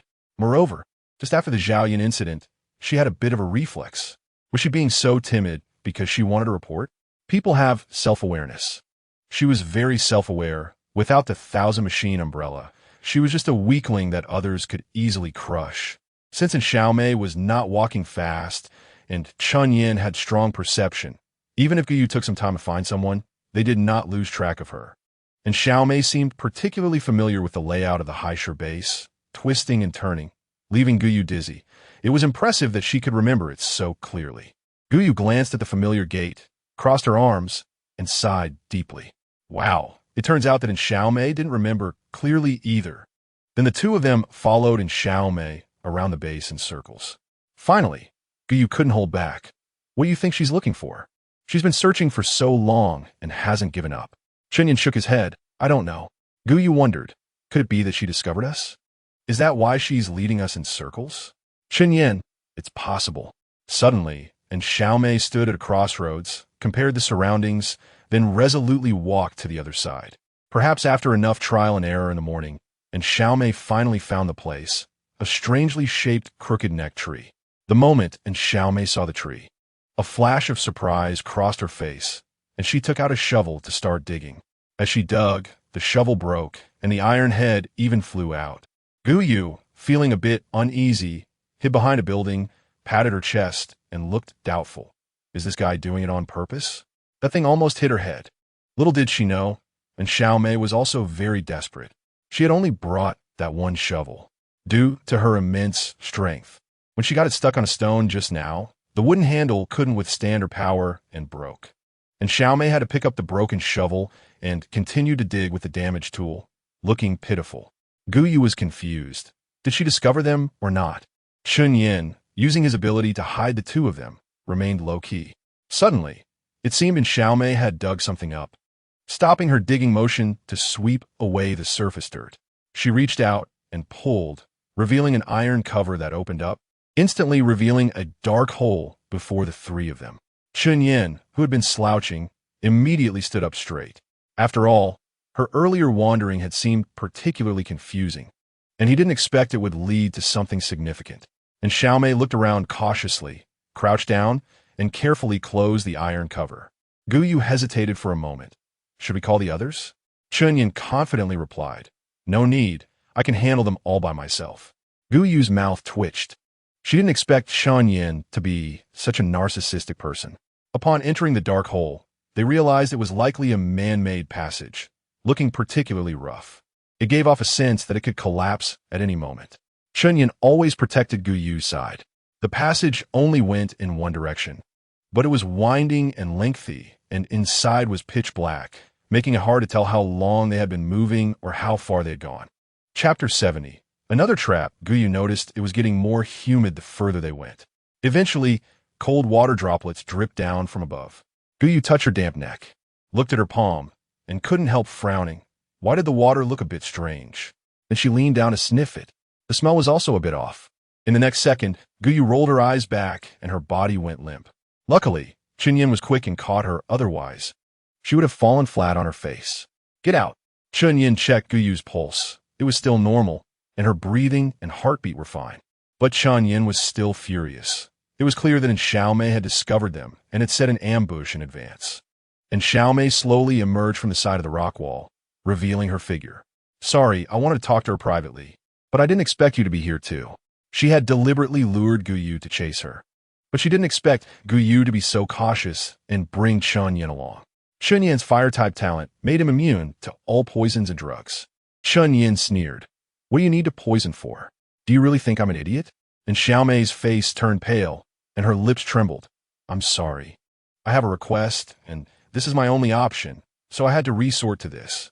Chun Yin didn't believe a word from someone who poisoned right off the bat. He squatted down and picked Gou Chen up in a princess carry. Take out the antidote, Chun Yin said coldly. Facing Chun Yin's bloodthirsty gaze, and Xiaomei took a step back, instinctively wanting to flee. But thinking of her purpose, she suppressed the impulse. I can give you the antidote, but you have to help me with something. And Xiaomei couldn't care less and decided to take the plunge. Chun Yin sneered. You think you can threaten me? And Xiaomei, sharp and observant, naturally noticed Chun Yin's special attitude towards Gou Chen. Otherwise, she wouldn't have the confidence to stand here negotiating with him. I've hidden the antidote. Even if you kill me, you won't find it. The poison she was under could only be cured by me. Otherwise, you can try it. Upon hearing this, Chun Yin's expression became even more grim. His murderous gaze fell on Xiaomei. You better keep your word. This indicated a compromise, and Xiaomei smiled. Follow me. Then she threw a vial to Chun Yin. This is a temporary antidote. It only lasts for 3 days. If this matter isn't resolved in 3 days, then she'll have to leave it to fate. Chun Yin gripped the vial, his expression dark as if he were about to kill someone, and gritted his teeth. You better not pull any tricks. Then he twisted off the cap with one hand, squatted down, placed Gou Chen on his lap, one hand supporting her shoulder and the other feeding her the medicine. After taking the medicine, 3 minutes later, Gou Chen slowly woke up. Where is this? It's so dark. Did they turn on the lights? And Xiaomei shrugged. I mentioned it was a temporary antidote. It's good enough that you woke up. What more do you want? Don't worry. Taking the antidote will cure you. Chun Yin glared. You better keep your word. Otherwise, don't blame me for being ruthless. Gou wasn't foolish. Piecing together her memories before fainting, she instantly realized she had fallen for it again.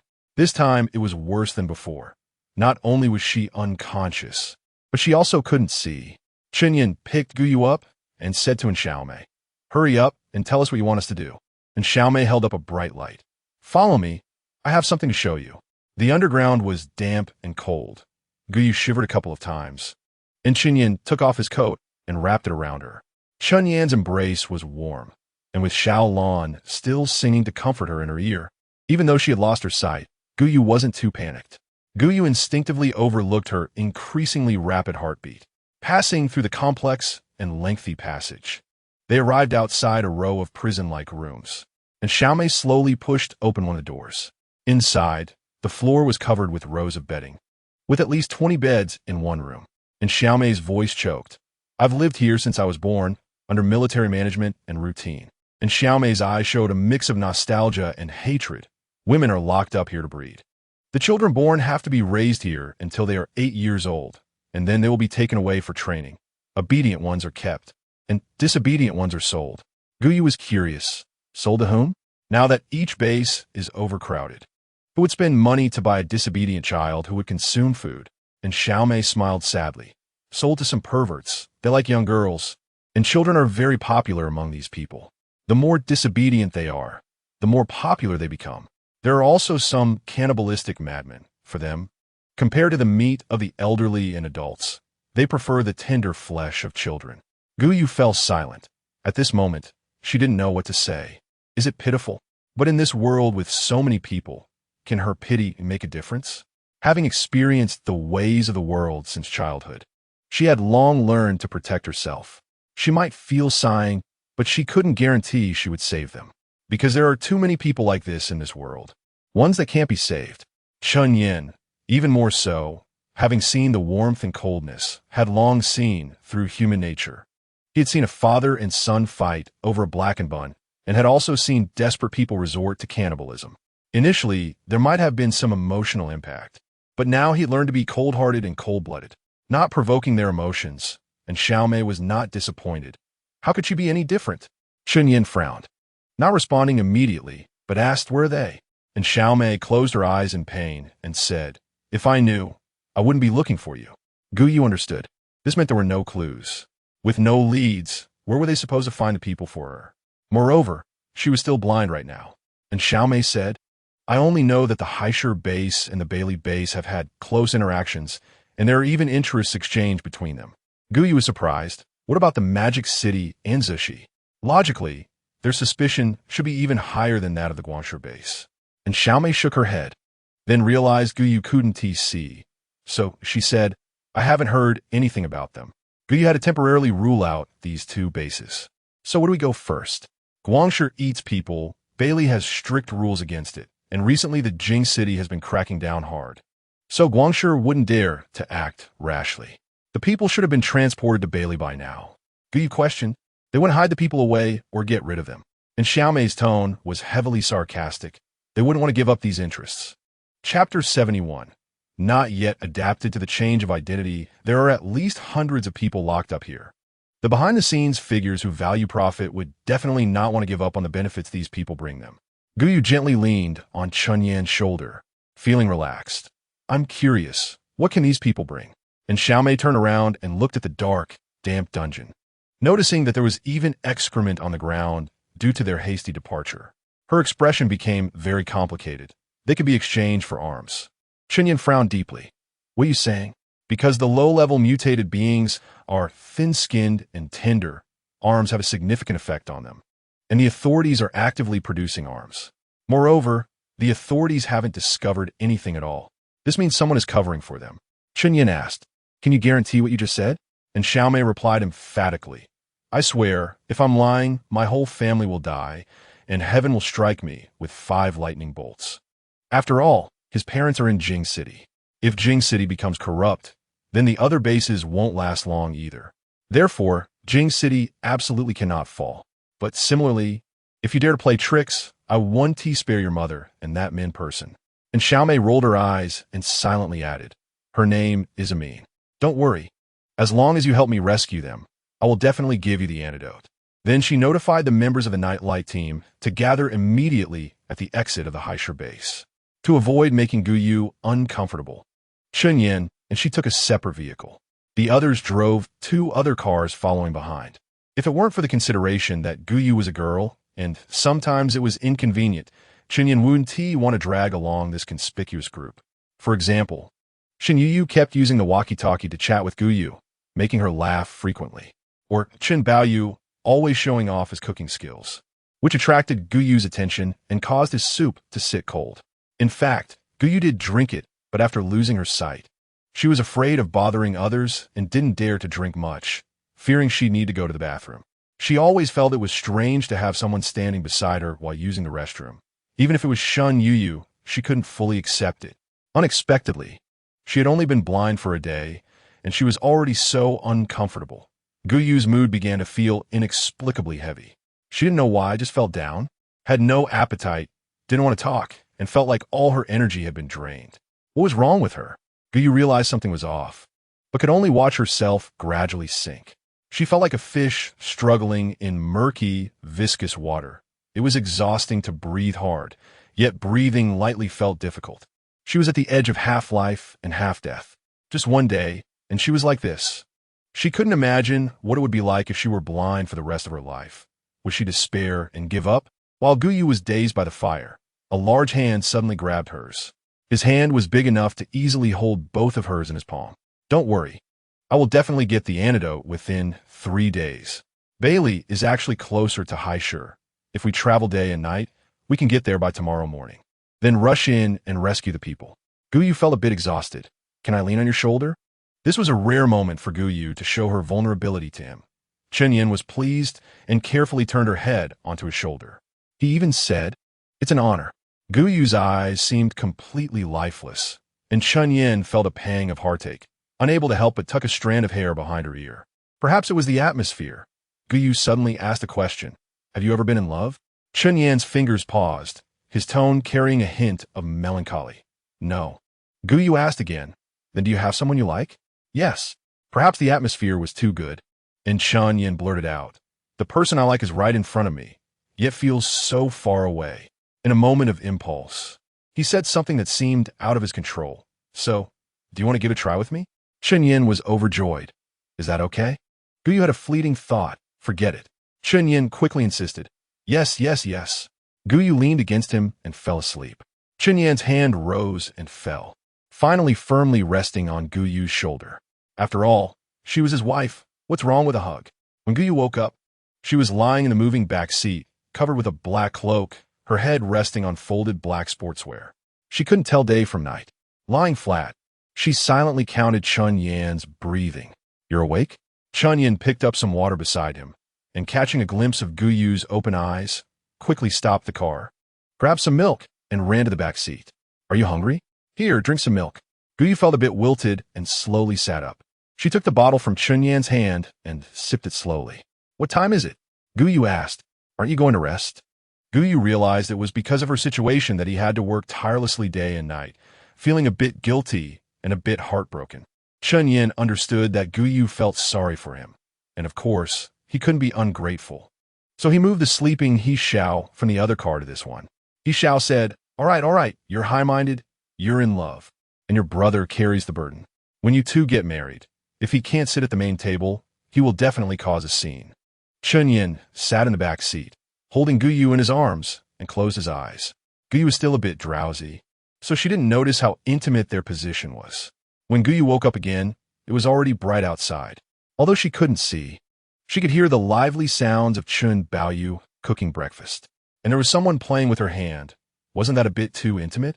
Gou Yu scratched her head, feeling her hair was oily from not washing it for 2 days. It's time to eat, Shen Yu shouted. Chen Yin helped Gou Yu to the fire pit and held a bowl, ready to feed her, but Gou Yu wasn't quite able to accept such intimate actions yet, so she refused. Chapter 72. A home flower is not as fragrant as a wildflower, by the way, boss. Shouldn't we start calling you sister-in-law? Shen Yu winked at Chen Yin. In the past 2 days, the obvious closeness between Chen Yin and Gou Yu made it impossible for Shen Yu to not notice. If she still couldn't figure it out, she would truly be foolish. Chen Yin cleared his throat a couple of times. I'll listen to your sister-in-law. It suddenly occurred to her that last night she seemed to have done something earth-shattering. She said that an increase in hormones could lead to big things. Hearing Chen Yan's barely contained excitement, Gou Yu, who had intended to backtrack, suddenly found she couldn't speak. Oh, we have a sister-in-law now. Shen Yu and the others cheered. Go away, go away. Chen Yin shooed away the cheering crowd and gently tucked Gou Yu's troublesome hair behind her ear. Then he pulled out a pink hair tie from somewhere, which had a beautiful plastic cartoon doll on it. Gou Yu reached out to touch it, feeling inexplicably sweet inside. Thank you. Chen Yin held her hand firmly and said earnestly, there is no need to say thank you between couples. Gou Yu choked on the porridge. I have something to say. Gou Yu closed her eyes. Some things needed to be clarified. I'm already 40 years old. Can you accept that? Gou Yu felt an emptiness in her heart, as if the person within reach was actually very far away. At some point, their intertwined hands became 10 fingers clasped together. She heard Chen Yan's firm voice beside her ear saying, I know you're 40. In my eyes, age will not stop me from liking you. Nor will it be a reason for me not to like you. So, don't give up on me just because I'm younger. This sentence felt inexplicably humble. Gou Yu felt a sudden pain in her heart and blurted out, I won't stop liking you because of age either. Chen Yan's lips curled up slowly, almost reaching her ears. Liking someone made her instinctively defend against the idea of not liking them. So Gou Yu liked her. Chen Yan couldn't help but gently pet Gou Yu on the cheek. Got it, I feel the same. The gentle touch made Gou Yu's heart flutter, almost causing her to drop the bowl in her hand. This guy was so reckless. With things clarified, their interactions became much more natural. When holding hands and hugging, Gou Yu was no longer awkward. Habits turned into nature. Sometimes, she would even take the initiative to reach out. Chen Yan enjoyed Gou Yu's dependence, but didn't forget the important matters. Around 8 in the morning, they successfully arrived at the Bailey base. They parked the car and, using her father's connections, entered Bailey through official channels. Meanwhile, this old friend also provided some information about the banned items. Several trucks indeed entered the district yesterday. The district was controlled by her sister-in-law and brother-in-law, and the old friend worked within that area. It was said that these two forces were at odds with each other, causing quite a stir, and her sister had been looking for their faults, wanting to kick them out of the Bailey base. After all, a bitch and a dog can't last forever. If her father hadn't divided the Bailey base into 2 parts, giving one to her and one to her sister, these 2 useless people would have been long gone. As long as her sister's public credibility remained low enough, she could send these 2 away, out of sight and out of mind. However, her father's lingering influence was too strong, and her sister was too good at acting, so she had never found a good opportunity to kick them out. Poor couples have endless woes. She wanted to see if this couple, who prided themselves on their love, could withstand the pressures of life. Just when she was worried about not having an opportunity, Chen Yan came along with such good news, so of course, she would cooperate fully with Chen Yan. Not only could she get a favor from Chen Yan, but she could also kick her sister out of the game, killing 2 birds with 1 stone. She had previously sensed that these 2 were not very honest. She didn't expect them to be so reckless that they would even engage in the business of banned items to climb up the ranks. There were also arms. They actually dared to embezzle. Thinking of this, Zhai Xiumin immediately checked the arms in the warehouse, wanting to balance her power against Zhai Xiuli, fearing that she would dominate. Therefore, their father divided the arms into 2 parts. She found that Zhai Xiuli's portion had a rather high loss rate. She also inquired about the amount of arms used during battles on Zhai Xiuli's side, and it seemed excessive and swift. Anger surged in Zhai Xiumin's heart. What was Zhai Xiuli doing? Had her brain been eaten by dogs? Was her head filled with water? How dared she? Didn't she know that these arms were the foundation for their livelihoods? Men are unreliable. She also didn't look at Li Mingzheng, that pretty boy, who at the beginning of their marriage spoke sweetly, but in the end he still cheated. Did she really think that since Li Mingzheng was taken by her, he wouldn't betray her? How ridiculous. A dog can't change its nature. If there's one, there'll be another. A flower at home is not as sweet as a wildflower. She wanted to see how long Li Mingzheng could love her. Zhai Xiumin passed this information to Chen Yan, believing that without her lifting a finger, Zhai Xiuli would self-destruct. Sometimes she also felt hatred. Why did their father favor her sister? Clearly, it wasn't her fault, yet she had to bear the pain. Obviously, Li Mingzheng was her husband, yet she was expected to accommodate the two of them. Ugh. It was truly disgusting. What kind of sister was she? Just a mistress's illegitimate daughter. Thinking of this made Zhai Xiumin furious. Zhai Xiuli was just like her mother, the mistress, born to be adept at acting spoiled and pouting. Even though tea had become precious since the apocalypse, she still felt nauseated by the tea aroma every day. No, using tea to compare her was simply an insult to precious tea leaves. And Li Mingzheng, when he entered the family, he was charming and obedient. But after getting involved with Zhai Xiuli, he became increasingly arrogant and looked down on her more. Today, she wanted to see if they, who had provoked the Nightlight Squad, could escape unscathed. Unlike the private team in Lian City, the Nightlight Squad was affiliated with the Special Management Bureau of Jing City and had the authority to monitor other bases. Therefore, when Chen Yin faced Han Chun, he didn't seem like a subordinate, but more like a friend. Because Chen Yin was strong enough, his power was also significant. Upon receiving Zhai Xiumin's information, Chen Yin immediately took his people to the district and waved his hand towards Zhai Xiuli, who was indulging in luxury. Zhai Xiuli, we have received reports that you are not only trafficking arms, but also trading in human lives, forcibly making them into banned items. You are now under arrest and will be sent to Beijing for trial. Only when the other party resisted did Chen Yin have the authority to shoot them. But when Zhai Xiuli heard Chen Yin's words, she neither ran away nor argued, calmly accepting Chen Yin's judgment. Chapter 73. Moral kidnapping. Chen Yin handcuffed her, feeling a bit irritated. This person wasn't resisting, so he had to make a trip to Beijing. Would it be better to push her into the mutant crowd, pretending she was killed by mutants while escaping? However, Chen Yin only thought about it. If he were to deceive from above and below in this position, he would eventually be dismissed.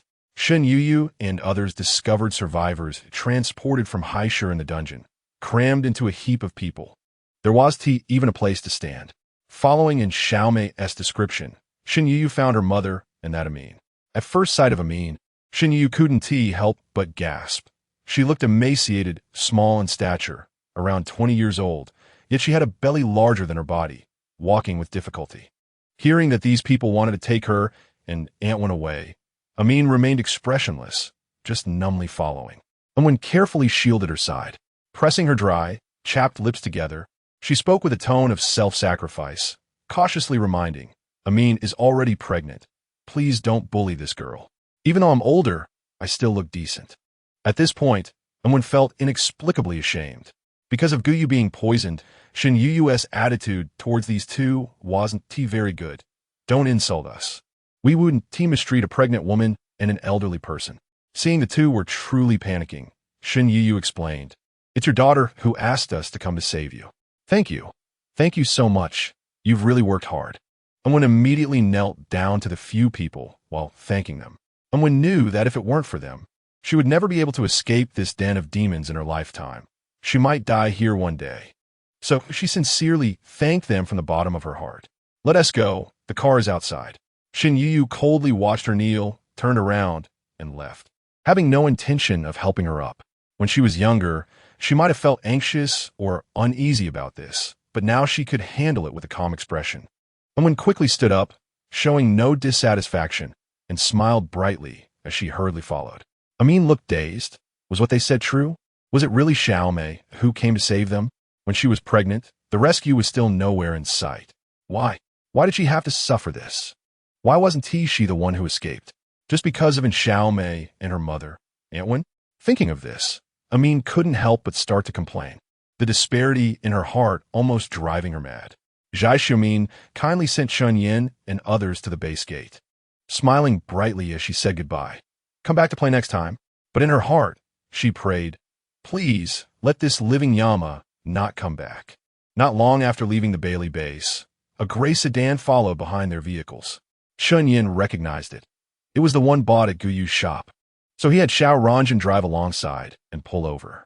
The gray sedan stopped on the other side, and in Xiaomei, with her face covered by a scarf, got out of the car and stumbled towards Xiaomei, and only when she truly saw her did she feel a sense of surviving a disaster. She really did escape. She had spent 23 years and 6 months in Haishur, giving birth to 17 children, and now only 5 were still alive. God knows how she managed to hold on. Someone couldn't help but cry. "Oh God, you finally favored me once." The members of the Nightlight team all knew how this scene came about and watched with blank expressions. It wasn't that they lacked empathy. It was just that as the ones being poisoned and threatened, they found it hard to empathize with the perpetrator. And Xiaomei looked at Chun Yin warily. "I know I did something wrong, but it has nothing to do with my family." Shen Yu mercilessly exposed her hypocrisy. "Then why mention her? A debt must be repaid by its owner. We will definitely settle accounts with you." And Xiaomei cried, her tears flowing freely. "You misunderstand me. I'm willing to bear the consequences alone." Shen Yu sneered. "Then why don't you just go die right now? Why cry here? Also, after talking for so long, where's the antidote?" And Xiaomei's expression stiffened for a moment. "I didn't bring the antidote with me. I will give you an address. You can go get it, but I need to ensure the safety of my mother and my friends." Shen Yu scoffed. "What do you mean? Are you playing us? Afraid of something happening to your mother? You're clearly afraid of something happening to yourself. Intentionally not bringing the antidote to divert us and escape." Gou Yu stopped the furious Shen Yu. "Let them go." She realized that Xiaomei was afraid of death, still concerned about that little bit of family affection, and didn't want to die herself. So she picked her as the scapegoat. She exploited her paranoia from just being captured to poison her. Or perhaps, even her being captured, and Xiaomei may have played a significant role. Thinking of this, Gou Yu suddenly understood. She said, "How could Zhao Yun, who has nothing to do with Haishur, suddenly drug someone? Why did Haishur approach Zhao Yun? Perhaps from the beginning, Zhao Yun was just a pawn of Xiaomei. Why didn't Shen Yu, such a formidable person, notice Zhao Yun drugging her? It turned out someone was covering for her. Shen Yu was clearly not a fool. She figured this out early on, which is why her attitude towards Xiaomei had always been poor. After Gou Yu stopped her, Shen Yu calmed down. "You can leave, but remember, if you dare to play tricks with the antidote, no matter where you are, I will chase you to the ends of the earth and catch you." Shen Yu gently supported Gou Yu, glancing at her dim eyes, then turned her head and glared fiercely at Xiaomei. Gou Yu felt Shen Yu's anger and lightly patted her hand to comfort her. Indeed, people in the apocalypse are terrifying with no moral bottom line, no rules to bind them, and they dare to do anything. And Xiaomei and her mother helped Amin into the car. Although she lamented that after years of not seeing her, Amin was already pregnant, she felt comforted thinking of the happy life ahead. "Hurry up. The mutated creatures are starting to gather again." Chun Yin stepped forward. "Wait, the address." And Xiaomei, "You can find what you need in the 8th cabin of the Ferris wheel at the 100 Mu amusement park." After saying this, she turned and flew away from the nearby mutated creatures. Chun Yin immediately restarted the vehicle. If she was lying to him, he still had a chance to catch her. "I'll take Gou Yu to find the antidote. You follow the locator. I want the antidote, and I want revenge too." Gou Yu's suffering cannot be in vain. Hearing that something could happen, Shen Yu instantly felt invigorated. "All right, let us go." Then she immediately urged Xiao Ranjin to drive. Chapter 74, The Starry Team. The 100 Mu amusement park was the largest and most bustling amusement park in the city before the apocalypse, but it didn't have the most mutated creatures inside. Because on the day the apocalypse broke out, it happened to be closed for renovations, and with the tall surrounding fences, it became a refuge for survivors. However, later, the military rescued a wave, and the people inside were evacuated. Chun Yin arrived here with ease and found the 8th cabin of the Ferris wheel, where indeed a bottle of antidote was placed. Chun Yin held Gou Yu in one arm, his superior latissimus dorsi and biceps slightly bulging, radiating a faint halo in the golden sunlight. The next second, Chun Yin suddenly jumped down from the cabin, as the amusement park had long since lost power, and the 8th cabin had stopped at the highest point. So when Chun Yin jumped, Gou Yu in his arms felt a strong gust of wind. What's wrong? Gou Yu couldn't see. So this sense of crisis magnified, and unease gradually spread in her heart, but she still chose to trust Chun Yin. Chun Yin held her tightly, softly reassuring her, "Don't be afraid." He drew out a long, large curved knife, casually hanging it in the air, the red flames seeming to burn everything in the world to ashes. He didn't want to put Gou Yu down. If he let her go and something happened, he would be distracted. It was safer to keep her right under his nose. Gou Yu clung tightly to his neck, half lying on his shoulder, trying to minimize the burden on him. The next second, she heard the sound of clashing weapons, followed by Chen Yin's heavy breathing. Gou Yu tried her best to shrink her presence, but the opponent seemed to know she was Chen Yan's weakness and frequently attacked Gou Yu, causing her to narrowly escape several times from the wind blades created by the attacks. Chen Yan also sensed something was off. Among the octopus's 8 tentacles, there was a huge sack-like sphere inside of which something was floating and sinking. It trembled from time to time, seemingly containing a living creature. Chen Yan speculated that this was its weak point, so he kept looking for opportunities to attack. Several times, he narrowly escaped from its slippery grip. The next second, he was dumbfounded. Frightened, Chen Yan hurriedly ran while holding Gou Yu. If he could handle one, how could he handle so many? He wasn't Superman.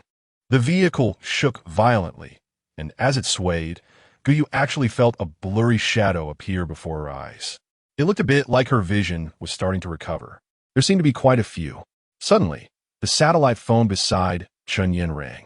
After connecting, Xiao Ranjin's voice came through. Not good. We've been stopped by the Starry team. The Starry team, like the Nightlight team led by Chen Yan, belonged to the Special Management Office of the capital city. Their status and functions were the same.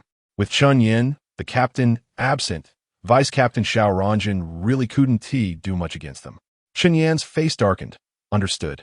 It was obvious that Xiao Mei had gotten in with the Starry team. The captain of the Starry team had some issues with him, and this time it was clear they were out to get him.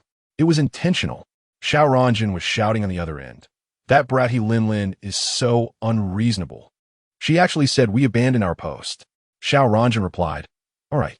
Although his face didn't show it, he clicked his tongue in his heart. Having a sister-in-law really was different. In the past, when encountering such matters, the boss would just give orders, and if someone got killed, he would take responsibility. Lin was puzzled to see that these people had given up without a fight. Had they taken the wrong medicine? They didn't even try to confront her? How boring. Lin looked at Xiao Mei beside her, crossed her arms, and coldly scoffed. Where's the reward? And Xiao Mei handed her a ring, and Lin took a glance inside. Sure enough, it was just as Xiao Mei had said. Remember to find me next time there's such a good deal. Lin smiled and waved goodbye to Xiao Mei. Having received a bunch of supplies, she was in a good mood and didn't hesitate to show a smile. One must say, Xiao Mei really was a clever person. She had calculated Gou Yu's moves and in the end, used items from Gou Yu's shop to save her life. How ironic. Meanwhile, Chen Yan had taken Gou Yu away from the 100 Acres amusement park and found a shady spot to catch his breath. Are you okay? Chen Yan wiped the sweat from Gou Yu's forehead and offered her a bottle of water. Gou Yu didn't get carsick, so she felt fine. I'm fine, how about you?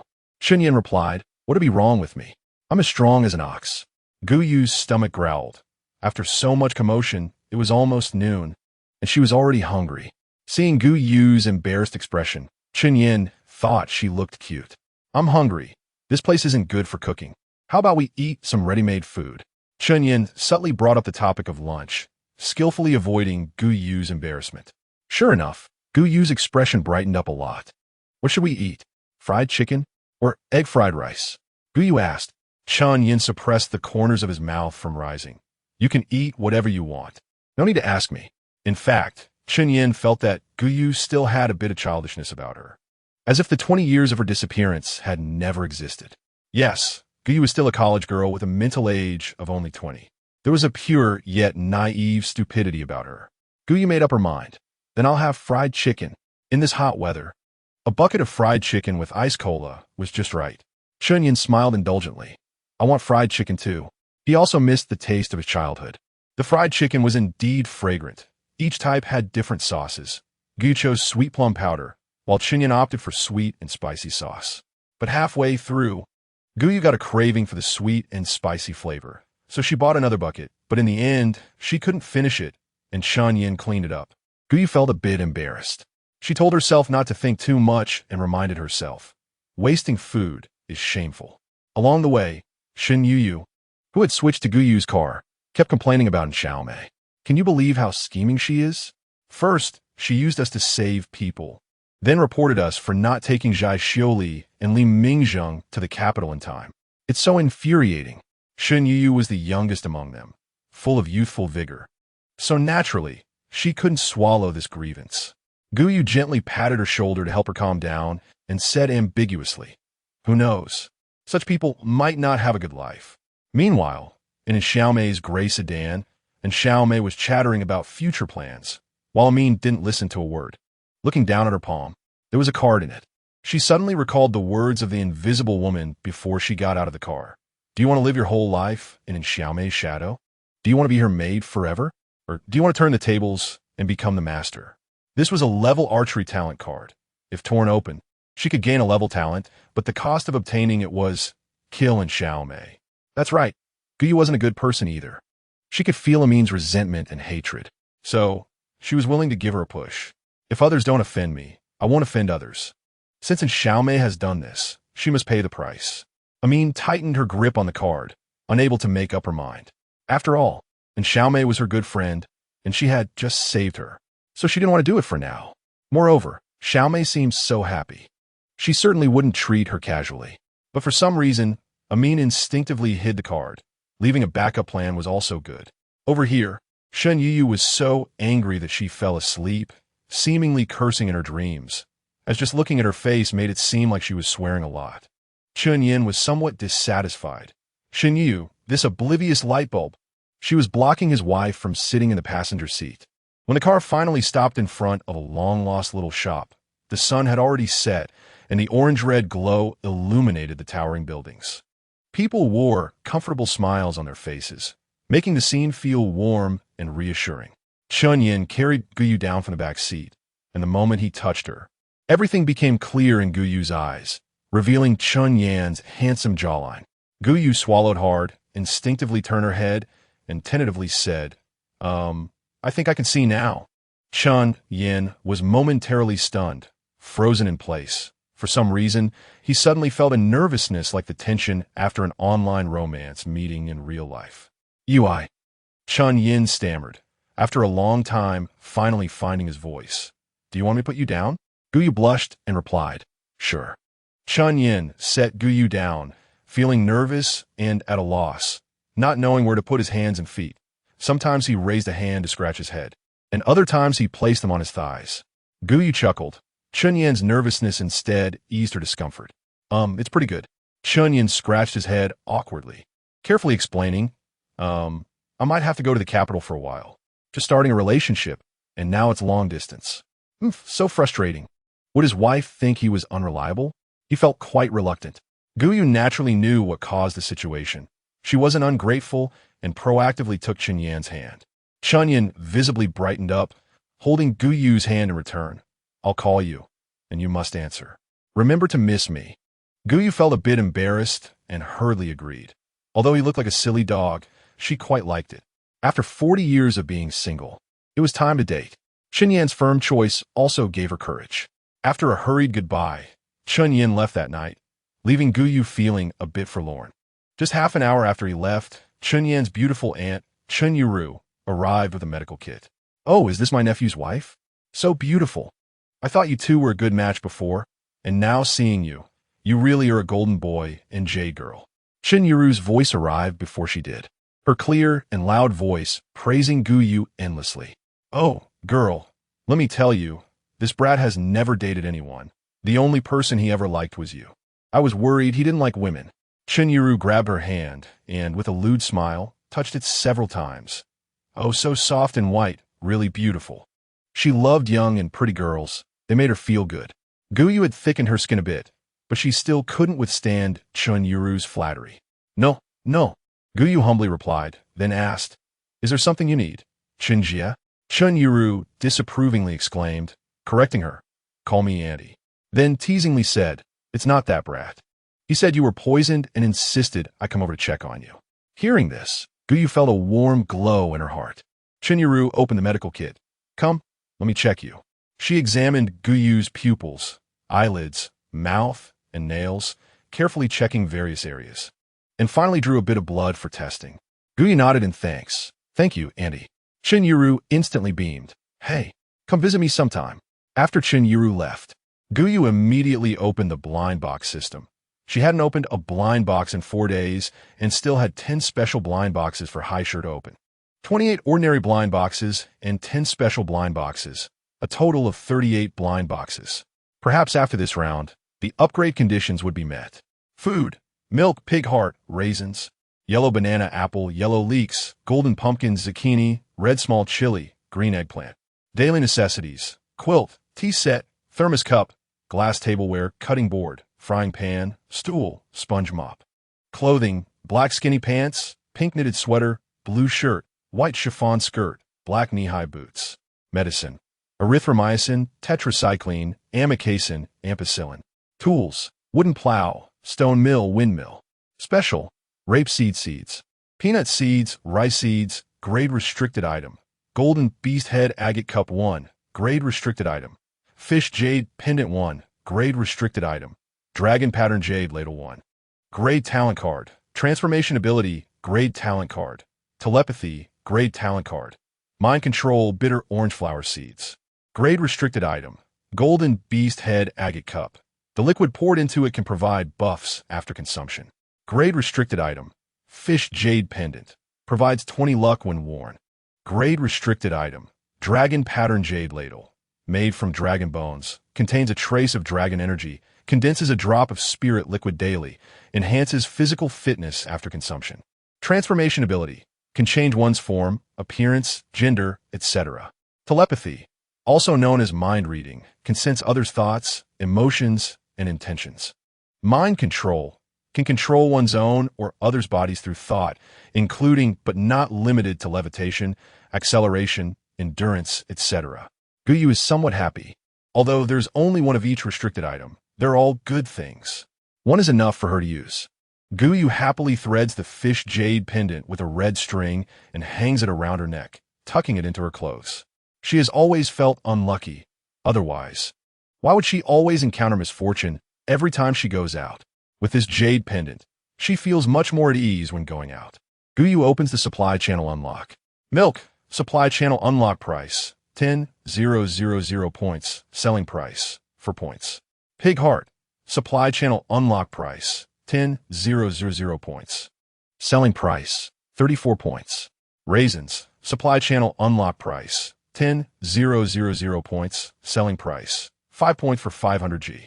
Yellow banana apple, supply channel unlock price, 15,000 points. Selling price, 15 points for 500G. Yellow leeks, supply channel unlock price, 10,000 points. Selling price, 7 points for 500G. Golden pumpkin zucchini, supply channel unlock price, 10,000 points. Selling price, 2 points for 500G. Chili, red, small supply channel unlock price, 10,000 points. Selling price, 15 points for 500G. Eggplant, green skin supply channel unlock price, 10,000 points. Selling price, 0. 99 points for 500G. Quilt, supply channel unlock price, 30,000 points. Selling price, 105 points for 3 pounds. Tea set, supply channel unlock price, 35,000 points. Selling price, 99 points per set. Thermos cup, supply channel unlock price, 40,000 points. Selling price, 299 points each. Glass tableware, supply channel unlock price, 10,000 points. Selling price, 3 points each. Wooden cutting board, supply channel unlock price, 15,000 points. Selling price, 12 points each. Frying pan, supply channel unlock price, 45,000 points. Selling price, 299 points each. Stool, supply channel unlock price, 20,000 points. Selling price, 199 points for 2. Sponge mop, supply channel unlock price, 25,000 points. Selling price, 20 points each. Black skinny pants, supply channel unlock price, 30,000 points. Selling price, 45 points each. Pink knitted sweater, supply channel unlock price, 35,000 points. Selling price, 56 points each. Blue shirt, supply channel unlock price, 40,000 points. Selling price, 46 points each. White chiffon skirt, supply channel unlock price, 45,000 points. Selling price, 49 points each. Black knee-high boots, supply channel unlock price, 50,000 points. Selling price, 52 points each. Erythromycin, supply channel unlock price, 55,000 points. Selling price, 32 points per box. Tetracycline, supply channel unlock price, 60,000 points. Selling price, 34 points per box. Amikacin, supply channel unlock price, 65,000 points. Selling price, 36 points per box. Ampicillin, supply channel unlock price, 70,000 points. Selling price, 38 points per box. Wooden plow, supply channel unlock price, 10,000 points. Selling price, 25 points. Stone mill, supply channel unlock price, 150,000 points. Selling price, 120 points. Windmill, supply channel unlock price, 250,000 points. Selling price, 256 points. Rapeseed seeds, supply channel unlock price, 300,000 points. Selling price, 5 points for 500 grains. Peanut seeds, supply channel unlock price, 300,000 points. Selling price, 5 points for 500 grains. Rice seeds, supply channel unlock price, 300,000 points. Selling price, 5 points for 500 grains. Grade talent card, transformation ability, supply channel unlock price, 500,000 points. Selling price, 4,000 points. Grade talent card, telepathy, supply channel unlock price, 1,500,000 points. Selling price, 16,000 points. Grade talent card, mind control, supply channel unlock price, 2,000 points. Selling price, 32,000 points. Bitter orange flower seeds, supply channel unlock price, 500,000 points. Selling price, 100 points each. 90 survival rate. The introduction of this bitter orange flower seed caught Gou Yu's attention. Its description is a magical flower seed that may yield surprises when planted. This intrigued Gou Yu. She wanted to see what surprises would come. She decisively bought a bitter orange flower seed to plant, casually sowing it on the windowsill outside the shop. Gou Yu had already harvested the sweet potatoes she planted earlier, so she planned to plant some rapeseed seeds as well. When the rapeseed matures, the fields of rapeseed flowers will look very beautiful. Gou Yu glanced at the time, poured some water into the golden beast head agate cup, picked it up, and took a sip. It had a slightly sweet taste, and after drinking, she felt much more energized. Gou Yu wondered, why is there no response? Xiaolan's tone was suspicious. Do you think this is an online game? It won't remind you which aspect has been enhanced or how many points have been increased. Gou Yu suddenly realized, oh right. Although she has the system, Xiaolan can clearly only assist in running the shop, but cannot help her become stronger. Therefore, which aspect the golden beast head agate cup enhanced, and by how much cannot be expressed in data form. However, it is somewhat similar to the physique one in online games. Gou Yu opened the special mission, and the next mission direction confused her. Solve the tide of mutated species in the 100-acre amusement park. Reward, 30 special blind boxes. The 100-acre amusement park. Such a familiar name. Chapter 77, Heartbeat Count 1. Gou Yu had a sudden flash of inspiration. Right during the day. Didn't Chun Yin take her to escape from a giant mutated species under its command in the 100-acre amusement park? So under the call of this giant mutated species, a tide of mutated species formed in the 100-acre amusement park. More than 50,000 mutated species must gather together to form a tide of mutated species. Gou Yu opened the map and found that the 100-acre amusement park was built at a transportation hub to attract customers, a necessary route from many bases.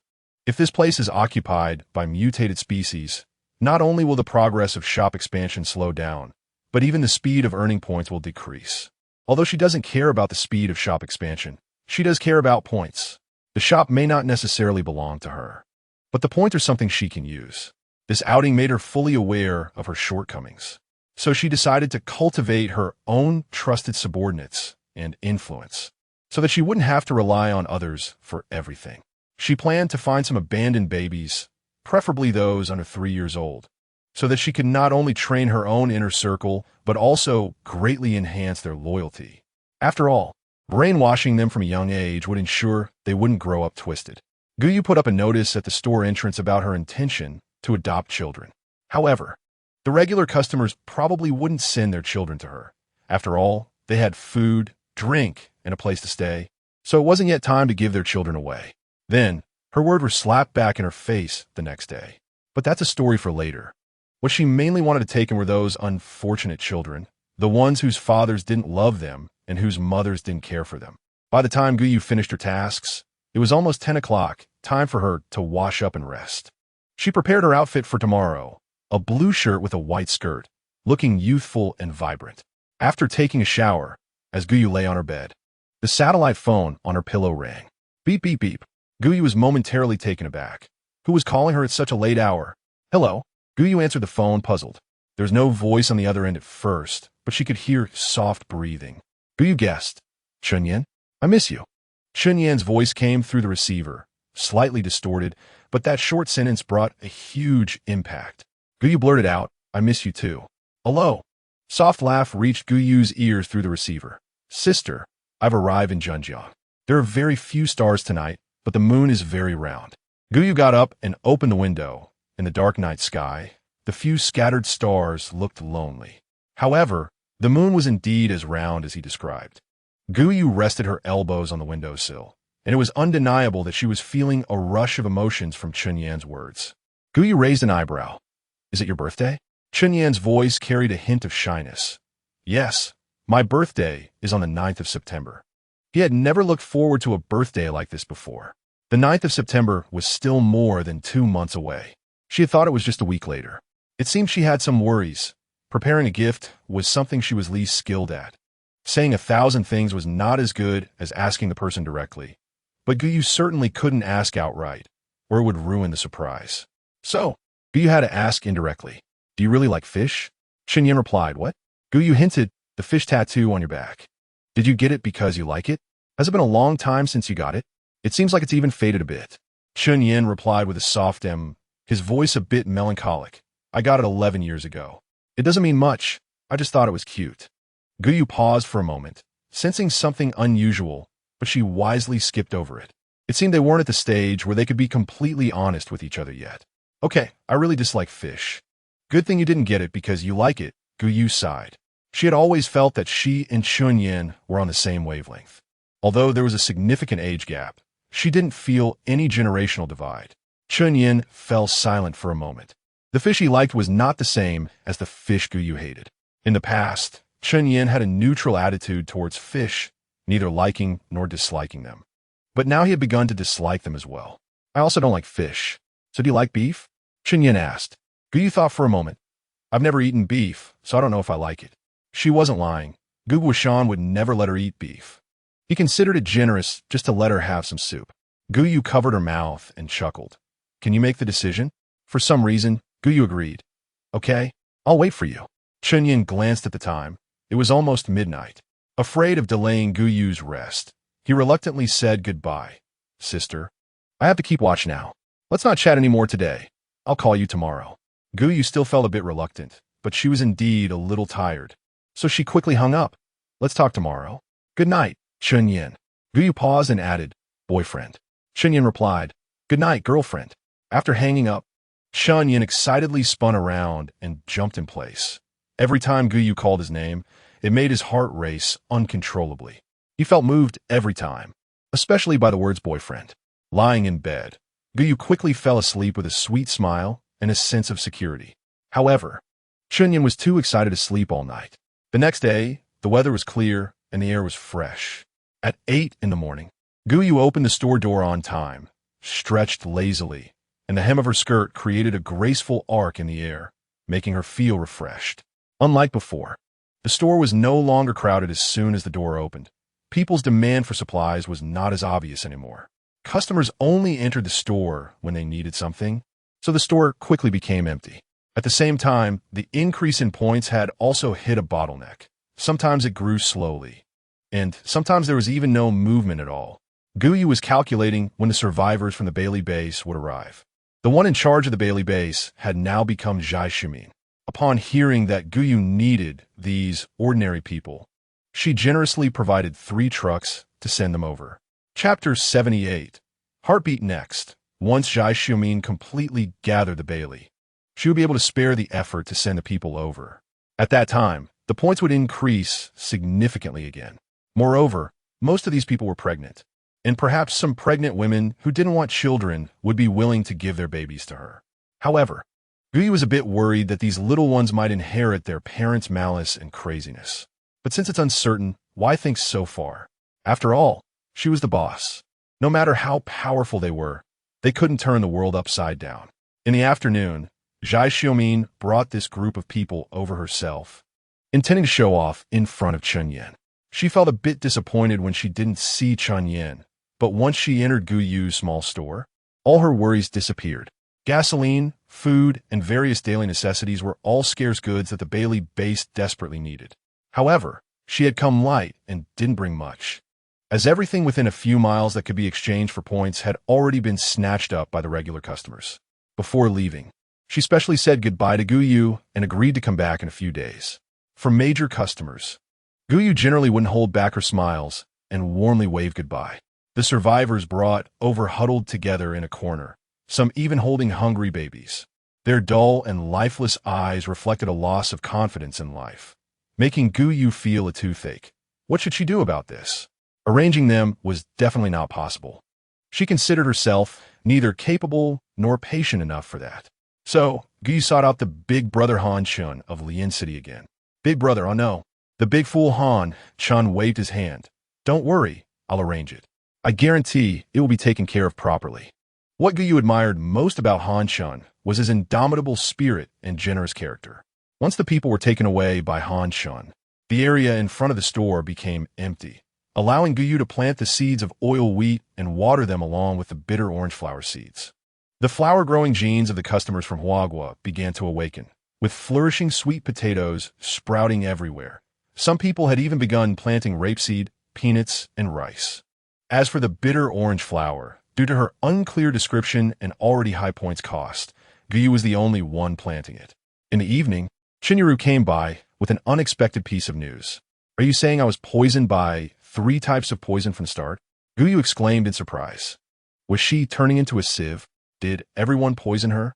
Chinyaru shook her finger, denying her statement. Not exactly poison. What I mean is that you have 3 components in your body. Gou was confused. If it's not poison, then what is it? Chinyaru took a sip of water.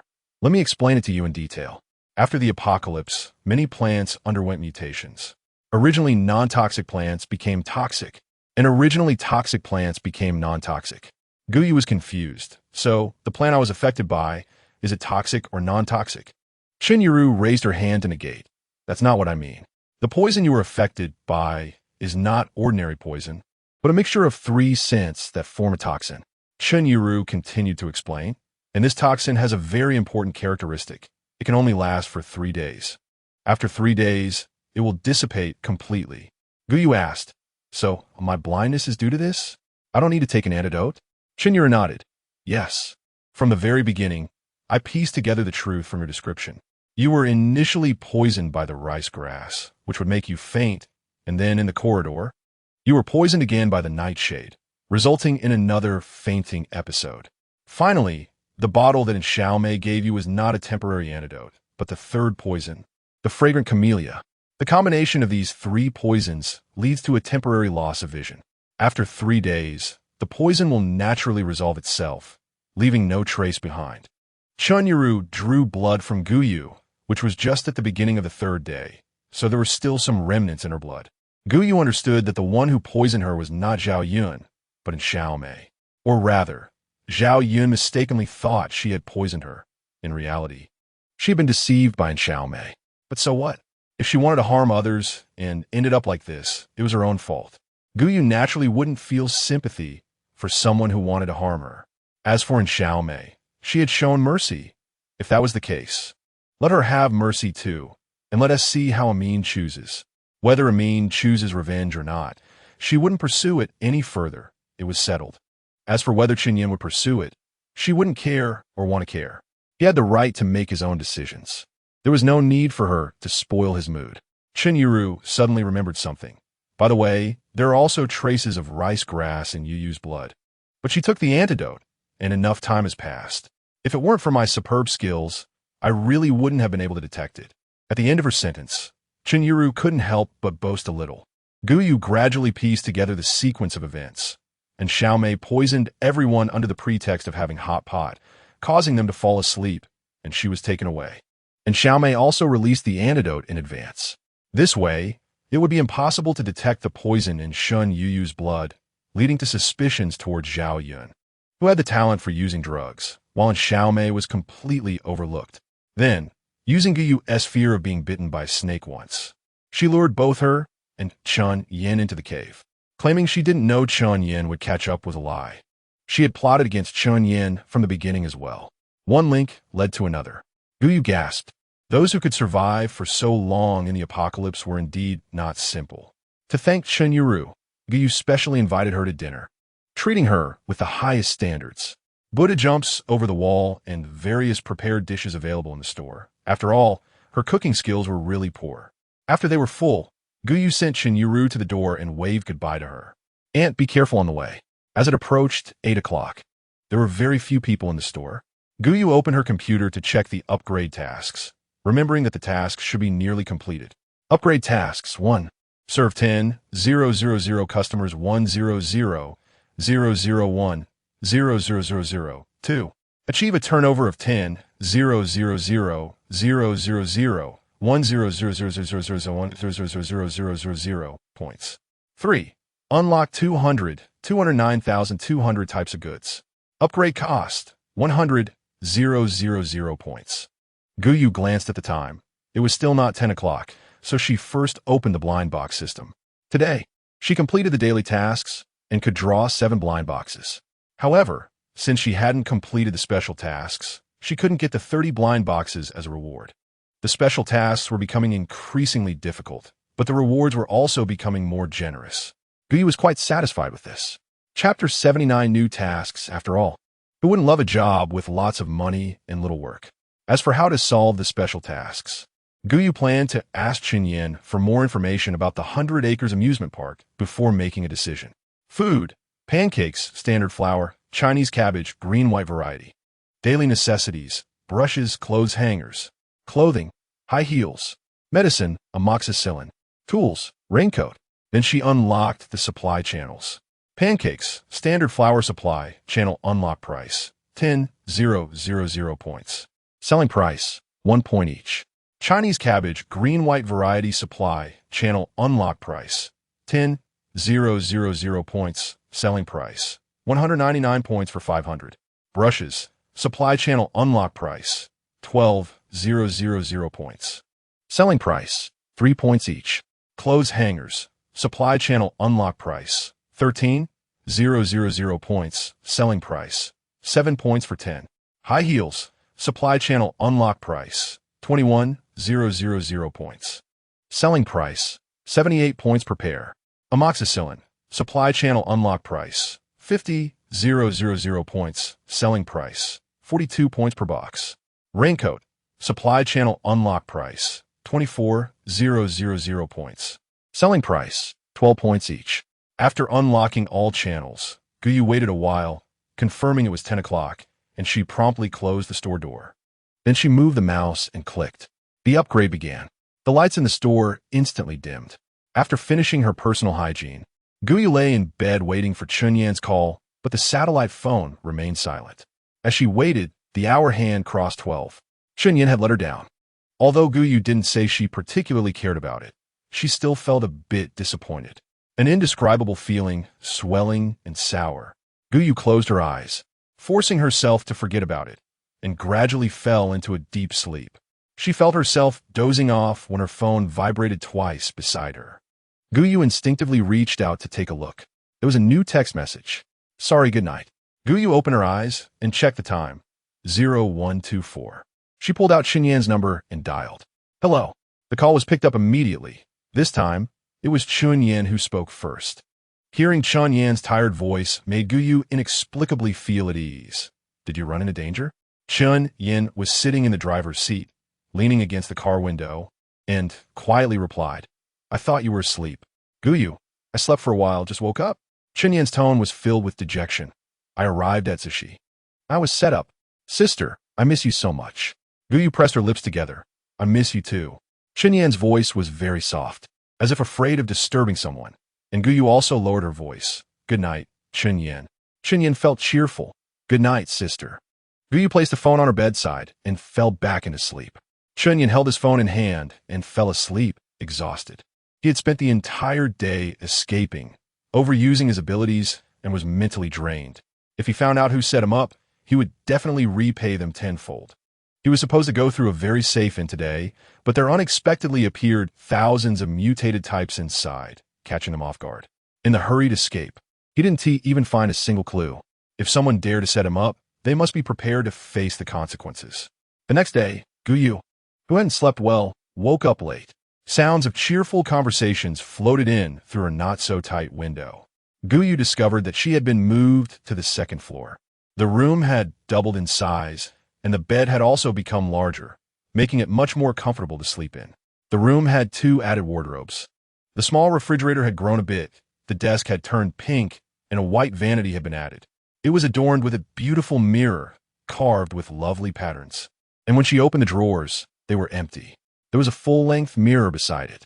On the bedside table, there is a small lamp. The bathroom has a new bathtub, and the mirror above the sink has become more upscale, with a storage cabinet and lighting behind it.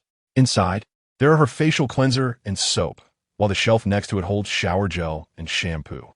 Stepping out of the room, the spacious living room features a sofa and a television, along with a floor lamp. The living room connects to a balcony, which has a flower rack with empty flower pots on it.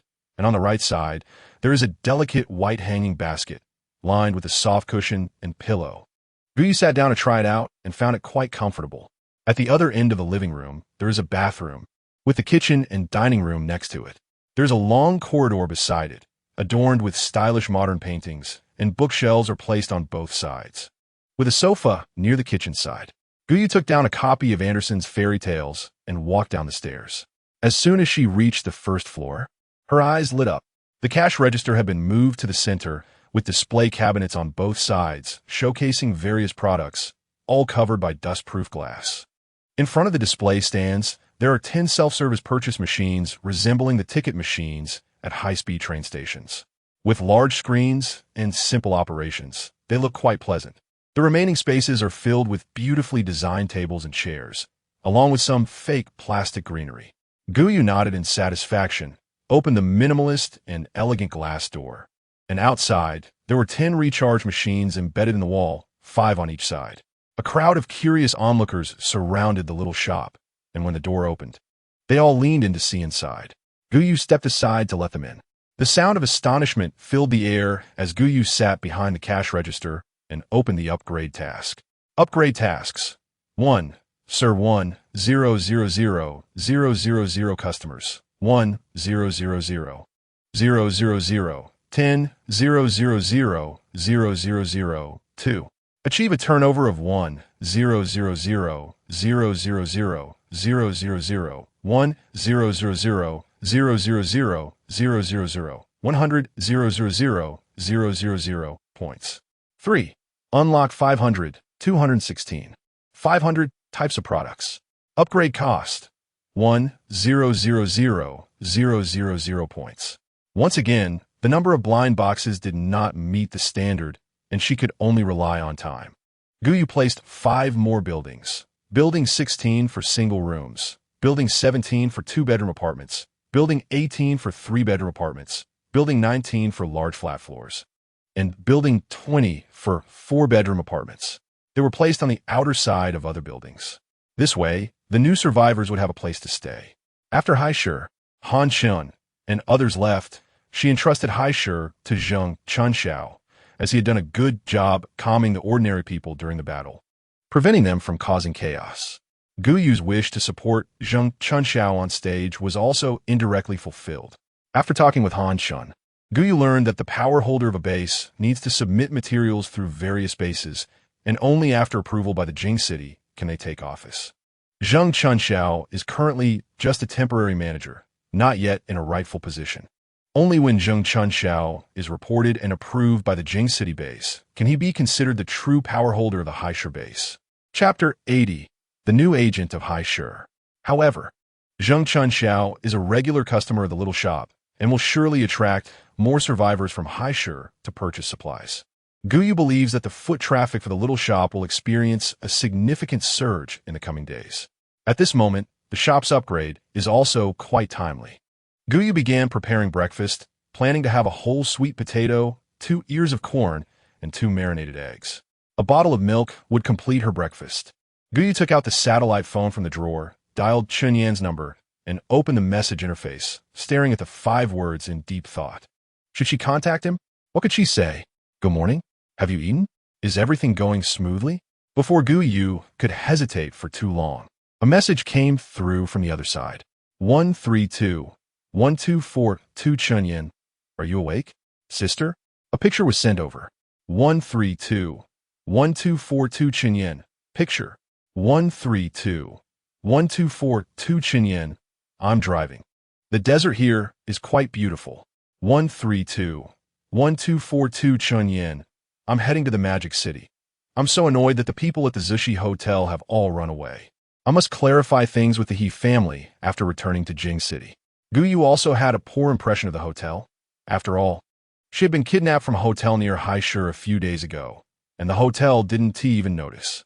If something happened, what could she expect from it? 132124 Chun Yan. Sister, look, a lizard. In the photo, a yellow lizard occupied the entire picture, towering over the nearby house. Gou Chen fell silent.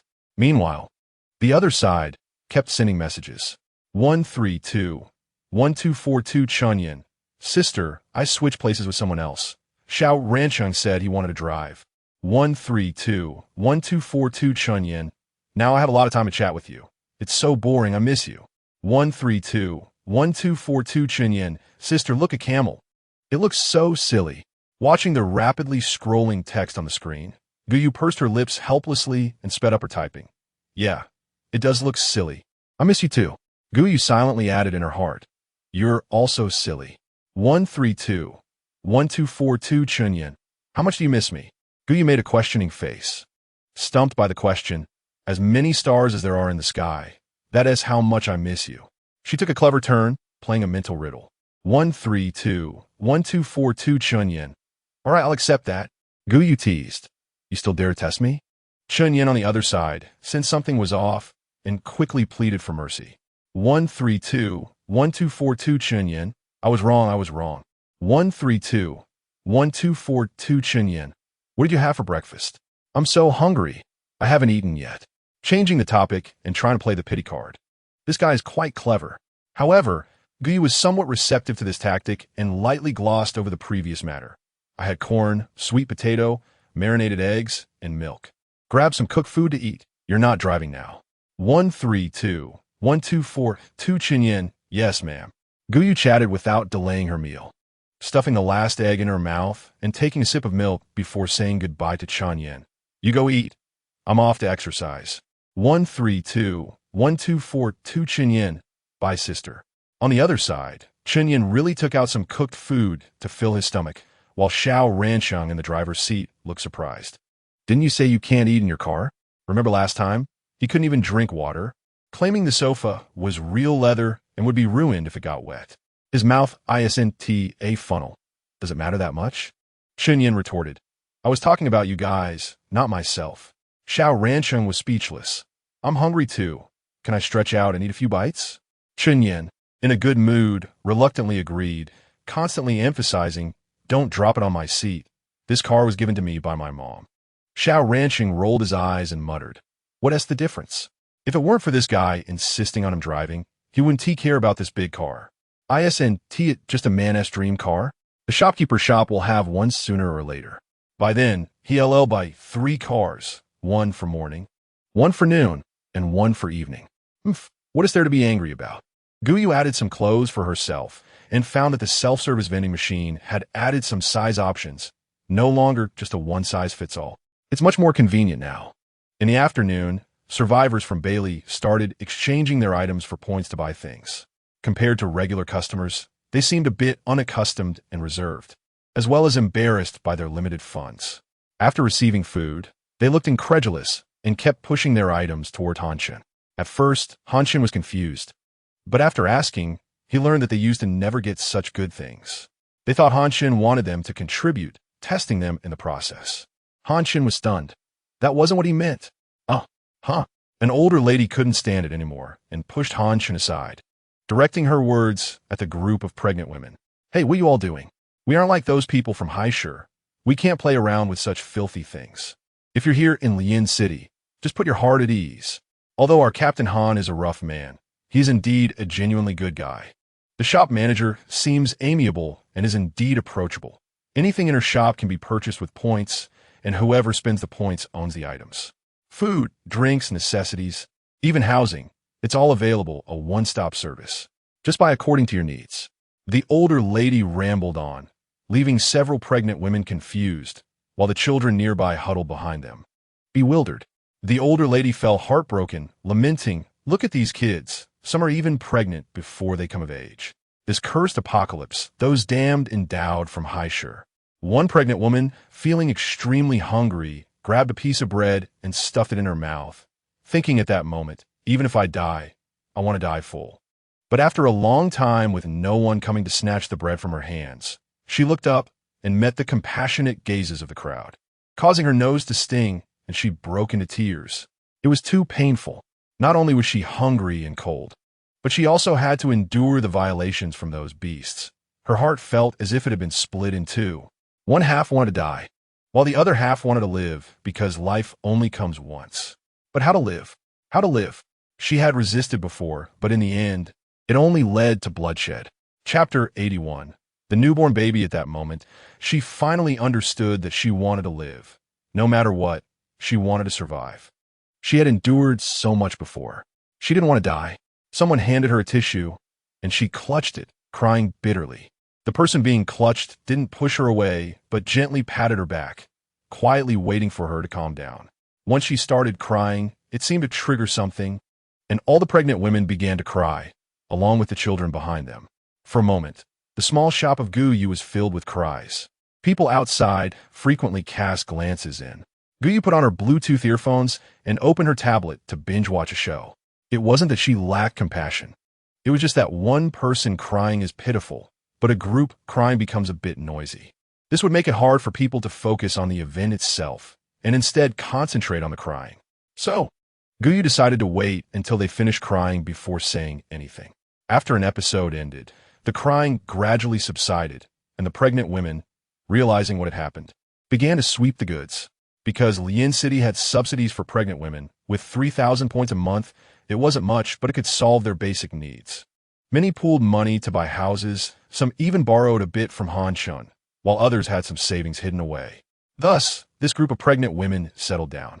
The first girl to cry saw the message on the door plate and immediately walked to the counter. "I want to give you this child in my belly. How many points can you give me?" She was skinny, with an especially prominent belly. "I won't buy the child. I just want to provide shelter." Gou Yu initially intended to take in unwanted babies, but since these pregnant women were indeed in hardship, she decided, "But I'm willing to subsidize you some supplies in the name of the shop." The woman touched her round belly, her expression ironic. "If you have it, that's fine. If not, it doesn't matter. Anyway, I will throw it away." The fact that the shopkeeper was willing to take him in was also a stroke of luck for him. This child was an unwanted product of the mother. If her belly weren't so big, she would have thought about getting rid of it. Gou Yu emphasized, "Once you give me the child, he will have no relation to you. You can't come back to claim him after I've raised him. That is absolutely not allowed. It's better to clarify some things. We don't want the biological mother showing up later to claim what's convenient for her. That would make her sick." The woman gave a bleak smile. "I wish I never see him again in this life." She turned to glance at her 7-year-old brother trailing behind her, her expression complex. A mix of regret and pity. Regret that he was already 7, and pity that he was so small and thin at that age. She had considered sending him away, but thinking back to the days when they relied on each other, she ultimately dismissed that thought. Now she was all alone. How could she manage without a man to support her? After a while, a woman with a sorrowful expression approached with a child in her arms. "Excuse me, do you take this child?" Gou looked down and saw a newborn baby, wrinkled and similar to a kitten just born. Gou furrowed her brow. Has his mother passed away? Does he have no other relatives in this world? The woman shook her head. I don't know. I only know that he is his mother's first child. His mother was always weak, and she was pregnant when she was abducted to Haishur. Clearly, this was a hot potato. The woman noticed Guyu's hesitation and immediately knelt down, scaring Guyu into stepping back. Gou scolded, "What are you doing?" The woman wore a troubled expression. "I really have no way out. Isn't this place for children abandoned by their parents?" Gou replied clearly, "But the problem is that he isn't abandoned. He is an unfortunate accident." The woman didn't understand. "What's the difference?" Gou took a deep breath, helplessly closing her eyes. "It's not that simple. What if he has relatives who are searching for him?" The woman didn't understand. "Then let them reunite." Gou felt a bit suffocated. How could she explain that this wasn't an orphanage, but a preparatory camp for assassins? Gou could only say, "I'm not taking this child. You might want to see if Captain Han has a better place for him." Han Chun walked over. "Are you sure you don't want him?" The woman replied, "Yes." Han Chun pulled an older lady from the crowd. "This is the director of the orphanage. You can give a child to her." Once the two left together, Gou seized the opportunity to ask Han Chun, "There's actually still an orphanage?" Han Chun explained, "It's a regulation from the Jing City base. The birth rate of newborns has been declining, and these are our future hopes." Gou nodded thoughtfully. Would her vision of establishing the assassin hall still be realized? Amidst her busy thoughts, it was 11 o'clock, and Gou began preparing lunch. She planned to make a simple version of spicy hot pot, heating oil, adding chili peppers, soy sauce, and various seasonings, then pouring in a bottle of milk, adding various slices of meat and vegetables. The warm, milky aroma filled the air, and eating it made her stomach feel much better. Gou took a picture of the finished dish and sent it to Chunyan. 132124 Chunyan, wow. It looks delicious. Did you make it yourself? I want to eat. 132124 Chunyan. Instant noodles. Gou inexplicably felt a sense of grievance from his words. Gou comforted, "It's okay. You'll be able to eat good food when you get there."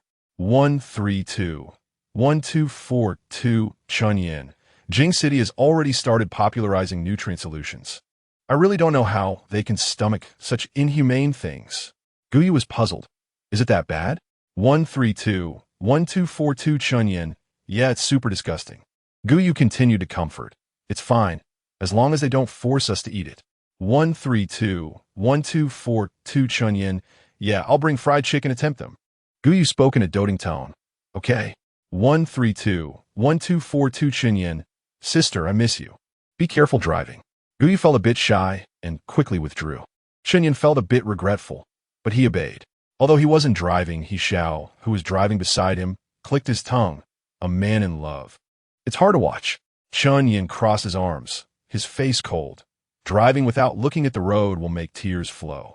He Xiao Yuning, yeah. Every day like this. Stop talking. It's already annoying to go to work, and now I have to deal with a sharp-tongued boss who shows off his love every day. Chapter 82. Changed to another path because Chunyan sensed something was wrong. He chose another, more dangerous but closer route. Therefore, although they were exhausted on this journey, their pace was not slowed down. However, the more obstacles there were, the more it proved that someone did not want Zhai Xiuli and Li Mingzheng to be sent to the capital for trial. Chunyan was a rebellious person. The more you didn't want him to do something, the more he would insist on doing it. So now, he would rather take the harder path to send them there. He wanted to see what secrets these two had that were so well hidden. In the evening, the group, who had been traveling day and night, found a suitable place to stop and rest. To ensure everyone could rest adequately, Chunyan arranged for a large truck, and the 7 of them took turns driving.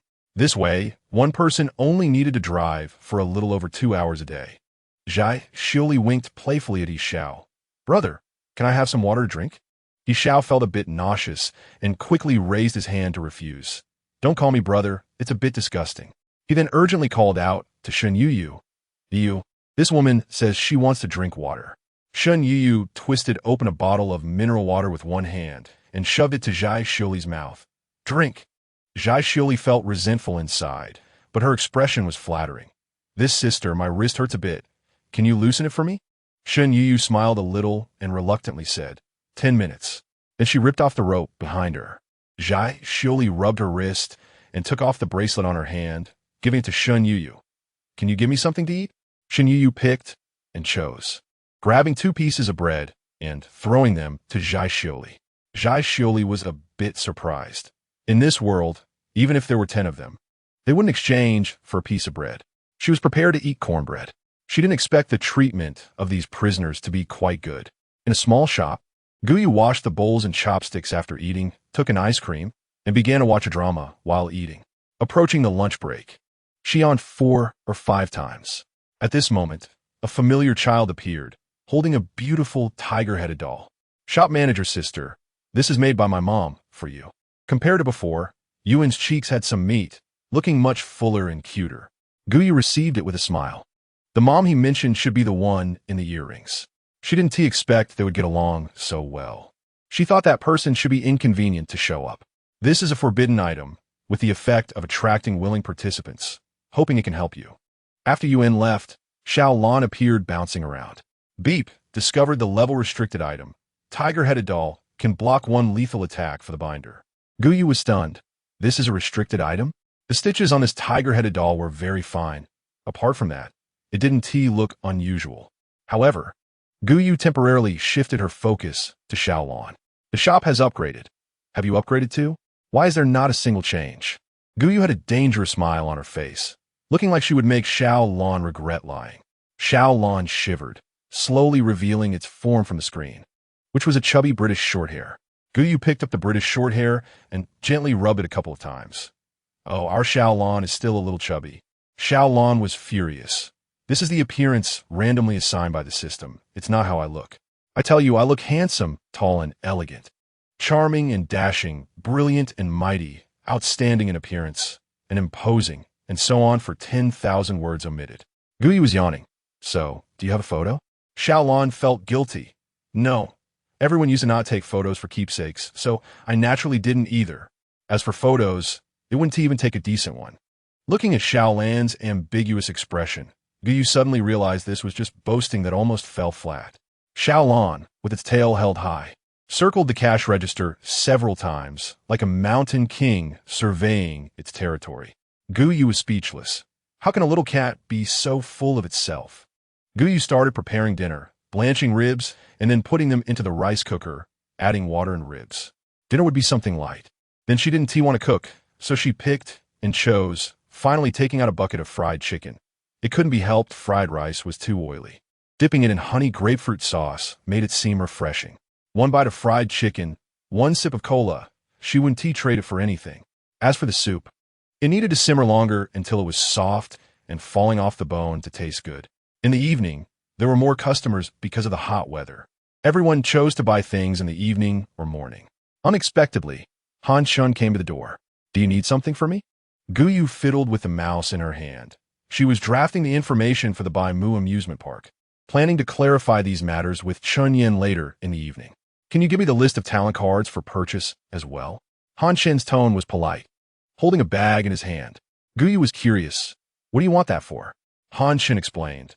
There are more and more talent holders among ordinary people. It's still manageable now since everyone knows each other. But in the future, the business of the shop will definitely get better. It's better to set rules in advance for easier management. Gou Yu understood. After all, without rules, nothing can be done. As a leader, Han Shen's foresight was reasonable. Let me find it. If there's something you can't decide, ask Xiao Lan. The blue fat one responded. Click on the customer list. Select the talent card option in the search bar at the top, and it will pop up. Gou Yu followed the instructions and indeed got a long list, saving it and printing it out with the upgraded printer. A total of 7 sheets of paper were printed, densely packed with names. Gou Yu noticed that these people almost covered all the survivors. Han Shun was very grateful to Gou Yu for getting the list and took out the contents of the bag. Inside were pickled vegetables made by the team. I saw you didn't have any, so I specially brought some for you to try. In the apocalypse, sending food is the highest form of gratitude. However, Gou Yu had everything, so he wanted to give something special. Gou Yu raised her eyebrows, quite pleased. She was just worried about not having anything to make sauerkraut fish. Then I'll graciously accept it. Gou Yu was not polite. After all, this was earned through her labor. By the way, I received a distress signal from Zhenjiang, saying they encountered several mutant attacks. Before leaving, Han Chen reminded her. Gou Yu was puzzled. What use was this to her since she wasn't good at fighting? But upon carefully examining the map, she discovered that Zhenjiang was near the Baimu amusement park. Did Han Chen mention it accidentally, or was it intentional? When did he find out? Chapter 83. Baimu amusement park. She intended to take action against the Baimu amusement park. In fact, Gou Yu had really wronged Han Chen. In previous major events, Gou Yu's presence was always there. He thought she was interested in these matters, so he mentioned it specifically.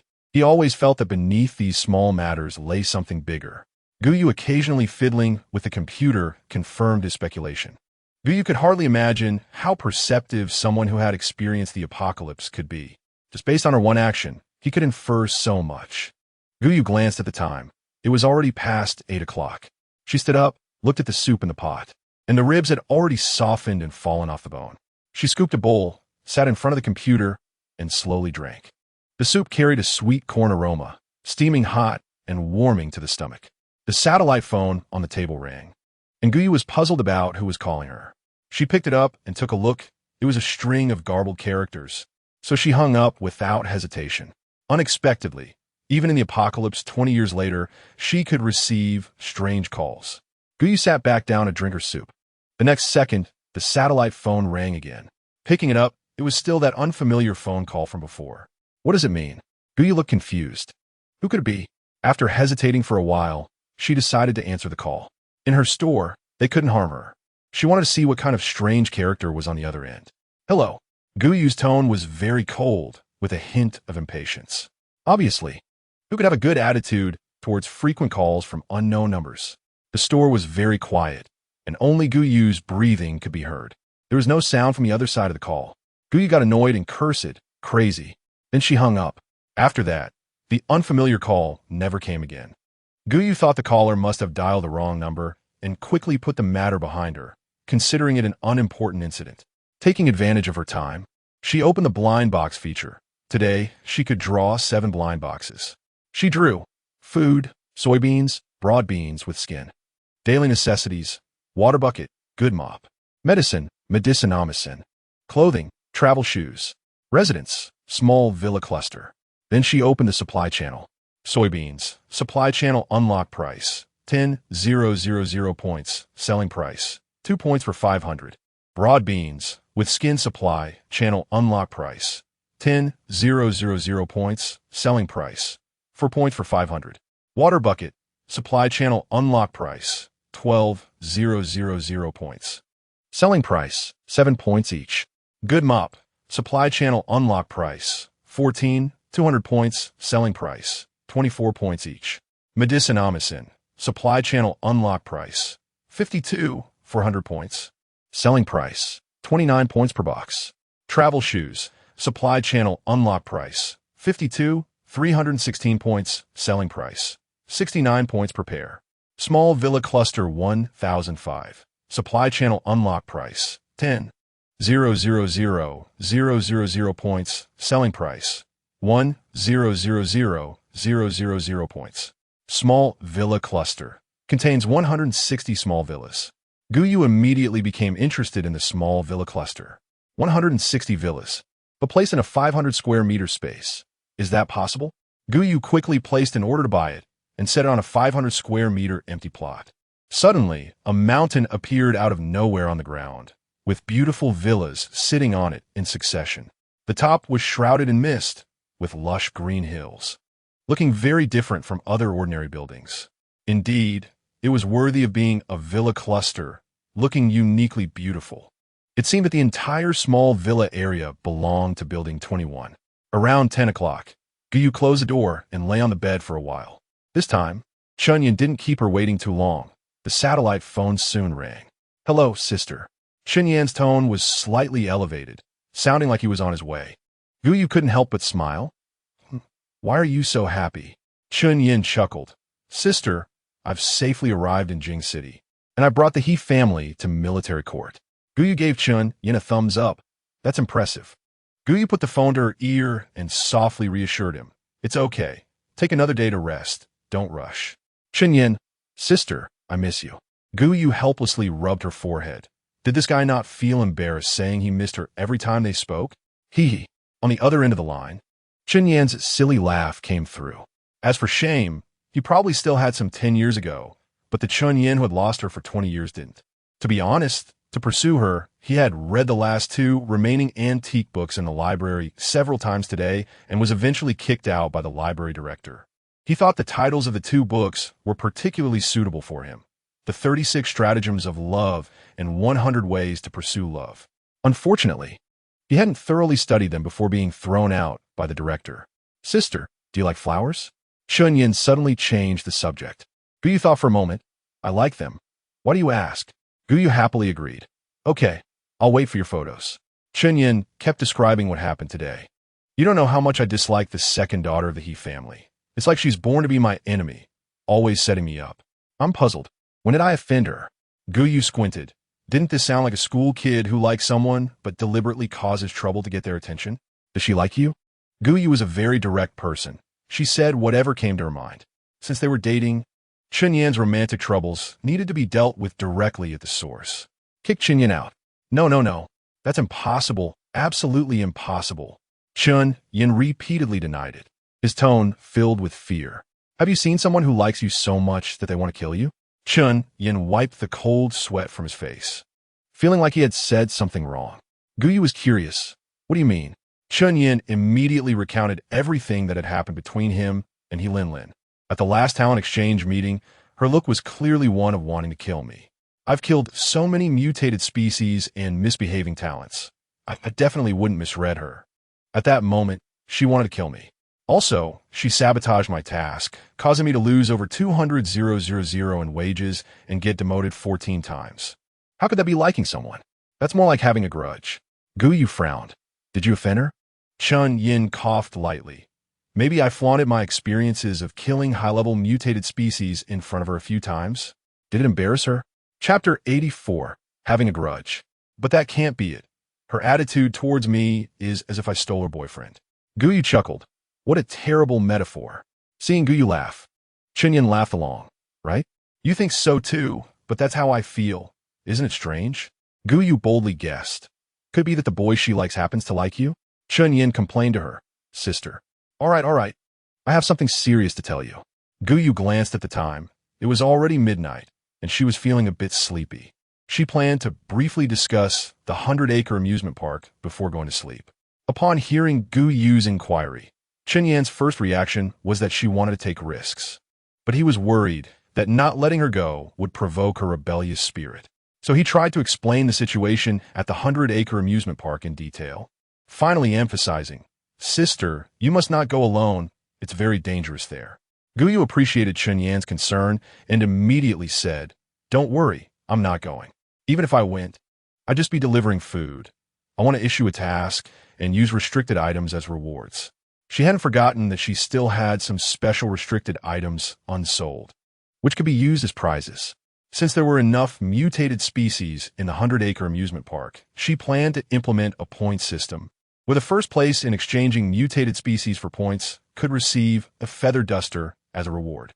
As for why only the first place, it was obviously because she had too few good items on hand and needed to keep some as a backup. However, one feather duster would be enough to drive some people crazy, because the power of a level-restricted item was equivalent to a 9th-level talent during its peak. It was quite powerful when used. No one would complain about having more of something that could enhance combat capability, especially some strong private teams. This also facilitated Gou Yu in making a selection. Certain weaker teams would have self-awareness, and since only the first place could receive a reward, it would definitely belong to the top teams. They wouldn't get mixed up in this mess, thus avoiding unnecessary casualties. It would also reflect the profound foundation of her small shop. In this way, she would achieve multiple goals. It could motivate strong teams while avoiding unnecessary sacrifices. It was truly a rare strategy, truly worthy of her. She could think of this. Gou Yu kept this matter in mind, yawned, and slowly fell asleep.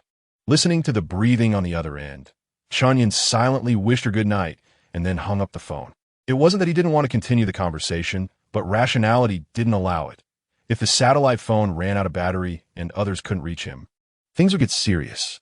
This is a case of negligence, and he's going to be dismissed. Lin just happens to be in the capital, and with old grudges and new ones combined, she is bound to skin him alive.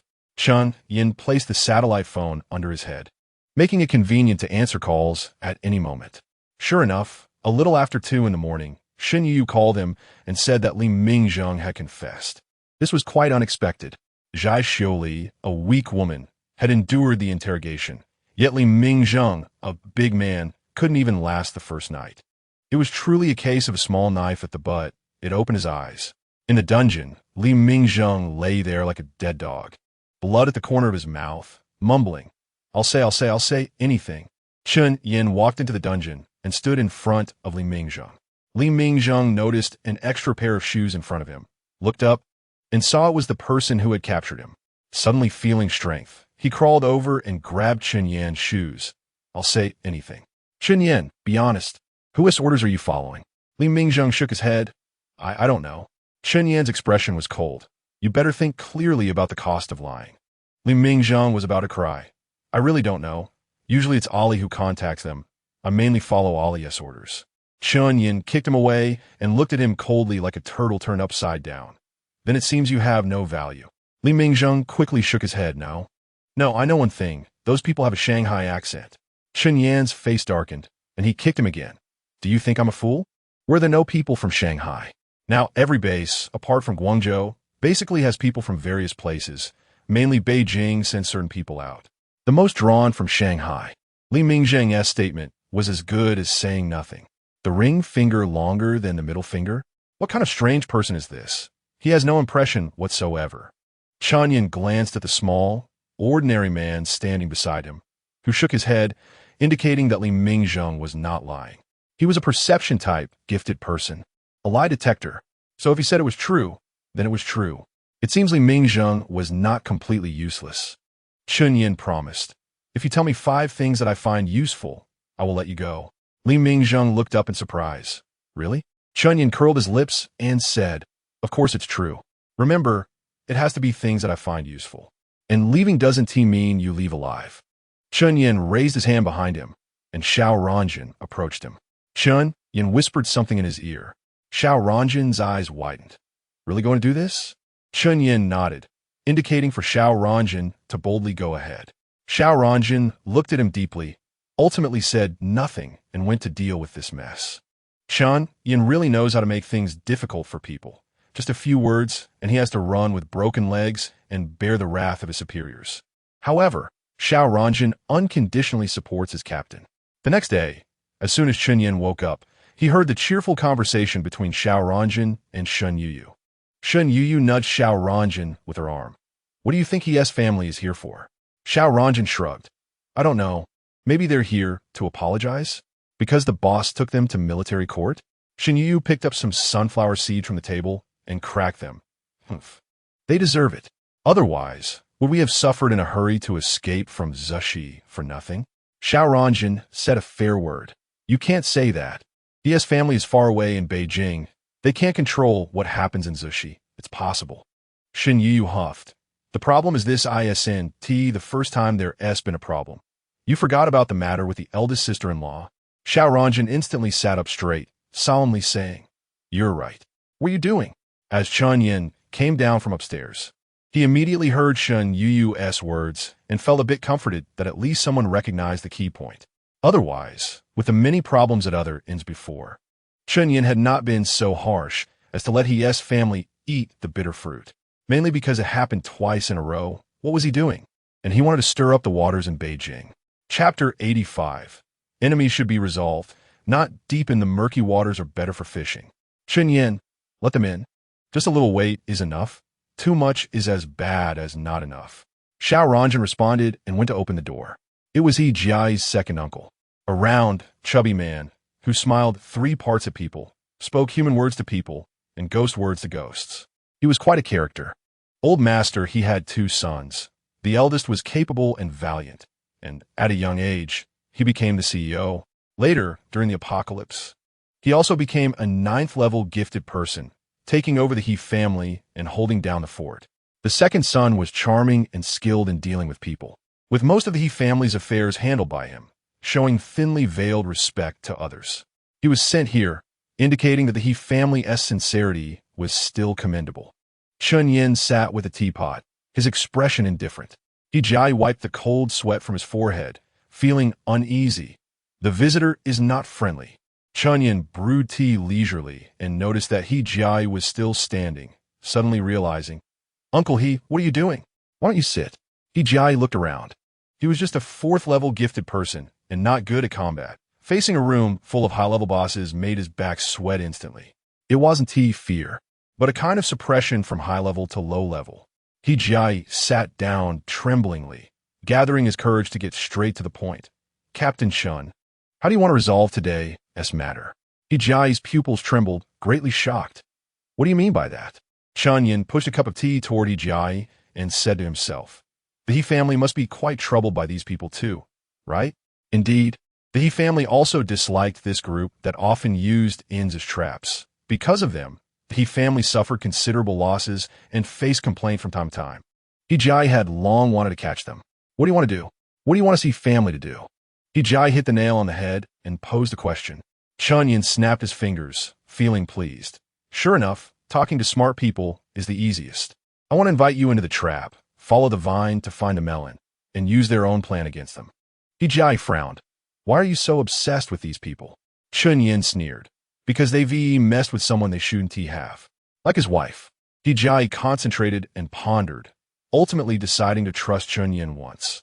After all, Chun Yin was from the Chen family, and they were somewhat familiar. Worst case, if something went wrong, he could have his father bear the blame.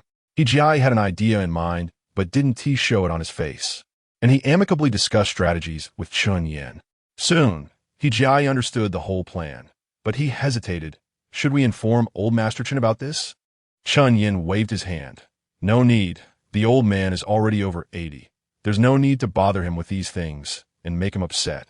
He Jai was speechless. "So you know the old man is 80, yet you still create chaos every day, causing the old man's blood pressure to rise. If it weren't for your grandpa suppressing the complaints, you would have been kicked out long ago." Although the complaint letters were all written by Lin.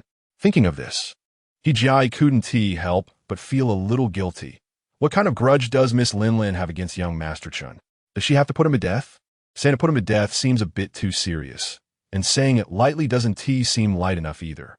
Anyway, he couldn't understand this girl Lin. She usually seemed quite normal, but she went crazy when she met Chun San, and no one could hold her back. After discussing the plan, Chun Yin had Xiao Ranjin escort He Jai out, and he went upstairs alone. Once outside the door, He Jai looked at Xiao Ranjin and solemnly asked, "Is this matter also related to my Lin today? Otherwise, the relationship between the Chun family and the He family would still be bearable, and they wouldn't come in with such a big thunder." Xiao Ranjin's mouth twitched. "That's right. The Starry Sky team let our team as criminal go, which counts as provoking our captain." He Jai was surprised. "Let go? Our Lin isn't the kind of child who doesn't know the weight of her actions. Is there some misunderstanding?"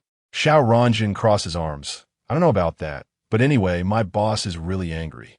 10 minutes later, at the He family, Aunt-Hier heard the sound of the door opening and came out to greet him immediately. "How's it going?" Aunt-Hier was a very gentle woman, speaking softly, and with her big belly, she radiated maternal warmth. He Jia quickly supported her. "Oh, why did you come out? Be careful not to fall." Today went relatively smoothly. That Chin kid didn't make things difficult for me. Sitting at the dining table, He Lin snorted coldly. "Does he still have the nerve to make things difficult for you?" He Jia helplessly helped his wife sit at the table, while getting her chopsticks and asking, "Can I ask you why you dislike young Master Chen so much?" He Lin huffed, hands on her hips. "He's just an annoying brat trying to take away my favorite thing." He father helplessly tapped her on the head. "Why are you so aggressive? What thing is so important? If you lose it, Dad can get you another one." He Lin pouted angrily. "It's irreplaceable. There's only one in the world, unique and my most important treasure." He father asked helplessly, "So, is that thing yours?" He Lin pouted and shook her head no. Feeling wronged, He Lin said, "I'm just following the rules." Uncle He recalled what Xiao Ranjun had said and asked, "But the Nightlight Squad said you let their prisoner go. Is that true? He Lin pouted. Absolutely not. Those people aren't prisoners. They just calculated against Chen Yin, and they offered me enough benefits to let me stop him. I checked, and they didn't break any rules when I let them go. She wasn't a fool. Of course she would follow the rules. She didn't care about what happened privately. But on the surface, things had to be done according to the rules. She took money to clear her troubles and could also annoy Chen Yin. She was quite happy about it. He Jiao nodded. I see. This matter wasn't too big nor too small. It depended on the importance of the prisoner. But He Lin had never gotten along with Chen Yin, and she had disrupted one of his operations. So Chen Yin turned around and took the He family to a military court, which essentially balanced things out. After all, the hotel incident had also made the He family victims. They suffered heavy losses and were burdened with a huge blame, so he felt wrong for himself. Chen Yin's intention to cooperate with the He family was not unrelated to this. Enemies should be resolved rather than created. The He family still didn't want to have one more enemy. The same went for the Chen family. One more friend means one more path. He Jia advised He Lin. It's fine to have small conflicts, but you mustn't harm the harmony between the two families. Chapter 86. A great victory, He Lin awkwardly replied. Got it. If it weren't for the restraint, she would have killed Chen Yin long ago. Inside the shop, Gou Yu felt a heaviness in her chest, as if a large stone was pressing down, making it hard to breathe. Xiaolan, do you know you're solid? Gou Yu suddenly sat up, tossing the small blue thing off the blanket. Xiaolan rolled over twice, looking a bit dazed. It's time to open the shop. Get up. Gou Yu placed her hands on her hips. Who wakes up at 8 every day? I protest. Xiaolan licked its paw. The early bird catches the worm. I'm doing this for your health. What a good excuse for your own benefit. What are you talking about? You never used to wake me up. Gou Yu complained a bit. From now on, just open the door when it's time. Don't call me. I can't get up. Xiaolan looked at Gou Yu with disdain, as if saying, how can you be so lazy? Enraged, Gou Yu slapped its head lightly, just enough to make it dazed but not hurt. If you wake me up again, I'll hit you on the head. Gou Yu's childishness left Xiaolan speechless. However, the slap on the head did threaten it, so it walked away with its tail tucked. In this round, Gou Yu won a great victory. Soon, the sound of the shop door opening automatically rang out. Gou Yu spat out the foam in her mouth and washed her face with clean water. She changed into a pair of comfortable athletic pants and wore a white shirt on top. Her long hair was tied into a ponytail, light and lively hanging behind her head. Breakfast consisted of 2 corn cobs, a sweet potato, a braised egg, and leftover soup from last night. Gou Yu suddenly remembered the snake she had caught earlier.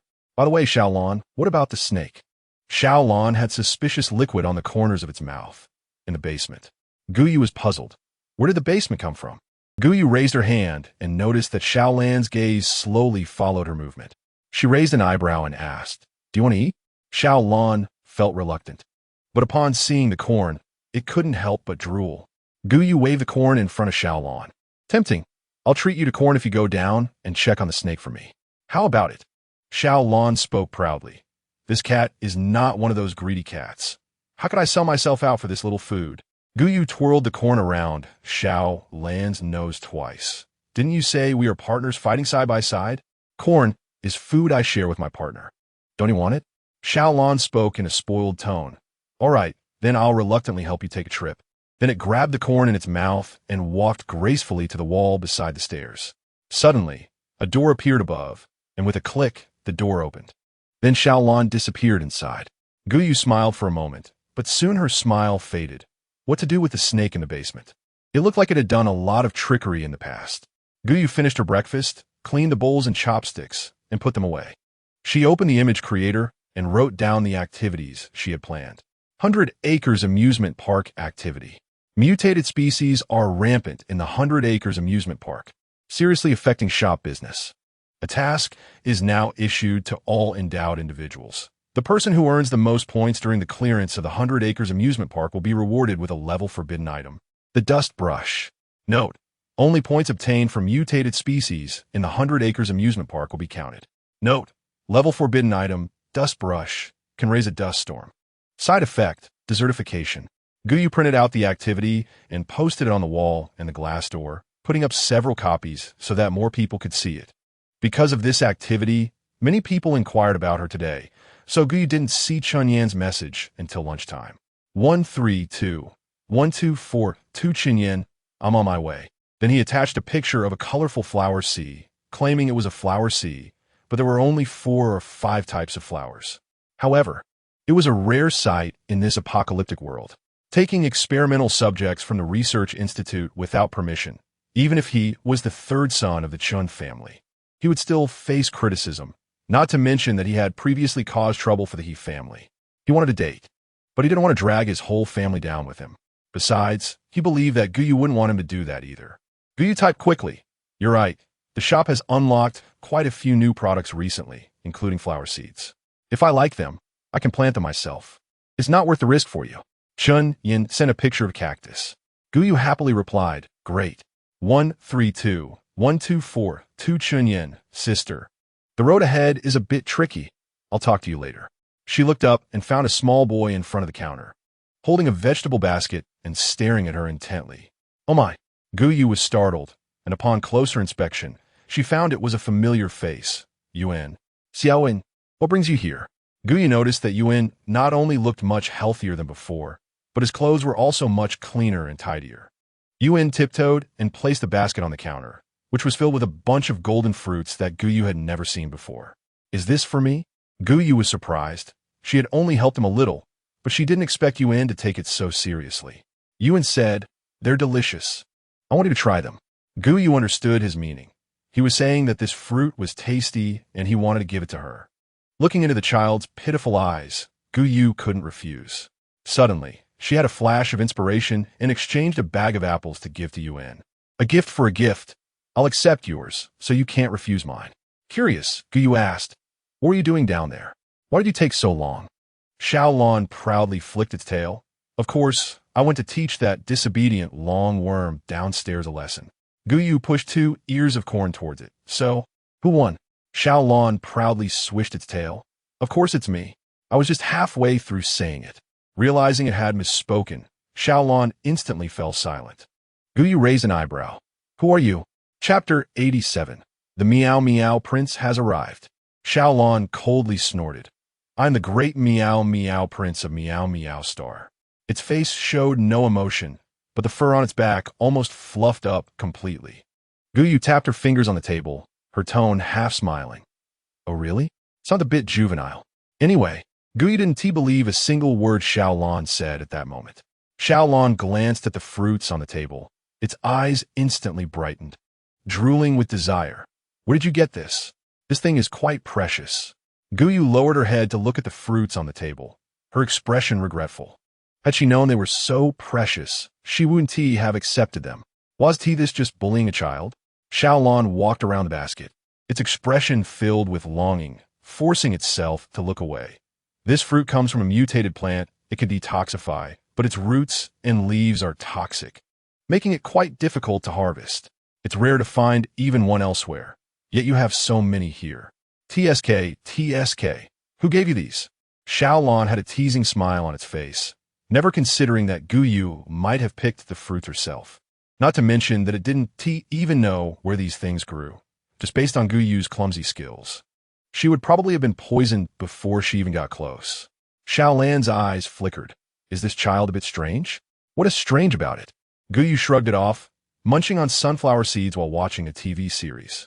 Upon hearing that the fruit was so precious and required low-temperature storage, she stuffed the fruits into the refrigerator. At most, she would just have to take care of Xiaolon a bit more in the future. Xiaolon said with a hint of glee. Counting this time, he has come 3 times in total, right? Gou Yu couldn't remember. Twice? 3 times? I forgot. The sound of munching seeds continued, and Xiaolon licked its nose, feeling a bit like having some seeds itself. Anyway, I feel something's off. You better stay alert. Gou Yu paused her munching, then replied, got it. Xiaolon's worries were not unwarranted. If it were just gratitude, there would be no need to send so many things. This looked more like someone was trying to court someone. Gou Yu kept this in mind, planning to talk to Yuan about it next time. Xiaolon was gnawing on an ear of corn that was larger than its paw, chewing it into a lumpy mess. Gou Yu found it a bit disgusting and deliberately changed her position to watch the show. As she watched, Gou Yu couldn't resist the encroaching drowsiness and fell asleep on the sofa. Around 3 in the afternoon, Gou was abruptly awakened by the sound of heavy rain. As she opened her eyes, rain poured down like a waterfall against the glass door.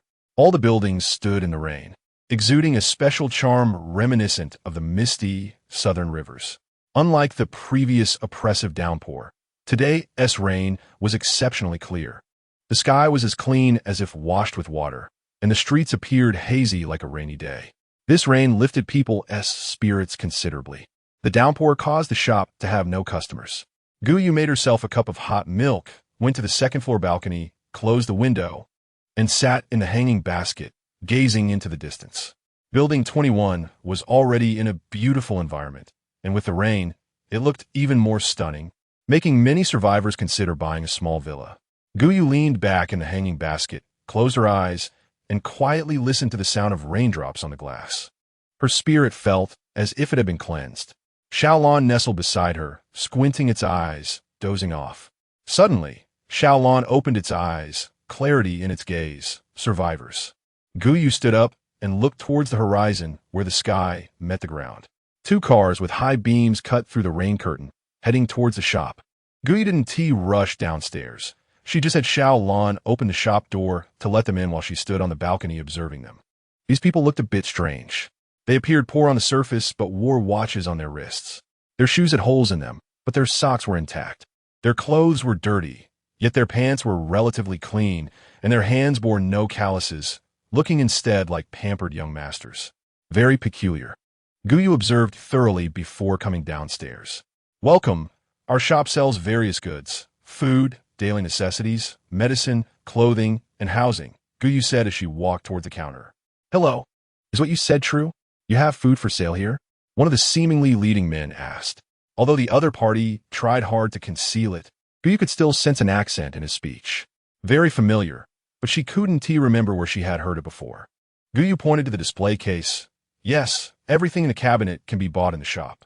Several big men walked around the display case in awe, wondering why they were working for those people if they could have these things instead. How much are these things? They should be expensive, right?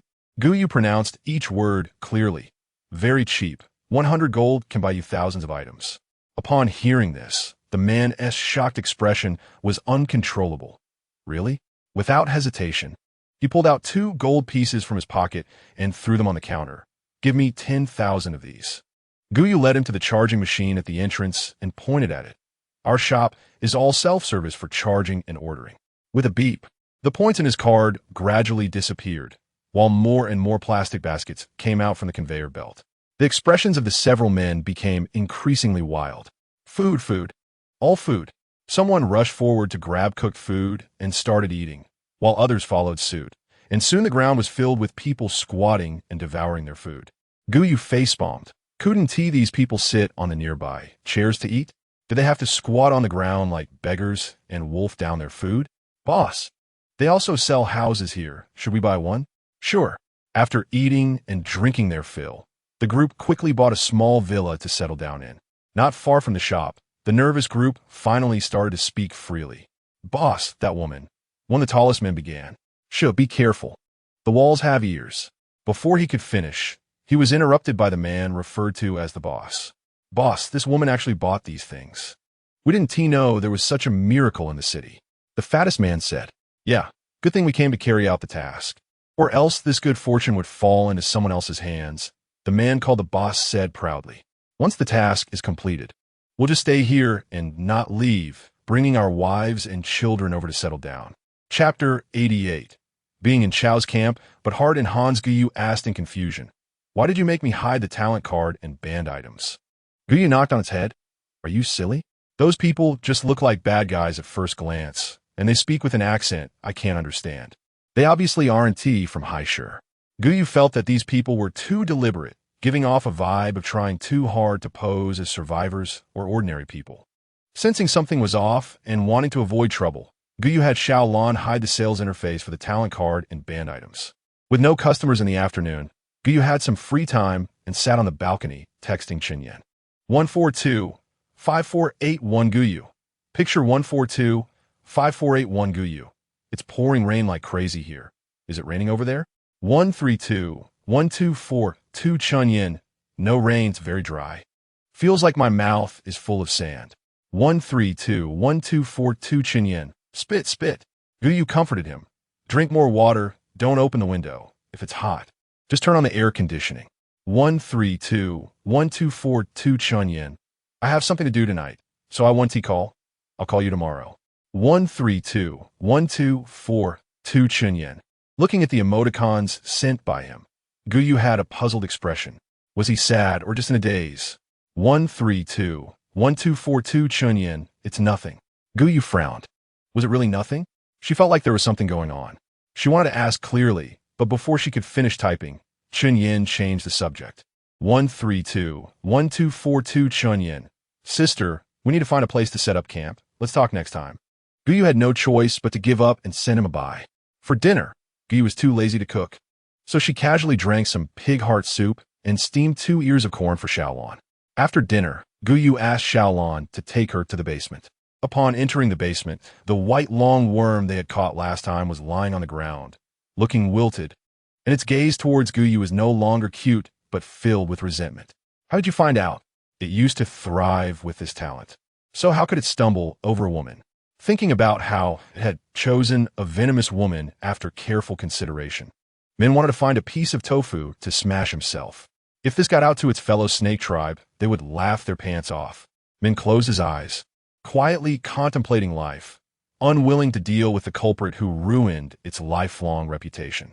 That would be Gou Yu. Gou Yu teased, guess? It was evident that this snake still had some backbone.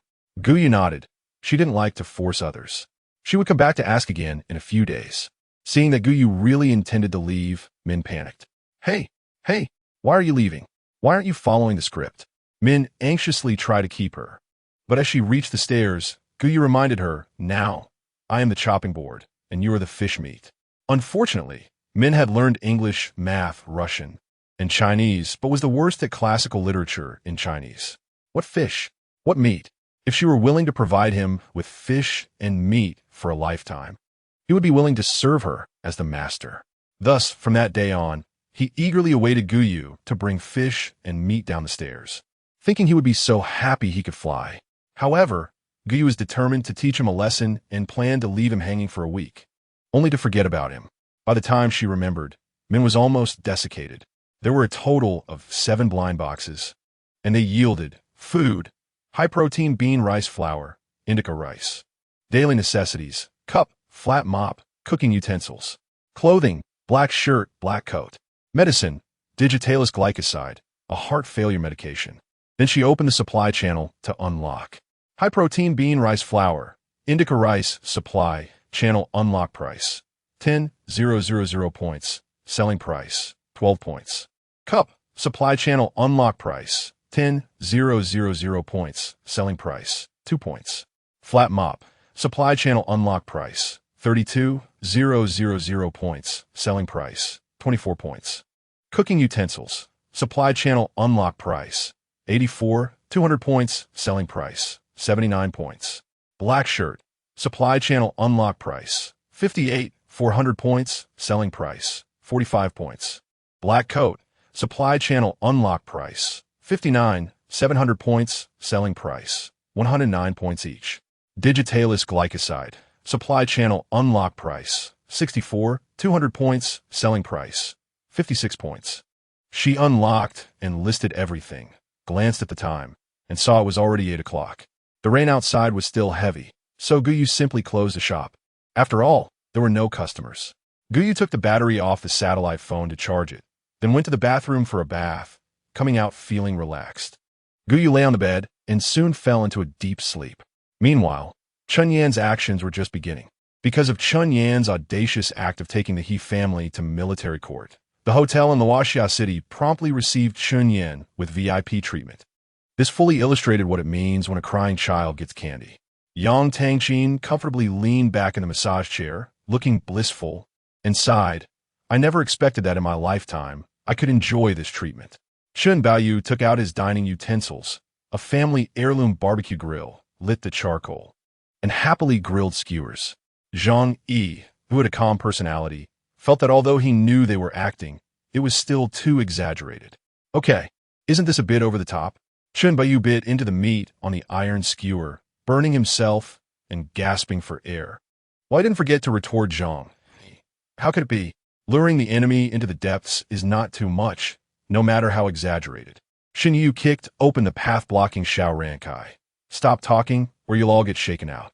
He Xiao lightly swiped the display screen in his hand, looking puzzled, strange. There are two groups of people, Chun Yin said matter-of-factly. One group wants to kill us, and the other is from the He family. Isn't that just right? He Zhao's tone turned serious. Wrong, including those trying to kill us. There are three groups. Chun Yin rolled his eyes. Is He Linlin sick? Why is she here to join in the fun? He Xiao couldn't help but argue. It might not necessarily be the star team. Chun Yin raised an eyebrow. You're right. Then he changed the subject.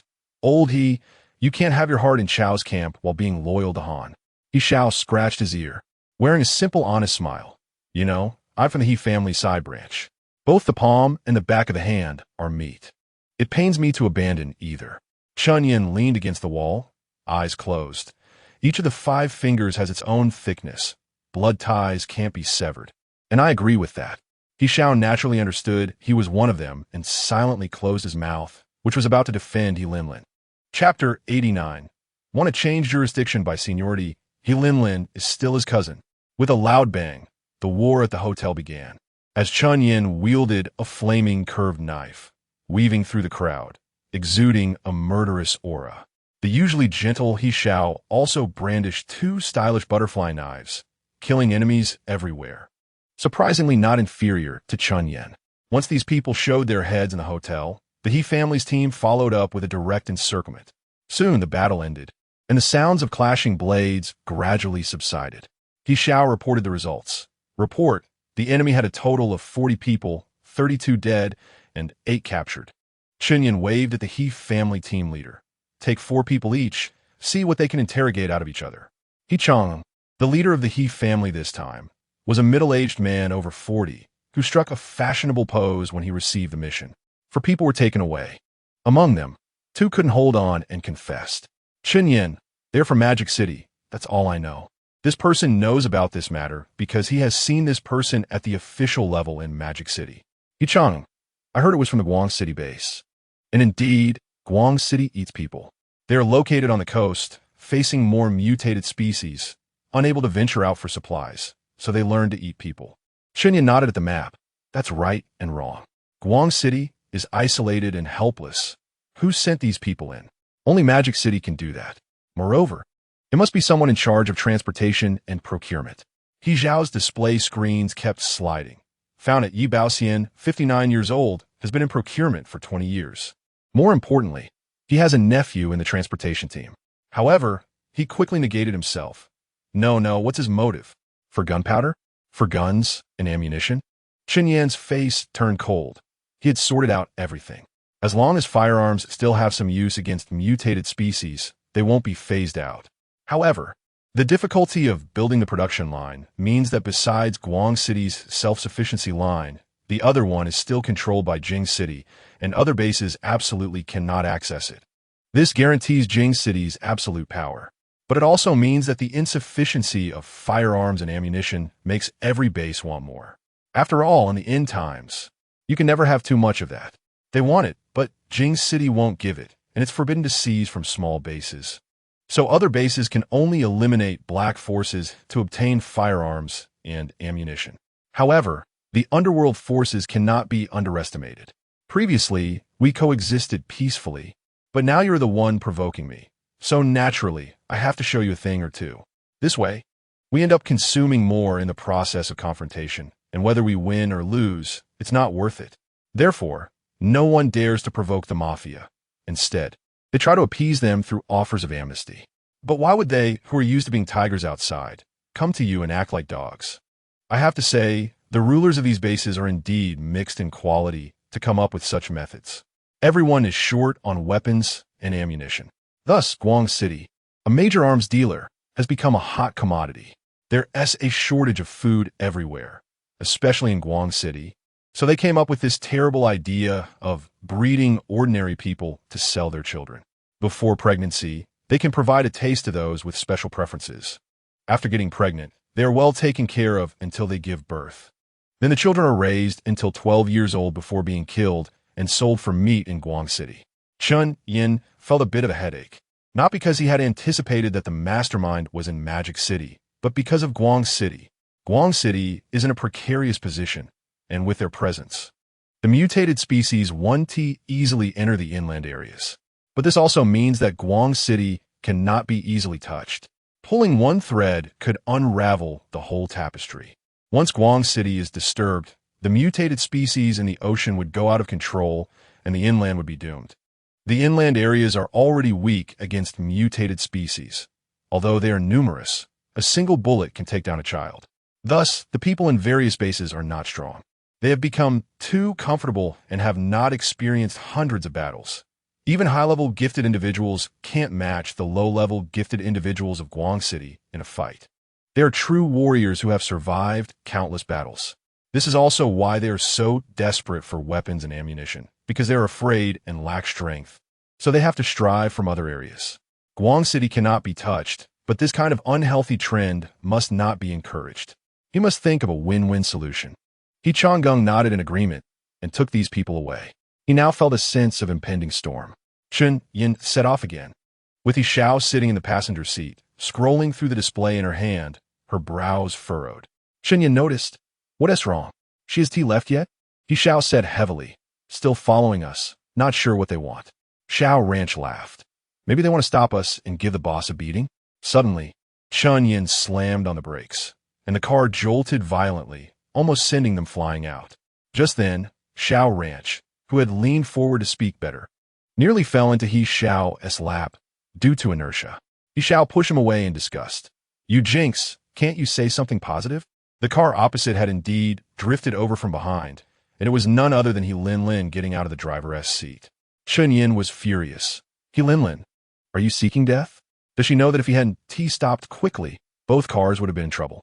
Lin certainly knew her actions were dangerous. But thinking about Chen Yin's actions made her so angry she could spit blood. She had a hot temper and was extremely annoyed by Chen Yin. So her style of acting became a bit crazier.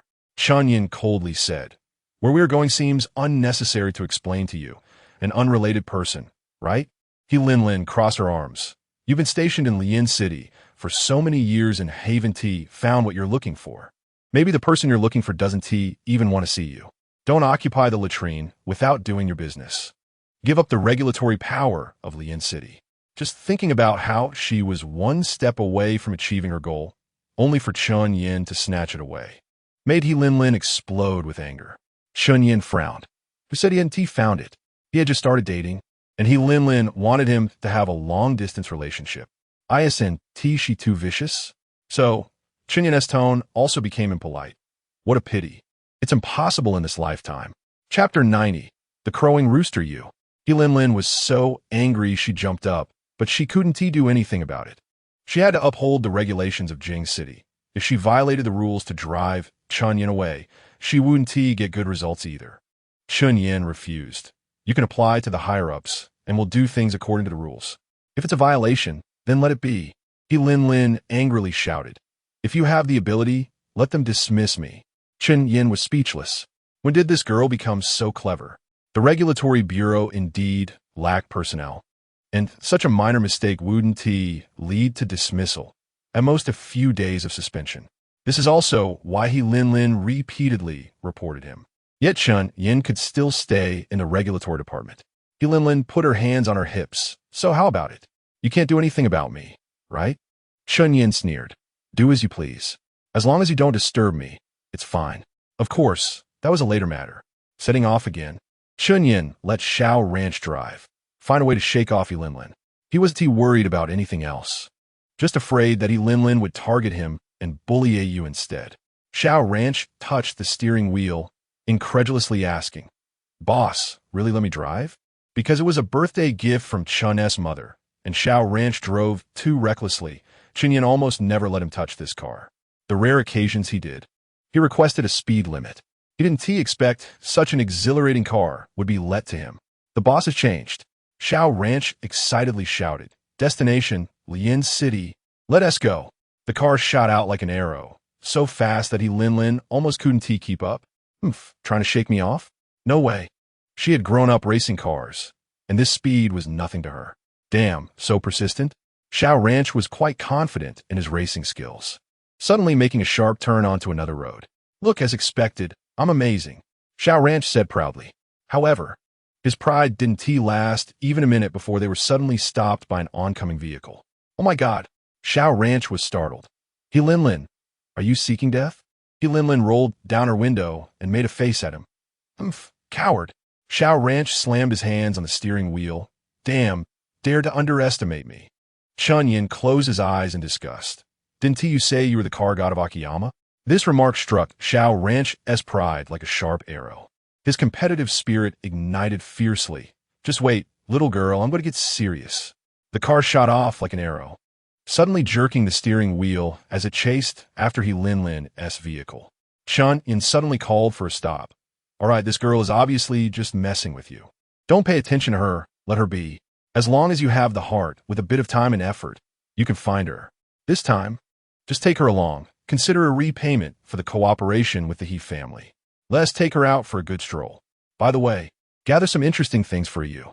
Gou Yu woke up to the sound of a rooster crowing, still a bit dazed. She could only hear roosters crowing before the apocalypse, and now she actually heard one. Gou Yu instantly flipped over and stood by the window to look outside, discovering a rooster as tall as a floor sitting on the ground. It was in a cage, and outside the large iron cage was covered with a glass box. Professor He, dressed in a white coat, was directing people to transport it into Villa Number 1 of Area 21. Good morning, little shop manager. Someone noticed Gou Yu and greeted her enthusiastically. Little shop manager, do you have any new goods today? Everyone knew that new goods usually came in the evening. Occasionally in the morning. Gou Yu smiled yes. High-protein bean flour, cups, flat slippers, cooking utensils, black shirts, black coats, and foxglove glycosides. 7 items in total. If you're interested, you can come into the shop and take a look. The person asking made a gesture. Gou Yu was a bit curious about the rooster. Professor He, where did this rooster come from? Gou Yu looked the rooster up and down, somewhat puzzled. Why does this chicken show no signs of radiation mutation at all? Professor He smiled proudly. This chicken is a gene chicken. It has never come into contact with radiation creatures, so it looks quite normal. At this point, Professor He also felt a bit regretful because the base had been attacked not long ago, and this chicken might have been contaminated. So the project on edible chickens had to be temporarily shelved. Gou Yu looked surprised. What is a gene chicken? When it comes to this, Professor He is no longer sleepy. It's a rooster cultivated from the gene sequence of a rooster before the apocalypse. Gou Yu seems to understand, but is still confused, meaning this chicken is different from the contaminated ones before the apocalypse. It's not born from eggs, but is grown in a test tube. So why did this chicken grow so big? Was it your intention? To be honest, it's the first time Gou Yu has seen such a large chicken. Professor He feels a bit awkward. The reason is still under investigation. He doesn't know why, but has been growing uncontrollably after being cultivated. However, even though the chicken has grown larger, no radiation has been detected, so he has been taking care of it carefully. Unexpectedly, this time it encountered a calamity. But since he has raised it since it was small, Professor He is still reluctant to part with it. So he specifically asked Han Shun to check for any obvious mutations. Gou Yu tilts her head in confusion. Xiaolan, isn't it true that mutated species can enter the system store? Xiaolan's eyes flicker, but her tone is very firm. This rooster hasn't fully mutated yet, so the building has a higher tolerance for it. Hearing this, Gou Yu doesn't doubt it and begins to prepare breakfast. Gou Yu's breakfast is egg fried rice and a bottle of milk. Xiaolan's breakfast consists of 2 corns. While Gou Yu eats breakfast, she opens the satellite phone, and indeed, there is a small red dot in the message interface. Chapter 91. Deeply in love, Gou Yu clicks on the red dot, and a bunch of photos sent by Chun Yin pops up. There are scenes of the Gobi Desert, a terrifying view of a pale red full moon hanging over the ruins of a city, and a handsome photo of him peeking out of a moving vehicle. Gou Yu suspects that the last picture is his main purpose. Just after she finishes looking, Chun Yan's message arrives next. 132-1242 Chun Yan. How does it look? Gou Yu holds back a laugh. Which one are you asking about?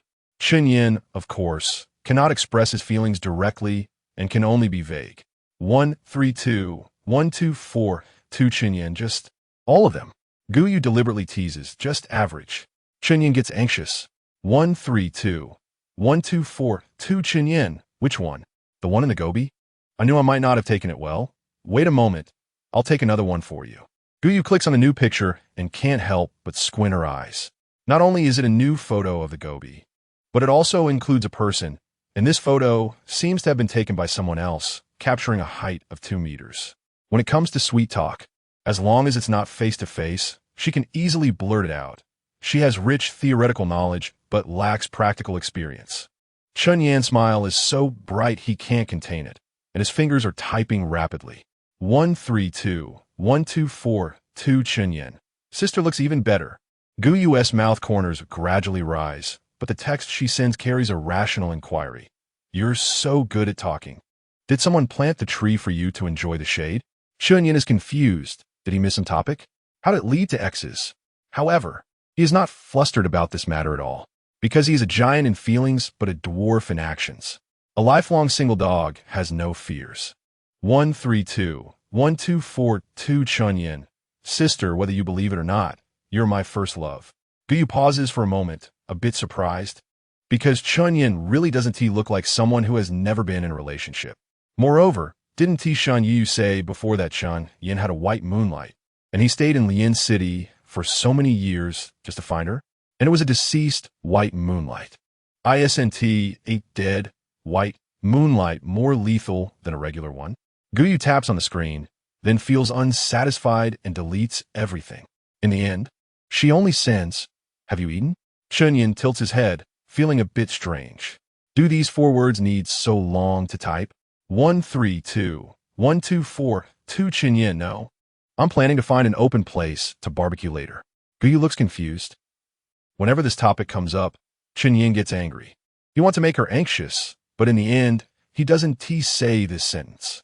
For some reason, seeing this message, Gou Yu feels a bit stung, and her heart feels heavy. Is she sick? Gou Yu suddenly doesn't want to chat anymore and hurriedly ends the topic. Then have fun. I have customers coming.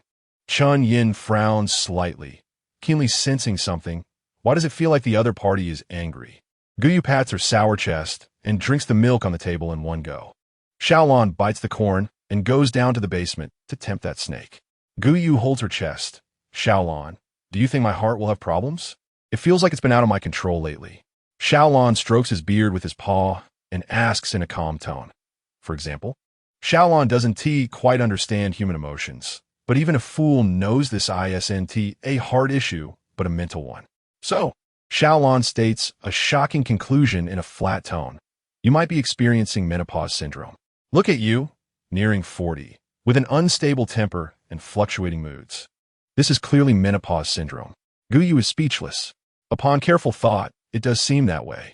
But she is only 40 in terms of birth year, and her psychological age is only 20. Can she still experience menopause syndrome? Gou Yu humbly asks, what should I do? Xiaolon rolls her eyes. Why are you asking me? For professional matters, consult a professional. If you're sick, see a doctor. Gou Yu hesitates. Are you talking about Dr. Chen?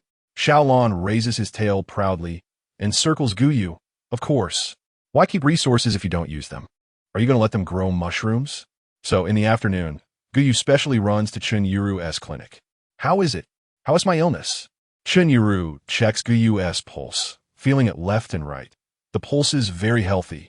So, Chen Yuru asks, what is bothering you? Gou Yu repeats what she talked about with Xiaolon, including her suspicion of having menopause syndrome. Pahaha. Chen Yuru bursts into laughter. While laughing, she teases her. Niece-in-law, is this your first love? Gou Yu looks gloomy. So what? What does this have to do with my illness? Chen Yuru laughs so hard she can't find her bearings. Niece-in-law, you are indeed sick. This is lovesickness, a heart problem. A heart problem needs a heart remedy. Also, the sourness is because you're jealous. Gou Yu is stunned. Has she really liked Chun Yin this much? Liking him to the point of missing him and worrying when she doesn't see him every day and feeling jealous because of another girl's approach? Or is it because of Chun Yin's decisive handling of mutated species when they went to Lian City? Or perhaps when they went to High City? how he acted without hesitation to save her when she was captured, and when she was poisoned and blinded. How he agreed to Xiaomei's request without hesitation to save her. Perhaps every moment has contributed. Love accumulates gradually, reaching a point of overflow without one realizing it. This also proves that Chun Yin has done well enough. Otherwise, Gou Yu's affection for him wouldn't have gradually increased. What she finds hard to believe is that they have already experienced so much in just a month since a rebirth. Chapter 92. Sudden realization. Chun Yu holds back a laugh. Boss, are you trying to say that your sister-in-law has such a variable temper? Chun Yin raises his eyebrows. What else? Should I just stare at you? Chun Yu's smile instantly disappears. Boss, your mouth really can't spit out ivory from a dog's mouth. Chun Yin knows what she wants to say and glances at her, making Chun Yu instantly quiet down.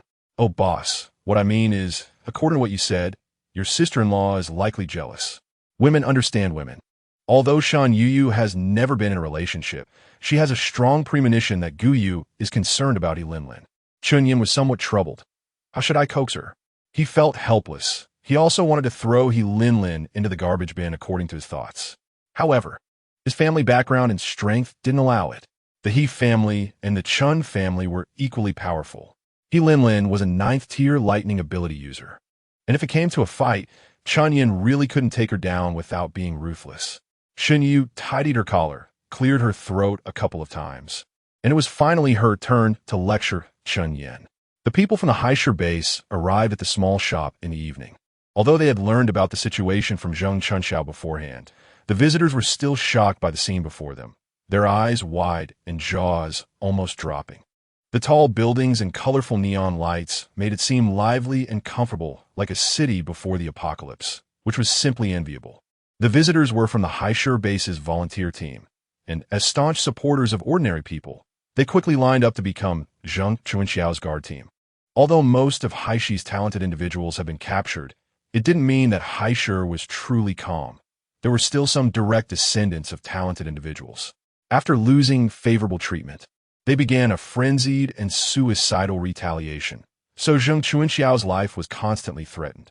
The volunteer team organized themselves to become Zheng Chunxiao's guard team. The team leader, who was also the original leader of the volunteer team, did not agree to send personnel to Lian City. It was only after Zheng Chunxiao's strong request and the provision of a large amount of supplies that he reluctantly agreed. Now it seemed that Zheng Chunxiao was indeed far-sighted. His insight and courage were not bad. He had initially been somewhat unconvinced by Zheng Chunxiao, but now he admired him greatly. He didn't ask for much. Just not starving was enough. As long as the people were no longer oppressed, his persistence would finally have meaning. Entering the splendid little shop, Zhou Jiangwen was amazed by the tidy counter, clean floor, and bright glass. As he looked around, he became increasingly uneasy and fearful. To have such a little shop in the apocalypse and still stand strong, the shopkeeper absolutely couldn't be offended.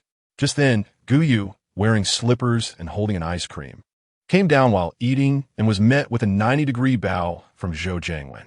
Gou Yu was so startled that she almost forgot to eat her ice cream. After she reacted, the corners of her mouth twitched. Bowing won't get you a discount. Everything in the store is clearly priced and non-negotiable. If you want to buy something, just order it yourself. There were a few other customers in the store who watched the simple-minded Zhou Jiangwen and covered their mouths to snicker. His actions made them find him adorable. Although they were all very grateful to Gou Yu, none of them expressed their emotions as outwardly as he did, and he even bowed to her. Gou Yu's words alleviated the awkwardness well.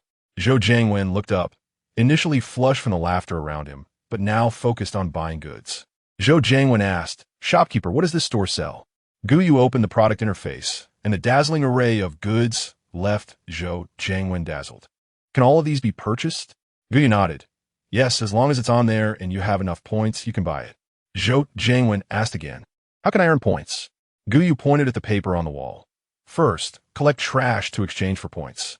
Anything you can see can be picked up for points. Second, participate in activities. Kill the mutated species inside the 100 Mu amusement park and exchange the mutated corpses for points. Third, you can kill mutated species anywhere. Their corpses can also be exchanged for points, but they won't count towards activity points." Zhou Jiangwen was astonished. "What? Collecting trash can also exchange for money? Money, that's right. In his mind, points were already equal to money. Gou shrugged. You can think of it that way. Zhou Jiangwen rubbed his fists, planning to take action. But before he set off, he needed to confirm the authenticity of the points. He took out the large gold brick that Zheng Chunxiao had specifically asked him to bring and threw it into the exchange slot. His points immediately turned into 10 million. Zhou Jiangwen promptly used the card to buy a batch of supplies, starting with scarce resources like gasoline. Then he bought food and clothes that wore out quickly. And he bought quite a bit of other items as well. Just like that, 10 million points were spent. But for Zhou Jiangwen, using a piece of common gold to exchange for so many supplies was simply a huge bargain. In comparison, a house that could defend against all mutated species, located deeper underground, was far better than those places that were dark and devoid of light. Zheng Chunxiao never expected that one of his capable subordinates would visit Guyu's little shop and directly slack off. In fact, Zheng Chunxiao had originally intended to lead all the ordinary people to Guyu, as Haishur was rotten to the core and didn't need to be kept. He was gradually guiding this realization. Recklessly moving all the ordinary people from Haishur would certainly encounter significant resistance, since they had been oppressed for so long without being able to move. Zheng Chunxiao didn't believe he had the eloquence to convince this stubborn group. However, he planned to undermine them from within. Now it seemed that the plan was beginning to bear fruit. As for the relatives of the original management of Haishur, they could just guard this empty shell and live their lives. Zheng Chunxiao was done. Guyu took off the headphones from her ears, looked out at the moon, and said wistfully, Xiaolon, what kind of gift do you think I should prepare for Chunyan? Last time, Chunyan said he wanted to celebrate his birthday with her, and she had been thinking about what gift to give him, but several days had passed, and she still had no clue. Chapter 93. What gift to give? Xiaolon was munching on corn. How about giving him corn? Guyu silently closed her eyes. Not everyone likes corn like you do. Xiaolon replied matter-of-factly. Then just give him something he likes.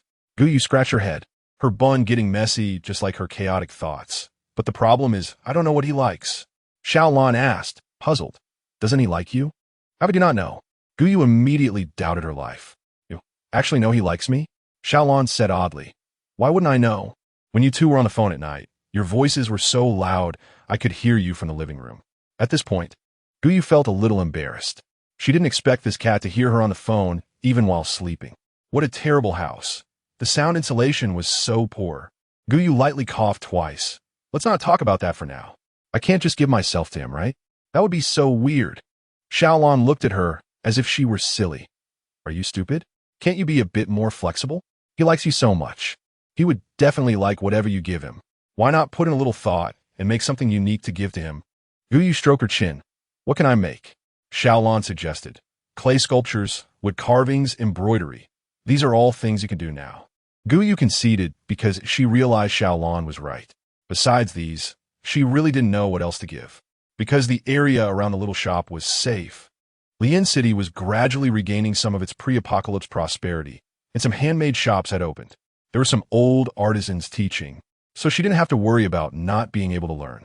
Guyu tried each one and eventually chose one. Today, there were still 7 blind boxes. Food, osmanthus lotus root powder, yellow soybean sprouts. Daily necessities, basin, broom, and dustpan set. Clothing, tennis shoes. Medicines, cephalexin, nitrazepam. Then she unlocked the channels. Osmanthus lotus root powder. Procurement channel unlock price. 10,000 points, selling price. 50 points per box. Yellow soybean sprouts. Procurement channel unlock price, 10,000 points. Selling price, 199 points for 500. Basin, procurement channel unlock price, 20,000 points. Selling price, 5 points each. Broom and dustpan set. Unlock price for supply channel, 20,000 points. Selling price, 12 points per set. Tennis shoes. Unlock price for supply channel, 30,000 points. Selling price, 76 points per pair. Cephalexin. Unlock price for supply channel, 40,000 points. Selling price, 52 points per box. Nitrazepam. Unlock price for supply channel, 40,000 points. Selling price, 25 points per box. At 11 o'clock, Chen Yan's call came on time. Gou Yu answered while drying her hair. As soon as she picked up, Gou Yu gave a heads up. I'm about to blow dry my hair. It might be a bit noisy. Chen Yan didn't mind at all. Instead, he enjoyed the feeling of being involved in her life. At first, Gou Yu used the low setting, but when she noticed Chen Yan remained quiet, she switched to the high setting. The sound of the hairdryer was sometimes quite soothing, and after Gou Yu finished drying her hair and was about to speak, she heard the calm, prolonged breathing from the other end. Chen Yan had fallen asleep. Gou Yu hung up and crawled into bed, closing her eyes. Although they hadn't managed to talk today, she still felt an inexplicable sense of reassurance. In the middle of the night, when Gou Yu was in a drowsy state, she heard a scratching sound near her ear, faint yet somewhat grating. However, it was around 3 a.m., the time when people are in their deepest sleep. Gou Yu's mind was awake, but her body was not. After struggling a bit, she fell back into a deep sleep. On the 34th day of opening the store, Gou Yu got up on time, drew back the curtains to welcome the first rays of morning sunlight, and a new day began. Suddenly, Gou Yu, halfway through stretching, stopped. She noticed there seemed to be something extra at the store entrance. Gou Yu rushed downstairs, opened the cardboard box on the floor, and sure enough, it was filled with several newborn babies. Some were even smaller than her palm. There were 3 babies in total. One of them was familiar to Gou Yu, the one the last woman insisted she take, saying it was entrusted to her by a companion. The other 2 were premature, their membranes already cleaned up, looking somewhat ugly and shriveled. Gou Yu had never raised a child, so of course, the task of taking care of the babies had to be entrusted to the laziest cat in the store. After all, a cat raised for 1,000 days is useful for a moment. Such a fat cat was definitely fit for babysitting. When their eyes met, Xiao Lan inexplicably shivered, feeling like Gou Yu was plotting something bad. Gou Yu moved the babies inside, wrapped them in clothes, and placed an extra bed on the living room floor, covering it with a blanket. All right, this is your nest now. Xiao Lan, you'll take care of them from now on. Xiao Lan was speechless. I'm a cat, not a fairy. Gou Yu put her hands on her hips. I think you're pretty amazing. You could do anything. All right, we don't have any baby formula. Xiao Lan licked her paw. Rice soup is fine too. Gou Yu clapped. Wow, Xiao Lan, you even know that. So impressive. Xiao Lan confidently tossed her head. Of course. You should know who I am. Gou Yu pretended to be sarcastic. Well, I don't know who just said they couldn't take care of children. Xiao Lan couldn't stand being looked down upon by Gou Yu, and instantly stood up in anger. Who said I can't? I was just being modest. Gou Yu clapped happily. That's great. Then I'll leave them to you. Without hesitation, Gou Yu turned and left, leaving Xiao Lan helpless in front of the 3 babies. When faced with uncertainty, check online. Thus, a strange scene unfolded in the living room. A cat was holding a tablet, seriously looking at it, while 3 children lay beside her. Then the cat elegantly walked into the kitchen, washed rice, added water, and started cooking porridge in one go. Xiao Lan actually had a special ability called telekinesis, which allowed her to manipulate objects, including living beings, with a wider range than telepathy. If Gou were there, she would definitely exclaim that Xiao Lan seemed to be born to take care of children. Soon, the porridge was cooked and cooled. Xiao Lan controlled the porridge to form a stream, slowly flowing into the babies' mouths. Babies generally eat, sleep, and then fill their diapers. So Xiao Lan quickly caught a whiff of a foul smell. Cats have a very sensitive sense of smell, and this was torture for her. Xiao Lan immediately lifted their clothes and found that the bedding and clothes were all dirty. She nearly died of anger, tossing everything into the water and washing it over and over again, then washing the 3 dirty babies and moving them all to the balcony to dry. Chapter 94. Xiao Lan's hard life as a caregiver. Xiao Lan glanced at the bed and felt that it also emitted a foul smell, so she washed the bed too. Then she opened the window for ventilation. Gou Yu downstairs also heard the clattering sounds from upstairs, but as long as the house didn't fall apart, she could remain calm. Babies can't control their bladders and bowels, so Xiao Lan spent the entire day dealing with their messes. She had long regretted her moment of bravado. Truly, reality teaches you a lesson. Not to mention Xiao Lan's chaos. Gou Yu upstairs was enjoying a bowl of scallion oil noodles, with 3 ears of corn beside her as compensation for Xiao Lan. She felt a bit guilty towards Xiao Lan, but she hadn't expected the babies to arrive so soon, and she hadn't even found a nanny yet. Gou Yu posted a recruitment ad, hiring one nanny to take care of 3 babies, starting salary $30,000 a month, negotiable. However, she didn't hold out much hope, as everyone nowadays is a little wealthy and doesn't lack this bit of money. As for why she needed a nanny, after all, Xiaolon was just a cat. If the babies cried, she couldn't pick them up and comfort them. So the nanny's job wasn't too much, as most of it was handled by Xiaolon. But now, with few children, it was manageable. If there were many, her little apartment wouldn't be able to accommodate them. With this in mind, Gou set her sights on Villa number 14 in Zone 21, which was located in a remote area, perfect for noisy children. Without further ado, Gou immediately purchased Villa number 14, then spent a morning setting it up, putting in beds and cabinets, laying blankets, and placing new clothes. She also stocked the kitchen with cooking utensils, rice, flour, and oil. After cleaning up, the villa was finally arranged. The villa was quite big, and just cleaning took her a lot of time. After patting the places that could be bumped into, it was already noon. Gou stood up, massaging her sore lower back. Ouch, what tough day. Gou listed the point values and rankings on the public screen to motivate the teams. However, she wouldn't keep it up all the time. Instead, she would display it for an hour every morning and announce the rankings again at 6 every evening. This created suspense, and others would surely pay close attention to it. Every day brought new suspense. Thanks to this initiative, the store had been bustling with people these past few days. Gou decided, citing that it was too noisy and detrimental to the children's growth, to send Xiaolon along with the 3 babies to Villa number 14. The noise around her instantly quieted down. At 6 in the evening, the store was filled with people inside and out, all there to check the rankings. And some even opened betting, guessing who would come in first. It was quite interesting. Gou even got involved, betting on a familiar team, which seemed to be called the Lone Wolf Squad, led by Shan Dek Hun and Huang Zhongbiao. Their team was quite mature, with over 50 core members, not to mention other family members. So the scale was quite large, and they were also in the top 3 in the morning's rankings. Gou didn't bet much, just 999 points as a bit of fun.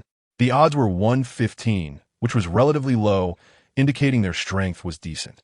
However, life is precious, and gambling is even more so, for the health and safety of her family and herself. She kept away from gambling and drugs. Gou set rules for the gambling in her store. Light betting was fine to liven up the atmosphere, but no scams or big bets. Just for a bit of fun. The commander Han Chun didn't say anything, so Gou had even less to say. With a ding, the leaderboard was released exactly at 6 o'clock. First place, Volunteer Corps, 245,680 points. Second place, Lethal Wolf Squad, 234,580 points. Third place, Lioli Beauty Sha, 224,514 points. 100th place, Kong Hai Squad, 15,288 points. You could see new teams bringing in octopuses at all times, to the point where she began seeing octopus shadows in her eyes. The results of the first day didn't reflect true strength because everyone was still unfamiliar with the terrain, focusing more on exploring rather than hunting mutated species. With so many people, it's not surprising that they ranked first. Gou played the ranking for an hour, then switched to a drama, which instantly captivated everyone's attention with its ups and downs. The number of customers in the store increased rather than decreased. Gou drank all the liquid in the dragon-patterned jade gourd, gaining a physique boost of 1, and then opened the 7 blind boxes for the day. Food, Jobs Tears flour, velvet gourd, empty pot pancakes. Daily necessities, glass sealed jars, trash cans. Clothing, white jogging shoes. Medicine, chlorpromazine. Then she unlocked the details. Jobs Tears flour, supply channel unlock price, 10,000 points.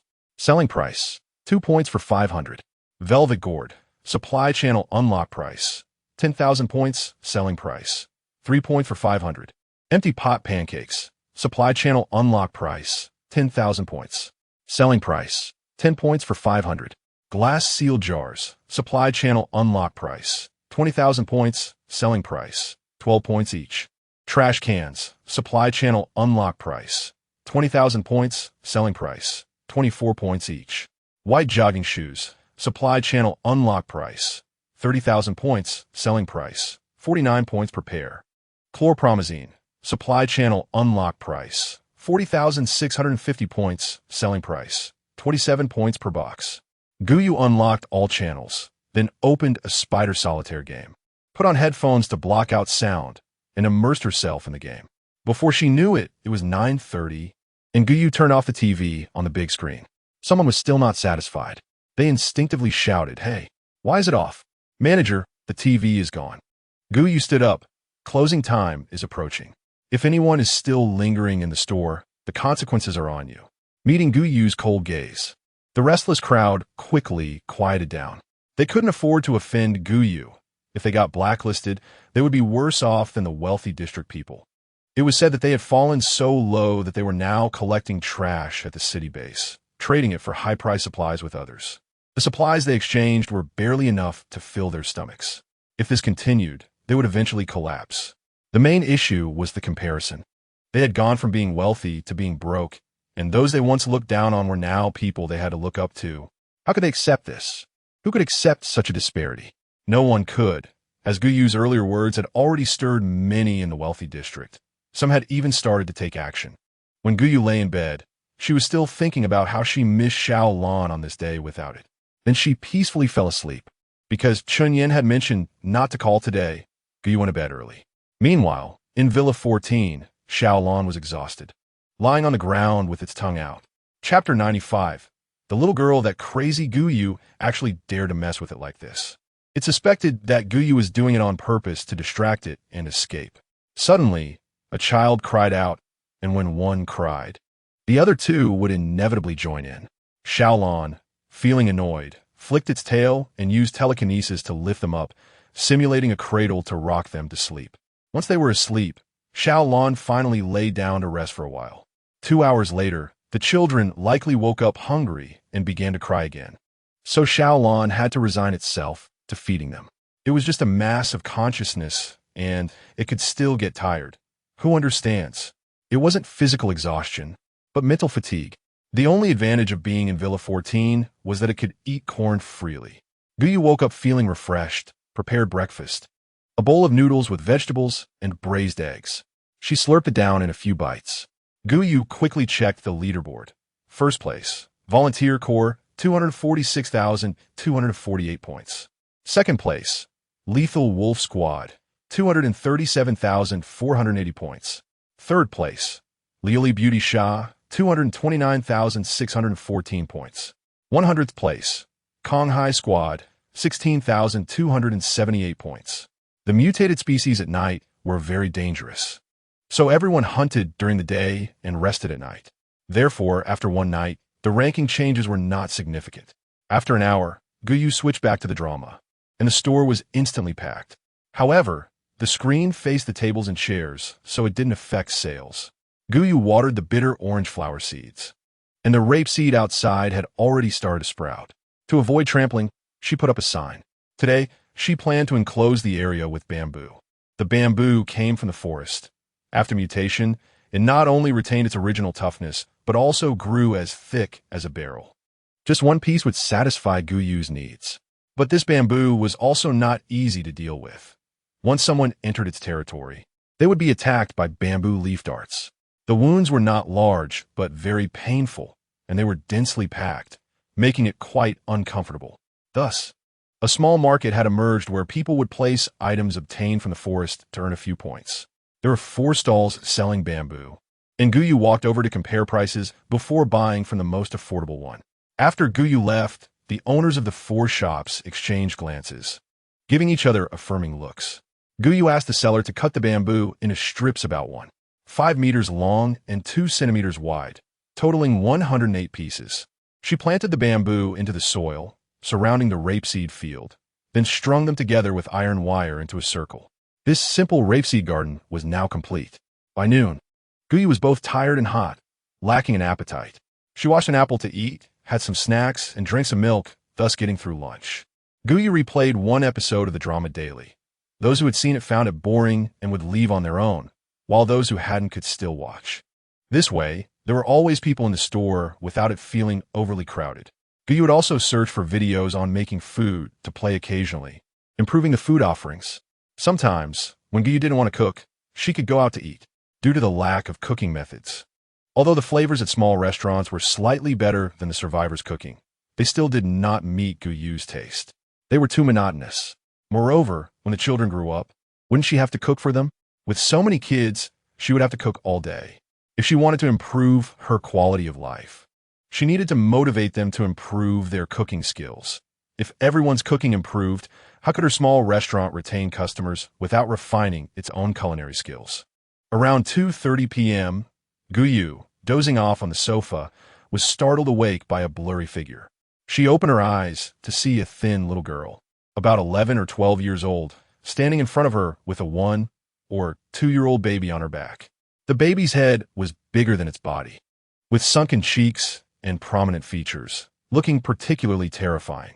Gou Yu was taken aback and sat up abruptly. "Who are you?" "Hello. I'm here to apply," the girl said, handing Gou Yu a piece of paper, her face stubborn and staring straight at her. Gou Yu took the paper, which was clearly the job advertisement she had posted yesterday. Gou Yu looked her up and down, then shook her head to refuse. "No, I'm not hiring child labor." Just when the stubborn little girl had been acting tough, she suddenly knelt down with a thud. "Please, hire me.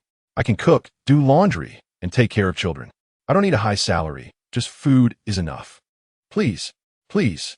As she begged, she knocked her head on the ground, and the child on her back swayed along, staring intently at Gou Yu, not crying or making a fuss.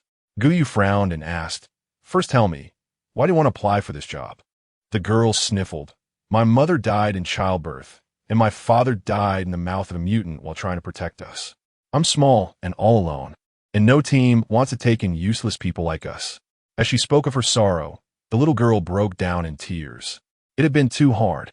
The journey had been too tough. To avoid mutants, she had to hide everywhere, drink muddy water, sleep on branches, and be wary of all kinds of ill-intentioned people. People might appear one way in front of you, but be completely different behind your back. "Please wait a moment." Gou Yu went upstairs, took out a satellite phone, and called Gou Chen. As soon as the call connected, she got straight to the point. "Hey, I have 2 kids here saying they can't afford food. You're a big shot. What should we do about these kids?" Gou Chen sounded puzzled. "That's impossible. Children without parents in the base can be sent to welfare homes. How could they not afford food?" Gou Yu understood. The girl outside was lying. Gou Chen quickly grasped the situation. "What's going on? Is someone messing with you?" Gou Yu shrugged. "I don't know. Maybe their family situation is complicated." Although she said this, after the last incident, she now always assumed the worst about others. Being cautious was never too much. She now realized that living in the apocalypse required extreme caution, as mutants might not be the scariest thing. The scariest were people, especially those with ulterior motives. Gou Chen responded, "Got it, I'll come over right now." Gou Yu hung up the phone, pondering how to handle them. Based on their appearance, one wouldn't imagine the little girl was lying, but Gou Yu knew Gou Chen's character. Chapter 96. Leave professional matters to professionals. Moreover, children in the apocalypse were precious, and the government would surely provide support. Child abuse would also be punished. So why were these 2 kids in such a situation? Therefore, professional matters should be left to professionals. Gou Yu thought for a moment, pretended to be very sympathetic, and took out a bag of bread and 2 bottles of milk. "You look very hungry. Have something to eat." With the softening of food, the little girl's tense nerves noticeably relaxed. At this moment, she might have thought Gou Yu was easy to deceive. Gou Chen arrived quickly. It seemed the birth rate in the apocalypse was indeed very low, and here were 2. Gou Yu sat on the sofa, unconsciously leaning back, lifting one leg and crossing it over the other, her whole demeanor suddenly becoming fierce. Well, this little girl was quite something. Gou Chen also noticed the problem, casually closed the door, and the little girl's body instantly tensed up. Gou Yu stopped pretending and knocked on the table. "Who sent you to deceive me?" The little girl kept retreating. "I don't know what you're talking about. And why are you adults bullying children?" Gou Yu leaned back in her chair, arms crossed, her sharp eyes fixed on her. "What are you retreating for?" The little girl puffed out her neck. "Who told you to be so fierce?" "I'm so small, of course, I'm scared." As she spoke, tears began to fall like raindrops from her eyes, and the key was that she cried quite beautifully, her round, bright eyes looking at you. Any soft-hearted person might have fallen for her act, thinking she was a pitiful little girl, and let her go. But unfortunately, none of the people in this room were soft-hearted. Gou Chen frowned, staring intently at the child on the little girl's back. "Little sister, what's your name?" The little girl held on to the child on her back, not saying a word, just glaring at the adults with her big eyes. It was chilling, but Han Shan had seen enough storms and was not afraid at all. Little sister, it seems your brother behind you is about to starve to death. If you have any grievances, tell us, and we will definitely help you.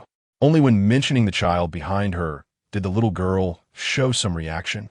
But she simply turned her brother around to the front, realizing he was still the same as before, and thought Han Shan was lying. Han Shan was smart enough to see through what the little girl was saying and said, "You may not believe my words, but you can't doubt a doctor's words. How about I call Dr. Chen to check on your brother?" Okay, let her come. As soon as Dr. Chen arrived, she didn't check the child immediately, but sent someone to a nearby restaurant to buy a bowl of rice porridge and poured it into the child's mouth. Only when she noticed he was still swallowing did she breathe a sigh of relief. "How long has this child been hungry?" Dr. Chen asked. The little girl twisted her fingers nervously. 2, no, 3 days, Dr. Sister. Please save my brother. I beg you to save my brother. Even she, no matter how naive, could see that something was wrong. Her brother was very ill, yet she, as his sister, knew nothing. Dr. Chen didn't make any promises. Just said, now that he has had some porridge, he should recover a bit. It's low blood sugar caused by not eating for a long time, and he was about to slip into a coma. Didn't you notice he doesn't like to talk anymore? The little girl collapsed on the ground, crying out, I didn't want this, but we have nothing to eat. Gou stood up from her chair. Han Shan had said that children and pregnant women would receive relief food, and those without parents would be sent to welfare homes. Yet these 2 children were so thin, indicating she was not lying. There must be other reasons behind it. At that moment, a woman in the crowd stepped forward. Gou took a look and realized she was somewhat familiar. Wasn't she the woman who had insisted on taking her to court last time? I know. Despite her plump appearance, the woman was quite agile, squeezing through a group of soldiers to the center. I know this little girl. Her name is Zhao. Her grandmother favored boys over girls and insisted her mother have a second child, but who would have thought she died in childbirth? Her husband turned around and married a stepmother, and the stepmother came in and had another child, a boy, who became the treasure, leaving these 2 to become grass. Look how starved they are, the woman said, unable to suppress her clicks of disapproval. But Gou felt she was purely enjoying the spectacle. Her words were filled with disdain and mockery, with only a hint of pity. Han Shan retorted, then why has the military never received any reports? The woman chuckled. The Gou family is quite something. They keep these 2 kids at home, complaining every day that they don't eat, and always targeting the younger brother. She keeps asking people what to do to make the kids eat more, feeling sorry for their thinness. Upon hearing this, everyone thought she was a good grandmother, and that stepmother, crying every day, had turned everything good into bad. Who would still want these 2 kids? Some had even advised the children to eat more and not to provoke the stepmother and grandmother. She came up to them with a bite. Who would want to deal with that? Hearing this, the little girl shouted angrily, No, it's them who won't give us food and even hit me and my brother. Upon hearing this, Dr. Chen immediately rolled up the sleeves of the 2 children and indeed saw a patchwork of bruises and old burn marks. Beasts! Dr. Chen, being a soft-hearted person, couldn't help but curse. Many empathetic men and women turned their eyes away, unable to bear to look. Only Gou stared intently, reminded of her childhood when she also had these marks on her body. Later, when her mother saw them, she went mad and grabbed a knife, wanting to fight with the man, who then dared not touch her again. After the woman left, she also learned to fight back with a knife, standing by his bedside at midnight, hoping to scare him to death. Gou turned her eyes away and looked out the window.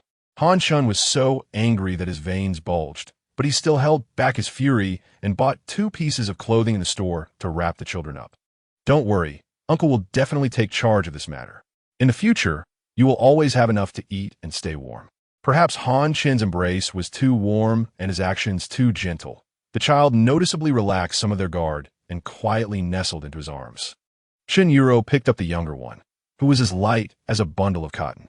This child was too fragile. She didn't trust these big men with their rough hands and feet.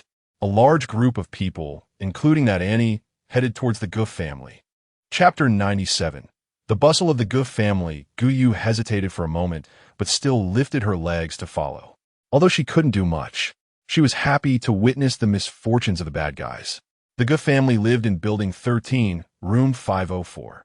When they arrived, the Gou family's doors and windows were tightly shut, but they could hear lively voices from inside.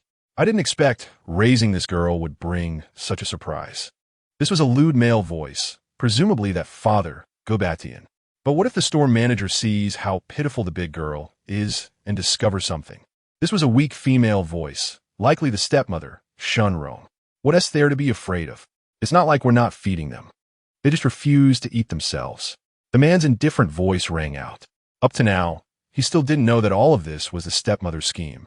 It wasn't that these two kids didn't want to eat, but rather that there was nothing to eat. For his own happiness, he subconsciously ignored the unsettling aspects of life. What's so bad about being hungry? They want to die from it. The main point was that he was also a primary beneficiary. There was only so much relief food. If these two kids ate, they would eat less. Compared to letting two ignorant children eat their fill, they preferred to fill their own stomachs. And that little one cried when he couldn't see his sister, which was annoying to watch. He had been spanked several times, but remained disobedient. And the big girl saw it and insisted on carrying her brother outside.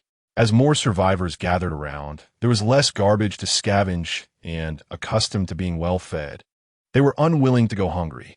As soon as they saw that magical little shop was hiring, they immediately thought of having the big girl try. After all, trying wouldn't cost anything. The young girl's eyes were numb, as if she had long been disappointed in this family. Han Shun pulled her head into his arms and kicked open the iron door in front of him, the tremendous impact shattering the stillness inside the room, as if he poured all his anger into that kick. Only then did everyone realize that the people in the room were all plump and well-fed. Even the youngest child looked round and chubby.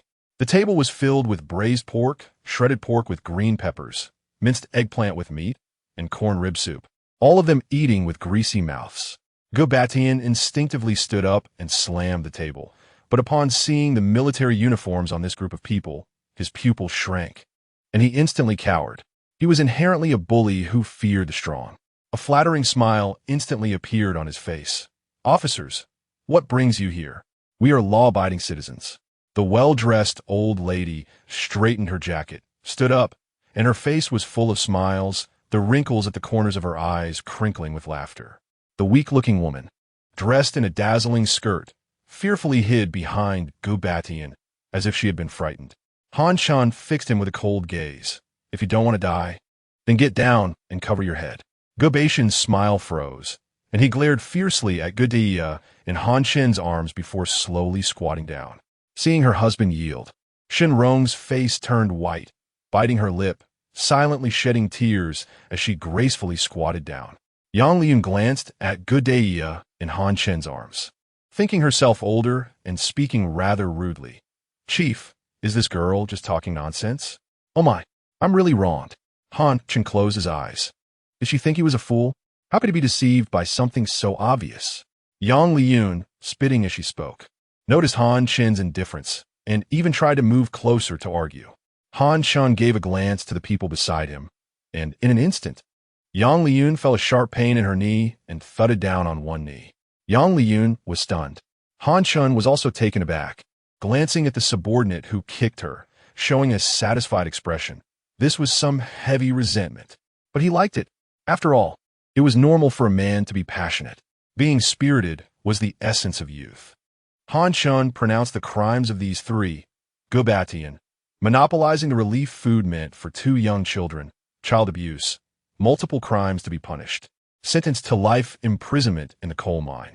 Gou Chen shouted, "Wait, I didn't abuse them. I merely neglected their bullying." Gou Chen knew that Han Shen's aggressive approach would not easily let him go, so he could only think of ways to reduce his punishment. Han Shun sneered. "As a father, your neglect is also abuse, perhaps due to a faint flicker of paternal love." Gou Chen had nothing to say and lowered his head in regret. But everyone knew this was just crocodile tears, if he truly cared. What had he been doing all this time? Acting all sympathetic now was merely a show of false compassion. Yang Liun also knew she couldn't escape. Collapsing on the ground, "I accept the punishment, but my grandson knows nothing. I beg you to spare him." Han Shun coldly refused. "I will judge whether there is suspicion." Then he announced clearly, "Yang Liun, you are suspected of spreading rumors, child abuse, and misappropriating the relief funds meant for the Gou family's eldest daughter and second son. Multiple crimes to be punished, sentenced to life imprisonment in the coal mine. Shun Rong, seeing that her turn was coming, could no longer bear the fear and crawled in front of Han Shun, her collar hanging down, the white skin enticing. "Please, spare me. I'm willing to do anything as long as you can let me go." Han Shun disdainfully avoided her. "Since you and your husband are so loving, I'm sure you wouldn't want to be separated. Don't worry, I will make sure you're kept together." Which man would want to wear a green hat? Especially during such difficult times? Shenrong profoundly illustrated what it meant for a couple to fly apart in times of adversity. But what was her fault? She was just a woman, merely seeking someone to rely on. Since Gou Chen was unreliable, what was wrong with finding another? Han Chen solemnly declared, "Shenrong, humiliating and abusing the two children left behind by your ex-wife, exploiting child labor, and monopolizing their relief food, sentenced to life imprisonment in the coal mine." Shenrong's face turned ashen. Going to the coal mine meant she might be bullied by the men inside, with no one to speak for her. Thinking of this, Shenrong became furious. With the mindset of, if you don't let me have a good time, I won't let you have a good time either, she angrily got up, her right hand drawing a dagger to stab Han Chen. Han Chen, seasoned in battle, was certainly not intimidated by this move. He directly struck her wrist with one hand, disarming her. The dagger instantly fell to the ground, producing a crisp sound. Chapter 98. Unexpected incident, but Han Chen suddenly saw a triumphant smile on Shenrong's face, and his heart sank, sensing that something unexpected was happening. Looking down, he found that Shenrong's other hand was holding a blue object, aimed at stabbing Gou Chen in his arms. At this distance, he had no time to stop it. Suddenly, with a clang, the blue water arrow changed direction and only struck Gou Chen's shoulder. Han Chen turned to look. It was Gou Yu. She had deflected the water arrow with a red umbrella and then kicked Shenrong 2 meters away.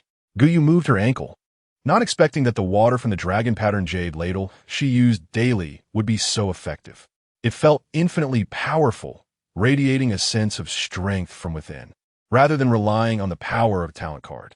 Every time she used the ability of immense strength, Gou Yu always felt very tired, not only physically but also mentally exhausted. The blue water arrow shattered as Shenrong fell to the ground. Han Chen raised an eyebrow. "I didn't expect you to have talent?" Because Shenrong had always kept it hidden. No one had told her the difference between a gifted person and an ordinary one. This led to a moment of recklessness that caused her life to change drastically. Women who enter the suicide squad only face worse fates, as the men inside engage in blood-soaked deeds, treating women with even more madness under the principle of enjoying every moment they can. Only those who are crazy enough and ruthless enough can survive in the suicide squad. Currently, the male-to-female ratio in the suicide squad is 30:1, and among the 30, there may not even be one female. There are a total of 89 people in the suicide squad, and not all of them are gifted. Some are extremely wicked, and even suffering in the mines cannot atone for their sins. The task of the suicide squad is to kill 10 mutated creatures a day. This is also why humanity still retains a spark of hope, because of the wall built with blood and flesh by the military, and the efforts of these ruthless individuals to survive. Han Chen handed Gou Chen a bandage for Chun Yuju's wounds, coldly ordering, "It seems they are not very fond of the arrangements I made for them," and attempted to attack an officer. "Then let us send them all to the suicide squad." Yang Liyun and Gou Chen had no idea what the suicide squad was, but upon hearing the name, they immediately argued. She wanted to kill. What does that have to do with us? Han Chen did not miss the glimmer of delight in the eyes of these two when the water arrow struck the young girl. Since you were so united before, a little more unity now shouldn't be a problem, right? Han Chen's words shattered all their hopes and tore away the fig leaf of their facade. Many onlookers whispered and pointed at the three. Looking back at their precious son and grandson, he was stuffing his face with braised meat from the table, completely ignoring the suffering of his parents on the ground and the weeping, unkempt grandmother. Yang Liyun threw a tantrum, crying, "I'm over 60, and you want me to kill mutated creatures? You might as well just let me die." Han Chen thought for a moment. After all, she was a person.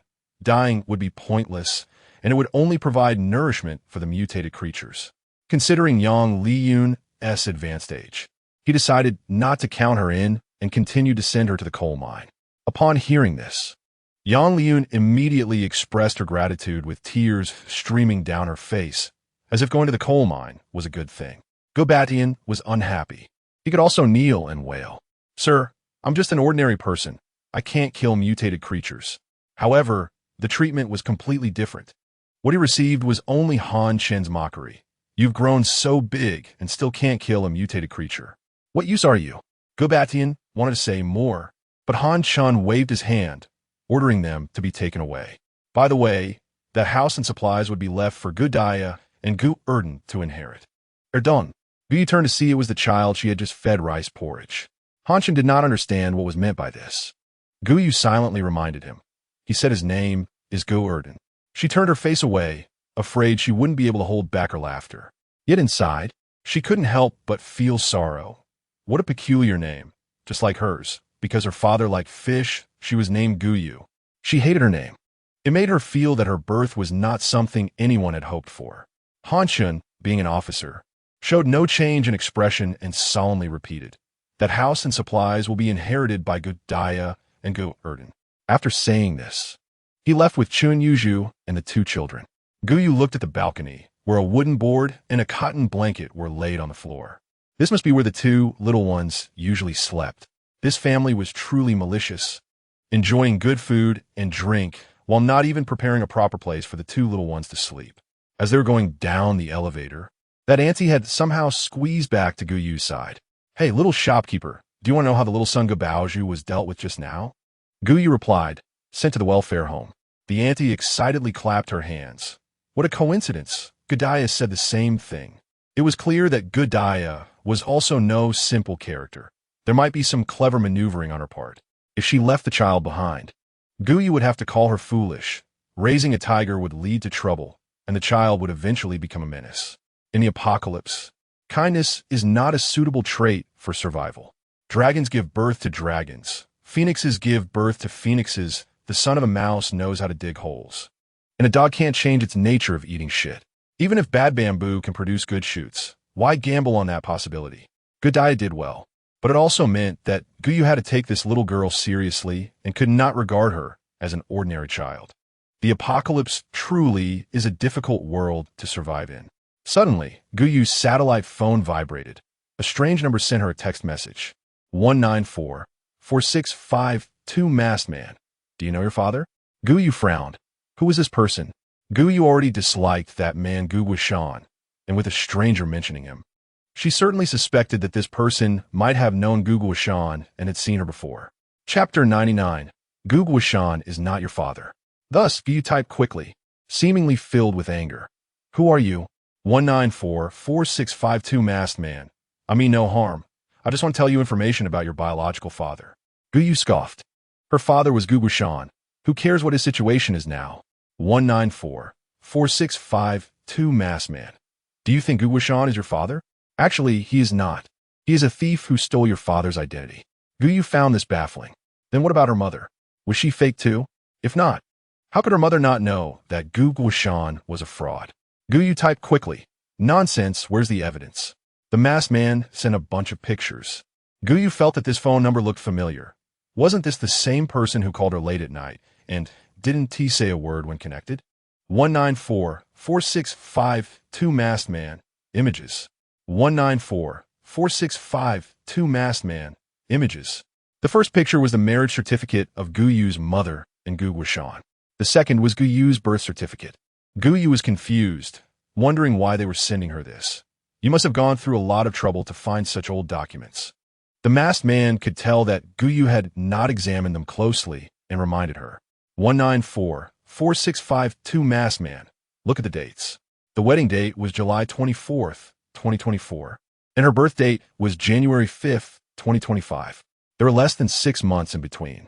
But Gou still didn't understand. "This only proves that my mother and Gou Chen married because of the child." What's strange about that? People are more open now. Some even marry after having children. But the next few pictures from the masked man left Gou stunned. 194-4652 masked man. Images. 194-4652 masked man. Images. 194-4652 Masked Man. Images. 194-4652 Masked Man. Images. One was her mother's birth certificate, which stated her blood type was A. One was Gou Chen's birth certificate, stating his blood type was B. The third was Gou Yu's birth certificate, which also indicated her blood type was A. The fourth was still Gou Yu's birth certificate, but her blood type had been changed to B. Gou Yu suddenly realized something. If one wanted to determine the authenticity of these images, it would be simple. She could get a blood test. If her birth certificate had indeed been altered, then she was not Gou Chen's daughter. Gou Yu urgently walked towards Chun Yuju's consultation room. She didn't know what she wanted to prove or what she was afraid of, but her heart kept telling her that she needed an answer. She couldn't live her life in such ambiguity. 10 minutes later, Gou Yu arrived at her destination. However, as she neared the truth, she hesitated. What if the other party was lying? What should she do? If the other party was not lying, how should she face it? Gou Yu's heart was in turmoil, but the deep-seated desire within her urgently pushed her to seek the truth. She wanted to know if she had never been a loved child since the day she was born. Her mother abandoned her, and her father treated her like livestock, playing with her when he was happy and ignoring her when he was not. He provided neither food nor drink. Gou Yu softly knocked on the door. It was not Chen Yuru who came to open the door, but Han Shan. Store manager, what are you doing here? Han Shan noticed that Gou Yu's expression was not quite right and instinctively asked. Gou Yu nodded slightly, indicating, I need to see Dr. Chen about something. But Han Shan told her, Dr. Chen is currently performing surgery inside and may take a while. Gou Yu replied, then I'll wait for her. This wait lasted until dark. Chen Yuru came out of the operating room, looking exhausted, with a weary expression. She's out of danger now. Just take good care of her. Then she looked at Gou Yu and forced a gentle smile. Daughter-in-law, what do you need me for? Han Shan was shocked. Daughter-in-law? What daughter-in-law? As far as I know, Dr. Chen's nephew is just Chun Yen. When did this happen? How could it be? Isn't Chun Yen like an old cow eating tender grass? Although Gou Yu had previously said she was 40, Han Shan always thought she was joking. She didn't look 40 at all. Chen Yuru smiled and shooed him away. Director Han, go check on him first. I have something to discuss with my daughter-in-law. Han Shan was not a person lacking in tact. Although he was quite shocked by this matter, he didn't feel the need to delve into the details. Chen Yuru took out a stethoscope from her pocket. What's wrong? Are you feeling unwell? The two sat on the sofa, and Chen Yuru handed Gou Yu a box of milk. Gou Yu's gaze shifted from wavering to determined. Auntie, could you help me check my blood type? Chen Yuru laughed. That's quite a coincidence. We actually tested it last time when checking for toxin residues, so we already have it. Might as well put to good use. Gou Yu, filled with anticipation yet anxious, asked, What is it? Chen Yuru replied, It's a type. Gou Yu's tense shoulders instantly slumped. The masked person was telling the truth. Gou Chen was indeed not her father. Then who was her father? How did her mother and father separate? Why did her mother marry Gou Chen while pregnant with her? Was her mother a willing participant or was she forced? One question after another filled Gou Yu's mind, leaving her in a state of confusion that she couldn't unravel. The masked person seemed to know all her actions and sent a new message. 194-4652 Masked Hero. Don't you want to know who your father is? Gou Yu felt that the other party seemed eager to reveal her father's identity, but she refused to comply. Who knows? The masked person on the other side was unusually angry, as evidenced by the constant vibrations of Gou Yu's satellite phone. 194-4652 Masked Hero. How is that possible? 194-4652 Masked Hero. Your father didn't even know your mother was pregnant, and they got lost by accident. It wasn't that your father abandoned her. 194-4652 Masked Hero. Your father loved your mother very much. The masked hero hurriedly denied. 194-4652 Masked Hero. Of course not. It's just that your father entrusted me with the task of finding your mother. This piqued Gou Yu's interest. You seem quite capable. How about working for me? Gou Yu was not genuinely inviting him. She was fishing for information. If this guy showed up, she would capture him and torture him for information. If he didn't show up, she wouldn't be disappointed. After all, she had outgrown the age of longing for parental love. 194-4652 Masked Hero. Forget it. I won't hide it from you anymore. Your father's name is Zhang Wanqing. I hope you two will meet again someday. The masked hero spoke evasively. Gou Yu stared at the three characters Zhang Wanqing for a long time. Finally, she expressionlessly pressed the phone off. Chapter 100. A photo of her mother with another man with just a name. What could one know? But soon after, a photo was sent, showing her mother in her youth alongside a strange man, preserved in a locket. It seemed that this photo had been well kept by the other party. In the picture, her mother appeared very happy, and that was enough. Moreover, the more Gou Yu looked at the photo, the more she felt that the person in it looked somewhat familiar. Had she seen him somewhere? And this name, had she heard it somewhere? Gou Yu politely bid farewell to Chun Yuru and left her office, heading towards the small shop. Her feelings were complex. She felt a bit fortunate, but it seemed that worry weighed more heavily on her. Because she clearly remembered that the man who took her mother away had the surname He. Could this be some sort of love quadrangle? Was it possible that her father also had the surname He? Or was her mother just choosing another man to escape from Gou Chen? Gou Yu sat behind the counter, vigorously tousling her hair in frustration, and despondently bumped her head against the table. Gou Yu looked up and saw a tall figure blocking most of her light. Chunyin hugged Gou Yu tightly. I couldn't help it. I missed you so much. This one sentence instantly dispelled all of Gou Yu's fatigue, making her heart feel as sweet as honey. Gou Yu was very tired and unconsciously leaned into his embrace. Speaking softly, how did you get here so much faster than you said before? Were you rushing day and night? The mutated creatures were more active at night, so it was easy to imagine how difficult Chun Yan's journey had been. Gou Yu patted Chun Yan's back sympathetically. Chun Yan rubbed his face against hers. Sister, you seem unhappy. He was remarkably perceptive. The moment he saw Gou Yu, he noticed something was off with her mood. A sharp glint flashed in Chun Yan's eyes. Was it Gou Chen? Impossible. He was locked up in the dungeon in the capital. How could he come to disturb his wife's peace? Was it the mother-in-law? Did his sister miss her mother-in-law? It was possible. But the person who took the mother-in-law away had to be quite something, as Chun Yan had found no traces at all. Where could he find a mother-in-law? What should he do? Chun Yan felt troubled, but he maintained a reliable demeanor. Don't worry. Fate will bring you together again. Gou Yu always felt that they were not talking about the same thing. However, this matter was quite complicated, and Gou Yu did not want to expose such a cruel past to Chun Yan, so she did not explain. She simply leaned quietly against him. Chun Yan thought it was a good time to present a gift. As long as it could make Gou Yu happy, the timing of his preparation was just right. He touched a space ring on his hand and pulled out a palm-sized box. Sister, I brought you a gift. Gou Yu lifted her head from his embrace, took the box and opened it. Inside was a bracelet made of colorful beads. This is something I collected since I was a child. Everyone in the Chun family has the habit of collecting beads. When they meet someone they like, they string these beads together and give them to their beloved.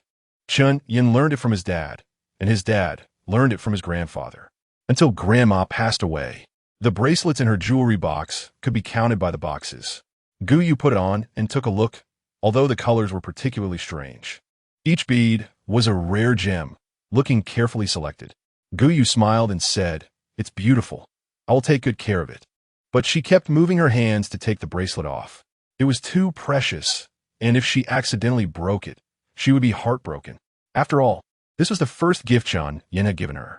Chun Yan didn't mind this at all. After all, he had many gifts to give, so it was impossible for him to carry every single one of them with him. What Chun Yan took out next left Gou Yu stunned for a long time. Chun Yan, how about this? It's nice, right? I picked it out specially. Gou Yu frowned, unsure how to tell Chun Yan that while the item was indeed good, it looked quite ugly. Was it a difference in their aesthetics? What he presented was a cactus that looked remarkably like the Hulk, standing as tall as a person. If this were placed in the living room, it could certainly scare someone into a heart attack if they got up in the middle of the night to go to the bathroom. Gou Yu pointed to the entrance. I think I'm just missing a guardian at my door, and your cactus is perfect for the job. Upon hearing this, Chun Yan instantly became cheerful. He no longer thought the cactus looked good and even felt it was ugly beyond measure. Why would I need a guard for me? Gou Yu maintained a serious expression. What? Do you want to come inside? Chun Yan's expression changed instantly, his smile becoming earnest. Well, that's not impossible. Gou Yu waved him off. Go on, go on. We haven't even started yet. Chun Yan perked up. So if we start, can I? Gou Yu rolled her eyes elegantly. Dream on. Chun Yan regretfully smacked his lips and took out the third gift, which was a golden coral. This was left to me by my grandfather. He said it was a royal gift, carved from gold. I feel like this color is a bit tacky. Do you like it? Chen Yin initially didn't plan to show this because he thought it was ugly, but he had a feeling Gou Yu might like it, so he brought it out. Gou Yu's eyes lit up instantly, and she couldn't take her eyes off the golden coral. Oh, I feel so bad after all. It's your grandfather's thing. Chen Yin shrugged it off. My grandfather left me a lot of things. This is just the smallest one. The smallest? Although this coral was only about the size of basketball, it should be solid, and it felt heavy in her hand. Gou Yu was tempted but still refused. I can't accept this. It's your grandfather's gift to you. What does it have to do with me? Chen Yin thought for a moment and agreed. Since he was the one in a relationship, he couldn't just give away his grandfather's gifts. So he took out a crown he made himself. It was made of gold and had tassels. A heavy piece that Gou Yu felt would probably make her neck go on strike if placed on her head. Chen Yin compared it from side to side, as if considering how to wear it most beautifully. Chapter 101. Strange Gifts. Gou Yu quickly stopped him. Where did you get this thing? Chen Yin replied as if it were obvious. I had someone make it. Gou Yu found it hard to believe. Did they not try to dissuade you? This thing has no practicality. It probably can only be worn at traditional Chinese weddings. No, it might not even work for that, as the combination of the crown and tassels was a bit too bizarre. Chen Yin looked confused. No, they didn't.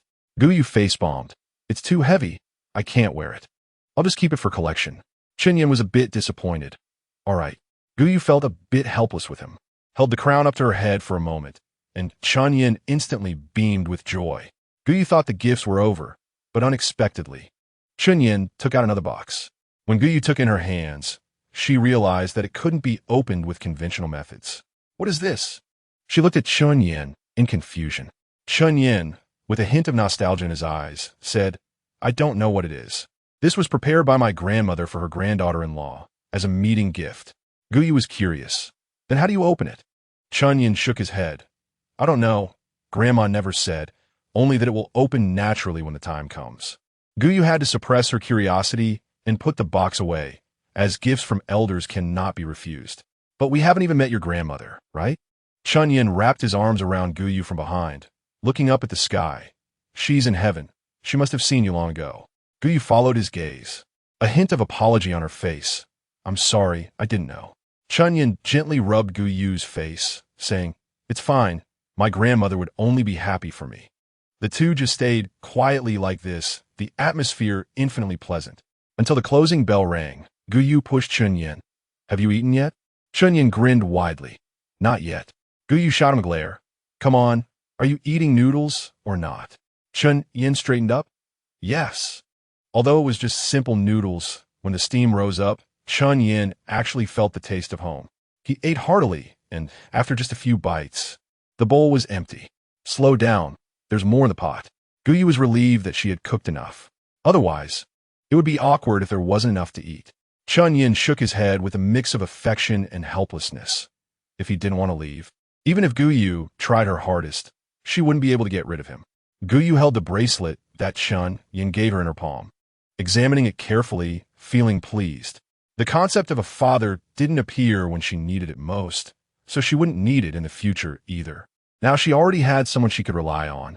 Gou Yu always felt like she had forgotten something, but soon she was interrupted by the ringing of her satellite phone, instantly pushing everything out of her mind. Hello. Hello, sister. I'm home. Chen Yan's angry voice came through the receiver. Gou Yu smiled. Are we meeting tomorrow? This was her first time taking the initiative to invite. Gou Yu. Then see you tomorrow. Chen Yan. See you tomorrow. After hanging up, Chen Yan couldn't help but grin as he leaned back on the sofa, secretly delighted. Soon, he began to worry about what to wear tomorrow, standing up to rummage through the wardrobe. Most of his clothes were black, which wouldn't he do? It was too mature. Since his sister was so young and beautiful, shouldn't he dress a bit younger too? Chen Yan carefully selected and tried on one outfit after another, so excited that he couldn't sleep all night. And by 6 in the morning, he still hadn't decided what to wear. In the end, it was simply because he had too few clothes. Gou Yu got up in the morning and chose a red dress. Her skin was already as white as snow, and wearing it made her even more charming. Her hair was down, and she had tried curling it with toilet paper yesterday. Unexpectedly, luck was on her side, and she succeeded on the first try. Her originally straight black hair became slightly wavy, instantly enhancing her facial features and making her look even more alluring. Gou Yu's lips were naturally rosy, and she looked lovely when she smiled. She checked herself in the mirror, thinking this level should be fine, right? Being too exaggerated wouldn't be good. Simple was just fine. Gou Yu cooked some porridge, paired with steamed corn and peeled marinated eggs. After waiting a bit, Chun Yin arrived fashionably late. As soon as she saw Chun Yin, Gou Yu couldn't help but laugh. Chun Yin had clearly messed with his hair, exposing his full forehead, and all his sharp, handsome features were on display. He was wearing a trench coat, making him look dashing and tall. Chun Yin felt a bit shy. Is it strange? Gou Yu laughed so hard her stomach hurt. Aren't you hot? Chun Yin scratched the back of his head. A little. Gou Yu laughed. Then take it off. Let's have some breakfast together. Saying that, she turned to get breakfast. Chun Yin silently took off his trench coat, and underneath was a white shirt, his muscular arms stretching the sleeves. Let's eat first. She didn't expect that Chun Yin had this kind of body, where he looked slim in clothes but muscular without them. Chun Yin, being quite perceptive, noticed Gou Yu's shy and evasive demeanor, but he didn't pressure her. She would get used to it after seeing more of him anyway. Gou Yu served Chun Yin a bowl of porridge and then lowered her head to eat. This made Chun Yin unhappy. What's wrong? Am I so ugly that you can't bear to look? His self-deprecating joke eased Gou Yu's embarrassment. Chun Yin was quickly cheered up by a single sentence, picked up his bowl, and drank his porridge. In just a few bites, the bowl was empty. He acted quickly but without appearing crude, possessing a kind of graceful charm. Gou Yu finished eating and glanced at the time. It was time to open the shop. I'll go down and open the door first. Chun Yin nodded and continued to drink his porridge. After finishing, he washed the bowl and chopsticks and wiped the table clean. When Gou Yu came up and saw this, she instinctively felt a bit more favor towards him. When they went downstairs, Chun Yin stood behind Gou Yu like a knight.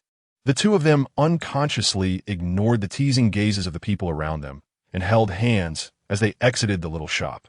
The shopkeeper and Captain Chen really are a perfect match.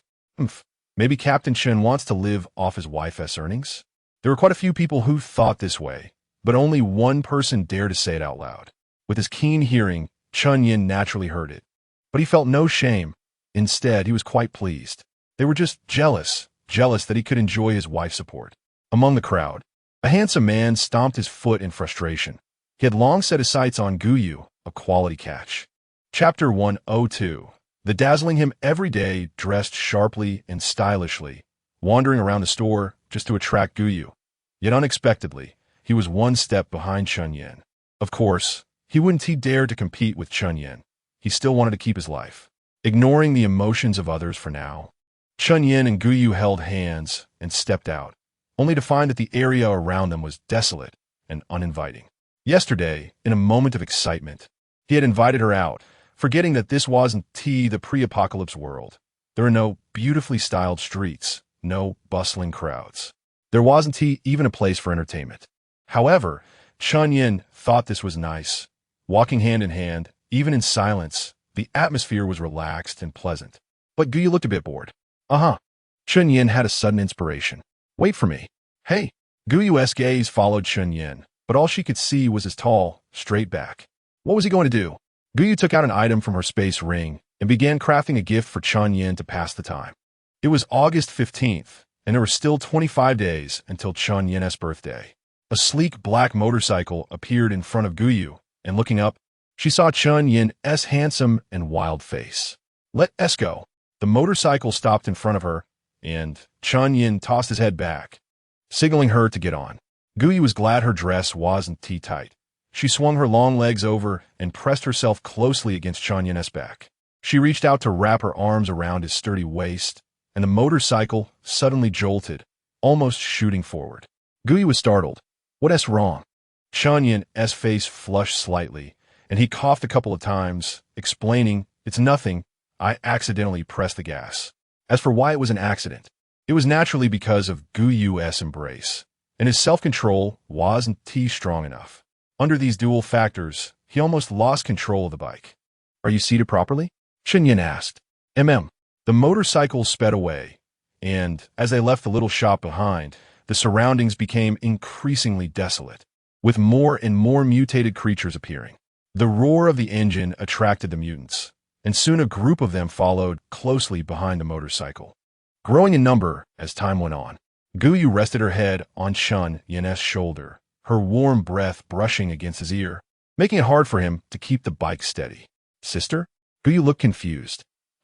Why are you calling me? Chun Yin swallowed hard. It's nothing. He was currently in a mix of pain and pleasure, but since it was self-inflicted joy, he wouldn't let go. Chun Yin threw a fireball behind him, igniting the densely packed mutants, who quickly turned to ashes. These mutants weren't very high in level, not fast, and not very agile. Chun Yin's fireball easily hit them. On the second-floor balcony, Chun Yin and Gou Yu sat together in a hanging basket. The early morning fatigue hit him, and he slowly closed his eyes. Sister? Chun Yin called out softly. Seeing Gou Yu unresponsive, he took out a blanket, wrapped it around her, and pulled her into his arms, then also closed his eyes. Meanwhile, at the ruins of the Lien City base, Lin was about to explode with anger. No wonder he ditched her as soon as they arrived in Lien City. It turned out he had moved. Where was she supposed to find him now? That annoying Chun Yin. But she wasn't someone to be trifled with. Lin slowly took out a black circular disc on the glowing screen. A large green dot and a red dot flashed in competition. The green dot represented Lin, while the red dot was Shun Yu. She didn't want to deal with other annoying men, so she hid the location in Shun Yu's hair. For girls, washing their hair was the hardest, so it should last 2 or 3 days. As long as Lin kept track of Shun Yu's movements and followed them, she would definitely find her target. They were too naive to compete with her. Gou Yu's little shop wasn't far from the Lien City base, so Lin arrived at the little shop before dark. Looking at the magnificent shop and the small town that had formed around it, Lin was stunned. When did these appear? It was simply miraculous. Lin didn't let her guard down just because of the smiles on the faces of the people inside. Instead, she felt even more suspicious. A trap? A ruse?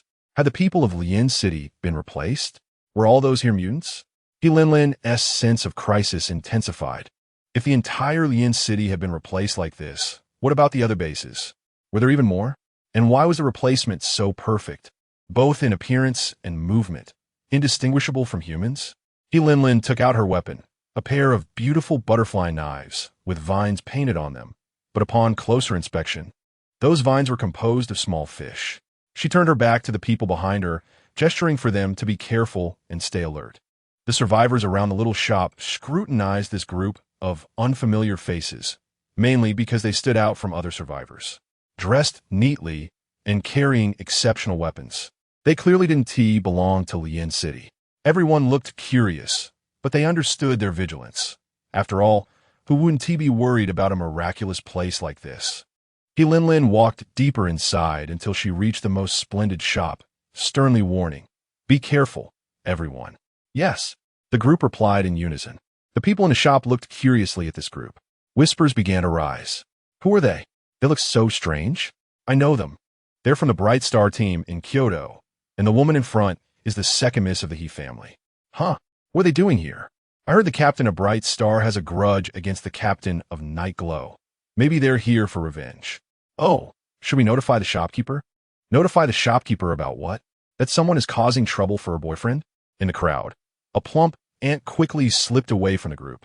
Meanwhile, Chun Yin was awakened by the sound of stones dropping, and when he opened his eyes, he saw a brown stone on the ground. It seemed to have flown in from outside the balcony.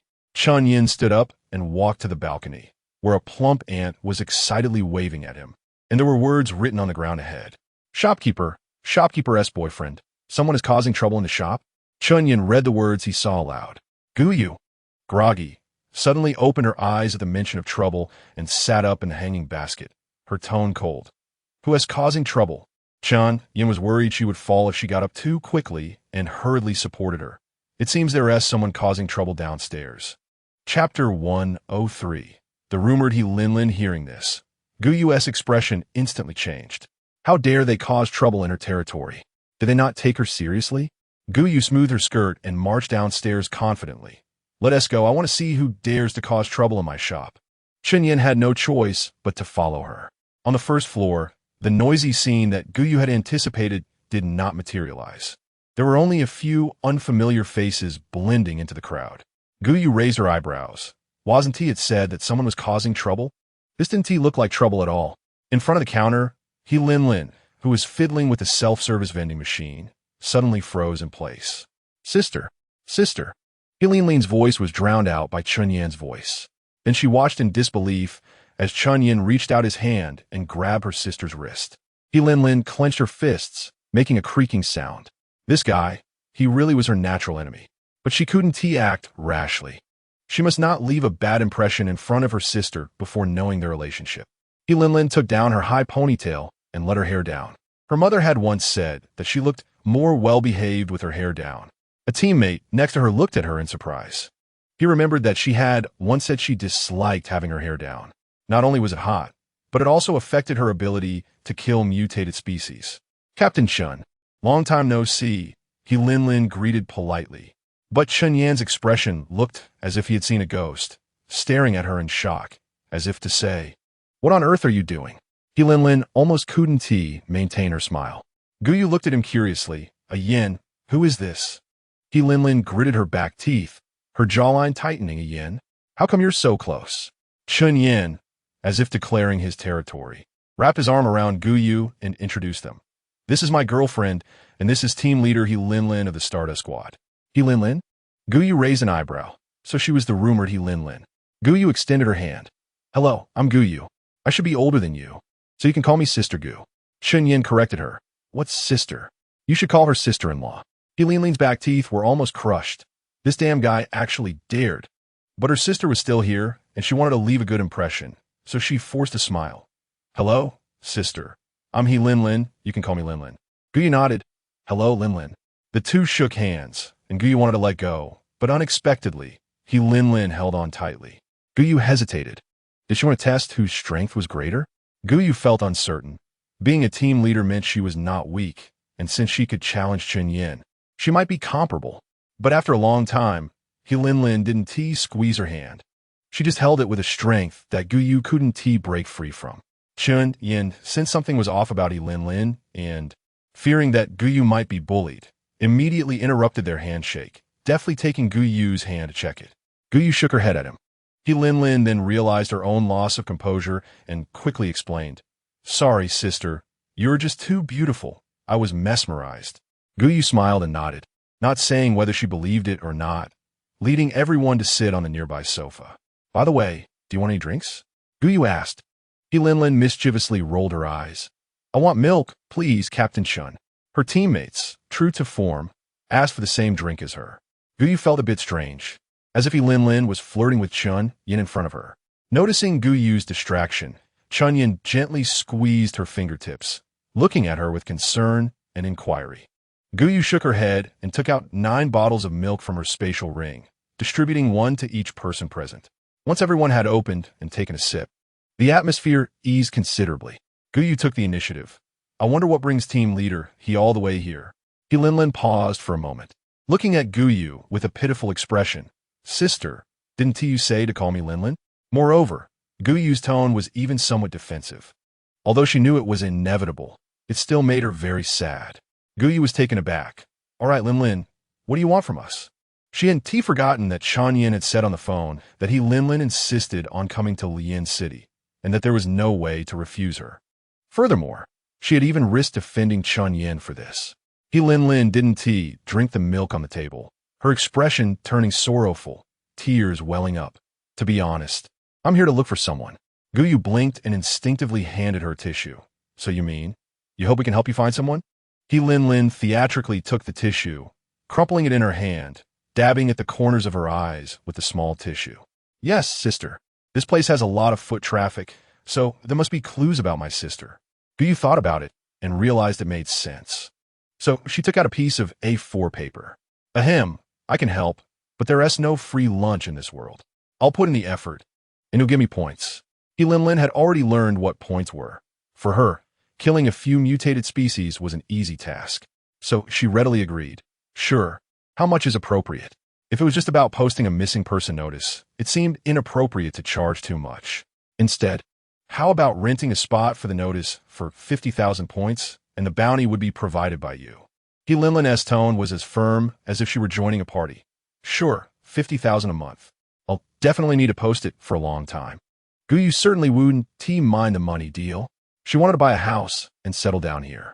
She firmly believed that as long as she worked hard in the end, she could definitely kick Chen out of the picture. Her sister was just too young and inexperienced, which was why she fell for this old man Chen. She would not expose this old man's true colors. Since she was very young, Linlin had been aware of her sister's existence. The daughter lost due to her mother's carelessness and her father's mistakes. Because of this, her mother had once suffered greatly, but she was a very strong woman and an even stronger mother. For her daughter, she forced herself to become stronger. Her father regretted his carelessness. If he had been careful enough, he wouldn't have let that man hide their daughter away. Linlin was an unexpected birth. Her father was drugged. Someone tried to climb into his bed, but he managed to knock them out with his wits and ultimately had her with her mother.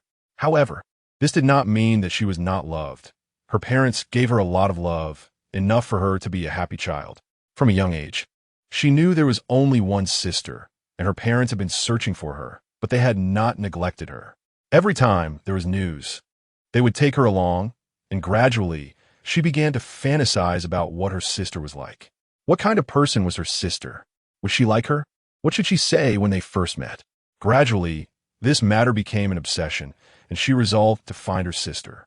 Unfortunately, children grow and change quickly, and that man remained hidden, not going out to work, spending all day in the chess room and at home, relying on little Gou to forage for food.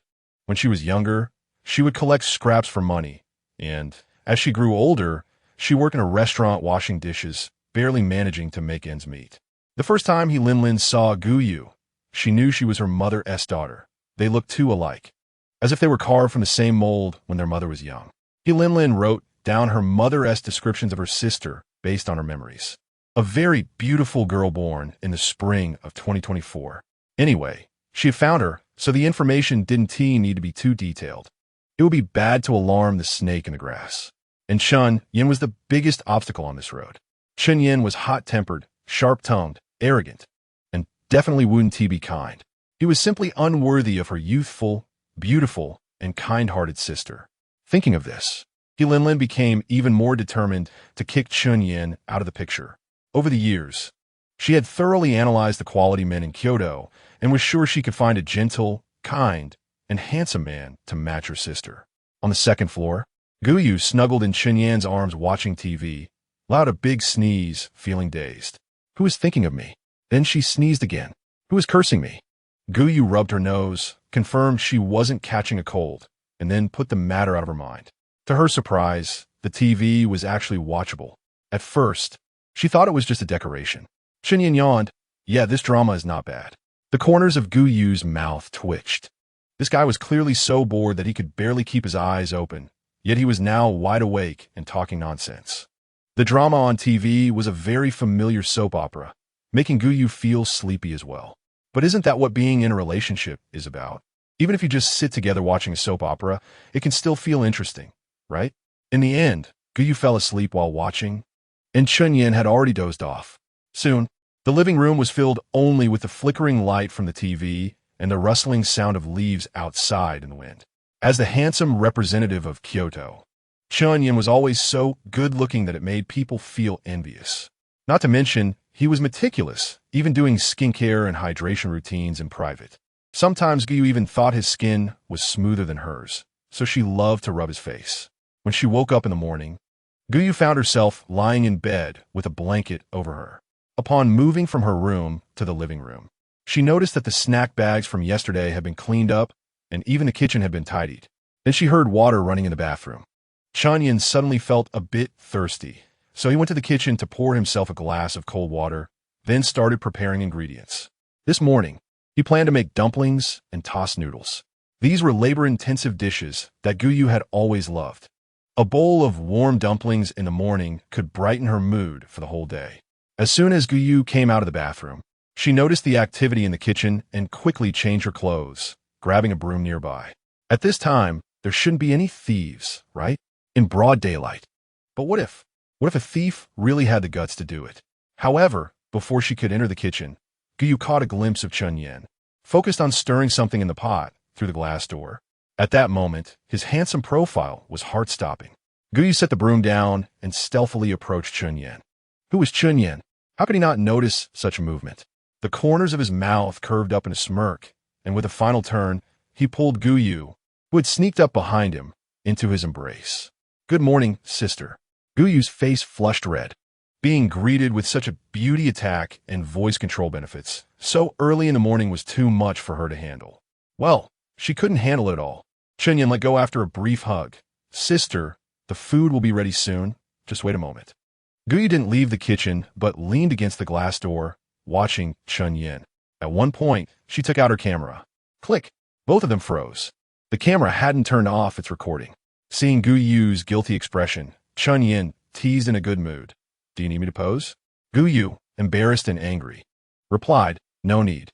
Chen Yan laughed, his voice deep and pleasant, almost making one feel dizzy. "But sister, I want to take a picture. Can you help me take one?" Gou Yu's fingertips trembled while holding the camera. Her face flushed, not daring to meet Chen Yan's gaze. "Oh, let's do it next time," she stammered. With her little willpower, she simply couldn't hold up. Gou Yu fled in embarrassment. Chen Yan smiled wickedly. "Sister is so cute." Gou Yu dried her hair and tied it into a low ponytail with a hair tie. Just as she finished, Chen Yan came to call her for breakfast. After eating and drinking her fill, Gou Yu sat on the sofa downstairs while Chen Yan pulled out a book from somewhere and started reading. Occasionally, they would make eye contact and share a knowing smile. Gou Yu opened the blind boxes she hadn't opened over the past 2 days, totaling 14. Food: noodles, dry cut, vermicelli, red-skinned radish, zucchini. Daily necessities: trash can, gloves, scissors, knife holder. Clothing: white soccer shoes, white skateboard shoes, denim shirt. Medicine: cephalosporin, golden streptomycin. Housing: duplex apartment. Noodles: dry cut supply channel unlock price 10,000 points, selling price 4 points each 500. Vermicelli: supply channel unlock price 10,000 points, selling price 5 points each 500. Red-skinned radish: supply channel unlock price 10,000 points, selling price 2 points each 500. Zucchini: supply channel unlock price 10,000 points, selling price 4 points each 500. Trash can: supply channel unlock price 20,000 points, selling price 1 point each. Gloves: supply channel unlock price 20,000 points, selling price 2 points per pair. Scissors: supply channel unlock price 20,000 points, selling price 4 points per set. Knife holder: supply channel unlock price 20,000 points, selling price 7 points per set. Chapter 105. The most loyal servant: white soccer shoes, supply channel unlock price 30,000 points, selling price 64 points per pair. White skateboard shoes, supply channel unlock price 30,000 points, selling price 54 points per pair. Denim shirt, supply channel unlock price 30,000 points, selling price 57 points each. Cephalosporin, supply channel unlock price 40,000 points, selling price 28 points per box. Golden streptomycin, supply channel unlock price 40,000 points, selling price 25 points per box. Duplex apartment 206, supply channel unlock price 1,000 points, selling price 32,000 points. Gou Yu unlocked and shelved these goods. When she looked up again, she found that another person had joined Chen Yan. The captain of the star team, He Linlin. Gou Yu frowned unconsciously. Was this girl too clingy to Chen Yan? Seeing Gou Yu glance over, He Linlin excitedly waved her hand. "Long time no see, Gou sister. I made braised lion's head. Do you want to try it?" While speaking, she pulled out an aluminum lunchbox from her waist. It even steamed when opened. Gou Yu was taken aback for a moment before declining. "No, I just finished breakfast. I can't eat anymore." He Linlin looked a bit disappointed, but quickly composed herself. "All right, what a pity. Make way. Make way. Let me buy some medicine first." Just as He Linlin was about to say something else, a blood-soaked man whose face was unrecognizable rushed to the counter, pleading with the people in front to let him buy first. The person he asked was soft-hearted and since it was just letting one person go ahead, it wasn't much of a loss for him. Gou Yu frowned at the man. He looked severely injured. The commotion started outside. Where's the patient? Where's the patient? Chen Yuzhu pushed a bed into view. The person buying medicine rushed out with a basket of medicine. Here, here. The person is here. Gou Yu couldn't help but stand up. After all, gossip is human nature. A blood-soaked person was placed on the hospital bed, instantly staining the sheets red. Everyone held their breath, expressions filled with confusion. What happened? How did he get so badly hurt? Though they were curious, no one stepped forward to ask, as it was too inhumane to pry when the person was still uncertain about life and death. Chen Yuzhu covered the man's bleeding wound with gauze and shouted, I need someone to help me hold the wound. I'm going to treat you. Her expression was serious, and the previously quiet crowd fell into deeper silence. Some people's expressions were filled with pity. Chen Yuzhu extended her hand, hovering above the wound, and a beige light orb slowly appeared and grew larger. Then it descended slowly, landing on the wound.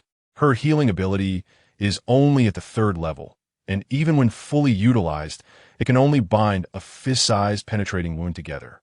The bleeding has stopped, but only the surface has healed. The internal wound is still not closed, so it's best not to move him for now. Then, she moved the box that was on her back to the front and wrapped the wound with clean gauze. The man who had rushed to buy medicine expressed his gratitude. Thank you, Dr. Chen, thank you. As he thanked her, he began to cry. The man was his only support. If something happened to him, how would he survive? In the apocalypse, it's already difficult for women to survive. So the current ratio of survivors is about 5, 1 in favor of men. Many men cannot find wives, so they pair up with each other for survival. Though this doesn't exclude those who are already inclined toward men. Gou Yu approached him. Excuse me, can I ask what you all encountered? Also, Captain Shun of the Wolf Team, they were trapped while trying to buy time for us injured people. Chen Yan's expression changed slightly. He was an inspector, responsible not only for supervising the base's upper management, but also for rescuing those trapped in various bases. Because humans are scarce, every survivor is precious. Since you entered the 100 acres, please describe the situation in detail. Chen Yan's serious expression made people feel inexplicably anxious. Gou Yu's expression became determined. I'll go with you. The wolf team got into trouble, and she felt partially responsible. If she hadn't organized the event to deal with the mutated creatures in 100 acres, perhaps these people would have gotten into trouble. Although Gou Yu understood that even if she hadn't held the event, these people would still have encountered the mutated creatures since they moved toward blood. 100 acres isn't far away, and it was only a matter of time before they approached. The event Gou Yu organized actually curtailed the endless evolution of the mutated creatures to a great extent. However, Gou Yu not only needed to complete this special task, but also needed to maintain the customer flow in the store. Therefore, saving people was the only solution. To save people, Gou Yu specifically brought Xiaolan from Villa 14. After all, it was an ordinary kitten and might be of some use. Diverting the mutated creatures was also a way to help. As for the 3 children, she had paid to leave them at Chun Yuru's clinic. She really liked children, and when she mentioned her intentions, she readily accepted. Hey sis, you actually have a non-mutated kitten? On the vehicle heading to 100 acres. Shin Yu looked at the cat sitting on Gou Yu's knee in surprise. Gou Yu patted Xiaolan's head and smiled. It's from the store. Its name is Xiaolan, and it's the store spirit. Gou Yu did this intentionally, as long as she exposed Xiaolan to the public eye. Perhaps she could obtain some interesting clues. Xiaolan, clearly inexperienced, didn't sense the deeper meaning behind Gou Yu's words and casually greeted Shin Yu. Hello, Xiaolan. He Linlin had never disliked Shin Yu so much, calling her sis when they hadn't even established a bond. He Linlin subtly pushed Shin Yu aside. Sister, can I hold this kitten? I really love cats. Sure. Gou Yu responded generously and handed Xiaolan over. He Linlin held the kitten in her arms, feeling its heavy weight, and pouted. Sister, I really envy this kitten. It gets to live with you and play and eat together. At this point, He Linlin pretended to sigh with feigned sorrow. I've always envied those who have sisters since I was a child. Gou Yu didn't understand. Sisters can be annoying sometimes. I had a classmate in college who had a sister with a bad temper, always bossing her around and even hitting her. He Linlin feigned profundity. but growing up alone is very lonely. If I had a sister, I would definitely be her most loyal servant. Gou Yu chuckled. Haha, you're really interesting. Do you really like sisters that much? What about brothers? I wanted a brother when I was little. Chapter 106. White Moonlight. She had a college roommate who had an older brother, spoiled like a little princess. How should she put it? She was somewhat envious. Linlin shook her head. Brothers are fine, but I prefer sisters. In my heart, sisters are number one. Shin Yu interjected. As far as I know, you're the second young lady, so you should have an older sister, right? At this point, Linlin secretly glanced at Gou Yu and said in a choked voice, My sister went missing when she was very young. Gou Yu suddenly realized. So the person you're looking for is your sister? She didn't think it related to her, since just a few days ago someone said her biological father was Zhang Wanqing. The surname Zhang probably had nothing to do with Linlin. Gou Yu felt a bit regretful. It's a pity there hasn't been any news these past few days. She felt a bit reluctant and swallowed her pessimistic words. It had been so long, and after experiencing the apocalypse, the other person might no longer be in this world. But she couldn't say that. It would be too rude, almost like cursing Linlin's sister. Shen Yu didn't have so many thoughts and bluntly brought up another matter. Ah, I remember now. This is why you insisted on obtaining the inspection rights in Lian City. You want to find your sister? Linlin nodded pitifully. Yes. Shen Yu clicked her tongue in regret. No wonder you were so harsh with our boss. It turns out it's because of this. So, Linlin's previous actions were understandable. Chun Yin, sitting in the passenger's seat, had a dark expression. Did this have anything to do with him? Who the inspection rights in Lian City fell to wasn't something he could decide. Well, he had only submitted his application half an hour earlier than Linlin. Linlin took the initiative to bring up the topic. By the way, it seems Captain Chun is also staying in Lian City to find talent. I heard it's because of your white moonlight. Has Captain Chun found her? Chun Yin was about to speak when Linlin jumped in first. Yes. It said that he refused to go on a blind date arranged by his family for her, insisting on staying in this godforsaken place, which made old Master Chen very angry. Linlin was being petty. She knew Chun Yin would be too embarrassed to mention that he had been thinking about his sister for 20 years. After all, a 9-year-old child talking about love and affection every day would be too awkward. Chun Yin was anxious. He had never brought this up, hoping that Gou Yu would remember their past and then mention it herself to surprise her. Why did Linlin have to blurt it out now? Gou Yu certainly noticed something was off with Chun Yin. She raised an eyebrow. She had her doubts, but there was no need to argue over something uncertain while out. He has mentioned this to me, implicitly suggesting that there was no need to delve further. Chun Yin was instead shocked by this statement. When did he ever say that? Shin Yu vaguely remembered. Right? I think I also mentioned it to my sister. Gou Yu wore a faint smile. Linlin pouted. It was such a pity that it slipped past him. Well then, sister, have you met Captain Chun's family? Linlin asked again. Gou Yu hesitated for a moment. I've met his aunt. On this matter, Linlin was satisfied. Chun Yin's aunt had a close relationship with him, and if she hadn't even met her, there would be no need to talk about a relationship. That's good. Gou Yu looked puzzled. Why are you asking this? Why do you look so relieved? Linlin crossed her arms and spoke matter-of-factly. Because I've heard that if someone is in a relationship but doesn't introduce their friends and family to you, it's definitely not sincere. Gou Yu tapped Xiaolan's head in her arms and chuckled. How old are you? How many relationships have you had? Linlin protested. Don't treat me like a child. I'm an adult now. Gou Yu nodded. Is that so? You really don't look like it. Sometimes you seem more like a carefree child.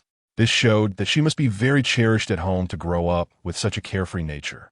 Linlin pulled out a small cat made of gold from somewhere, strung it with a red thread, and hung it around Xiaolan's neck. I took a look and thought it was quite fitting. Gou Yu glanced at the chubby little cat with a silly golden pendant around its neck, making it look even cuter. Gou Yu scratched Xiaolan's chin, and it uncontrollably let out a purring sound. Chun Yin glanced over indifferently. As long as it wasn't hanging on Gou Yu, she could give it whatever she wanted. We arrived.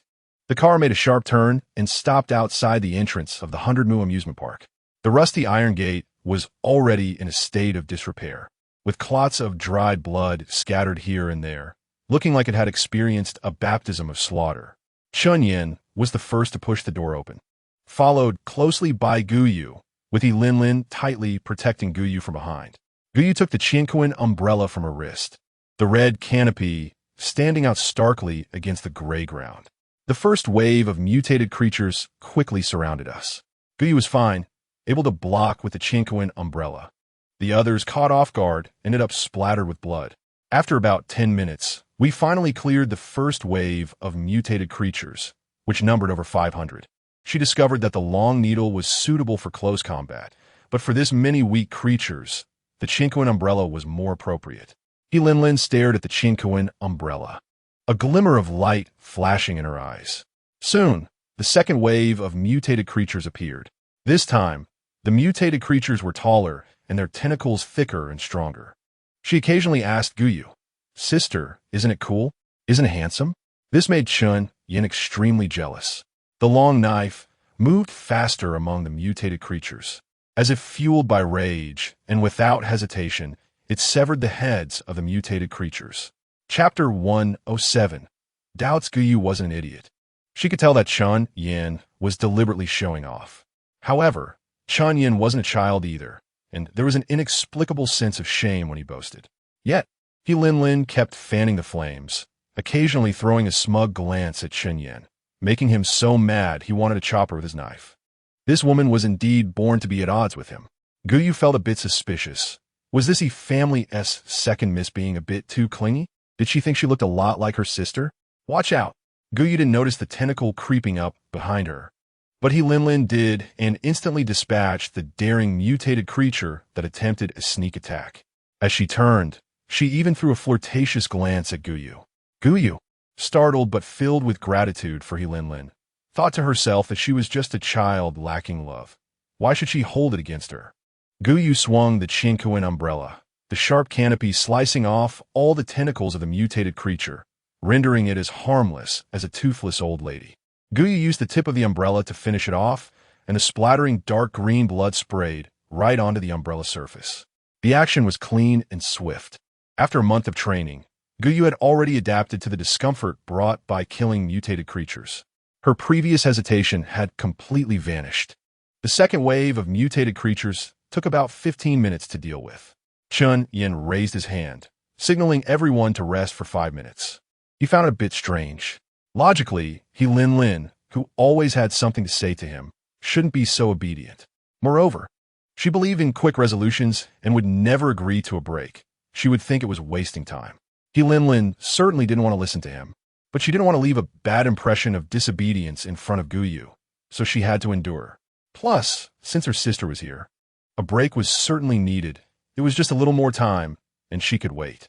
In fact, she understood Chen Yan's approach. Resting was for better fighting and could also prevent unforeseen accidents. However, Linlin had a fiery temper and liked to charge ahead, so she didn't agree with Chen Yan's tactics.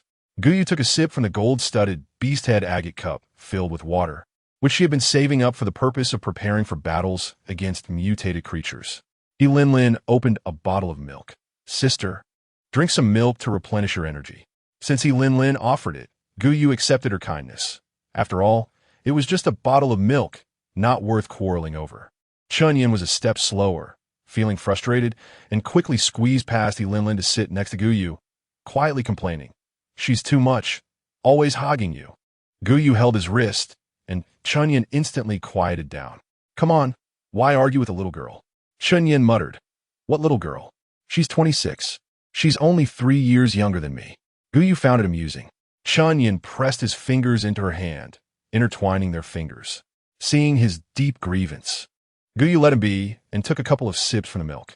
After all, why argue with a childish person?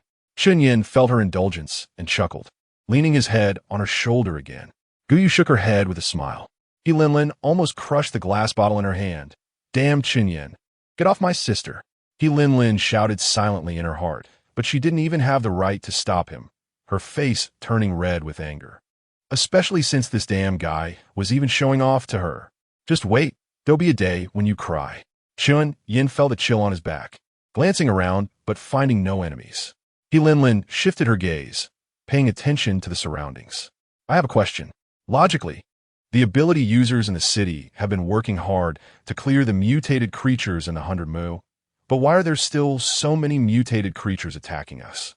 He Lin raised a reasonable question. Shin Yu speculated. Could it be that they haven't cleared them out completely? Gou Yu shook her head. Impossible. From the leaderboard, the ability users have cleared a lot of mutated creatures. It shouldn't have developed in such a large scale.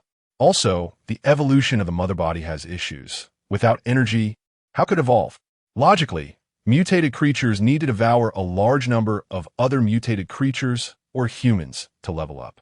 However, there hadn't been reports of a large number of survivors disappearing in the city. Chun Yin proposed a possibility. Maybe it's survivors from other bases passing through that provided the opportunity for its evolution. Gou Yu felt something was off. Really? Why did she always feel that it wasn't like that? He Lin noticed Gou Yu's confusion and put forward a hypothesis. What if the mother body evolves by devouring its offspring? Is that also a possibility? He shook her head. Impossible. According to the law of conservation of energy, the energy consumed to give birth to mutated creatures and the energy provided by the offspring's growth may not even balance out, especially since we have to subtract the mutated creatures that the ability users have been hunting down. Xiao Ranjin was confused. What are you guys talking about? Why can't I understand? Xia hesitated and shook her head. It's nothing. Just focus on killing mutated creatures. She thought that even if she explained it 10 or 8 times, Xiao Ranjin still wouldn't understand, so she didn't waste her breath. What are we afraid of? Just kill them. He Lin believed in the principle that strength is paramount. As long as the fist is hard enough, no conspiracy or trickery would work. Gou Yu rubbed her wrist. Although the Chinquan umbrella was sharp, it still required some strength to cut through the skin. Chun Yin sensed something and reached out to help Gou Yu massage her wrist while analyzing the terrain. We should try to kill the mutated creatures cleanly and avoid letting them interfere with our actions, as well as prevent being caught in a pincer attack. Stay within everyone's line of sight. I'm worried there might be accidents. He had some speculations, but they needed to be verified. Without evidence, it was better not to say anything that might annoy others. Chun Yin, while massaging, held Gou Yu's hand in his, anxiously reminding her, "Don't stay too far from me." Gou Yu nodded. "Okay. Don't worry. She values her life. After all, in the 10 years of running her shop, she still couldn't die. She didn't want to die and then come back to life, only to die again. In a person's life, dying once was enough." He Lin leaned forward. "Sister, don't be afraid. I can protect you too." Chun Yin frowned. "Don't you have a sister? Why do you insist on calling me your wife's sister?" He Lin snorted coldly. "I didn't call you. Your wife agreed that I could." This title pleased Chun Yin. He smirked. "Suit yourself." He Lin then realized what she had just said, and looking at the blushing Gou Yu, she was furious. This narcissistic and cunning jerk, he misled her on purpose. Made her say the wrong thing. What wife? They haven't even gotten started yet. Chapter 108. The tiger doesn't show its power. Do you think I'm a sick cat? He Lin snorted, disdainfully averting her gaze, out of sight, out of mind. Chun Yan's smile was simply unbearable for her to look at. Gou Yu put away the milk bottle, moved her hand that was being held, and signaled Chun Yin to let go. Chun Yin was somewhat reluctant. "You need to be careful." Gou Yu nodded. He Lin couldn't stand it and huffed, crossing her arms. How can someone so grown-up still be so clingy? Clingy, annoying, narcissistic. No way. She needed to take some classes, otherwise she would always be overshadowed by him. It was too frustrating. No matter how resentful He Lin was, the group ultimately set off again, moving toward the inner perimeter. Soon, they encountered the third wave of mutated species. This time, they had long tentacles covered in spikes and were 2 meters tall. The number of these mutants was even fewer, and with flames soaring and thunder flashing, they were dealt with in just 20 minutes. Gou Yu put away her umbrella, and this time, even she couldn't avoid getting stained with dark green blood. He Lin quickly handed over a tissue. Gou Yu took it and wiped her face. "Thank you." He Lin smiled and waved her hand. "No need, no need." "Sister, why hasn't your boyfriend come to check on you?" He Lin glanced at Chun Yin, who was counting the mutated species, and stepped on him without mercy. Gou Yu's mouth twitched. He's not that delicate. To be honest, He Lin was the only person whose way of doing things she completely couldn't understand. If you said she was arrogant, she also had a certain adorable charm about her. Gou Yu put away her umbrella, and dark green blood dripped from the tip of the umbrella onto the ground, blooming into dark green flowers. Taking a sip from the gold inlay beast head agate cup, Gou regained some strength. The upcoming mutants would be even more challenging, so you should take a break while you can. Lin chuckled. Her sister was concerned about her. Gou thought for a moment and handed her a bottle of milk. Lin happily accepted. Thank you, sister. As Chen approached, he frowned. What on earth did Lin, this troublemaker, want? Did she want to undermine him by getting close to Gou and then break them apart? For this woman with strange ideas, Chen would guess anything. Lin felt a strong gaze and turned to see Chen, the cabbage thief, and immediately made a face. Chen expression darkened instantly. This guy, when did he become so childish? Isn't she the one who believes in being straightforward?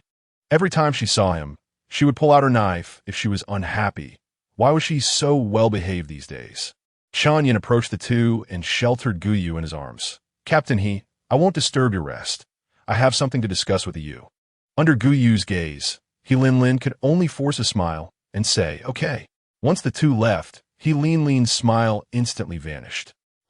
Sure enough, she still found this guy the most annoying. He was simply her lifelong enemy. Chen took out a folding chair and let Gou sit down, while also giving Lin a smug look.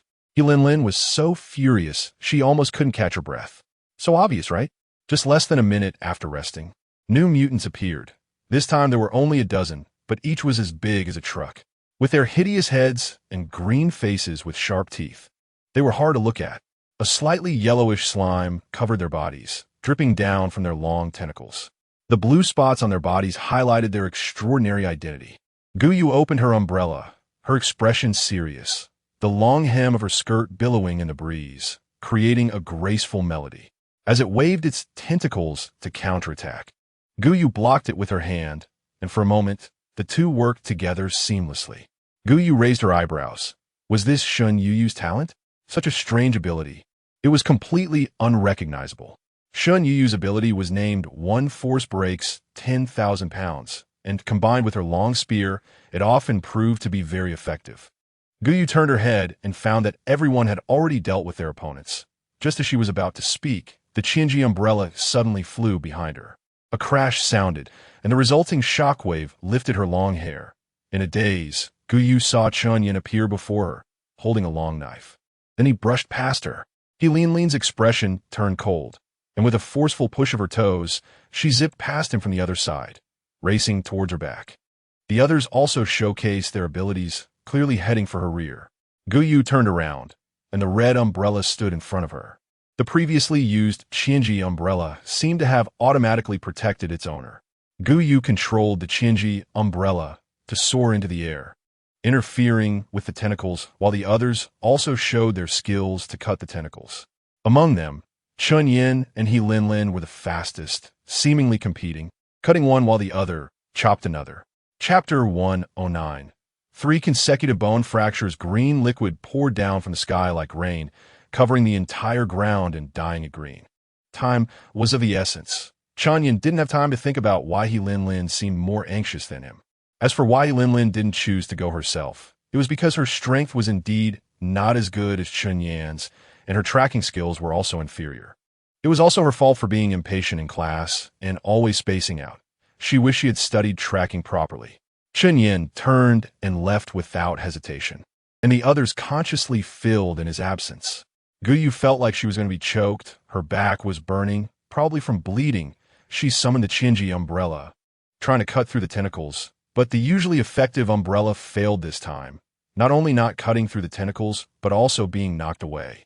The tentacles, startled, wrapped around Gou even tighter, and she heard the sound of her ribs breaking. Blood dripped from the corner of her mouth, and she was slammed against a tree, a sharp pain shooting through her elbow, causing cold sweat to break out on her forehead. Wasn't this tentacle too rude to captives?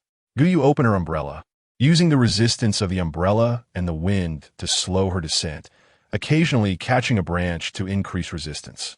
The tentacle seemed to sense her cunning and directly wrapped her up like a rice dumpling, blocking her line of sight completely. Chen followed the direction Gou had disappeared, his expression grim and cold, the long knife in his hand engulfed in crimson flames. Fortunately, Gou had been using her umbrella to hook branches, so the tracking traces were quite clear, but once Gou was gagged, the traces disappeared. Chen Yin lowered his head and found blood on the ground. He calmly analyzed the situation at the time, determining the most likely location. He could feel his anger rising, but at this moment, he became even more composed because losing control would only waste time and opportunities to save her. The surging adrenaline made his thoughts flow faster as he chased in the correct direction where Gou Yu and the tentacles had vanished. Gou Yu felt herself being moved in a winding path, the darkness of her surroundings causing her to lose her sense of direction. Then, she felt herself come to a stop, wrapped in a soft cavity filled with a foul-smelling liquid. The liquid's level gradually rose, and Gou Yu struggled to prop up her upper body. She didn't want to drink this water. Gou Yu's body gradually warmed up, and feeling comfortable, she started to feel drowsy, eventually closing her eyes. The pain in her chest seemed to have eased quite a bit. When Gou Yu was captured, Xiaolon immediately used her keen sense of smell to catch up, taking advantage of her small size to cling to a tentacle and follow to the lair of the mutated species. Xiaolan's eyes flickered as if she thought of something. Instead of rushing to save Gou Yu, she found a shadowy spot to rest. The entrance was a pitch-black cave, but upon closer inspection, it was formed by collapsed ruins, which the mutated species had somehow expanded downward. The real lair was over 100 meters underground, while Gou Yu was suspended in a sack-like sphere. A yellowish liquid completely enveloped her. Upon closer examination, she could see some fine threads extending from her body into the surroundings. Xiaolon licked her paw, thinking that perhaps Gou Yu could benefit from this misfortune. When Chen Yin arrived at the ruins, he couldn't find the path of the mutated species from the chaotic ground. But based on experience, he identified 3 likely locations. Entering the first cave, he reached the end in less than 3 minutes. The second cave was longer and deeper, with denser moisture. The black hard blocks on the stone walls and the overgrown vegetation indicated that this could be the mutated species lair. Sure enough, after moving down over 100 meters, Chen Yin saw Gou Yu wrapped in a sack-like sphere. He immediately wanted to rush forward to rescue her, but was stopped by the plump blue creature pouncing at him. Xiaolon said, "She's healing, don't disturb her." Chen Yin recognized this as the cat from Gou Yu's shop. After hesitating, he halted his rescue attempt. "You want to harm her, right?" Chen Yin didn't trust Xiaolon much, as he wasn't familiar with her. Moreover, the broken ribs had punctured her mediastinum. If she left that place, she would die in less than 3 minutes. The more she spoke, the more Chen Yan's heart ached, and the more he hated the mutated species that had captured Gou Yu. Holding a long knife, he stared coldly at the mutated species suspended in the air, as if he were looking at a dead person. Xiaolon smirked, "Don't worry. It will get its just desserts. Wait, I need you to restrain its movements without harming its life." Xiaolon instructed slowly. Chen Yin glanced at the chubby blue creature, feeling somewhat skeptical about life. Why did this guy seem so unreliable? He hoped Gou Yu would be safe. Otherwise, he would have to consider roasting the blue creature. Gou Yu looked around, and her earlier luck vanished in an instant. More pink threads had sprouted on her skin, adhering to the inner wall of the sack. The so-called heat source she felt was precisely from these threads. What was this? Why were these threads connected to her? She could even feel that these threads had become part of her body and sense their emotions. They were conveying to her, "Delicious, delicious." Through the transparent sack wall, she locked eyes with Chen Yin. His expression was complicated, making Gou Yu somewhat confused.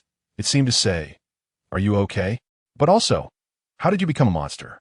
Yes, a monster. In Gou Yu's eyes, she had become a monster covered in threads, a creature like the mutated species, possessing her own thoughts. Xiaolon watched the mutated species start to go berserk and quickly shouted, "Now's your chance. Hurry." The octopus lost its long tentacles, instantly reducing its combat power by half, making the next actions much easier. Chapter 110, Her Talent. It was firmly suspended in midair. Gou Yu felt her strength returning significantly, and most remarkably, the pain in her chest had vanished, and the tearing pain in her shoulder had also eased considerably. Gou Yu took out the headphones from her space button and called out to Xiaolon, "Xiaolon, do you know what these are on me?" Before Xiaolon could respond, a crackling electric sound came first. "Zizi, didn't you notice? Your body is not your original body. Your original body has long been smashed to pieces. This is a brand new body that can absorb energy to heal itself when close to death. Gou Yu coughed twice, blood once again trickling from the corner of her mouth. Is that so? Then whose energy am I absorbing? Xiaolan's eyes flickered as he told the truth. The mutated species that captured you. Their essay saying, regardless of whether it's a black cat or a white cat, a cat that catches mice is a good cat. As for Xiaolan's words, she believed only half of it, because this body was indeed not hers. The smooth and delicate skin on her shoulder had long since erased the scar from her childhood burn. However, regarding the aspect of absorbing others' energy to heal herself, Xiaolan probably concealed part of the truth. This might be closely related to the existence of the shop. Why was he afraid of her knowing? Was it because he feared she would use this to blackmail him? Gou Yu wasn't foolish. She quickly connected all the key points. As long as she figured out what was going on with her body, she could take the initiative. Xiaolan sighed inwardly, silently lying on the ground, covering his head with his paws. If he had known Gou Yu was so smart, he wouldn't have volunteered. It made him anxious every time, especially when lying and deceiving.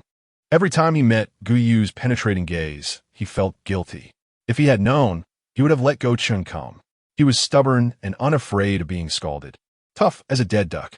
Chun Yin noticed Xiaolan's strange behavior and saw that Gou Yu had already awakened, quickly raising his hand to wave and greet her. Hoping to ease her mind, Gou Yu smiled at him, though she didn't know if he could see her. Xiaolan stood up, tail held high, fur fluffed up, and round eyes fixed on the nearby entrance. Chun Yin also pulled out the long knife stuck in the ground, waved his hand, and yellow flames instantly covered the blade, making him look incredibly cool. At that moment, she actually read interest and disdain from the bat's eyes. Suddenly, a golden pattern spread in circles across Gou Yu's eyes, her gaze becoming vacant and unfocused, moving in sync with the bat's flapping wings. Wherever the bat flew, she could see. ZZ. Gou Yu didn't notice that the crackling sound had returned to her headphones. Then came a thunderous lion's roar. You, don't look into its eyes. Finally caught you. Damn puppet master. Under Xiaolan's furious shout, the bat seemed to be hit by something and fell to the ground. Gou Yu also closed her eyes and fell straight down. The spikes on their tentacles became sharper, with a dark sheen, looking as if they were laced with poison. Gou Yu fell to the ground, her long hair scattered like petals, making her appear even weaker.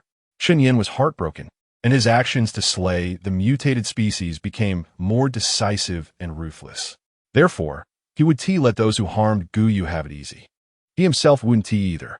Under the absorption of Gou Yu's pink threads, the mutated species, suspended in midair, was quickly drained into a dried fish. When Gou Yu woke up and saw this scene, she felt inexplicably horrified and lowered her head in contemplation. This was oddly similar to the operation of a shop. She was converting the mutated species into the energy her body needed, while the shop transformed the mutated species into points. If she was the starting point, absorbing the energy present in various objects, then the shop was like a transfer station, extracting all her energy and converting it into points. And Xiaolan was the outlet, using the energy to exchange for various supplies. Thinking about this, Gou Yu finally understood why that cat named Gou Chen had chosen her. Why the shopkeeper had to have her. Because she was the cornerstone of this shop. Without her, the existence of this shop is even questionable. Gou Yu had always thought that if Gou Chen gave her a second life, but it was just to run a small shop for 10 years while allowing her to eat and drink, would it be a loss? Now she understands that she might make a small profit, but Gou Chen, this capitalist, would definitely not lose. Goodness, it seems she was too naive. Sold out and still counting money for the other party. Chun Yin swept his long knife, and the mutated creatures fell in droves. Gou Yu stared at him intently. Her mood lightened considerably. At least there were no calculations between her and Chun Yin. As for Xiaolan, she was a bit tired. She would think about how to face it and have a good talk once more later. She hoped it could give her a satisfactory answer. Xiaolan, what kind of creature is this bat? Gou Yu used the 1,000 machine umbrella to slice open the bag's wall, controlling the umbrella to dive into the mutated creatures, avoiding attacks while overseeing the entire situation. Gou Yu responded with an "oh," her expression unchanged, but her tone was very indifferent. So, I have talent, and attracted the other party's attention? Xiaolan was taken aback by this statement, nearly falling from the air. speaking with a guilty tone. You do have talent, but your energy is insufficient and cannot be revealed yet. Gou Yu just smiled without speaking. Seeing that Gou Yu remained silent, Xiao Lan's heart sank. All right, your talent did attract them, but as long as the small shop is there, it can definitely protect you. Gou Yu sneered. Really? Her retort made Xiao Lan feel increasingly uncertain. Chapter 111. Toothache, all right. He admitted that the small shop was indeed helpless against level and above mutated creatures, but as long as Gou Yu stayed in the shop. Even if level mutated creatures came, they couldn't harm her a single hair. But this wasn't its fault. Who told the shop's level not to have been raised to the highest yet? The energy it could mobilize was simply too little. If it reached level 10, it could even take on level mutated creatures. While speaking, the mutated creatures were cleared out completely. Chen Yin came to the bottom of the bag-shaped sphere. Open his arms. Don't be afraid. Jump down, and I'll catch you. Gou Yu was taken aback for a moment, silently swallowing the fact that the thousand-machine umbrella could take her down. Let him think she's afraid of heights. Without hesitation, Gou Yu jumped down, and the two embraced tightly, Chen Yin gripping her waist firmly, burying his head in her shoulder. At that moment, the joy of regaining something lost and the fear overwhelmed him. Gou Yu gently patted his back. She understood his confusion, and he understood her tolerance. At that moment, their hearts were closely pressed together, feeling each other's existence. It was unclear when Chen Yin stopped calling her sister, and his behavior became more aggressive. He would occasionally want to hug her. What could Gou Yu do? She could only indulge him. Chen Yin, enough, my ribs just healed. Do you want to break them again? Gou Yu joked playfully, but Chen Yin was still shocked and let her go. Why didn't you say so earlier? Saying this, he checked Gou Yu from head to toe. Where still hurts? Is it very painful? As he spoke, Chen Yan's eyes reddened uncontrollably. Gou Yu quietly leaned in his arms. All right, I'm tired, take me out. Xiao Lan rolled her eyes silently. Did they not consider that there was still a cat here? Xiao Lan ground her teeth. Toothache. If she had known this would happen, she wouldn't have come. Nearby, stones began to tumble down, making Chen Yin instinctively feel uneasy. He picked up Gou Yu and strode outside. Let us go, get out first. This sentence was addressing that cat. Xiao Lan silently followed. Thank him for remembering her existence. During the process of leaving the cave, the speed of the falling debris increased, the magnitude grew larger, and the ground shook more violently. Hurry, Chen Yin called out, quickening his pace. After bursting out of the cave, the ruins immediately collapsed, and Gou Yu curled up in Chen Yan's arms, while Xiao Lan disdainfully shook off the dust on her body. Sister. In the distance, Lin's voice arrived before she did. Gou Yu looked up and found that this group of people looked very disheveled, covered in blood and mud, dirty like a calico cat. Yet, Lin didn't seem to realize it, circling around Gou Yu, seeing her being held, thinking she was injured. She was very anxious. Sister, are you hurt? Where are you hurt? It's all my fault for not noticing you were missing sooner. Gou Yu patted Chen Yan's shoulder, signaling him to let her down. I'm Fine. I just couldn't run fast earlier, so Yin carried me. Gou Yu explained, but the affection in her tone towards Chen Yin made Lin jealous. Sister, that's great. You're okay. Lin rushed forward, hugging Gou Yu, her tone full of relief. Chen Yin, however, forcefully pulled her away. Be careful. Her injury just healed. The thought of Gou Yu's injury and seeing Lin's rough actions made Chen Yan's temples throb. Lin was extremely nervous, releasing Gou Yu and constantly scanning her up and down. Where are you hurt? Gou Yu helplessly glanced at Chen Yin, explaining, I'm fine. The injury is already healed. Gou Yu took Lin's hand. It's not his fault. It was an injury for being grabbed by mutated creatures, and it's already fine now. Lin looked worried. Really? Gou Yu hurriedly nodded. Really? Lin shot a fierce glare at Chen Yin, blaming him for being so slow and making her sister get hurt. Deducting points. Lin noted this incident in her little notebook. Wanting to become her brother-in-law, easy. At least he must score above 90. Of course, what her sister likes is the most important. However, the score determines her attitude towards the other party. Chen Yin couldn't stand it. This is his wife. Why was Lin so clingy to her? All right, first, let us rescue the trapped personnel. Lin snorted coldly, turning her head away. She felt angry, just seeing him. Chen Yin walked towards the last cave, which would be the space where mutated creatures stored food. Gou Yu walked in between He Lin and Chen Yin, as usual, her loose hair still hanging on her shoulders, because she couldn't quite lift her shoulder. It should be that the torn injury hasn't fully healed yet. Chen Yin naturally noticed this scene and decided that after they went out, he would learn to tie Gou Yu's hair. The further they went in, the more bones were on the ground, the pale bones faintly glowing, making one as heart race. It seemed like something beyond worldly logic could appear at any moment.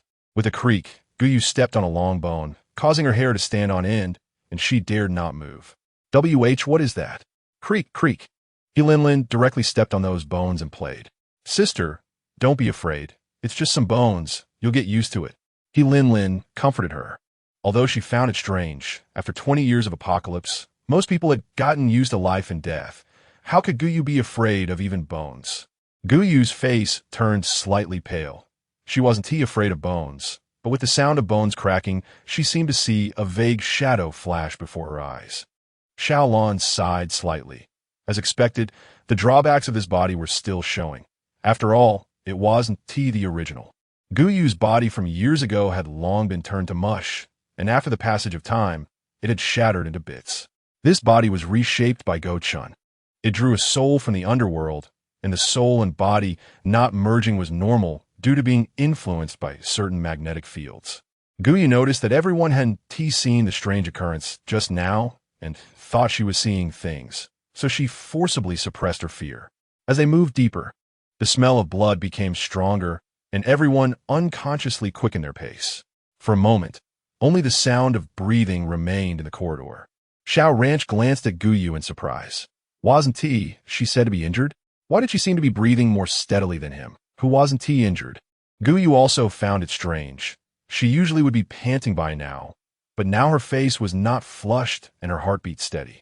Who? Before seeing anyone, I first heard a familiar voice, and, judging by its energetic tone, it must be Shun Dekun, the captain of the Lilang team. Chun Yan's penetrating voice rang out. Captain Shun, long time no see. I am Chun Yan. Chapter 112, Survivor.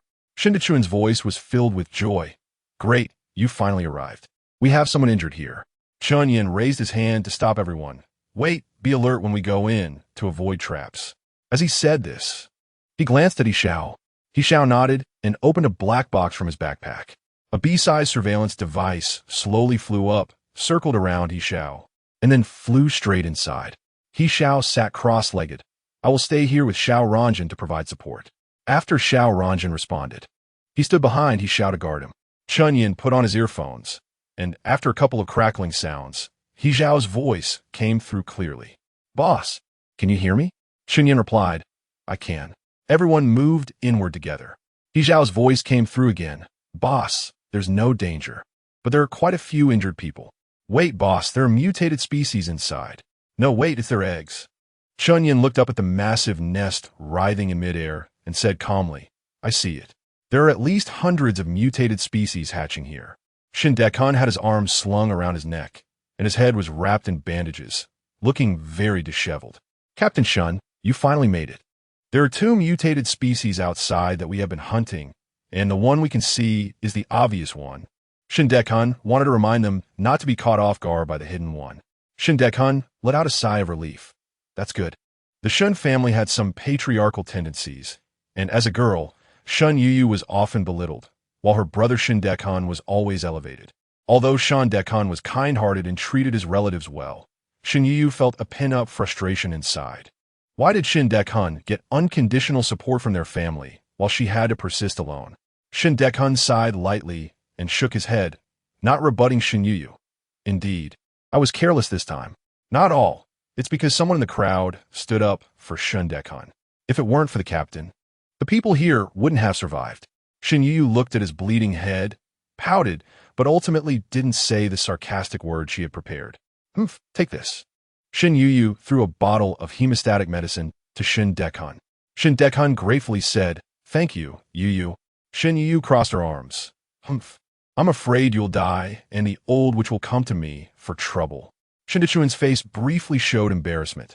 Yuyu, Grandma, doesn't mean it. She just doesn't know how to express herself.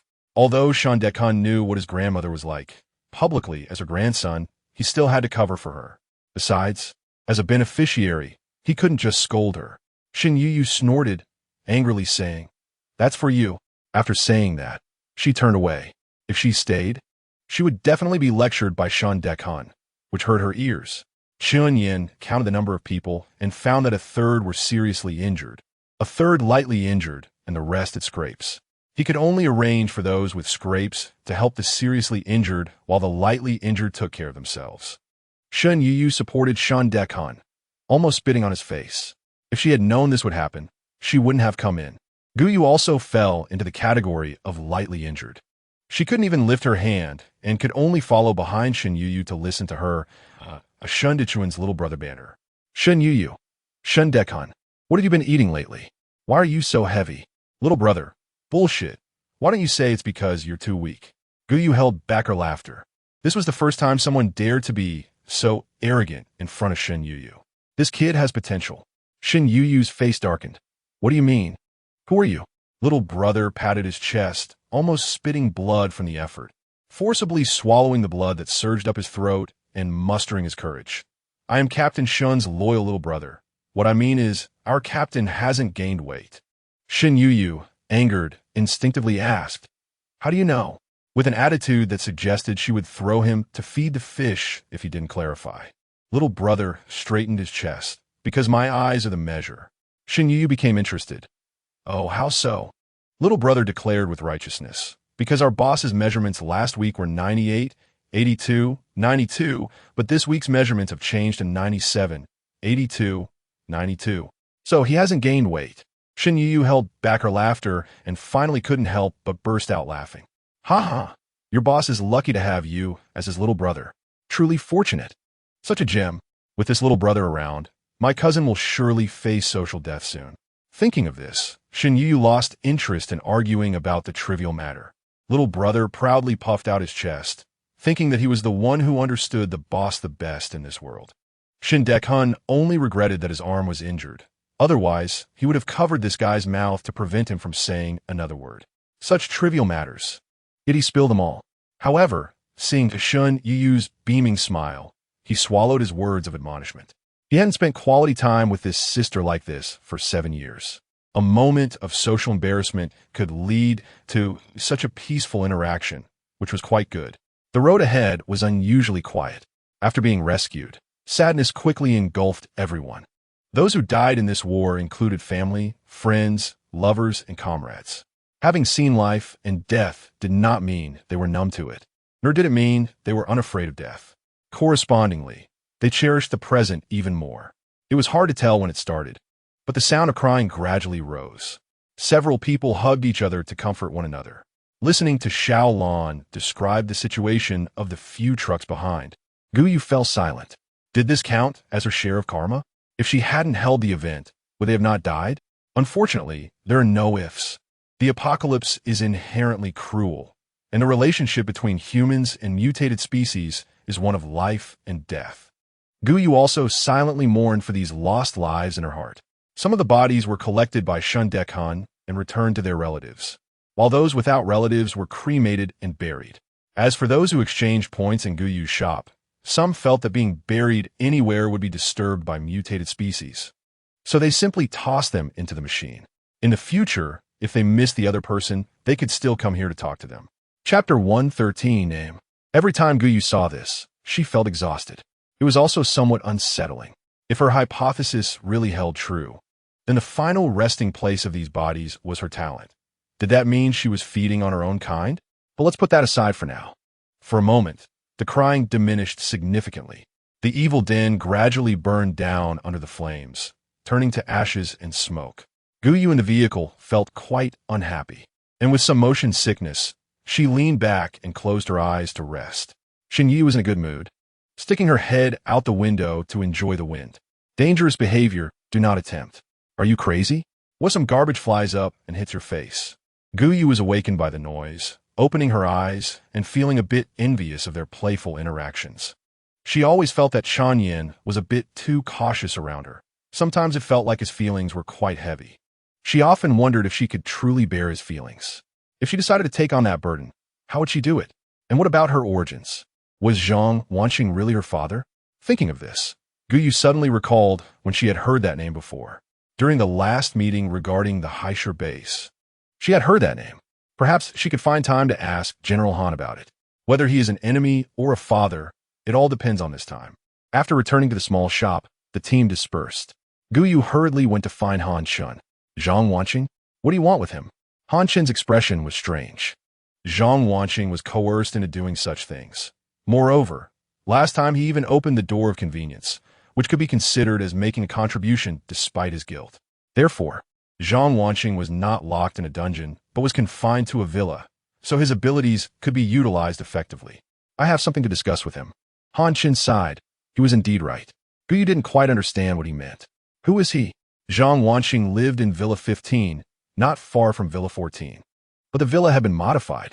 Following Han Chen, they wound through many paths before finally stopping in front of a tightly sealed iron gate. Gou asked, "Where's this?" Han Chen introduced him. This is Zhang Wanqing's residence.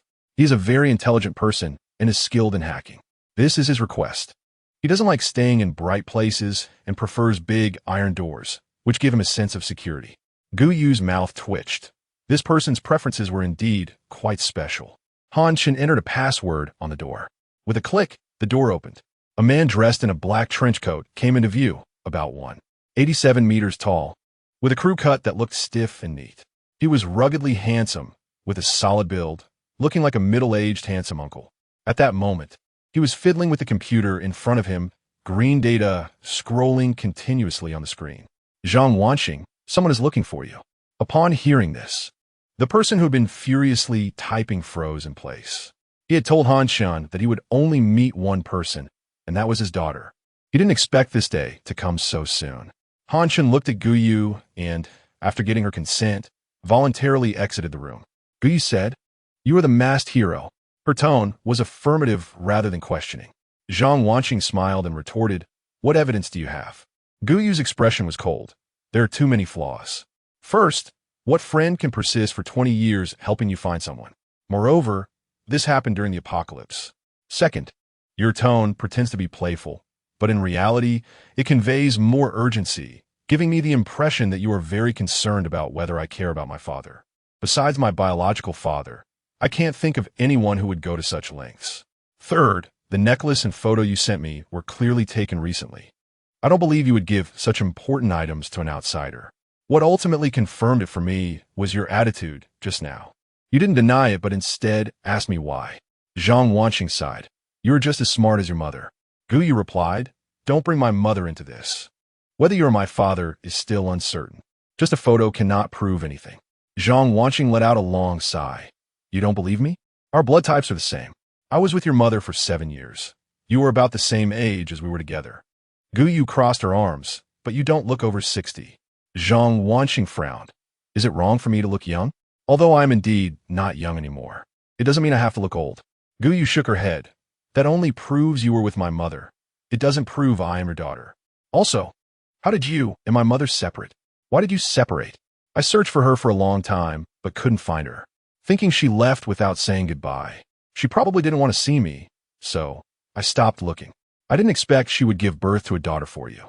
At this point, Zhang Wanqing became emotional and teared up, his eyes turning red. Gou looked speechless. You said she didn't want to see you. How could she want to have a child for you? She felt that this man was overly confident and narcissistic. Zhang Wanqing's sadness abruptly halted, and he couldn't help but retort, "You don't understand the love between your mother and me. Her leaving must have had its reasons." Gou had a questioning look. It's been 20 years. You don't even know her reasons and still want to pick up a beautiful daughter for free? You really have quite an imagination. Gou then asked, "What is my mom's name?" Zhang Wanqing replied, "Suwanin." Gou's mouth twitched. Gou Chen really did a good job naming her mom such an old-fashioned name. Zhao Xiaohua. Every time she heard someone call her mom Xiaohua, she felt it didn't match her at all, like a stylish female celebrity with the stage name Xiaohua. It felt strangely inappropriate. Gou now suspected that Gou Chen did it on purpose, just to give her mom an ordinary name, as if it could match him. Chapter 114, Restocking. But he forgot that swans would always be swans, and ugly ducklings wooed and tea turned into princes, so her mother was never suited for him from the very beginning. With this thought, Gou resolved her doubts and decisively bid farewell. Since you can't prove that I am really your daughter, then let's not bring this up anymore. Anyway, I've already passed the age where I need a father. Gou came to find him to see if he knew how Gou Chen and her mother got together.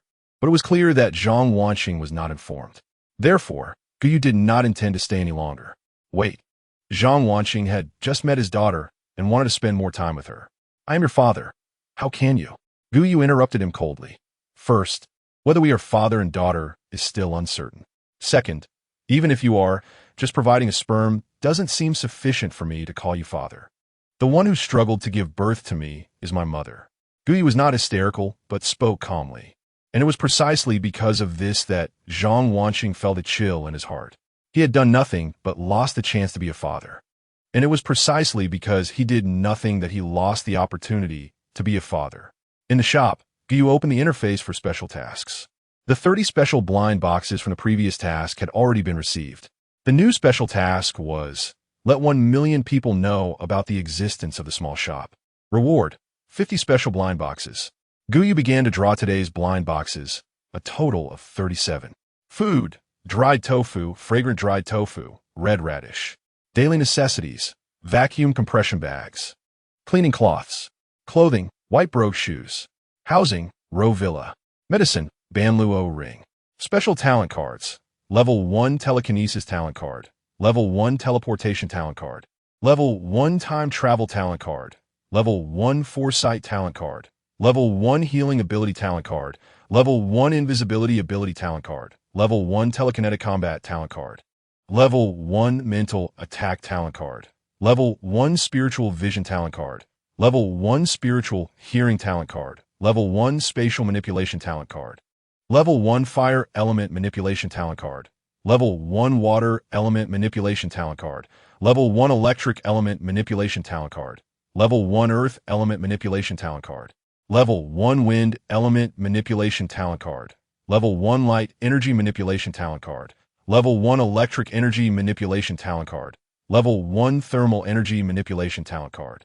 Level 1 cold energy manipulation talent card. Level 1 electromagnetic energy manipulation talent card. Level 1 elemental energy manipulation talent card. Level 1 consciousness projection talent card. Level 1 thought control talent card. Level 1 time manipulation talent card. Level 1 x-ray vision talent card. Level 1 tactile perception talent card. Level 1 telepathy talent card.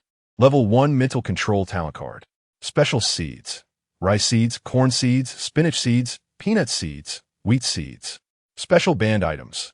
Red agate carved beast head agate cup, X1. Great use water control map, X1. Qingming Shana map, X1. For Ram Square Zune, X1. Gou opened the restocking channel unlock. Dried tofu, fragrant dried tofu restocking channel unlock price. 10,000 points. Selling price. For points 500. Red radish. Restocking channel unlock price. 10,000 points. Selling price. 5 points 500. Vacuum compression bag. Restocking channel unlock price. 20,000 points. Selling price. 1 point each. Cleaning cloth. Restocking channel unlock price. 20,000 points. Selling price. 2 points each. White brogue shoes. Unlock price. 40,000 points. Selling price. 57 points per pair. Townhouse. Unlock price. 1,000 points. Selling price. 500,000 points. Seminar cycling. Unlock price. 30,000 points. Selling price. 24 points per box. Level talent card of telekinesis. Unlock price. 3,000 points. Selling price. 64,000 points. Level talent card of teleportation. Unlock price. 3,000 points. Selling price. 64,000 points. Level talent card of time travel. Unlock price. 3,500,000 points. Selling price. 128,000 points. Level talent card of precognition. Unlock price. 4,000 points. Selling price. 256,000 points. Level talent card of healing ability. Unlock price 3,000,000 points. Selling price 64,000 points. Level talent card of invisibility. Unlock price 2,500,000 points. Selling price 32,000 points. Level talent card of telekinetic combat. Unlock price 3,500,000 points. Selling price 128,000 points. Level talent card of mental attack. Unlock price 2,000,000 points. Selling price 16,000 points. Level talent card of spiritual vision. Unlock price 1,500,000 points. Selling price 8,000 points. Level talent card of spiritual hearing. Unlock price 2,000,000 points. Selling price 16,000 points. Level talent card of space manipulation. Unlock price 4,000,000 points. Selling price 256,000 points. Level talent card of fire element manipulation. Unlock price 2,000,000 points. Selling price 16,000 points. Level talent card of water element manipulation.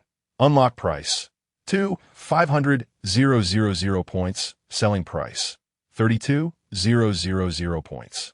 Level talent card of electric element manipulation. Unlock price 1,500,000 points. Selling price 8,000 points. Level talent card of earth element manipulation. Unlock price 1,500,000 points. Selling price 8,000 points. Level talent card of wind element manipulation. Unlock price 3,000 points. Selling price 64,000 points. Level talent card of light energy manipulation. Unlock price 3,500,000 points. Selling price 128,000 points. Level talent card of electric energy manipulation. Unlock price 2,500,000 points. Selling price 32,000 points. Level talent card of thermal energy manipulation. Unlock price 2,500,000 points. Selling price 32,000 points. Level talent card of cold energy manipulation. Unlock price 2,000,000 points. Selling price 16,000 points. Level talent card of electromagnetic energy manipulation. Unlock price 1,000,000 points. Selling price 4,000 points. Level talent card of elemental energy manipulation. Unlock price 1,500,000 points. Selling price 8,000 points. Level talent card of consciousness projection. Unlock price 500,000 points. Selling price 2,000 points. Level talent card of thought control.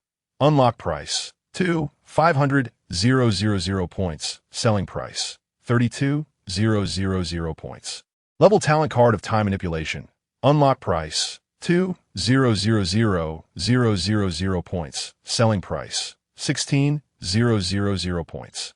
Level talent card of X-ray vision.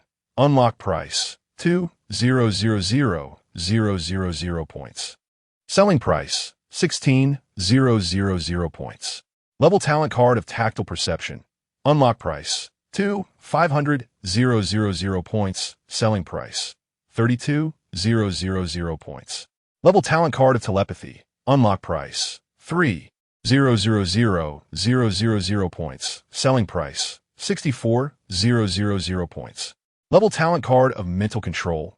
Unlock price 3,500,000 points. Selling price 128,000 points.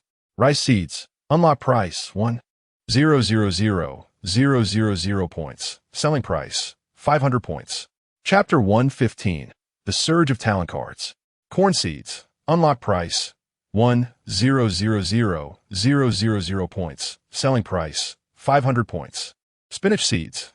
Unlock price 1,000,000 points. Selling price, 500 points. Peanut seeds. Unlock price, 1,000,000 points. Selling price, 500 points. Wheat seeds. Unlock price, 1,000,000 points. Selling price, 500 points. Gou unlocked all channels and began to study the talent cards one by one.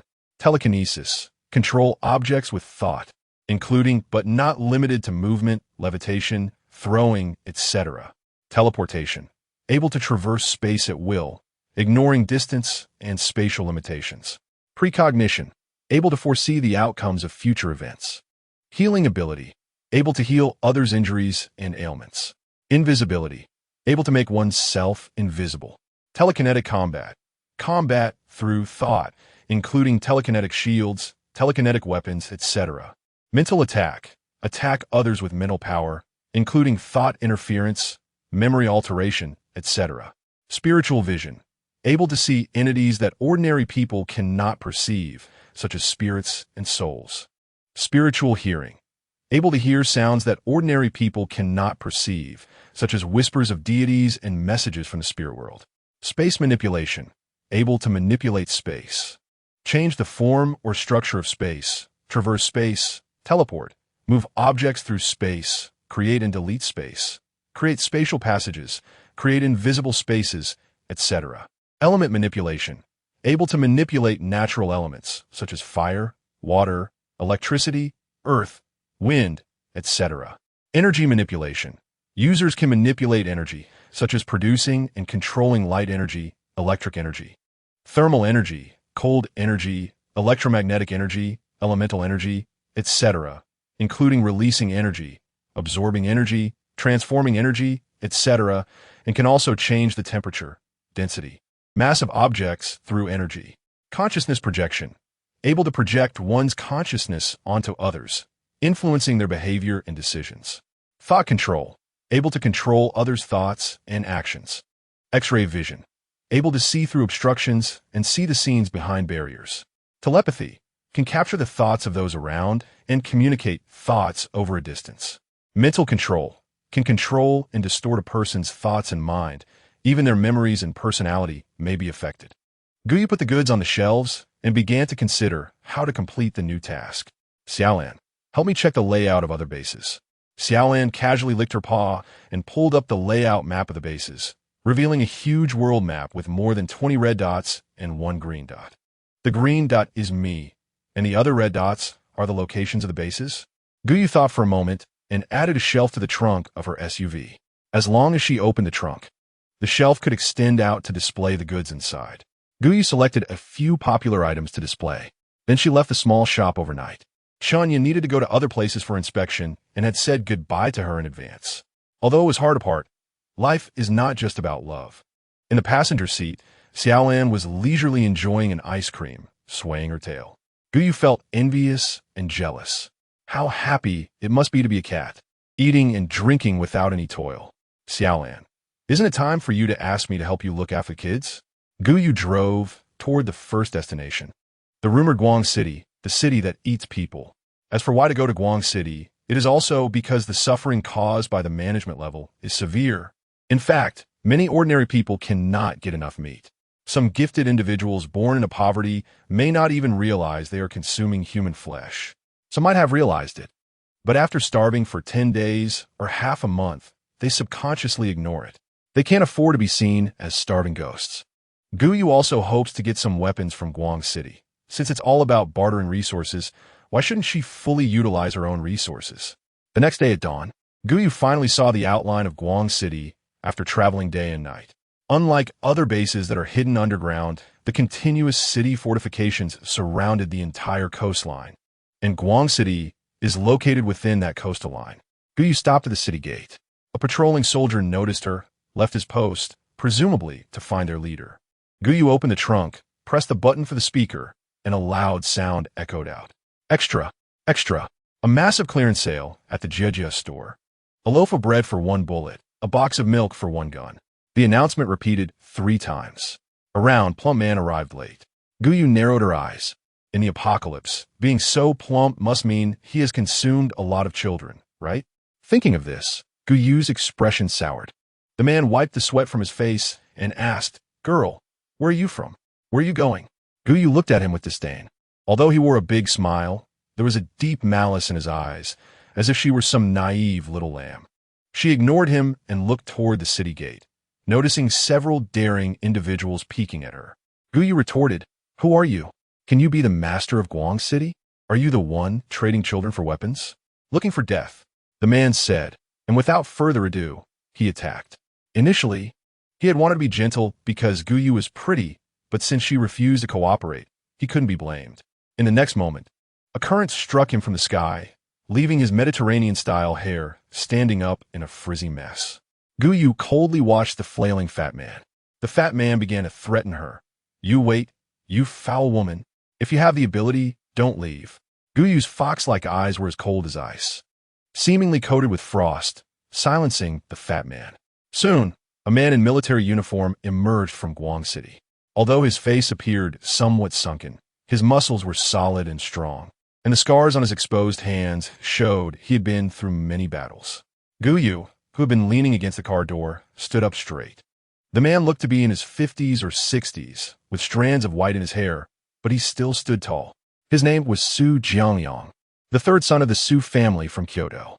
Ignoring his parents' wishes, he joined the military and ended up in the most difficult Guang City. He had always known about Guang City's situation, but felt powerless. Gifted individuals couldn't contribute if they were hungry, and without their strength, Guang City couldn't be defended. Chapter 116. Everything goes as desired. Life has too many helpless moments. It can't all go smoothly. The sins he bears will be atoned for in hell, facing mountains of knives and seas of fire. The classic dilemma before him was whether to save one person or a group. He chose the group, but his conscience was also suffering. Su Jiangliang sometimes felt hatred.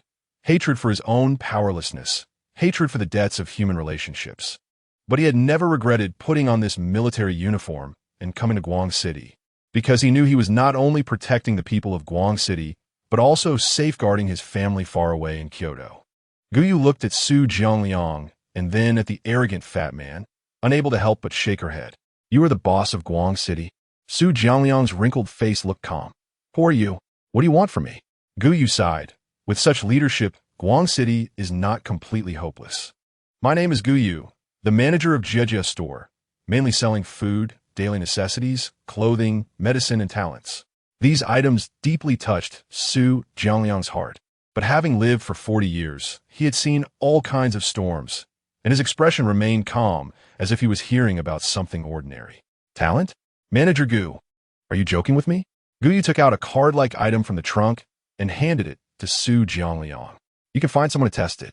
What Gou Yu provided was the lowest-level giant strength talent card. Su Jiangliang suspected it was a trick and didn't want to find someone else to test it. Since he was an ordinary person, he might as well try it himself. He signaled to someone behind him, indicating that if anything went wrong, they should capture this strange woman. Gou Yu wore a serene smile, watching him use the talent card. After tearing open the packaging, a warm energy surged from his dantian, and he felt a sense of strength filling him from within. Suddenly, Su Jiangliang struck out with a palm, creating a shockwave that sent a nearby boulder flying. He clenched his fist, quite satisfied with his newfound strength, and couldn't help but laugh joyfully. "Haha, heaven does not abandon me. Heaven does not abandon Guang City." His voice attracted other people within the city. You, Chun Yin, wearing a familiar cloak and black combat gear, was walking toward them from the city gate. Gou Yu blinked. "Yin, what are you doing here?" Chun Yin glanced at Su Jiangliang. "Guang City and Haisher are colluding to sell people. I'm here for this matter." For some reason, this time he was ruthless and did not plan to spare Guang City. Chun Yin thought to himself that he had to thank her because of the talent card from the little store. Kyoto had decided to support Guang City. As long as the real culprit behind the cannibalism case was handed over, Kyoto would generously contribute 5,000 talent cards. As for future purchases, Guang City would provide mutated corpses and Kyoto would buy them on their behalf. Just as Chun Yin was discussing, Gou Yu unexpectedly interrupted his task. Su Jiangliang raised his hand to interrupt their reminiscing. You too? Shouldn't we consider who arrived first? It's just short of writing it on my face that I came first. Chen Yin had no choice but to raise his hand and gesture. You go ahead, please. Gou Yu crossed her arms. Now you believe me? Su Jiangliang cupped his hands. Sorry, it's my fault for not recognizing the Great Mountain. How does manager Gou plan to sell these? Gou Yu opened her mouth. Didn't I say on the loudspeaker? Trade for weapons. Su Jiangliang's expression turned awkward. Sorry. Guang City doesn't have much military equipment to exchange right now. Gou Yu exclaimed and clapped her hands. Let me do some calculations for you. Weapons are consumables, but talents are not. You can use talents continuously, but weapons are not guaranteed. Don't you think trading for talents is more worthwhile? Su Jiangliang hesitated. That's true, but it doesn't mean all these talents can be successfully used. What if there is a success rate? Gou Yu saw his hesitation and immediately stated, I can let you use it first and pay later, but you must pay for each card as you use it. Otherwise, if you default, I would suffer greatly. Su Jiangliang thought of the corpses outside the city, the discomfort of being constrained when giving orders, and the arrogantly Duzhou. Gritting his teeth, he resolutely agreed. Fine, give me some time. I'll gather the people. Su Jiangliang acted quickly, thanks to the organization's strict discipline, gathering everyone in half an hour. Gou Yu stepped forward and introduced the talent cards in the store, sparking a buzz among the crowd. Really? Is there really such a magical thing? Does this mean we can step out of the realm of ordinary people? Some were optimistic, while others were pessimistic. Why didn't we encounter this sooner? Maybe we wouldn't have lost so many people. Is this woman reliable? She won't be a scammer, right? Gou Yu had good hearing and instantly pointed out a person. He can't, I won't sell my talent card to him. The man, embarrassed and angry, shouted, Why not? Gou Yu ignored him and looked at Su Jiangliang instead. The discipline of your group seems to be lacking. The best way to deal with a person is to ignore them. A fleeting look of embarrassment crossed Su Jiangliang's face. After all, no one is perfect, and some of the more unscrupulous individuals really needed to be disciplined. However, since Gou Yu had already spoken, considering the others, Su Jiangliang still waved for someone to take him away. But Gou Yu stopped him. Let him stay here. Only by witnessing for himself what he missed out on, preferably getting so angry he breaks down, could Gou Yu feel satisfied. After all, one can eat anything but cannot suffer losses. One can endure anything but cannot be bullied. Su Jiangliang shook his head, not expecting Gou Yu to still have a childlike mentality, and ultimately had to agree. What could he do otherwise? He had already felt the power of strength and wanted this group to have the ability to protect themselves. So a moment of grievance, just endure it. These people's mouths also needed to be managed. It was also his fault. Feeling sorry for their hard work in hunting mutated species, he had allowed them to babble, which had fostered their tendency to speak nonsense. The first man to step forward choked on his words, looking unwilling. Since she had this ability, why should she let herself be bullied? Su Jiangliang sighed helplessly and pointed to another person to step forward. This person was always sensible, smiling 3 points at people, speaking human language to humans, and speaking ghost language to ghosts.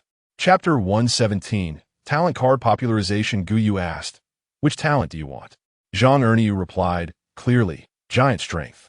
According to Gou Yu, the higher the level of the card, the more expensive it is, and the talent awakened from this type of talent card can only be upgraded by using the talent card. Thinking of his penniless situation, he wisely chose the lowest level talent. Gou Yu handed him the card without changing her expression. Zhang Erniu tore open the card, and like Su Jiangliang, he felt a powerful energy surging up from his dantian. He raised his hand and struck out, and the dumbbells beside him actually flew away. Su Jiangliang nodded in satisfaction. Gou Yu interrupted his happiness, coldly stating, A sniper rifle, please. Su Jiangliang's smile froze on his face. He waved his hand, and someone behind him took out a gun and placed it in the box behind Gou Yu. Gou Yu looked at this lone sprout and nodded in satisfaction. Thus, for an entire afternoon, Gou Yu was busy handing out cards, and Su Jiangliang was busy providing guns, and soon, the boxes behind Gou Yu were piled high. Just as it was getting slightly dark, the chubby man with the electrified hair, along with a group of people, surrounded Gou Yu and the others. Gou Yu sneered, Afro, what do you want? Chen Yin drew his long knife, pointing the tip at the chubby man. What? Want to fight? Faced with Chen Yan's fierce, murderous gaze, The chubby man trembled in fear, his entire body quaking as if his fat would fall off at any moment. A strong smell of urine spread. This guy actually got scared and wet himself. What happened to being so arrogant just now? Gou mockingly taunted the chubby man. The chubby man was so scared his legs went weak, and he stumbled and fell to the ground. Of course, the chubby man recognized Chen Yan, an inspector sent from the capital. If they caught him, he wouldn't die, but would surely suffer. Especially for someone like him, who had committed heinous crimes. A trip there would mean certain death. Every word was not a threat, but a warning. Su Zhangliang's face was cold. Don't worry, I'll consider your brother.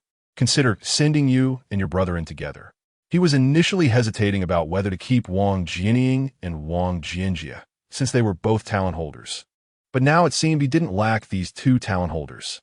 Thus, the negotiations between Chen Yan and Su Zhangliang went very smoothly. And upon learning that these few useless individuals could exchange for 5,000 talent cards, they were overjoyed. After all, it was still the capital. They cared about people like them. But it was definitely due to him writing too little. In the future, he would write 1 letter a day, 30 letters a month, 365 letters a year. He didn't believe he could still lose them. After resolving the matters in Guang City, Chen Yan and Gou parted ways. One heading to Bailey and the other to the capital.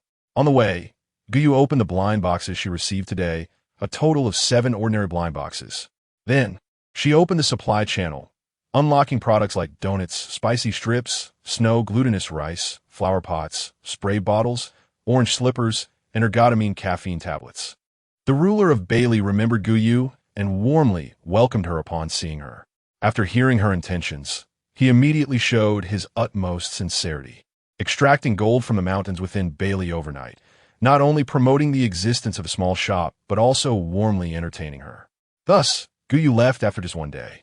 However, before leaving, she opened the blind boxes again, a total of 7 ordinary blind boxes. She opened the supply channel to unlock and began to unlock products like quail eggs, jelly, soap boxes, clothespins, cleaning balls, red canvas shoes, and allopurinol. The next destination was Zhenjiang. There were very few people in Zhenjiang. They were basically all holed up in the tree houses they made. When Gou entered their territory, she was subjected to their meticulous surveillance. It was omnipresent and inescapable. Eventually, unable to bear it, she had to put out the products and wrote a sign for bartering. Then hid in her vehicle. Once someone successfully purchased food, the crowd effect caused a surge in buyers. Before leaving Zhenjiang, Gou informed this group of people about the location and name of the small shop. Whether they wanted to go or not was no longer her decision. She stayed in Zhenjiang for 2 days to encourage these people to purchase more supplies. On the first day in Zhenjiang, she harvested many strange fruits and also obtained 7 ordinary blind boxes. She then opened the supply channel to unlock products like lake salt, spicy radish strips, spicy sauce, sponge wipes, glass wipes, black sport shoes, and diclofenac. After unlocking the blind box channel, the next day, she exchanged a certain quantity of new products, placing 1 sample in the trunk and putting the rest in her space ring. The next day, the people of Zhenjiang were even more enthusiastic, and their surveillance of Gou lessened significantly. But their gazes still held a sense of unspoken words, as if to say, how could there be such a fool who actually sells these good things? After unlocking the supply channel, these goods refreshed, and Gou unlocked them one by one. She purchased certain quantities of high-grade soy sauce, beef tallow, chenille, toilet seat brushes, black canvas shoes, and tramadol for her space ring, then placed 1 of each in the trunk. The next place Gou planned to go was Gangnan. Gou clenched her fist to encourage herself, and then drove towards Gangnan. Xiaolon hesitated in tone. Why are you so adamant about bringing me along? It's clearly just to promote the small shop, and there's no need to take me with you. Gou smiled faintly. I just want some company. Xiaolon suddenly looked up at Gou, suspicion in its eyes. Really? It changed its tone. Isn't it to inquire about your talent? Xiaolon smiled slyly. Did I hit the nail on the head? Gou rested her arm on the steering wheel, her gaze solemnly focused ahead. But she couldn't help but ask her inner question, what is the origin of the small shop? Xiaolon smiled. You finally couldn't help but ask. Gou remained indifferent. Let me guess, the small shop exists because of me, right? Chapter 118, Robbery. Xiaolan's smile faded. Yes. Gou asked again. Who are you? This time, Xiaolon remained silent for a long time. Who is it? It had been so long since anyone asked it who it was. So long that it almost forgot who it was. My name is Xiaolon, the guardian of Blue Star. It heard itself say this, just like it had back when it first took office. Had that much time really passed? Gou sighed, puzzled. Why me? Once upon a time, there was a little cat that had been asleep for a long time due to an injury. When it woke up, the sea was flowing backward, the earth was spinning, and an unprecedented disaster swept through its homeland. It howled in despair, it was terrified, it was worried, it went mad, and it tried to use its abilities to reverse time and space, but it failed. Everyone said it was its fault. It shouldn't have slept. It shouldn't have let things be. It shouldn't have lived. It should atone for its sins. Gou knew that this story was about itself. So what did it do later? Xiaolon looked at the sky. It went to find a familiar friend for help, a fox. It told me that as long as humans are strong enough, they can fight against any disaster. Thinking of this, it developed the genes of humans, awakening their talents to fight against the enemies. However, it still failed. After being injured, it couldn't awaken many people, and it forgot that humans were fundamentally different from it. They needed food to survive. Finally, in its despair, a cat found it, a black cat. It governed life and death, and calculated that there should be a savior among humans. Her abilities were powerful, perfectly suited for the current situation, and could solve the present dilemma. But when we searched for her whereabouts, we found that she was already dead. What is a savior who is already dead? At this point, Xiaolon laughed self-deprecatingly, as if saying that fate plays tricks on people. How could it fight against heaven? Gou squinted, but you still resurrected me. Sure enough, the talent you awakened is the most suitable for the apocalypse. It's called Devour Heaven and Earth. It can consume everything in the world and then transform it into the energy it needs. I merely intervened, extracting the energy that should have belonged to you and using it to exchange for supplies, replacing that portion of energy with the concept of points. Gou laughed angrily. This is why I didn't notice anything wrong, because all my energy was exchanged for a pile of useless points. Xiaolon sighed. Yes, I won't hide it from you. The truth is just like this. Gou gazed at the sky, her eyes slightly red, holding back her emotions and asking, do you want to deal with these mutated species? Xiaolon firmly replied, my dream is to solve these mutated species. Gou could not forgive Xiaolon for her concealment. I will help you deal with the mutated species, and after they are wiped out, you will leave the little shop to me. From now on, I will be the owner of the little shop, and you will work for me for 10 years. Why should she be bound by others? It was they who needed her that resurrected her. Why should she pay a price and be trapped in the shop like a prisoner? Although they did not restrict her activities, a gentleman's word is hard to retract. Since she promised to work for 10 years, she would not break her promise. It was definitely not out of fear of death. Of course, she also wanted to repay the favor in kind. Xiaolon was stunned. She thought Gou would immediately turn against her and leave.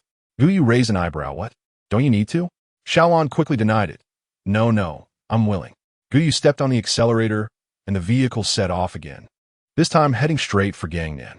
It took a considerable amount of time on the way to Gangnan. Gou, feeling bored, opened a blind box again, a total of 7. Then, new products were unlocked. According to the usual practice, Gou unlocked chocolate, Jingtai Erku, beer, vegetable washing basket, egg beater, black ballet shoes, and laxatin, then purchased a certain quantity to put into her space ring and trunk. The people in Gangnan welcomed her very warmly and even took out dried fruits they had treasured for 20 years, but Gou did not eat any. When out, one must be cautious. The leader of Gangnan had long known from other bases and had prepared things. As soon as Gou arrived, he immediately went on a shopping spree for supplies. Later, hearing that more could be bought in Lianshe, he quickly gathered troops and set off toward Lianshe. By heaven's conscience, Gangnan would run out of food in 3 days. Gou arrived just in time. On the first day in Gangnan, the people were very warm in greeting her. She counted the remaining supplies, made a supplement, and then opened today's blind box, a total of 7. Gou unlocked tea, orange juice, vegetable cutter, dish rack, hanging basket, blackwork shoes, and acetaminophen, then purchased a certain quantity to put into her space ring and trunk. However, when she planned to leave the next day, she was stopped by the people in the base and surrounded to sell supplies for a whole day. Gou had no choice but to stay another day. In the evening, Gou cooked a hot pot and enjoyed it. The supplies in the space ring were consumed a lot, and she supplemented some more. Then she opened the blind box system to draw blind boxes, a total of 7. Gou unlocked soda, wheat germ, bread, oil can, seasoning bottle, piperaquine, and orange skateboard shoes, then purchased a certain quantity for goods. On the third day, Gou got up early, but unexpectedly, the people of Gangnan were even earlier, and she was surrounded again. Reluctantly, she stayed in Gangnan for another day. In the evening, she casually ate some fried chicken and cola, watched TV, and stayed up until the lights in Gangnan went out. Under the dark moon and high wind, it was a good time to escape. Gou drove the off-road vehicle and left Gangnan overnight. On the way to the next stop, oh hi, Gou patted her chest with lingering fear, not expecting the comrades in Gangnan to be so warm. If she had known, she would have come to Gangnan earlier. Perhaps her mission would have succeeded long ago. Upon arriving in Ojai, Gou found that she seemed to be late. The Ojai base was in ruins, and the underground entrance was blocked by piled-up stones, looking like it had been abandoned for a long time. Gou searched around, and it was only when Xiaolan reminded her that there were survivors at the bottom that she decided to move the stones aside and go down. The rescued survivors were not many, only a little over 100, each starving and emaciated, and everyone was weak. Gou sighed slightly and distributed some food and hot water to them. Chapter 119 Countdown 8 Everyone ate ravenously, and after finishing, they looked pitifully at Gou, hoping to get more from her. But Gou didn't dare to give them more food. They had been starving for too long, and their stomachs were weak. If they ate too much at once, they might burst their stomachs or get diarrhea. Gou informed a few of them about the little shop's address, but unexpectedly, someone shouted in dissatisfaction, "Why don't you stay? Accompany us to the west, please. We are so tired." Yes, the road is too dangerous. We are so old and disabled. We are too pitiful. Please, little girl, have mercy on us. Looking at the greedy faces of this group, Gou smiled and responded off-topic. "I've always been curious. Without food, how have you managed to hold on until now?" Some showed guilty expressions, while others shouted fiercely, "What does it have to do with you? We survived entirely because heaven has shown us mercy." Gou sneered. "Only you could speak so grandly about eating people. Originally, I thought being trapped underground and eating people was out of necessity, and I still had a hint of pity for you, but now I think I was too kind." After saying this, Gou turned and left, feeling that her time spent here was a waste. After leaving Ojai, she found a place to eat and rest, and by the way, opened the blind boxes from the past 2 days, a total of 14. Then there were channel unlocks. Gou unlocked chicken leg pastry, royal cake, chestnut yocon, dried squid, red clam, spatula, strainer, bottle opener, knife sharpener, cooking device, chlorpheniramine, benzocaine, blue denim jacket, and cooperative channels. Then she supplemented the supplies in her space ring and the types of items in her trunk. The 5th destination is the secondary base of Mihuang. After arriving here, Gou discovered that the climate is harsh and the yellow sand fills the sky. The people walking around wear white cloths on their heads to shield their eyes and mouths from the sand, to prevent the wind and sand from entering their eyes and mouths. Surprisingly, the most sold items in Mihuang are textiles, followed by water, and finally medicines. Gou couldn't stand it after just a short while in Mihuang. She really didn't know how these people managed to endure. Therefore, Gou's blind boxes were drawn in a desolate area after leaving Mihuang. Before leaving Mihuang, Gou described her little shop beautifully and expressed her welcome for them to visit. As long as they dared to come, Gou would find ways to keep them. Gou only stayed in Mihuang for half a day, simply because it was too hot. If she stayed any longer, she might be sun-dried. As soon as she left, the people of Mihuang packed up and moved away. In fact, even if Gou hadn't come, they would have had to leave. The ground was getting hotter, and water resources were dwindling. If they could really reach that magical little shop, perhaps these people could survive. After leaving Mihuang, Gou fell into confusion again. Where should she go next? While feeling lost, she drew blind boxes. There were a total of 7. Ray fish, golden thread fish, kitchen utensils, a rolling pin, toothpicks, pancuronium bromide, and a black bodycon skirt. Gou unlocked and listed them one by one. Logically, she should go to the Magic City since it was nearby, and there were enough people there. But thinking of the recent rumors about the Magic City, she decided to avoid it and head to the secondary base of Xingro instead. Xingro has more women than men because it was originally a base formed by a group of women initially established to provide shelter for them. Later, due to a lack of strength, they had to submit to the neighboring Shi. They also engaged in population trading. The men of Shi treated Xingro like a brothel, coming and going as they pleased, which was simply too much.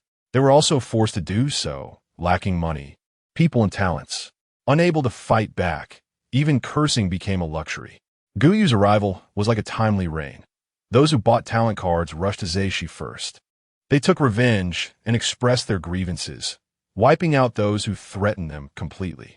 Just like that, the talented people of Shi were killed off, with only a few survivors escaping to safety. Meanwhile, they were puzzled as to why the people of Xingro suddenly became so powerful. They seemed so vulnerable in comparison.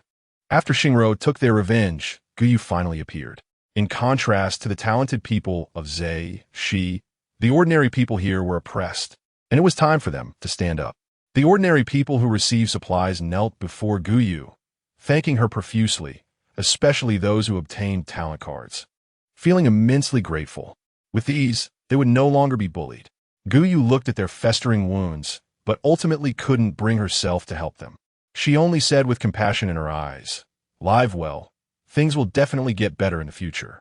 If you want to buy supplies, there is a small shop in the city, and you're welcome to come." Xiao Lan couldn't bear it. If only I hadn't given those bad people talents back then. Maybe they... Gou Yu interrupted this unrealistic thought. First of all, people can change. Maybe he was a good person once. But now he's blinded by desire and has become a bad person. Perhaps he was forced by the secular world to become a bad person. Can you blame yourself for that? If it weren't for you, humanity would have long ceased to exist. Without talents, the mutated species would have long flattened blue star. So, don't attribute all the faults to yourself. I would say the real villains are the Sakura country that caused this catastrophe. Although they are now destroyed, that doesn't erase their faults. We should remember history. After bidding farewell to the ordinary people of Xingro and Shi, Gou Yu set off again. Gou Yu only stayed in Xingro and Shi for a day. Xingro was eager for revenge, and everyone had left, so she had no reason to stay. She was a complete mess, and in the end, she didn't even dare to get close, letting them choose for themselves. Fortunately, each item was individually packaged. Otherwise, if they were all touched and dirty, she wouldn't be able to sell them. Stop! Gou Yu was stopped halfway by 3 or 4 sturdy men, their eyes gleaming with greedy desire. She recognized them. They were the talented people who had escaped from Shi. They had already seen Gou Yu distributing supplies in the base, but worried that the women from Xingro were still in the base, they didn't act recklessly. Instead, they followed Gou Yu until they were far from Shi, then jumped out. Gou Yu had a dark expression. Did they think she was an easy target? She summoned the 1,000 Mechanisms umbrella, lightly swept it in the air, and the sharp umbrella surface turned into a red shadow. Chapter 120, Abundant Goods. One of the men still wanted to speak, but a surge of heat gushed from his mouth and neck, and his companions looked down to find a line of blood appearing on their necks. The next second, all of them fell to the ground. Gou Yu, holding the umbrella, looked at them with sarcasm. If they wanted to rob her, they should at least have the ability. Gou Yu got back in her vehicle and set off again. On the way to the next stop, Zheirong Base. Gou Yu was annoyed and directly asked Xiao Lan to help her draw blind boxes since it already had a physical form. There were still 7 ordinary blind boxes. She drew milk, duck feet, camel feet, bamboo crafts, placemats, sodium thiopental, and a white hoodie. Xiao Lan unlocked them one by one and then chose the tilapia, buying one for itself. Gou Yu showed some disdain and threateningly said, "If you dare let that fish jump out of the basin, you're finished." Xiao Lan tilted its head, trying to act cute. But Gou Yu cruelly turned away, snorted coldly, and scared Xiao Lan into not daring to play with the fish anymore. Zheirong was quite different from the previous bases. It looked unusually peaceful. Although everyone was thin and pale, at least they were dressed a bit cleaner. Compared to before, they didn't look like beggars, but like hard-working farmers. Gou Yu's arrival was instantly welcomed by everyone, and she learned from the leadership about their differences. It turned out that when they were truly at a dead end, they discovered mutated plants and rice bombs. Although the power of the rice bombs after being launched was quite strong, fortunately, the remnants scattered after the explosion were actually edible. They also discovered a mulberry tree and some silkworms. The silk they produced could be used to make clothes. Gou nodded thoughtfully. So it seems that mutated plants aren't entirely useless? Colonel Hu smiled and nodded. Gou stayed in Jiarong for 2 days, not only to observe these mutated plants up close, but also to promote the location of her little shop. The rice bombs looked really cool, standing 3 meters tall, and those silkworms were all plump, producing silk from time to time. Gou found it strange. Why don't these silkworms spin cocoons after they produce silk? Xiaolan replied. Because they spit out saliva. Gou fell silent, suddenly feeling that these people were a bit dirty. Fortunately, she didn't suggest taking some silkworm silk to play with. When leaving Jiarong, the people were so grateful that they saw her off for 10 miles. The leader of Jiarong even wanted to gift Gou a piece of clothing made from silkworm silk. Gou was so scared that she waved her hands repeatedly. This blessing and honor were better left for others. Gou waved goodbye and decisively left. After driving for 2 miles, Gou remembered to have Xiaolan draw today's blind boxes. Again, there were 7 ordinary blind boxes. She drew milk, duck feet, camel feet, bamboo crafts, placemats, sodium thiopental, and a white hoodie. After Xiaolan was fully unlocked and listed, she specially bought a milk drink and sat in the passenger seat to munch on it. Before dark, Gou arrived at the central China base. As a large base with over 1 million people, it couldn't be entirely accommodated underground.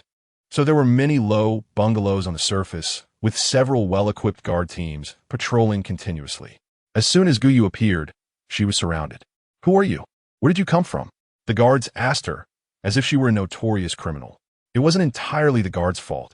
A few days ago, some beggars pretending to be pitiful had entered the base and started scamming for food and drink, even throwing tantrums, making it clear that they would cause trouble if not attended to. As a result, the guards who let them in received a harsh punishment. Gou didn't feel mistreated. She was an important figure. After stating her intentions, she waited at the spot.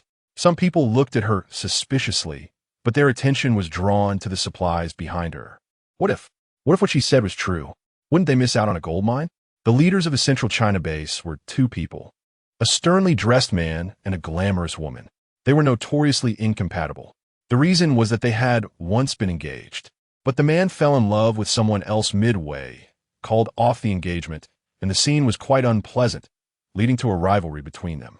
When a man heard Gou's words, he didn't believe her at first. Don't talk nonsense here. Even if you have supplies, would you be willing to sell them to others? Before Gou could speak, the fashionable woman retorted first. Do you think she is you? Selfish and stingy.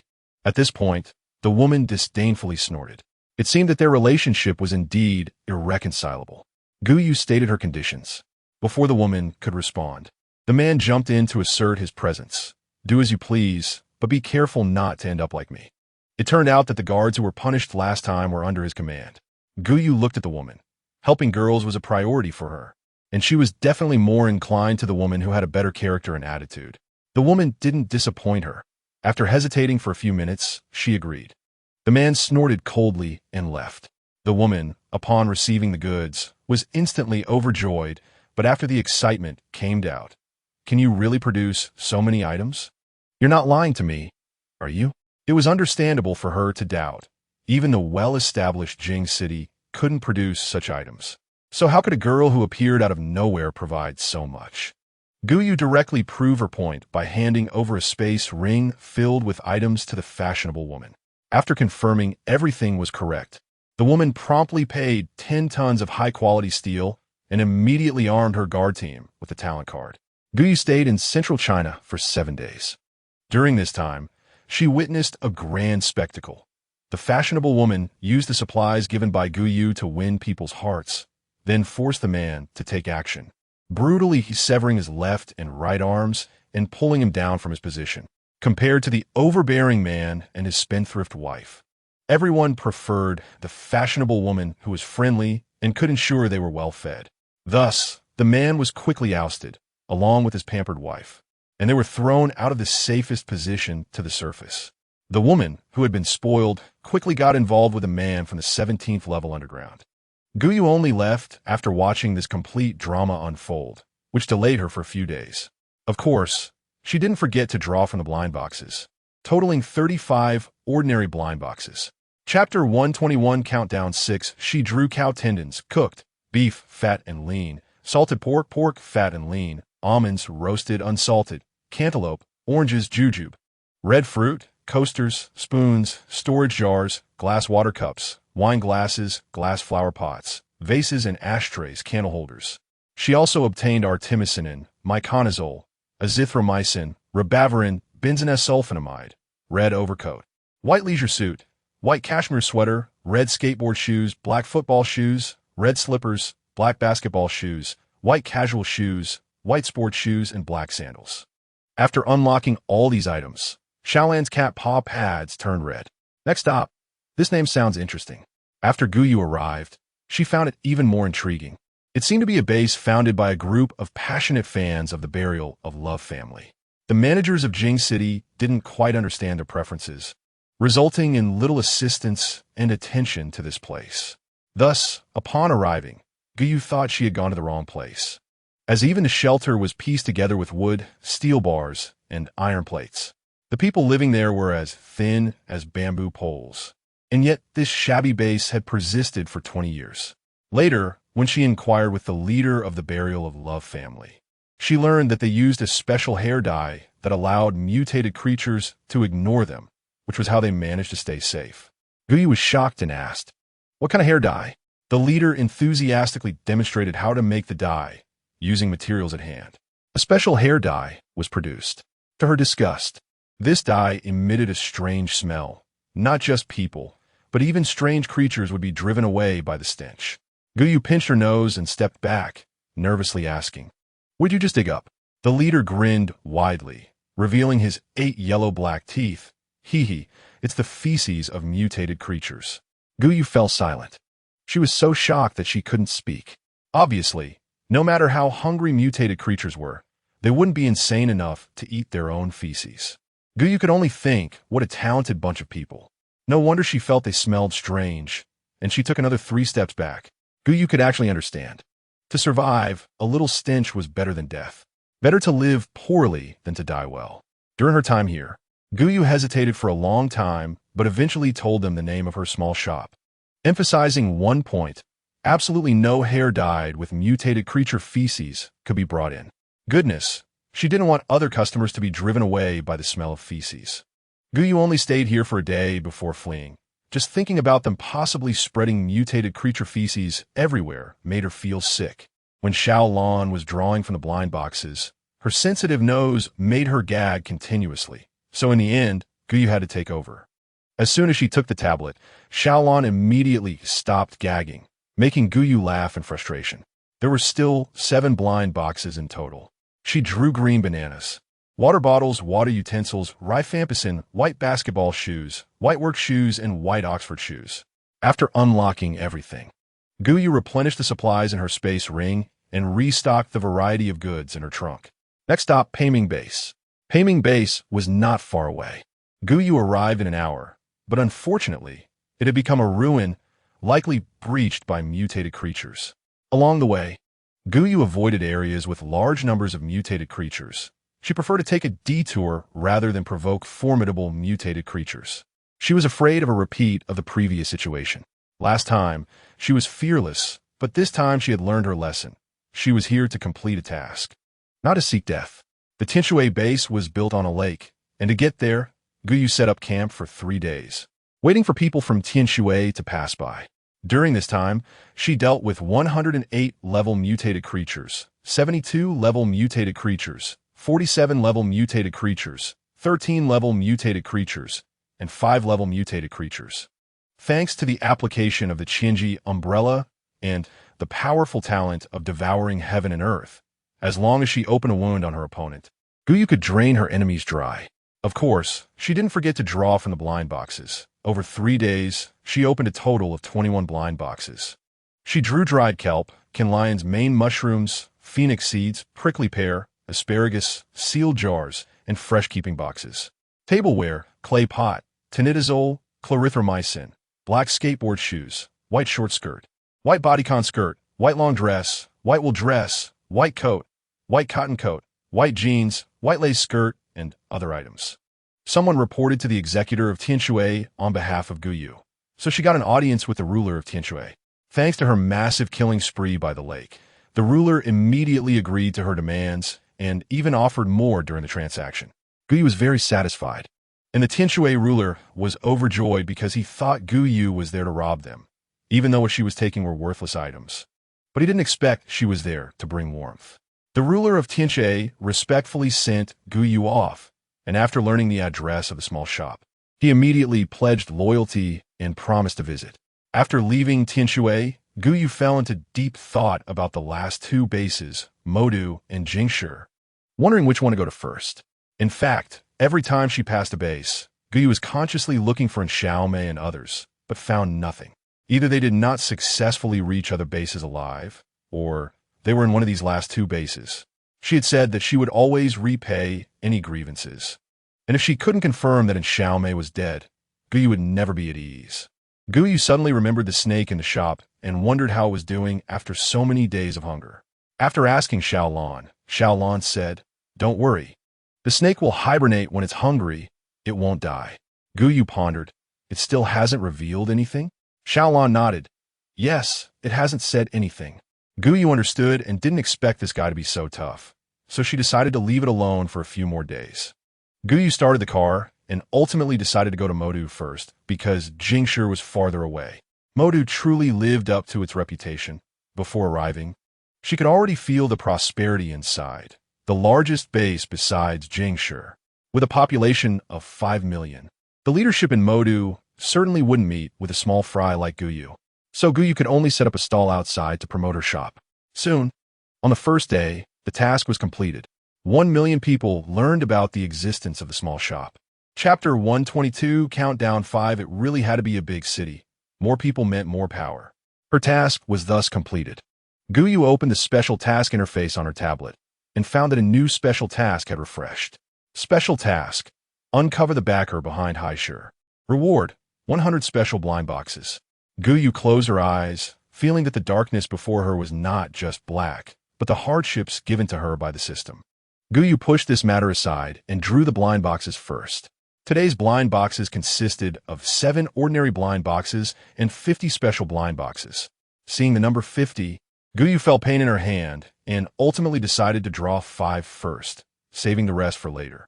From the ordinary blind boxes, she drew a small cabbage, a mug, a marked pot, black Brock shoes, black running shoes, and black slippers. From the special blind boxes, she drew Level 1 Mind Motion Talent Card, Level 1 Mind Transmission Talent Card, Level 1 Parallel Space-Time Interference Talent Card, Level 1 Nihility Talent Card, Level 1 Quantum Phantom Talent Card. Gou Yu unlocked all these channels, rubbed her sore fingers, and then checked the descriptions of the talent cards. Mind Motion and Mind Transmission reflect the power of the mind to control or influence material objects, or affect physical events on a psychological level. Space-time manipulation includes parallel space-time interference, nihility, and quantum phantoms. Gou Yu found that the abilities of these talent cards were quite good. Glancing at the time, it was already early morning, so she spread out her blanket, reclined the back seat, and fell asleep in the off-road vehicle. Gou Yu was awakened by the sounds of fighting, peeking out to see that the Moda base was actually in a fight with several people floating in the air. One of them looked particularly familiar. Gou Yu took out her tablet and kept scrolling through the database, discovering that one of the people was indeed Yi Baoxian, the ruler of Modu. The others were also familiar faces: Chen Yin, Shen Yuyu, Xiao Ransheng, He Lin Lin, and others. Meanwhile, others were on the ground, each doing their own thing. Chen Yan's loud voice echoed through the sky. Yi Baoxian, you use your position to aid evil, helping Haishur to rear humans, and even participating in human trafficking and arms hoarding. I now arrest you in the name of the Special Management Bureau of Jingshi. Yi Baoxian scoffed. You think you can slander me just by rubbing your lips together? Have you forgotten that if it weren't for my diligent work, how would Moda be what it is today? Yi Baoxian laughed heartily. A bunch of ungrateful wretches. I helped them so much, yet they stabbed me in the back. Have they gone mad? Yi Baoxian snorted coldly. If you have the ability, come at me. Chen raised an eyebrow and smiled, gladly. Saying this, he charged forward with a butterfly knife. But unexpectedly, the 6th level Yi Baoxian managed to dodge. Just you guys, want me to surrender? Yi Baoxian laughed arrogantly, clearly satisfied with his power. Indeed, only by becoming strong could one not be threatened by anyone. Yi Baoxian waved his hand backward, and a group of people flew up from the ground. Among them were the 3 people Gou Yu had seen last time. Gou Yu anxiously watched the battle, noticing that these people's powers had become even more solid and powerful compared to last time. There was also something strange, as their improvements were too great. Especially one 2nd level talent user, who surprisingly fought evenly with the 7th level Xiao Ranqing. This was clearly problematic. Gou Yu wiped her wrist, pointed her toes, and joined the fray. The ever-successful Qinji umbrella was also pushed back several times during the battle. Chunyan obviously sensed something was wrong, shouting, "Be careful, this group of guys is suspicious." Suddenly, a huge hammer slammed into He Linlin's stomach, sending her flying. With a puff, He Linlin spat out a mouthful of blood. Gou Yu worriedly asked, "Are you okay?" He Linlin stood up, wiped the blood away, and her aura instantly ignited. "Good, you successfully angered me." Gou Yu felt something was off. How did she become so strong all of a sudden? Looking back, she saw He Linlin rushing forward with lightning. Gou Yu's heart was anxious, her eyes fixed on the two, while Chunyan also charged forward with a flame-wielding long knife. An explosion sounded, smoke billowed, obscuring everyone's vision, and everyone stretched their necks to see inside. The next second, the situation inside shocked everyone's pupils. Chunyan and He Linlin were blown away.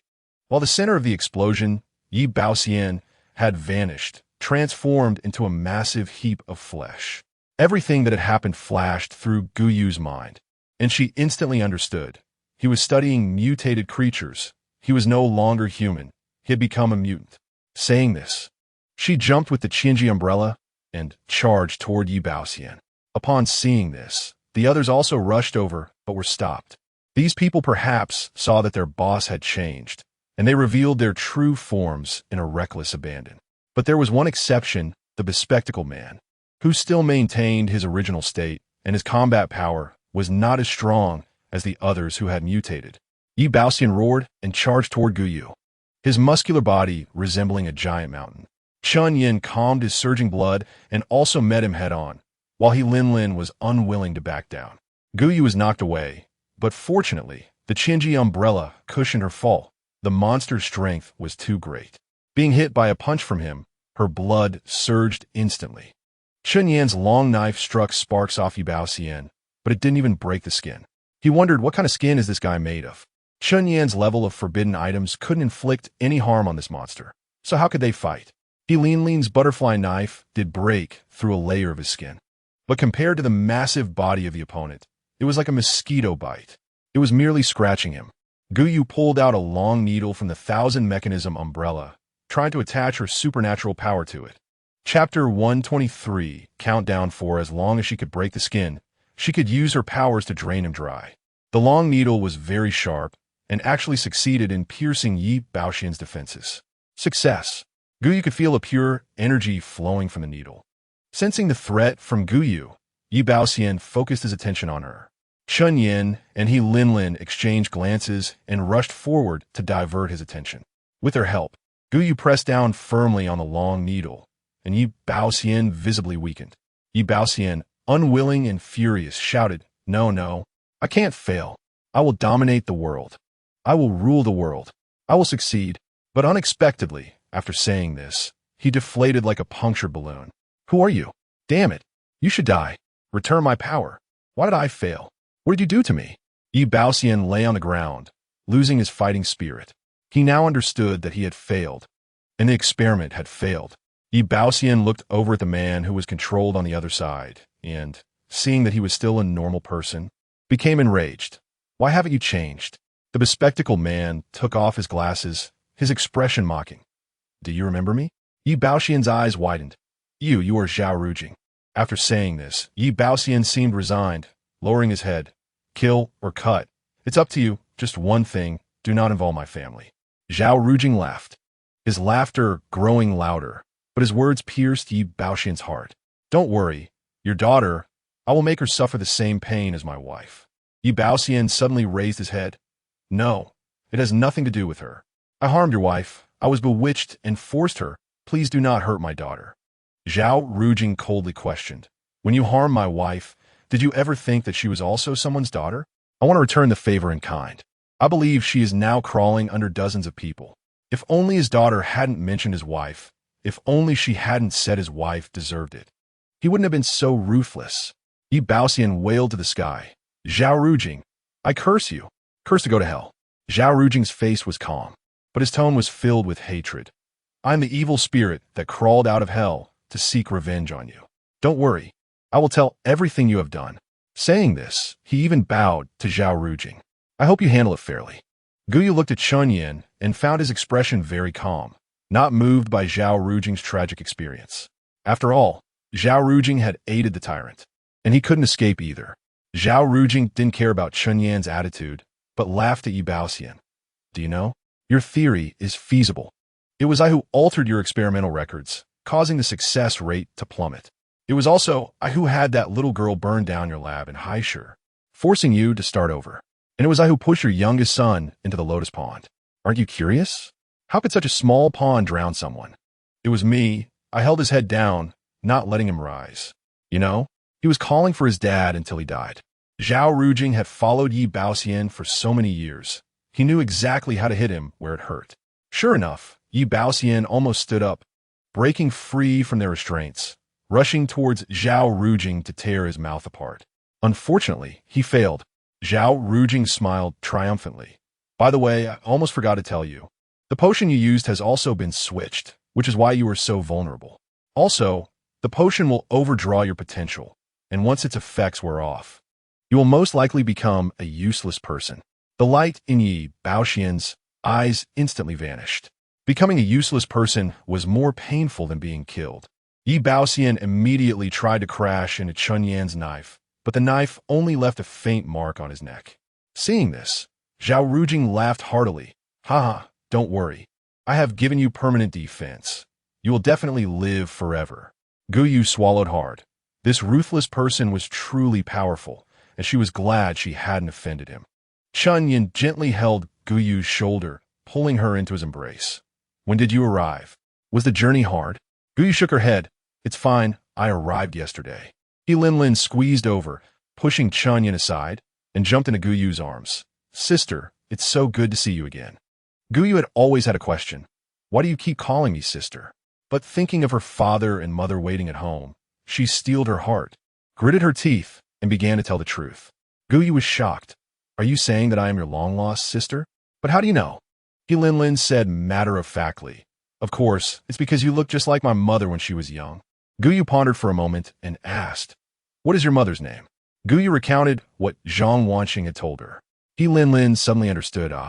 Su Wanyin is our aunt. She died of heart disease a long time ago, in the spring 40 years ago.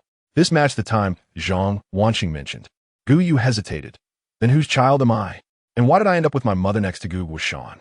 When it came to this matter, He Lin became indignant. Humph. Speaking of that, Gou Chen makes me angry. 40 years ago, when my mother was pregnant with you and driving, she was hit by a car and fell into the river. My father sent a salvage team, but couldn't find anyone, so he thought my mother was dead. However, my father didn't give up, insisting on seeing her alive or dead, and began to send people to search everywhere. Gou Chen was a villager who went down to the river. Upon seeing my mother, who was unconscious and had amnesia and beautiful, he developed lust and hid her away. This is why my father couldn't find my mother.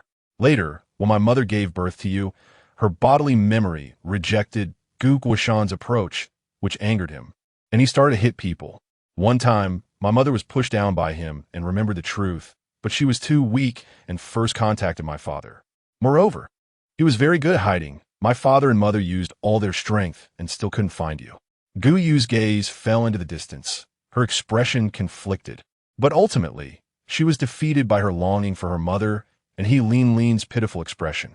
The journey back to Jing City took 2 days, plus 1 day spent in the Magic City. Gou Yu opened a total of 21 ordinary blind boxes and 15 special blind boxes. Chapter 124 Countdown 3. The ordinary blind boxes yielded square melons, red carrots, dried tofu, vegetable dry, nightmare yam essence powder, corn white dry, mark mugs, mark jars, mark bowls, and mark containers. The medicines included metronidazole, norfloxacin, nitrofurantoin, and roxithromycin. The clothing items were white ballet shoes, white canvas shoes, white long skirts, and white shirts, white slippers, white heavy-duty hiking shoes, white sandals, and co-managed apartments.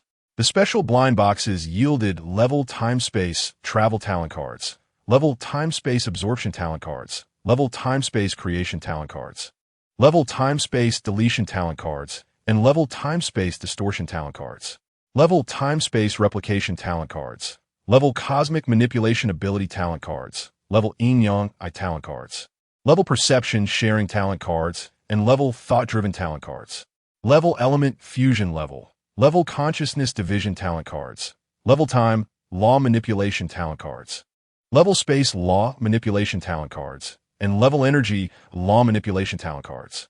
For example, time-space manipulation includes parallel time-space interference, nullity, quantum ghosts, time-space travel, time-space absorption, time-space creation, time-space deletion, time-space distortion, time-space replication, and cosmic manipulation ability.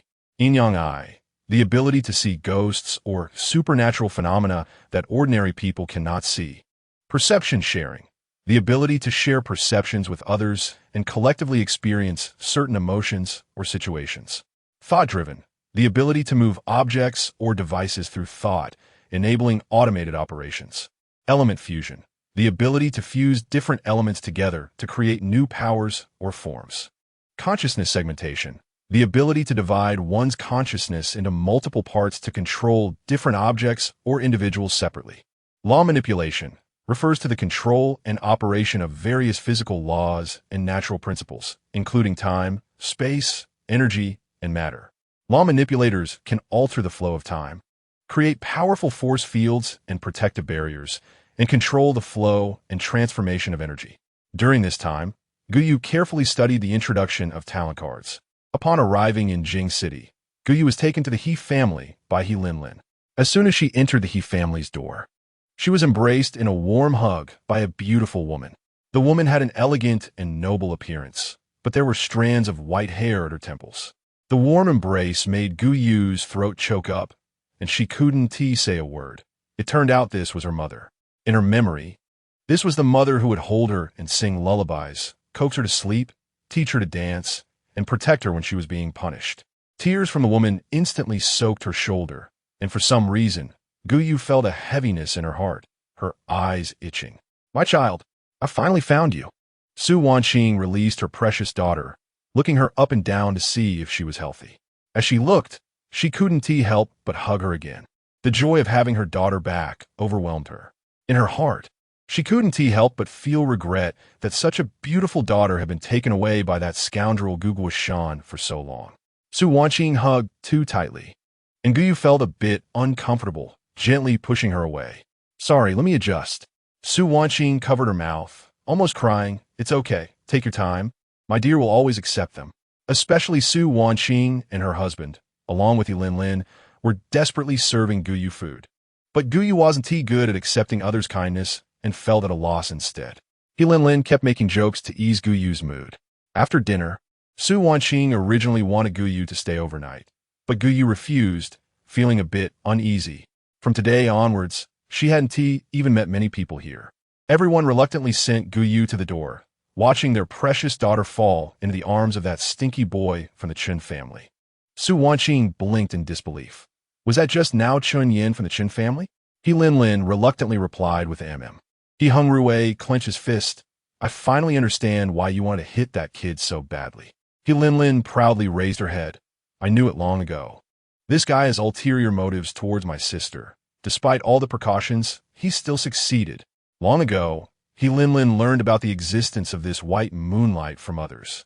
Initially, she didn't care, but unexpectedly, they both set their sights on Gou Chen. She thought, isn't this obviously a problem? So she inquired everywhere and finally pieced together a truth. There was a 70 chance that the white moonlight Chun Yin was looking for was her sister. Instantly, when she looked at Chun Yin, it was like a mother-in-law looking at an ugly daughter-in-law. everything was displeasing. Sometimes, just thinking about how Chen Yin and her sister had spent several springs, summers, autumns, and winters together made her crazily jealous. Moreover, the opportunity to take revenge on Gou Chen was also snatched away by him, which made the grudge even bigger. Later, the chance to be sent to Lian City was also taken away by Chen Yin, making He Linlin hate him even more. Therefore, He Linlin would go to Lian City every year, but she didn't have the authority to supervise. Going too often would be criticized. She was the most loyal servant of her sister. What was Chen Yin? Over here, Chen Yin walked side by side with Gou Yu. Suddenly, Chen Yin brought up a topic Gou Yu didn't expect. Do you want to meet Gou Chen? Gou Yu was taken aback. How do you know about Gou Chen? Chen Yin knew this had to mention the past. Sister, do you really not remember who I am? Gou Yu turned her head, trying to find the answer on Chen Yin's face, but unfortunately, I seem to have never seen you before. Chen Yin smiled, a bitter and disappointed smile. That's true. After all, I was just a child back then. Child? You are that little boy who almost starved at home? A flash of images crossed Gou Yu's mind. Chen Yin was delighted that Gou Yu hadn't forgotten him. Yes, it's me. When I was young, my parents were busy with work, leaving me at home with a nanny to take care of me. Gou Yu sighed. I just thought you were pitiful back then. I didn't expect that the reckless thing I did in my youth would actually bring me a partner. And such an outstanding partner. Chapter 125, Countdown to Chen Yin was very happy. This meant that for these 20 years, he was the only one looking forward to meeting the other. Chen Yin asked again, do you want to see him? Chen Yin looked at the back of Gou Yu's head, not telling her that he wouldn't kindly give him normal food. Of course, he wouldn't say it because he didn't want to ruin his image in Gou Yu's heart. Chen Yin took Gou Yu to a villa. He had specially built a prison here and had instructed his elder brother to help look after it. As long as they didn't let anyone inside die, they could treat them however they liked. The prison was dark, and Gou Yu held a flashlight as she walked in. Chen Yin explained that darkness could destroy a person's mind, and Gou Chen would eventually go crazy in such an environment. Gou Yu sneered. If he really goes crazy, that would be a cheap escape for him. Gou Chen was curled up in a corner, looking dirty. His hair had grown to his chest and was tangled in clumps. Hearing the sound, he merely raised his head slightly, looking in their direction without any other reaction. Suddenly, it seemed he saw something. His eyes widened, and he crawled to the railing, reaching out towards Gou Yu. Is it you? My child. He thought that if Gou Yu came, he would be saved. Little did he know, she was the one coming to claim his life. Gou Chen, I didn't expect you to be so resilient. You managed to survive even like this. Truly, good people don't live long, while calamities last for 1,000 years. Upon hearing this, the light in Gou Chen's eyes faded. Gou Yu had never called him by his full name, even back when he treated Gou Yu so poorly. All he earned in the end was Gou Yu's silence. Not the current Gou Yu, whose eyes were cold and fierce as she glared at him. Unless Gou Yu knew the truth, knew he was not her father, but a thief. A thief who stole his father's identity. Gou Chen, I have a question for you. When my mother left, I clearly remembered. How did you take me away and hide me? And how did you prevent me from discovering the clues? Gou Chen looked up at her, his eyes filled with mockery, yet also seemed resigned. Though you remember, you're still just a child. I decorated the new home to look exactly like the original home, then changed places while you were asleep, letting you stay at home for 10 days or half a month. And when you went out, you naturally wouldn't recognize that this wasn't your original home. Gou Yu had long suspected this, and Gou Chen's words confirmed her suspicions.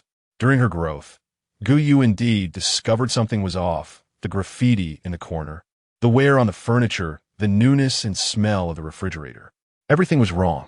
But Gou Yu was busy missing her mother at that time and naturally overlooked these details. Gou Yu took a deep breath, looked at Gou Chen, and slowly uttered 3 words. Kill him. This sentence announced Gou Chen's death sentence. Gou Chen didn't want to die. He had endured until now, not to hear this sentence. Ayu, Dad was wrong, Dad was really wrong, he said, bowing his head repeatedly. As soon as he looked up, he met Gou Yu's murderous gaze, causing Gou Chen to shiver. He immediately changed his tone, saying, I was wrong. Considering that I've raised you all these years, I may not have achievements, but I have worked hard. Gou Yu sneered. Raised me? You mean drinking yourself into a stupor every day while I have to serve you tea, cook, and do laundry? She shifted her tone. Indeed. I can't let you die so easily. Yen, I'll feed a piece of your flesh to the dogs every day. After saying that, Gou Chen no longer wanted to face this man who would never change and directly left the dungeon. Chun Yin forced a cruel smile, scaring Gou Chen into retreating into the corner. This man was a demon. For 20 years, he had tortured him in various ways. If it weren't for his strong will, he would have gone mad long ago. Chun Yin left the villa with Gou Chen and headed to another residence of his. Gou Chen felt nauseous just thinking about staying in the same villa as Gou Chen. Someone's dead. A scream came from a nearby alley. Gou Chen and Chun Yin exchanged glances and hurried towards the source of the sound. How could they miss out on such excitement? In the alley, a woman shot an arrow through another woman's chest, and the woman who was shot fell to the ground, lifeless. Someone turned the fallen woman over, and Gou Chen saw that it wasn't Xiaomei, while the archer was Amin. At this moment, Amin's belly was already flat. Amin lowered her bow, and the hatred in her eyes was chilling.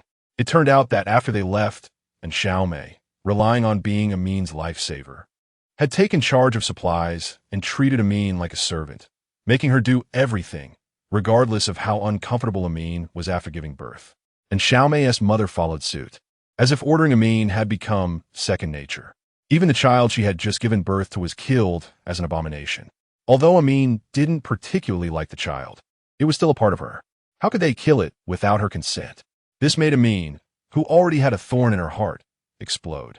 Thus, the scene unfolded today. The enforcers took Amin away.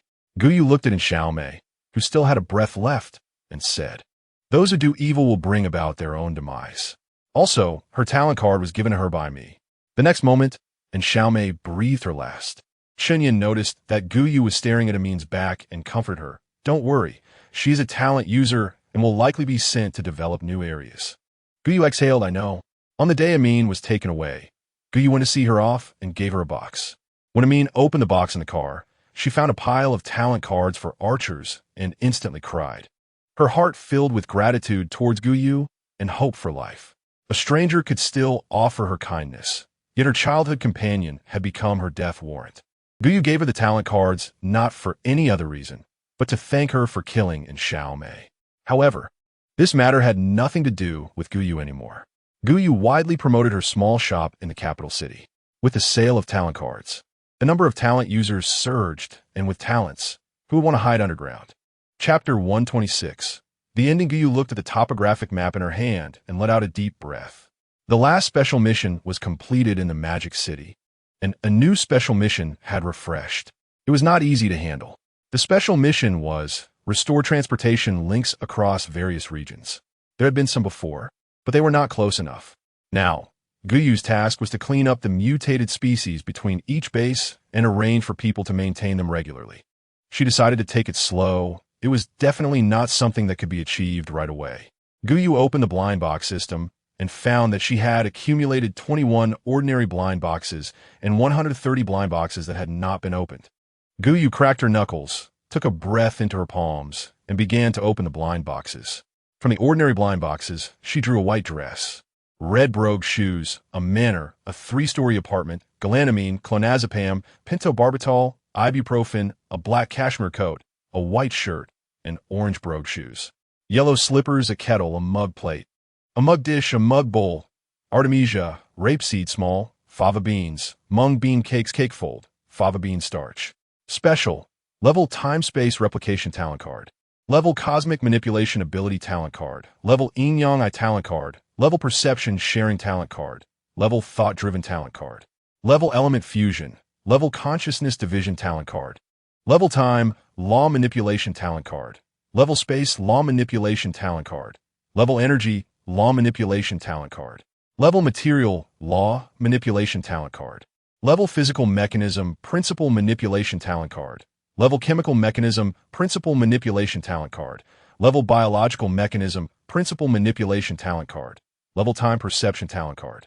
Level Space Perception Talent Card. Level Transformation Ability Talent Card. Level Time Manipulation Talent Card. Level Time Travel Talent Card. Level Time Perception Talent Card. Level Space Manipulation Talent Card.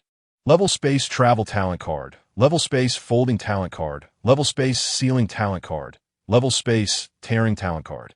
Level Space Perception Talent Card. Level Energy Absorption Talent Card. Level Energy Release Talent Card. Level Climate Environment Manipulation Talent Card. Level Terrain Environment Manipulation Talent Card.